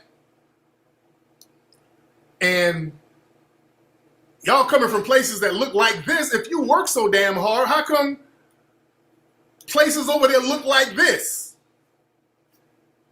There's a lot of places over there who look like this, that look just like this. Places all over look like this. And the same people come over there talking about, we work, well, y'all got to work hard. Well, damn it, y'all didn't work hard over there. So what's different from over there than here? Just keep it a buck. What's different that's there than here? Us. That's the thing that's different. Us. Yeah, I'm gonna go there today. Yeah, us. That's the difference. We don't live like that. We ain't never lived like that over here. Even in our poorest, we didn't live like that. We didn't live like that in slavery. We knew how to keep the slave quarters up to a certain level. Black Americans ain't never lived like that. Let's keep that shit a buck. Oh, let's keep it a buck today. God damn, this is love here. I'm talking in love. Black Americans ain't never lived like that. You can't find no time in Black American history where we living like that. You ain't never seen that with us, no. Let's keep this thing a buck. Don't come over here talking that shit. We ain't never lived like, in our poorest, we ain't never lived like that. You dig? Even when we didn't have no lights, no running water, we weren't living like that. Even the Maroons around this country and the Seminoles and all these people, the brothers down in they weren't living like that. You dig? Don't come over here talking about what we need to damn do. Don't ever fix your mouth to say what Black Americans need to do. We don't work harder. We don't do this. We don't do that. And motherfuckers over there living like that. And I'm not saying that to disparage anybody, but shit. And another thing, people were like, well, it is the government. It is the government. They blame the government. It is like that because the government, corruption in the government. Let me tell you something. You're the government, just like we're the government here. We're the government. People are the government. People are the government. People are the government. You understand? We're the government. The people are the government. You are the government. The government is you. You understand? People kill me with that shit. It's the government. It's the government. The government's doing it. No. You're the government there. Nobody, the white supremacists, they put their puppets in there, but y'all go along with that shit. Y'all go along with the puppets. See, we challenge our government. Yeah, we live in a system of white supremacy, and we challenge it all the time. We challenge that shit. But right now, as we speak, we're challenging the government now. That's why our government right now, the United States government is running propaganda on all of its media outlets because we don't want to support their candidates. We're rebelling against their candidates right now. And one of the reasons why we're having problems is because of outsiders infiltrating our government, like Kamala Harris and Barack Obama. So see how we are on the bottom checking the government? We say, wait, we got a say in this. So we are the government, and we're going to rebel against what they're trying to give us. Miss me with that shit about it's the government is why I'm living like this. No. Bullshit. Y'all sitting there waiting on white zaddy to come through. And then want to come over here and undermine what we got going on over here. That's our problem. Our problem is that we've been getting undermined by outsiders. That's why right now we're cleaning that up. We getting the outsiders out the mix. See, y'all can't say that over there. Y'all don't have really outsiders. Everybody, y'all don't let no outsiders in. You're tribal as hell all over there. So it's you over there fucking up because of your tribalism, because of your hate, and because of your zaddy worship. Let's keep it a buck. It's zaddy worship. The minute mommy and white zaddy come over there, that zaddy problem, y'all, white mommy and white zaddies become your gods over there. That's what the real issue is. All these the government. No. There's too much zaddy worship going on over there. It's time to clean up everything. So we don't need that zaddy worship mentality coming over here trying to get butter biscuits from zaddy, undermining foundational black Americans. This is why we're letting you know, okay, we're going to put you over there for a minute, and we can't let you get into our affairs. You see? Yeah, that was Chinese zaddy.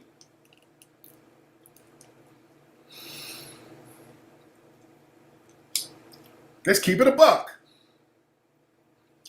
This is for my African brothers and sisters to stand up and do the right thing over there. Because what happens, y'all don't do the right thing over there, and then y'all get allowed to come over here and undermine us, and we ain't having that shit no more. That's done. That is done.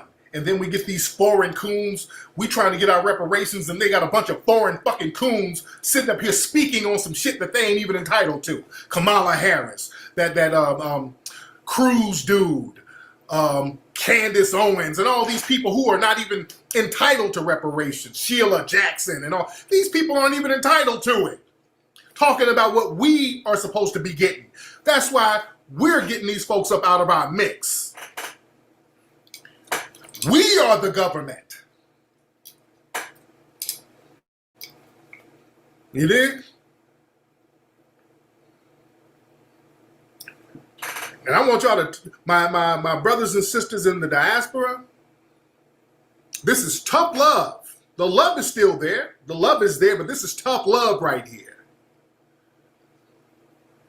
This is tough love because y'all got to get y'all shit together over there. Because we don't need no more of your Sambos coming over here undermining us. We'll treat your ass like an enemy combatant. And miss me with all the Wakanda, we got to get together, Pan-Africanism, why you being so divisive? Miss me with that. That ain't going to work on me. And that's not going to work on any of us. We've done enough. We don't owe you nothing else at this point. It's time for you to step up to the plate, get that zaddy out of your brain. You dig? Yeah, we got all these foreigners misrepresenting Black America. Joy Reid, the Angela Rise, and the Rolly Mark. Remember, these are Negroes who got dual allegiances. They got dual allegiances. Either they are complete foreigners or they are anchor babies with dual allegiances to different nations. So it's nothing for them to undermine us. That's why Roland Martin, with his big fat human honey bun looking ass, was on TV throwing black people under the bus.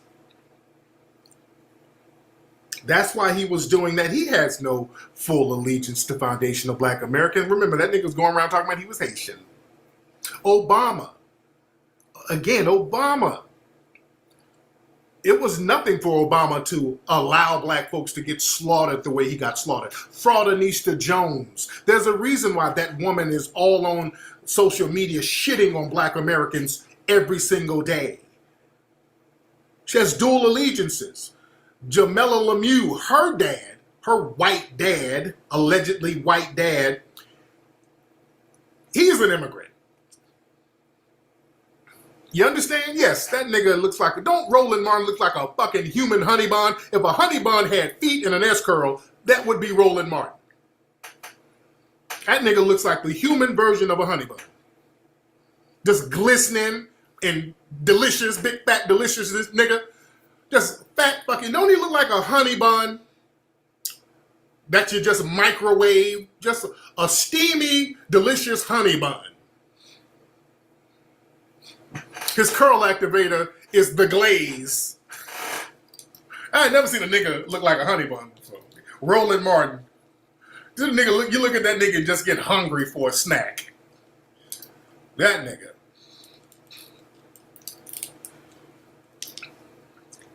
That nigga looks tasty. Like a bread snack. But like I said, this is tough love. This is tough love. This is all tough love. You dig? Nothing but respect. I got a lot of love, a lot of respect for my African brothers and sisters. I got a lot of love for you, especially in the UK. In the UK and in Europe, they got a lot of riders up there. The brothers and sisters there in the UK and Amsterdam, they're different. They're different because a lot of the brothers and sisters there, they understand what the situation is. For some reason, they let just straight up coons over here. Over in Europe, in certain countries there, because the certain nations colonized certain parts of Africa, they got a direct line to go there. So it's easier for them to go there. So they don't have to let just the coon class in certain parts of Europe, in you know, like in Amsterdam and all that. Because I've been over there. Now, I know some brothers from Africa, nigga, that'll stab a motherfucker at the drop of a hat. I know some brothers up there from UK, over there in Brixton, who will stomp a white supremacist out at the drop of a hat. You understand what I'm saying? I know some brothers and sisters over there who don't play that shit. Hell yeah. Them Britain brothers will stab a white supremacist real quick. So they different. They let coons over here because, see, America never really colonized certain spots. Yeah, they had the Brixton riots over there. So the brothers over there, they knife game is on fleek out there. But over here, you know, they really scream for coons. You know, they only let coons over here. Nigga, they bout it. They for real over there. France, too. Them brothers over there in France will give one of them French dudes a fade real quick. They'll knock a croissant out their ass. Yeah, they different. Them brothers and sisters from Africa who's in the UK and France and all, they real different. Yeah? Yeah, the business, yeah, they got easier access to get over there. Yeah, they got some real ones. They got some riders out there in Paris. Yeah. You dig? But you know, it is what it is, man. But again, that's love. But foundational black Americans, it's just us versus everybody. If everybody's not going to help, which they're not, that's fine. We got ourselves because we've been doing it ourselves this long. Now we've been doing it ourselves. We've been helping everybody ourselves. Now we're going to help ourselves. We're going to do things for ourselves. And we got an agenda. And we're going to stay on the necks of our officials. We're going to keep beating the drum of reparations. We're not going to let up all that. We're not going to let up all that.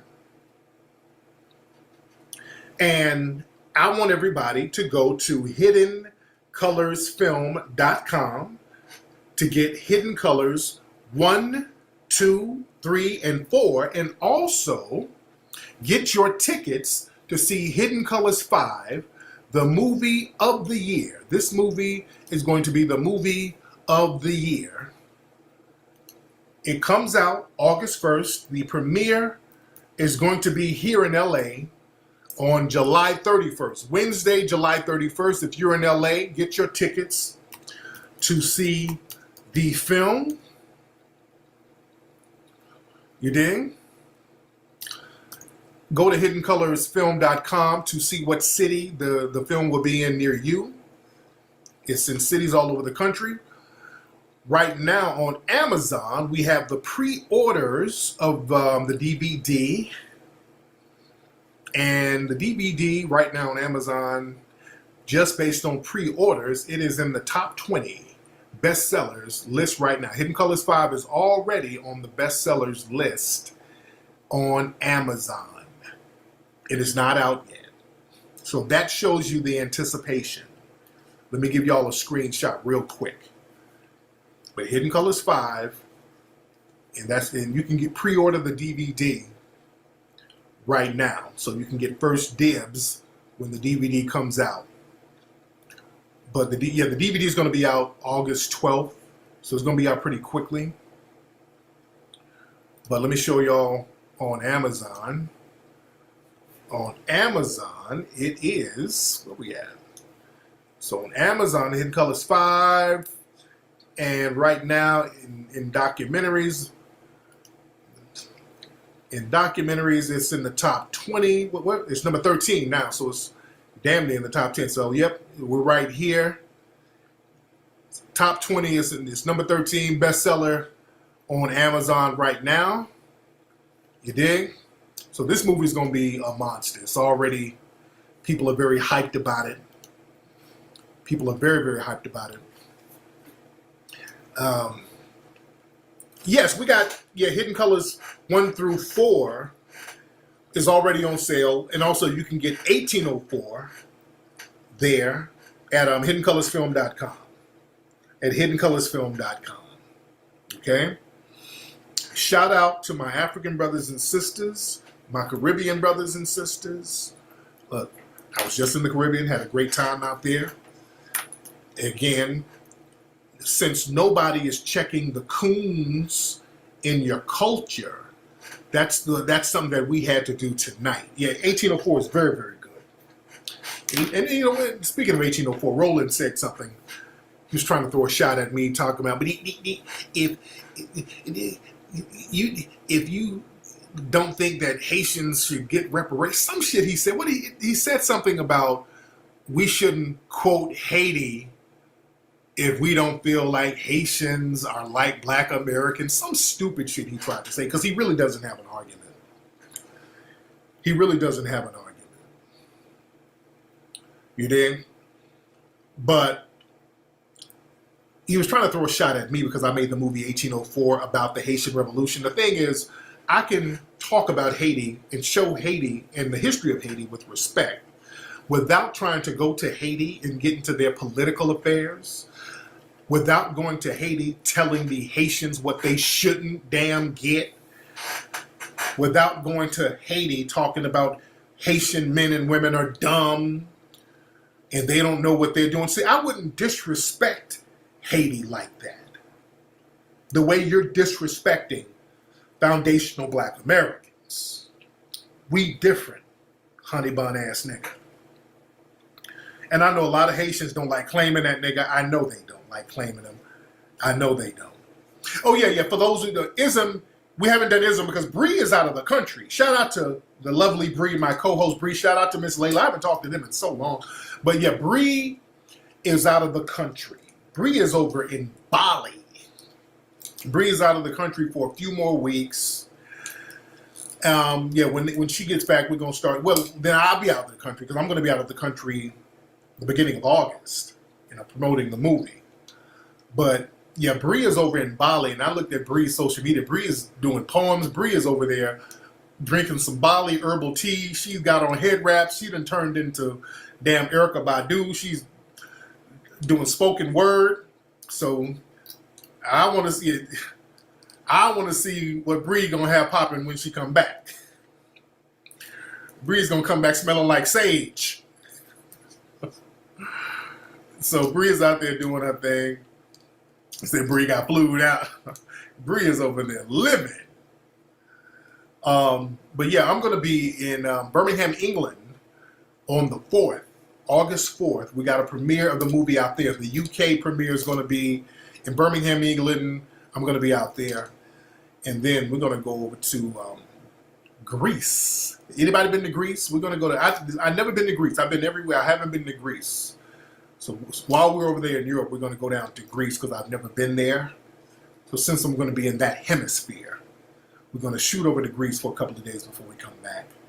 I know we're going to go to Athens and... what did Peanut say? One of these places.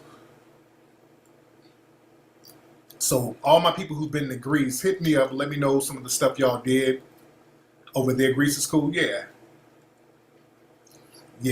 Be careful. I know. Yeah, I'm gonna be careful. Well, I'm careful everywhere I go. You dig? Greece is on fire right now. Santorini. Yeah. Absolutely. All right, y'all. But let me get out of here. But go to hiddencolorsfilms.com. Get your Hidden Colors 5 shirt at hiddencolorsfilm.com. Again, get all the DVDs. What's up, Mecca Bay? How are you, dear? If you have not seen the movies, get HC 1, 2, 3, 4, and 1804, all at hiddencolorsfilm.com, ladies and gentlemen. All right, I'm out of here. Y'all have a good night, fam. Y'all like little baby monkeys.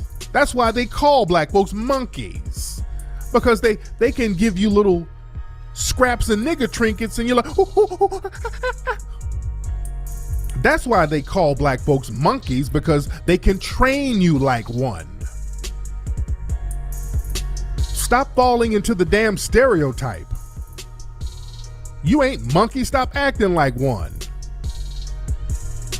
They come along, and there's somebody in the chat room before, they said it was the Jane Goodall effect. The white women, and that's true, white women come around, black people got this thing where the white woman can run all types of game, and that's what the white supremacist male, they've used the white women for years. That's how white feminism got started. The white women would go over there to Africa and they would show the white males, hey, you don't have to go over here with guns. I can help you colonize this place. I can go over there with my whiteness and just have them eating out my hand. I can go over here and just hug a few babies and give them some scraps and give them some decent food after we've already fucked up their environment. The reason why they need food is because we've messed the environment up. But I go over there and just hand them a couple of scraps and they'll eat out my hand. And this is all over the planet. We got to get off this whole monkey shit. And monkey shit means that you're running up behind the white supremacists for some bananas. Everywhere you go on the planet, the minute somebody white show up, everybody's beating their chest, jumping around like little baby animals. That shit is corny looking. You're bigger than that. You're better than that, black people globally. This is why you keep getting exploited over and over again. There was a white dude down there in Haiti.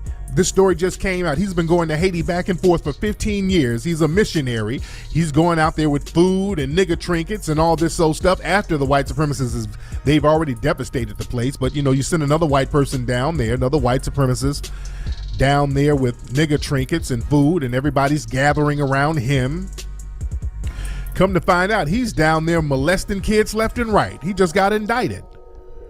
And when they get indicted for molesting black kids, that means they've done a whole bunch of them. And a story came out, and this is very interesting. An article came out about this guy molesting these children, and the article said, missionary who went down to Haiti admitted that he had sex with children between the ages of 5 and 17. That was the headline of this article. And do you know how deceptive and dirty that is to word an article like that?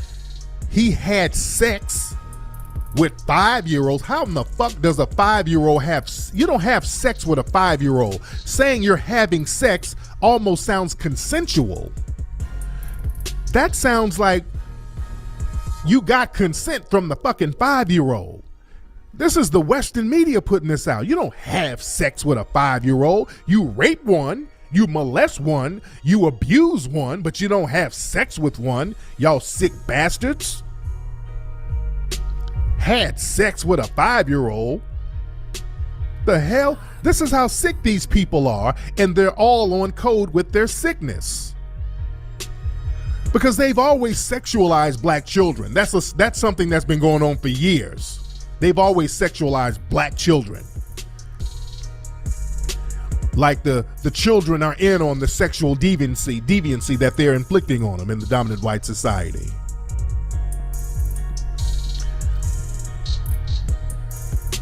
But that shows how weak a community and a society is when they can come in and do anything to your children. I just saw a video earlier before the broadcast up there in, I think in Maryland. It's a 12-year-old boy. The cops were gaffling him up and kicking him and beating him, had his arms all behind his back, and the police officer said, "Hey man, I'm gonna put this little fucker in the hospital." Because the kid was trying to, he didn't want to get hemmed up. He was hemming the kid up and hurting his arm, and the kid was kind of struggling back. And they go to these low-income neighborhoods because, ain't no grown-ass men around. Every time you see some of these incidents that's happening, a lot of times it's a lot of the women running around screaming and yelling.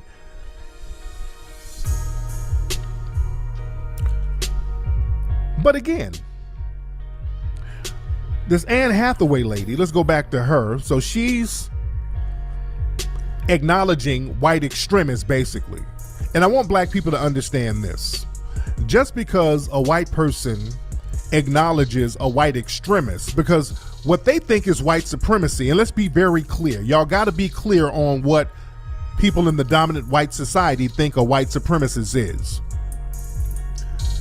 To us in black society, we know what a white supremacist is. That's anybody who believes that they should be in a superior position over black people and who are benefiting from that superior position, and they're not doing anything about it. That's the definition of a white supremacist. If you're benefiting from that white supremacist system and you're doing what you can do through speech, thought, and action to maintain that system, that makes you a white supremacist. You don't have to go around yelling nigger, nigger, nigger, and you don't have to have a cross in your front yard or whatever. A white supremacist, as we know, is somebody on a jury allowing a race soldier to get away with killing a black person. A white supremacist is a supervisor at a job that's not hiring black people because of race. That's a white supremacist. A white supremacist is a white teacher that's funneling black children into special education. That's a white supremacist. So it's not all about direct anger. It's all about maintenance of the system. Now, to the dominant white society, a white supremacist is somebody in the alt-right, the Klan, the skinheads, the KKK, the neo-Nazi movement. And that's it. To them, that's what a white supremacist is. So the thing is, they have no problem calling a white extremist, because we got to understand the words and the definitions. Those are white extremists. Dylan Roof, that's a white extremist. They took their white nationalism to a whole different level, where they're inflicting direct violence. Whereas the regular white supremacists, they're more covert with it.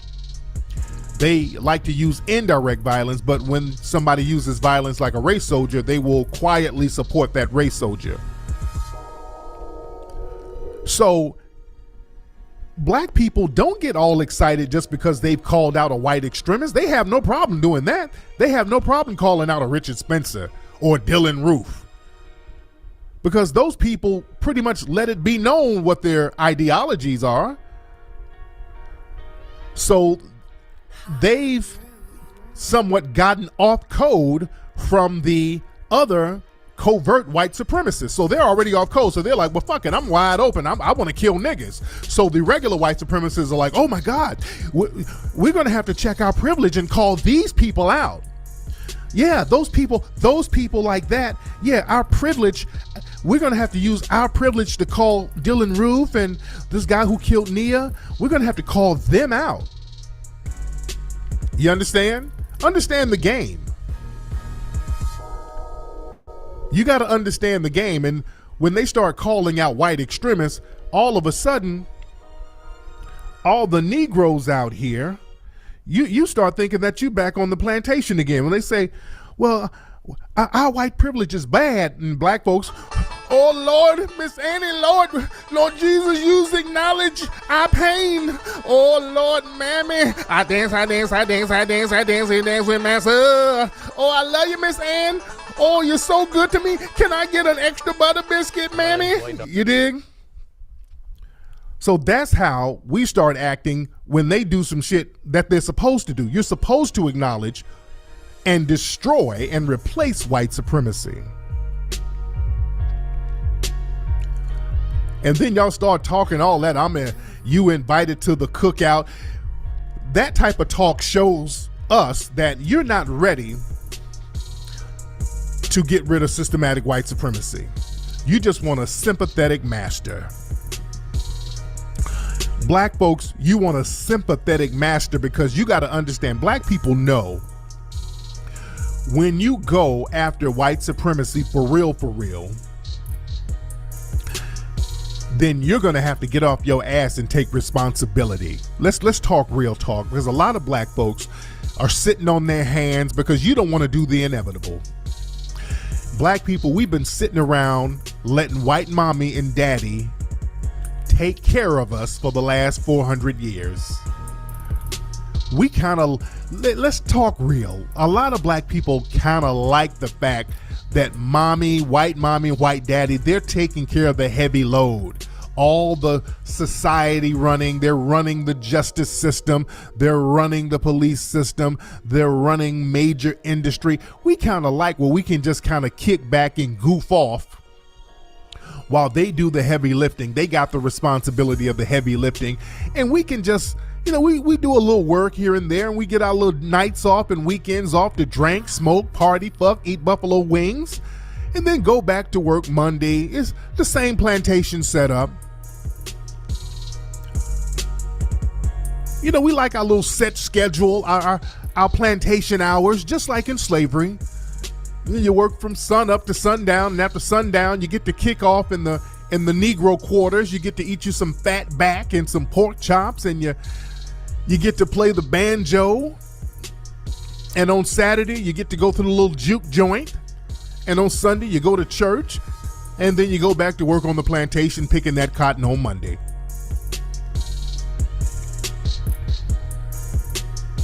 We kind of like that setup. A lot of black folks don't want to admit that. Massa has to worry about taxes and bills and mortgages and city planning and all the heavy stuff. We ain't got to run no businesses like that. We let them do that, and we kind of kick back and just get us a little job here, and we're happy with that. Well, Massa, they're tired of footing the bill, and they're in survival mode. And the biggest threat to their survival is you. So they're cutting off that faucet, black folks, whether you like it or not. Being a coon, being a mammy, being a bedwench, that's not going to save you. Massa's tired because Massa is in a fight for his life. See, the thing, we think this one is going to blow over. Every 20, 30 years, there's always a big backlash from the white supremacists. We get a couple of symbolic gains, and then they take those symbolic gains back. Then there's a backlash. Then we get mad. We get upset. They give us some nigga trinkets. We're calm for a decade or so, and then they start having another backlash. Then we get upset. Well, this backlash is different, family. This is a different backlash. And we've never seen a backlash like this in the history of this country. We've never seen killings of black people, lynchings like this back to back to back with no repercussion. We've never seen that in this country. This is the only time in history that is happening at this rate. This is genocidal right now, because the white supremacists, they don't have another 20 or 30 years to kind of lollygag with us, play this little tug of war, because in about 40 and 50 years, you got to understand this, the white supremacists are going extinct. So they're in a fight for survival. They're saying that, you know, they're going to be the minority here in about 40, 50 years. They're going to be the minority in America. Well, that means your extinction rate is going to accelerate, because the white supremacists, they're dying faster than they can reproduce. And this is all over the world. You understand? So black folks think we're going to just kind of wait them out. No, because they'll destroy the whole planet. They're like, if we go, everybody's going to go. We'll destroy this whole shit. We'll take all y'all with us. But yeah, that lifespan might be shorter than that, because there are all types of factors that's causing the white supremacists to not procreate in sufficient numbers. And when you cannot procreate, when the death rate is higher than the birth rate, that's unreversible in many cases. It's irreversible. You can't reverse it. Once a group starts going extinct, you can't really reverse that. You understand? So a lot of things that they're doing, they're trying to latch on to the Asians, trying to, you know, create some Eurasian race people, trying to create a bunch of Keanu Reeves. They can try to do that, but the Asians, you know, they'll wise up to that, because they don't want too much of their society infiltrated by outsiders. You know, you got the Asian bedwenches and all that, but within their society, you know, they understand what the white supremacists are capable of if they get too much of a stronghold. You understand? So what they want to do, they got to get all the resources they can in order to survive as long as they can. That's why they're trying to get over in Africa real heavy. They're trying to get them a real good foothold over there in Africa. But the thing is, the inevitable is going to happen. These white supremacists are going to try to wipe a lot of us out in large numbers, and black folks are going to have to stand up and fight physically to protect yourself. There's going to have to be some bloodshed going on to protect yourself. So black folks need to be planning and plotting every single day on how they are going to survive these deadly white supremacists, especially when they're harming your children. Nobody's going to save you or your children, black folks. When I see black kids get hemmed up and black folks sitting around here hollering and yelling, no. Let me get deep. Can we get deep tonight, family? Let me get deep with you guys tonight. Spirits, good or bad, spirits live on based on the way the people who maintain that spirit utilizes and exercises that spirit when they're alive. That's how spirits are maintained. And I said before, the secret of life is to live without fear. When you live without fear, you create a spirit that never dies. You create a spirit of courage, a courageous spirit, be it good or bad. Be it good or bad, a courageous spirit never dies. It lives on. The problem is, we start looking at things in terms of good and bad. Now, you know, you do have negative karma, you do have positive karma. Now, the white supremacists, are they getting a part of that negative karma? Yes, because the universe is wiping the white supremacists out. But they've embraced an evil spirit, and an evil spirit is very powerful. This is why a lot of these white extremists, they embrace Satanism. They've realized, hell, we know what we're doing ain't godly, but hell, Satan, he's just as good. But the thing is, if you relish a spirit and you're willing to die for that spirit and you have no fear to sacrifice your life for that spirit, even if it's an evil spirit, that spirit will remain because it puts out a certain energy from the people who believe in that spirit. Now, they believe in white supremacy. White supremacy has been around for a minute because people believe in that shit. People will die for white supremacy. They'll die for it. They'll sacrifice their lives. They'll sacrifice going to jail for life. They'll sacrifice getting shot to maintain white supremacy. There's strong dedication to white supremacy, just like Islam. Islam has been around for a long time because people are willing to go on a jihad for Islam. They'll blow up planes. They'll do anything. They'll go on a jihad. And you look at some of these people who are going to jihad for their religion. Look at some of their countries. Look at some of the Muslim countries. All Muslim countries ain't broke.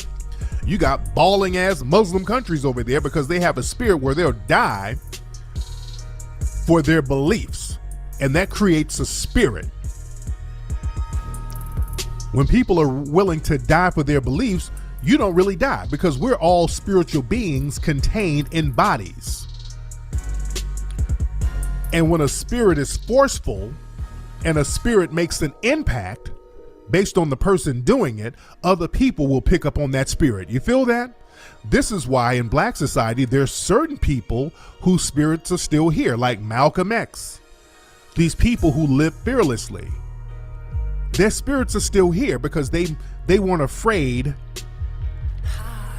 to invoke their spirit into the ethos. People like Dr. Martin Luther King, he was a fearless brother. He went out there, he took those bumps and bruises. He made many mistakes, but he was still fearless. He put himself out there on the line, and his spirit is still alive. The spirit of many of the Black Panthers, that spirit is still out there. The spirit of Marcus Garvey, these people who did things fearlessly. The spirit of Elijah Muhammad, these people who challenged white supremacy, the people who directly went after it. They didn't die. The physical body died, but the spirit is here. This is why they don't like, this is why COINTELPRO, when the COINTELPRO program happened, they said, we got to stop the rise of a Black Messiah. Look at the words J. Edgar Hoover used. He understood that when you have a Black, quote unquote, Messiah putting out a spirit, Messiah, spirit, same thing. They know that the people are going to gravitate towards that spirit and the spirit won't die. You understand? The spirit don't die. So Malcolm didn't die. Malcolm is still here with us because he made such an impact because he was fearless. Malcolm and Marcus Garvey didn't die. That Garveyite spirit still lives on. That energy never really dies. Energy is transferred.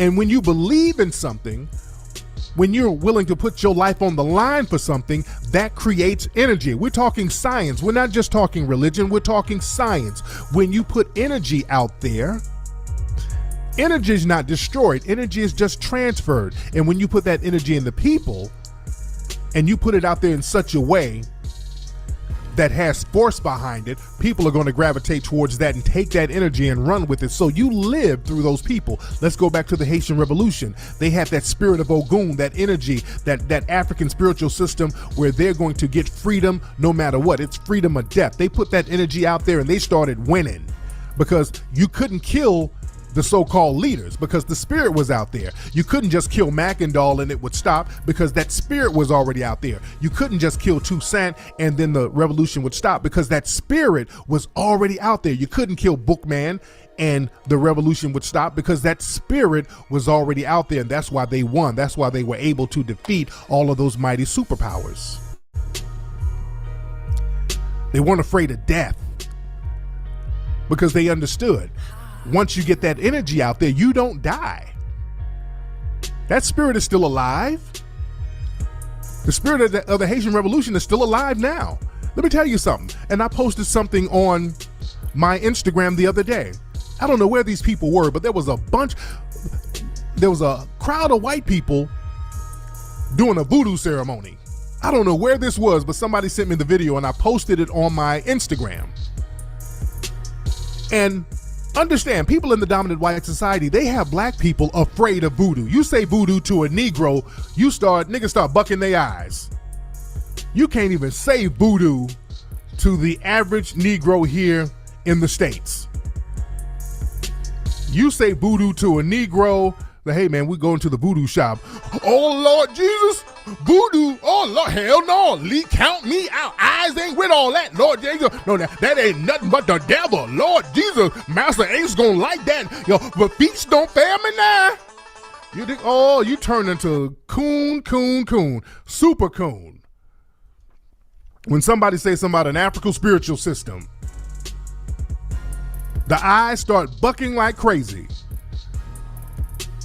But when I was in Haiti, I saw white people going down there learning voodoo left and right. And I posted this video. They trying their damnedest to learn that shit. It's not going to affect them the same way. They can't channel that same type of energy, but they're trying. They're trying their damnedest to. They're trying to get some of that damn energy. Trust me, when they see black folks, we got a certain spirit that we're living up to. Oh, they'd be the first ones trying to co-opt that spirit and trying to gravitate towards it. That's why I look at the Masons. The Masons, all that is Moorish science. That's them doing shit that the Moors were doing. That's all Masonic. All that masonry, all that stuff, that's Moorish science, stuff that the Moors brought in Europe, because the Moors went in there, they were fearless, they were dominating, they weren't afraid, and that the spirit of the Moors still live over there. That's all Masonic things are. It's Moorish science. You understand? So these people in the dominant white society, spirits that we put out there, they try their damnedest to get a hold of it. They try their darndest to get a hold of it, and we run from it. We get scared of it. We get afraid of it. But the thing is,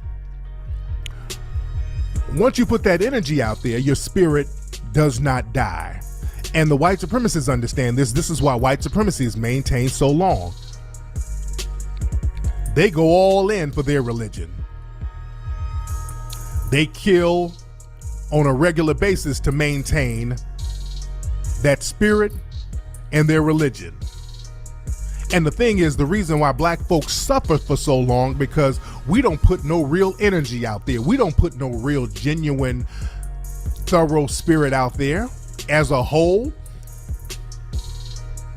The spirit of cowardice only breeds more cowardice. The spirit of allowing people to kick you around and you sit up here scared to say something. Black folks won't even say white supremacy in most parts. Black folks won't even acknowledge white supremacy. We try to talk tough among each other, but when white mommy and white daddy come in the room, oh, you start fiddling and bucking your eyes. There is no spirit of cowardice that's going to be transferred anywhere that's going to make you do anything constructive or positive. It only breeds more cowardice. This is why we're suffering globally. Because this fearful thing where we're just going to sit around and let the white supremacists kick us around, and hopefully they won't kick us too hard. You're not living up to your real essence. You're not living up to the true spirit you were born in. Because your ass is already dead. And right now they're kicking around zombies. That's why they have movies like The Walking Dead. This is how we deal with our zombies. They're just walking around. Look at the symbolisms in these movies. That's how they look at you, and that's how the spirit realm looks at you. When you don't have any courage and there's mass fear, there's mass cowardice, you become a zombie. You have no soul. You have no energy, nothing. There's no honor in mass fear. This is why you're going to continue to get disrespected over and over again. And just like in those Walking Dead shows, how do they deal with zombies? The zombies might break bad every blue moon, but you know, you can contain the zombies with minimal effort. You just kind of funnel them here, funnel them there. But long as they don't just get in your mix, they're not going to do anything proactive. Understand, look at these zombie shows. The zombies are basically reacting. They just walk around and just try to eat you anytime they can catch you. But the zombies have no plan. This is why the lead characters can outsmart the zombies. They just got to go somewhere where all the zombies can't sneak up on them. But they have no plan. And that's what we're doing. We're walking around dead right now. We've thrown in the towel. We've thrown in the towel in the ring. We're just not gonna fight. We're just gonna let them punch us around, and hopefully a savior comes and takes it all away. There ain't no savior. Jesus ain't coming. White mommy ain't coming. On the show Game of Thrones, and that's the picture that I have up, they have something that is so symbolic of white supremacy. They have this white female character who's blonde. She's being lifted up by all of these dark characters, and they made a point to paint these people to look darker than what they are. Some of these people look like they could have been Middle Eastern or whatever, but they made a point to make these people dark and melanated, almost an orange melanated color. And they're holding this white woman up, worshiping her. That's white supremacy all day. Because black folks, the reason why the white supremacists are so strong, not only do they have their own spirit lifting them up, they have your asses giving your energy, lifting them up. That's why they're so strong over you. You're giving them all of your spiritual energy. You've made the white supremacists your gods. That's why the minute a white supremacist or somebody in the dominant society acknowledges white supremacy, all of a sudden you picking the banjo, lifting them up, crying. Oh, thank you so much, white mama. You is a heaven on earth. You're worshiping. You can't wait to worship white mommy and white damn daddy. You're looking for an excuse to worship them. You cannot wait.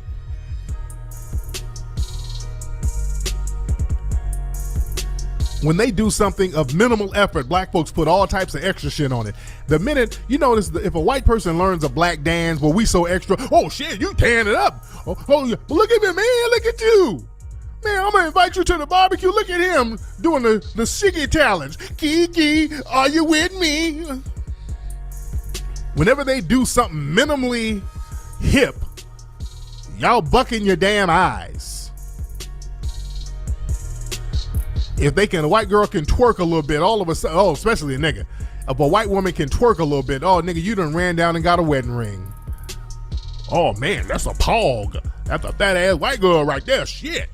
I was gonna wipe you up, missy. And you know what's interesting? When the white supremacists killed our sister up there in the Bay, you know, a lot of us were talking about it. Do you know there were bed wenches all on YouTube still caping for Zaddy? There were bed wenches all on YouTube talking about black men are trying to use this black woman getting stabbed in Oakland as a way to try to get sisters to stop dating interracially. They're caping for Zaddy still. These women are still out here caping for Zaddy. I mean, I've seen several videos of these women complaining that talking about black men, we just trying to use this to hate on them. And black men be killing black women too. I heard that type of buck dancing plantation Negro nonsense from some of these bed wenches out here on YouTube. Y'all know who some of them are, some of the main ones. They're still caping for Zaddy. Do you know there's been so many cases of these white supremacists dating these sisters and killing them, killing their kids? There was a Klansman, I forgot what state this is in, this week. He just got arrested. He purposely would befriend black people and harm them. He's a Klan member. He's in the Klan. He's a hardcore white supremacist. He has one eye. He's a hardcore white supremacist, but he's like, let me be more covert in the way I kill some of these niggas. So he would be your friend. He would act like your friend, meet these middle-aged sisters, get cool with them, and kill them. And he killed this sister. 43-year-old sister befriended this dude, and he ended up killing her. I mean, this is a dirty little nasty little looking with one eye. Now, you can't tell me you couldn't gotten something better than that in a brother, because that kills me. A lot of these women out here they will die to be a damn bed wench and will complain that brothers ain't up to par, brothers ain't stepping up to the plate. All these criteria that you're using for brothers, and then you can get a one-eye trailer park fucking white supremacist hillbilly to kick it with you, and then he end up busting you in the head with a fucking bat. This is how desperate and sick we are to be around these white supremacists. I mean, he was a bottom of the barrel hillbilly white supremacist too. Y'all look that story up. But this is why we're going to continue to suffer as a whole if we don't get that spirit right, and your spirit is going to have to dictate the physical, because I don't want us to be sitting around playing. When I say physical and spirit, one drives the other, because what you do physically will create a certain energy spiritually, because spirits are energy. I want y'all to understand that. They've measured spirits.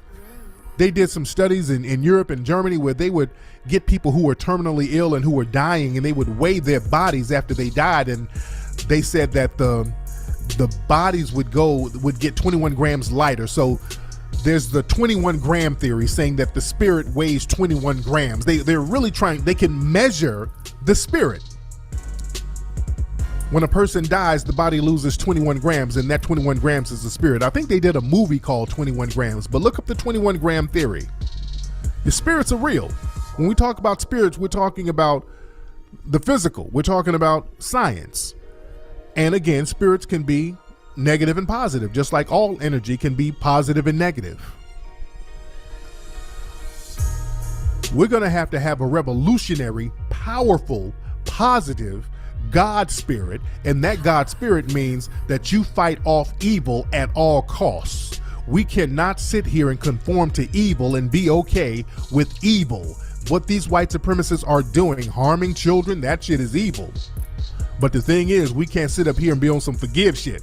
Being godly don't mean you sit up here and be, I forgive you, Lord Jesus. No. You fight evil to the death. You fight evil to the death, especially when your children are involved.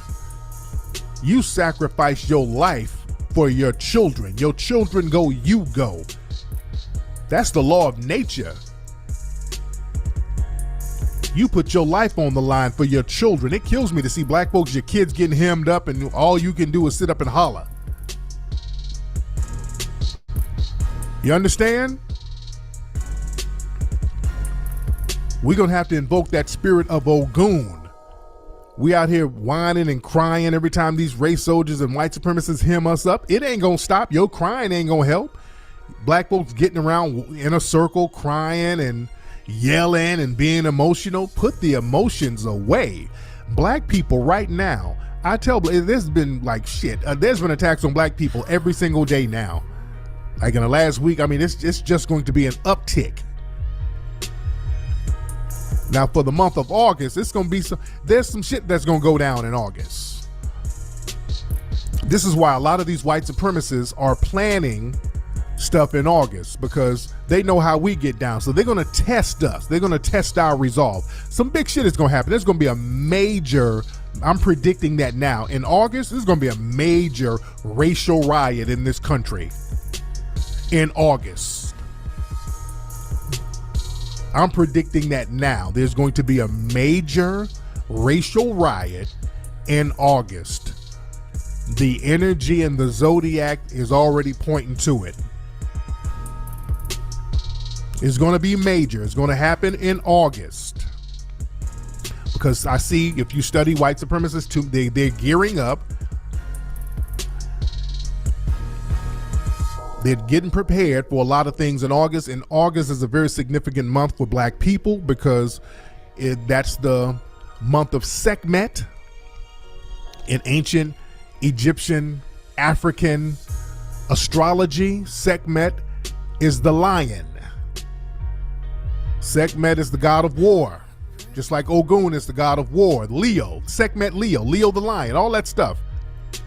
Remember, all the zodiacs, all that shit comes from African spiritual systems.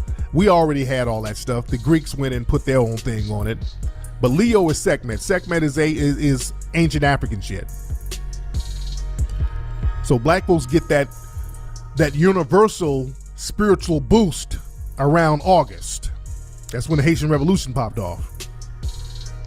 Jamaica got their independence in August. So the thing is, with these white supremacists scheduling a bunch of stuff in August,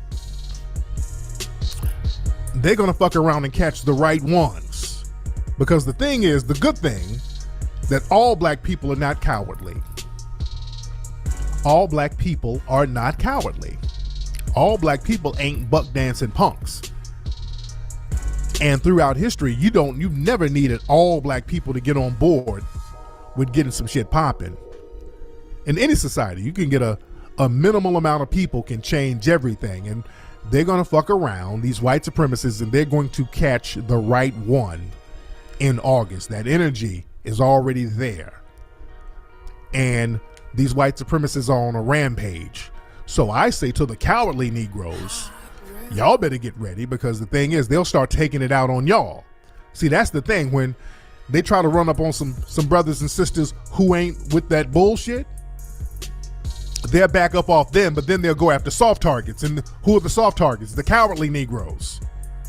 They're going to go after the Negroes who just want to sit up and eat bacon and drink 40s and just kind of, what about black on black crime? You know, you just kind of want to do your own thing and everything is hunky-dory and I can walk around and ain't no white supremacy. Those are the ones who are going to be the soft targets. They're going after you. But understand, even though there's a cowardly spirit among black society, all black people ain't on no cowardly shit. And these white supremacists are going to fuck around and catch the right one. And I predict that it's going to happen this August. You understand? So every black person needs to be on alert, need to be ready for these white supremacist terrorists out here. Black people need to weaponize everything to protect yourself. When these white supremacists out here stabbing people in the neck and stabbing up women and all, no. We all got to be ready the minute we get out the house. Sisters, you better have pepper spray, whatever. Brothers, have pepper spray, because some of these cities you can't carry. But you got to be ready. And no matter what socioeconomic background you in, again, I live in a high tax bracket, but the white supremacists have the race soldiers all up in my crib. With Ving Rhames just said today, the police showed up at his house not too long ago with guns because one of his neighbors called the police talking about a big black man broke in his house. Now, and the police showed up with guns.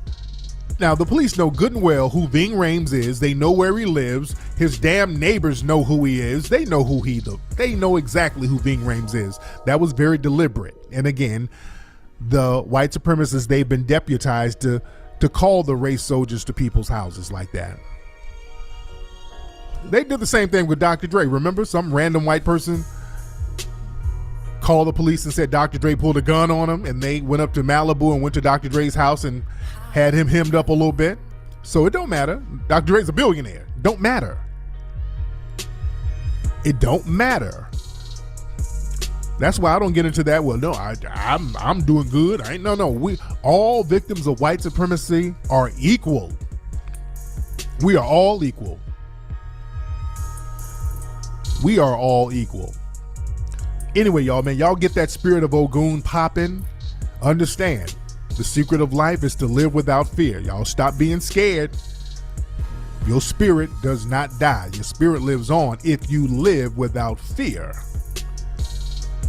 A courageous spirit always lives on. Remember that. Even an evil one. These white supremacists, they have an evil spirit, but they're courageous about white supremacy. Just look at the Cliven Bundys. These people will go toe-to-toe with the government in order to maintain white supremacy. You have these white supremacist militia groups that will bring it to their asses. They're willing to die. And some of the Cliven Bundy people did die to make their point known.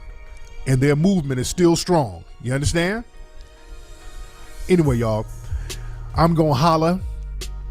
Don't forget, family, everybody get your Egyptian Musk album right now. family. We had a great conversation tonight.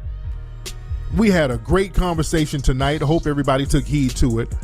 But everybody, and let me shout out the Melanoid 300 family. Boy, we've been having a great conversation in the new group, the private group that we have.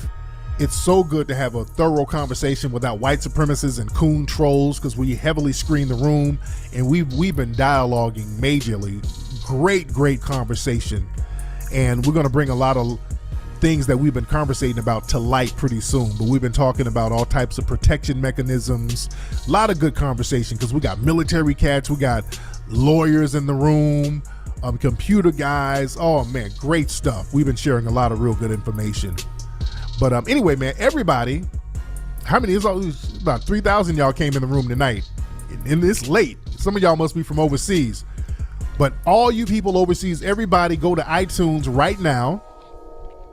Get the Mink Slide Egyptian Musk album, download that. Or if you have Google Play, you have Android, go to Google Play right now and get that Mink Slide album right now. It's the hottest R&B album in the country right now, and we're independent. We're going neck and neck with Drake and Beyonce and shit right now.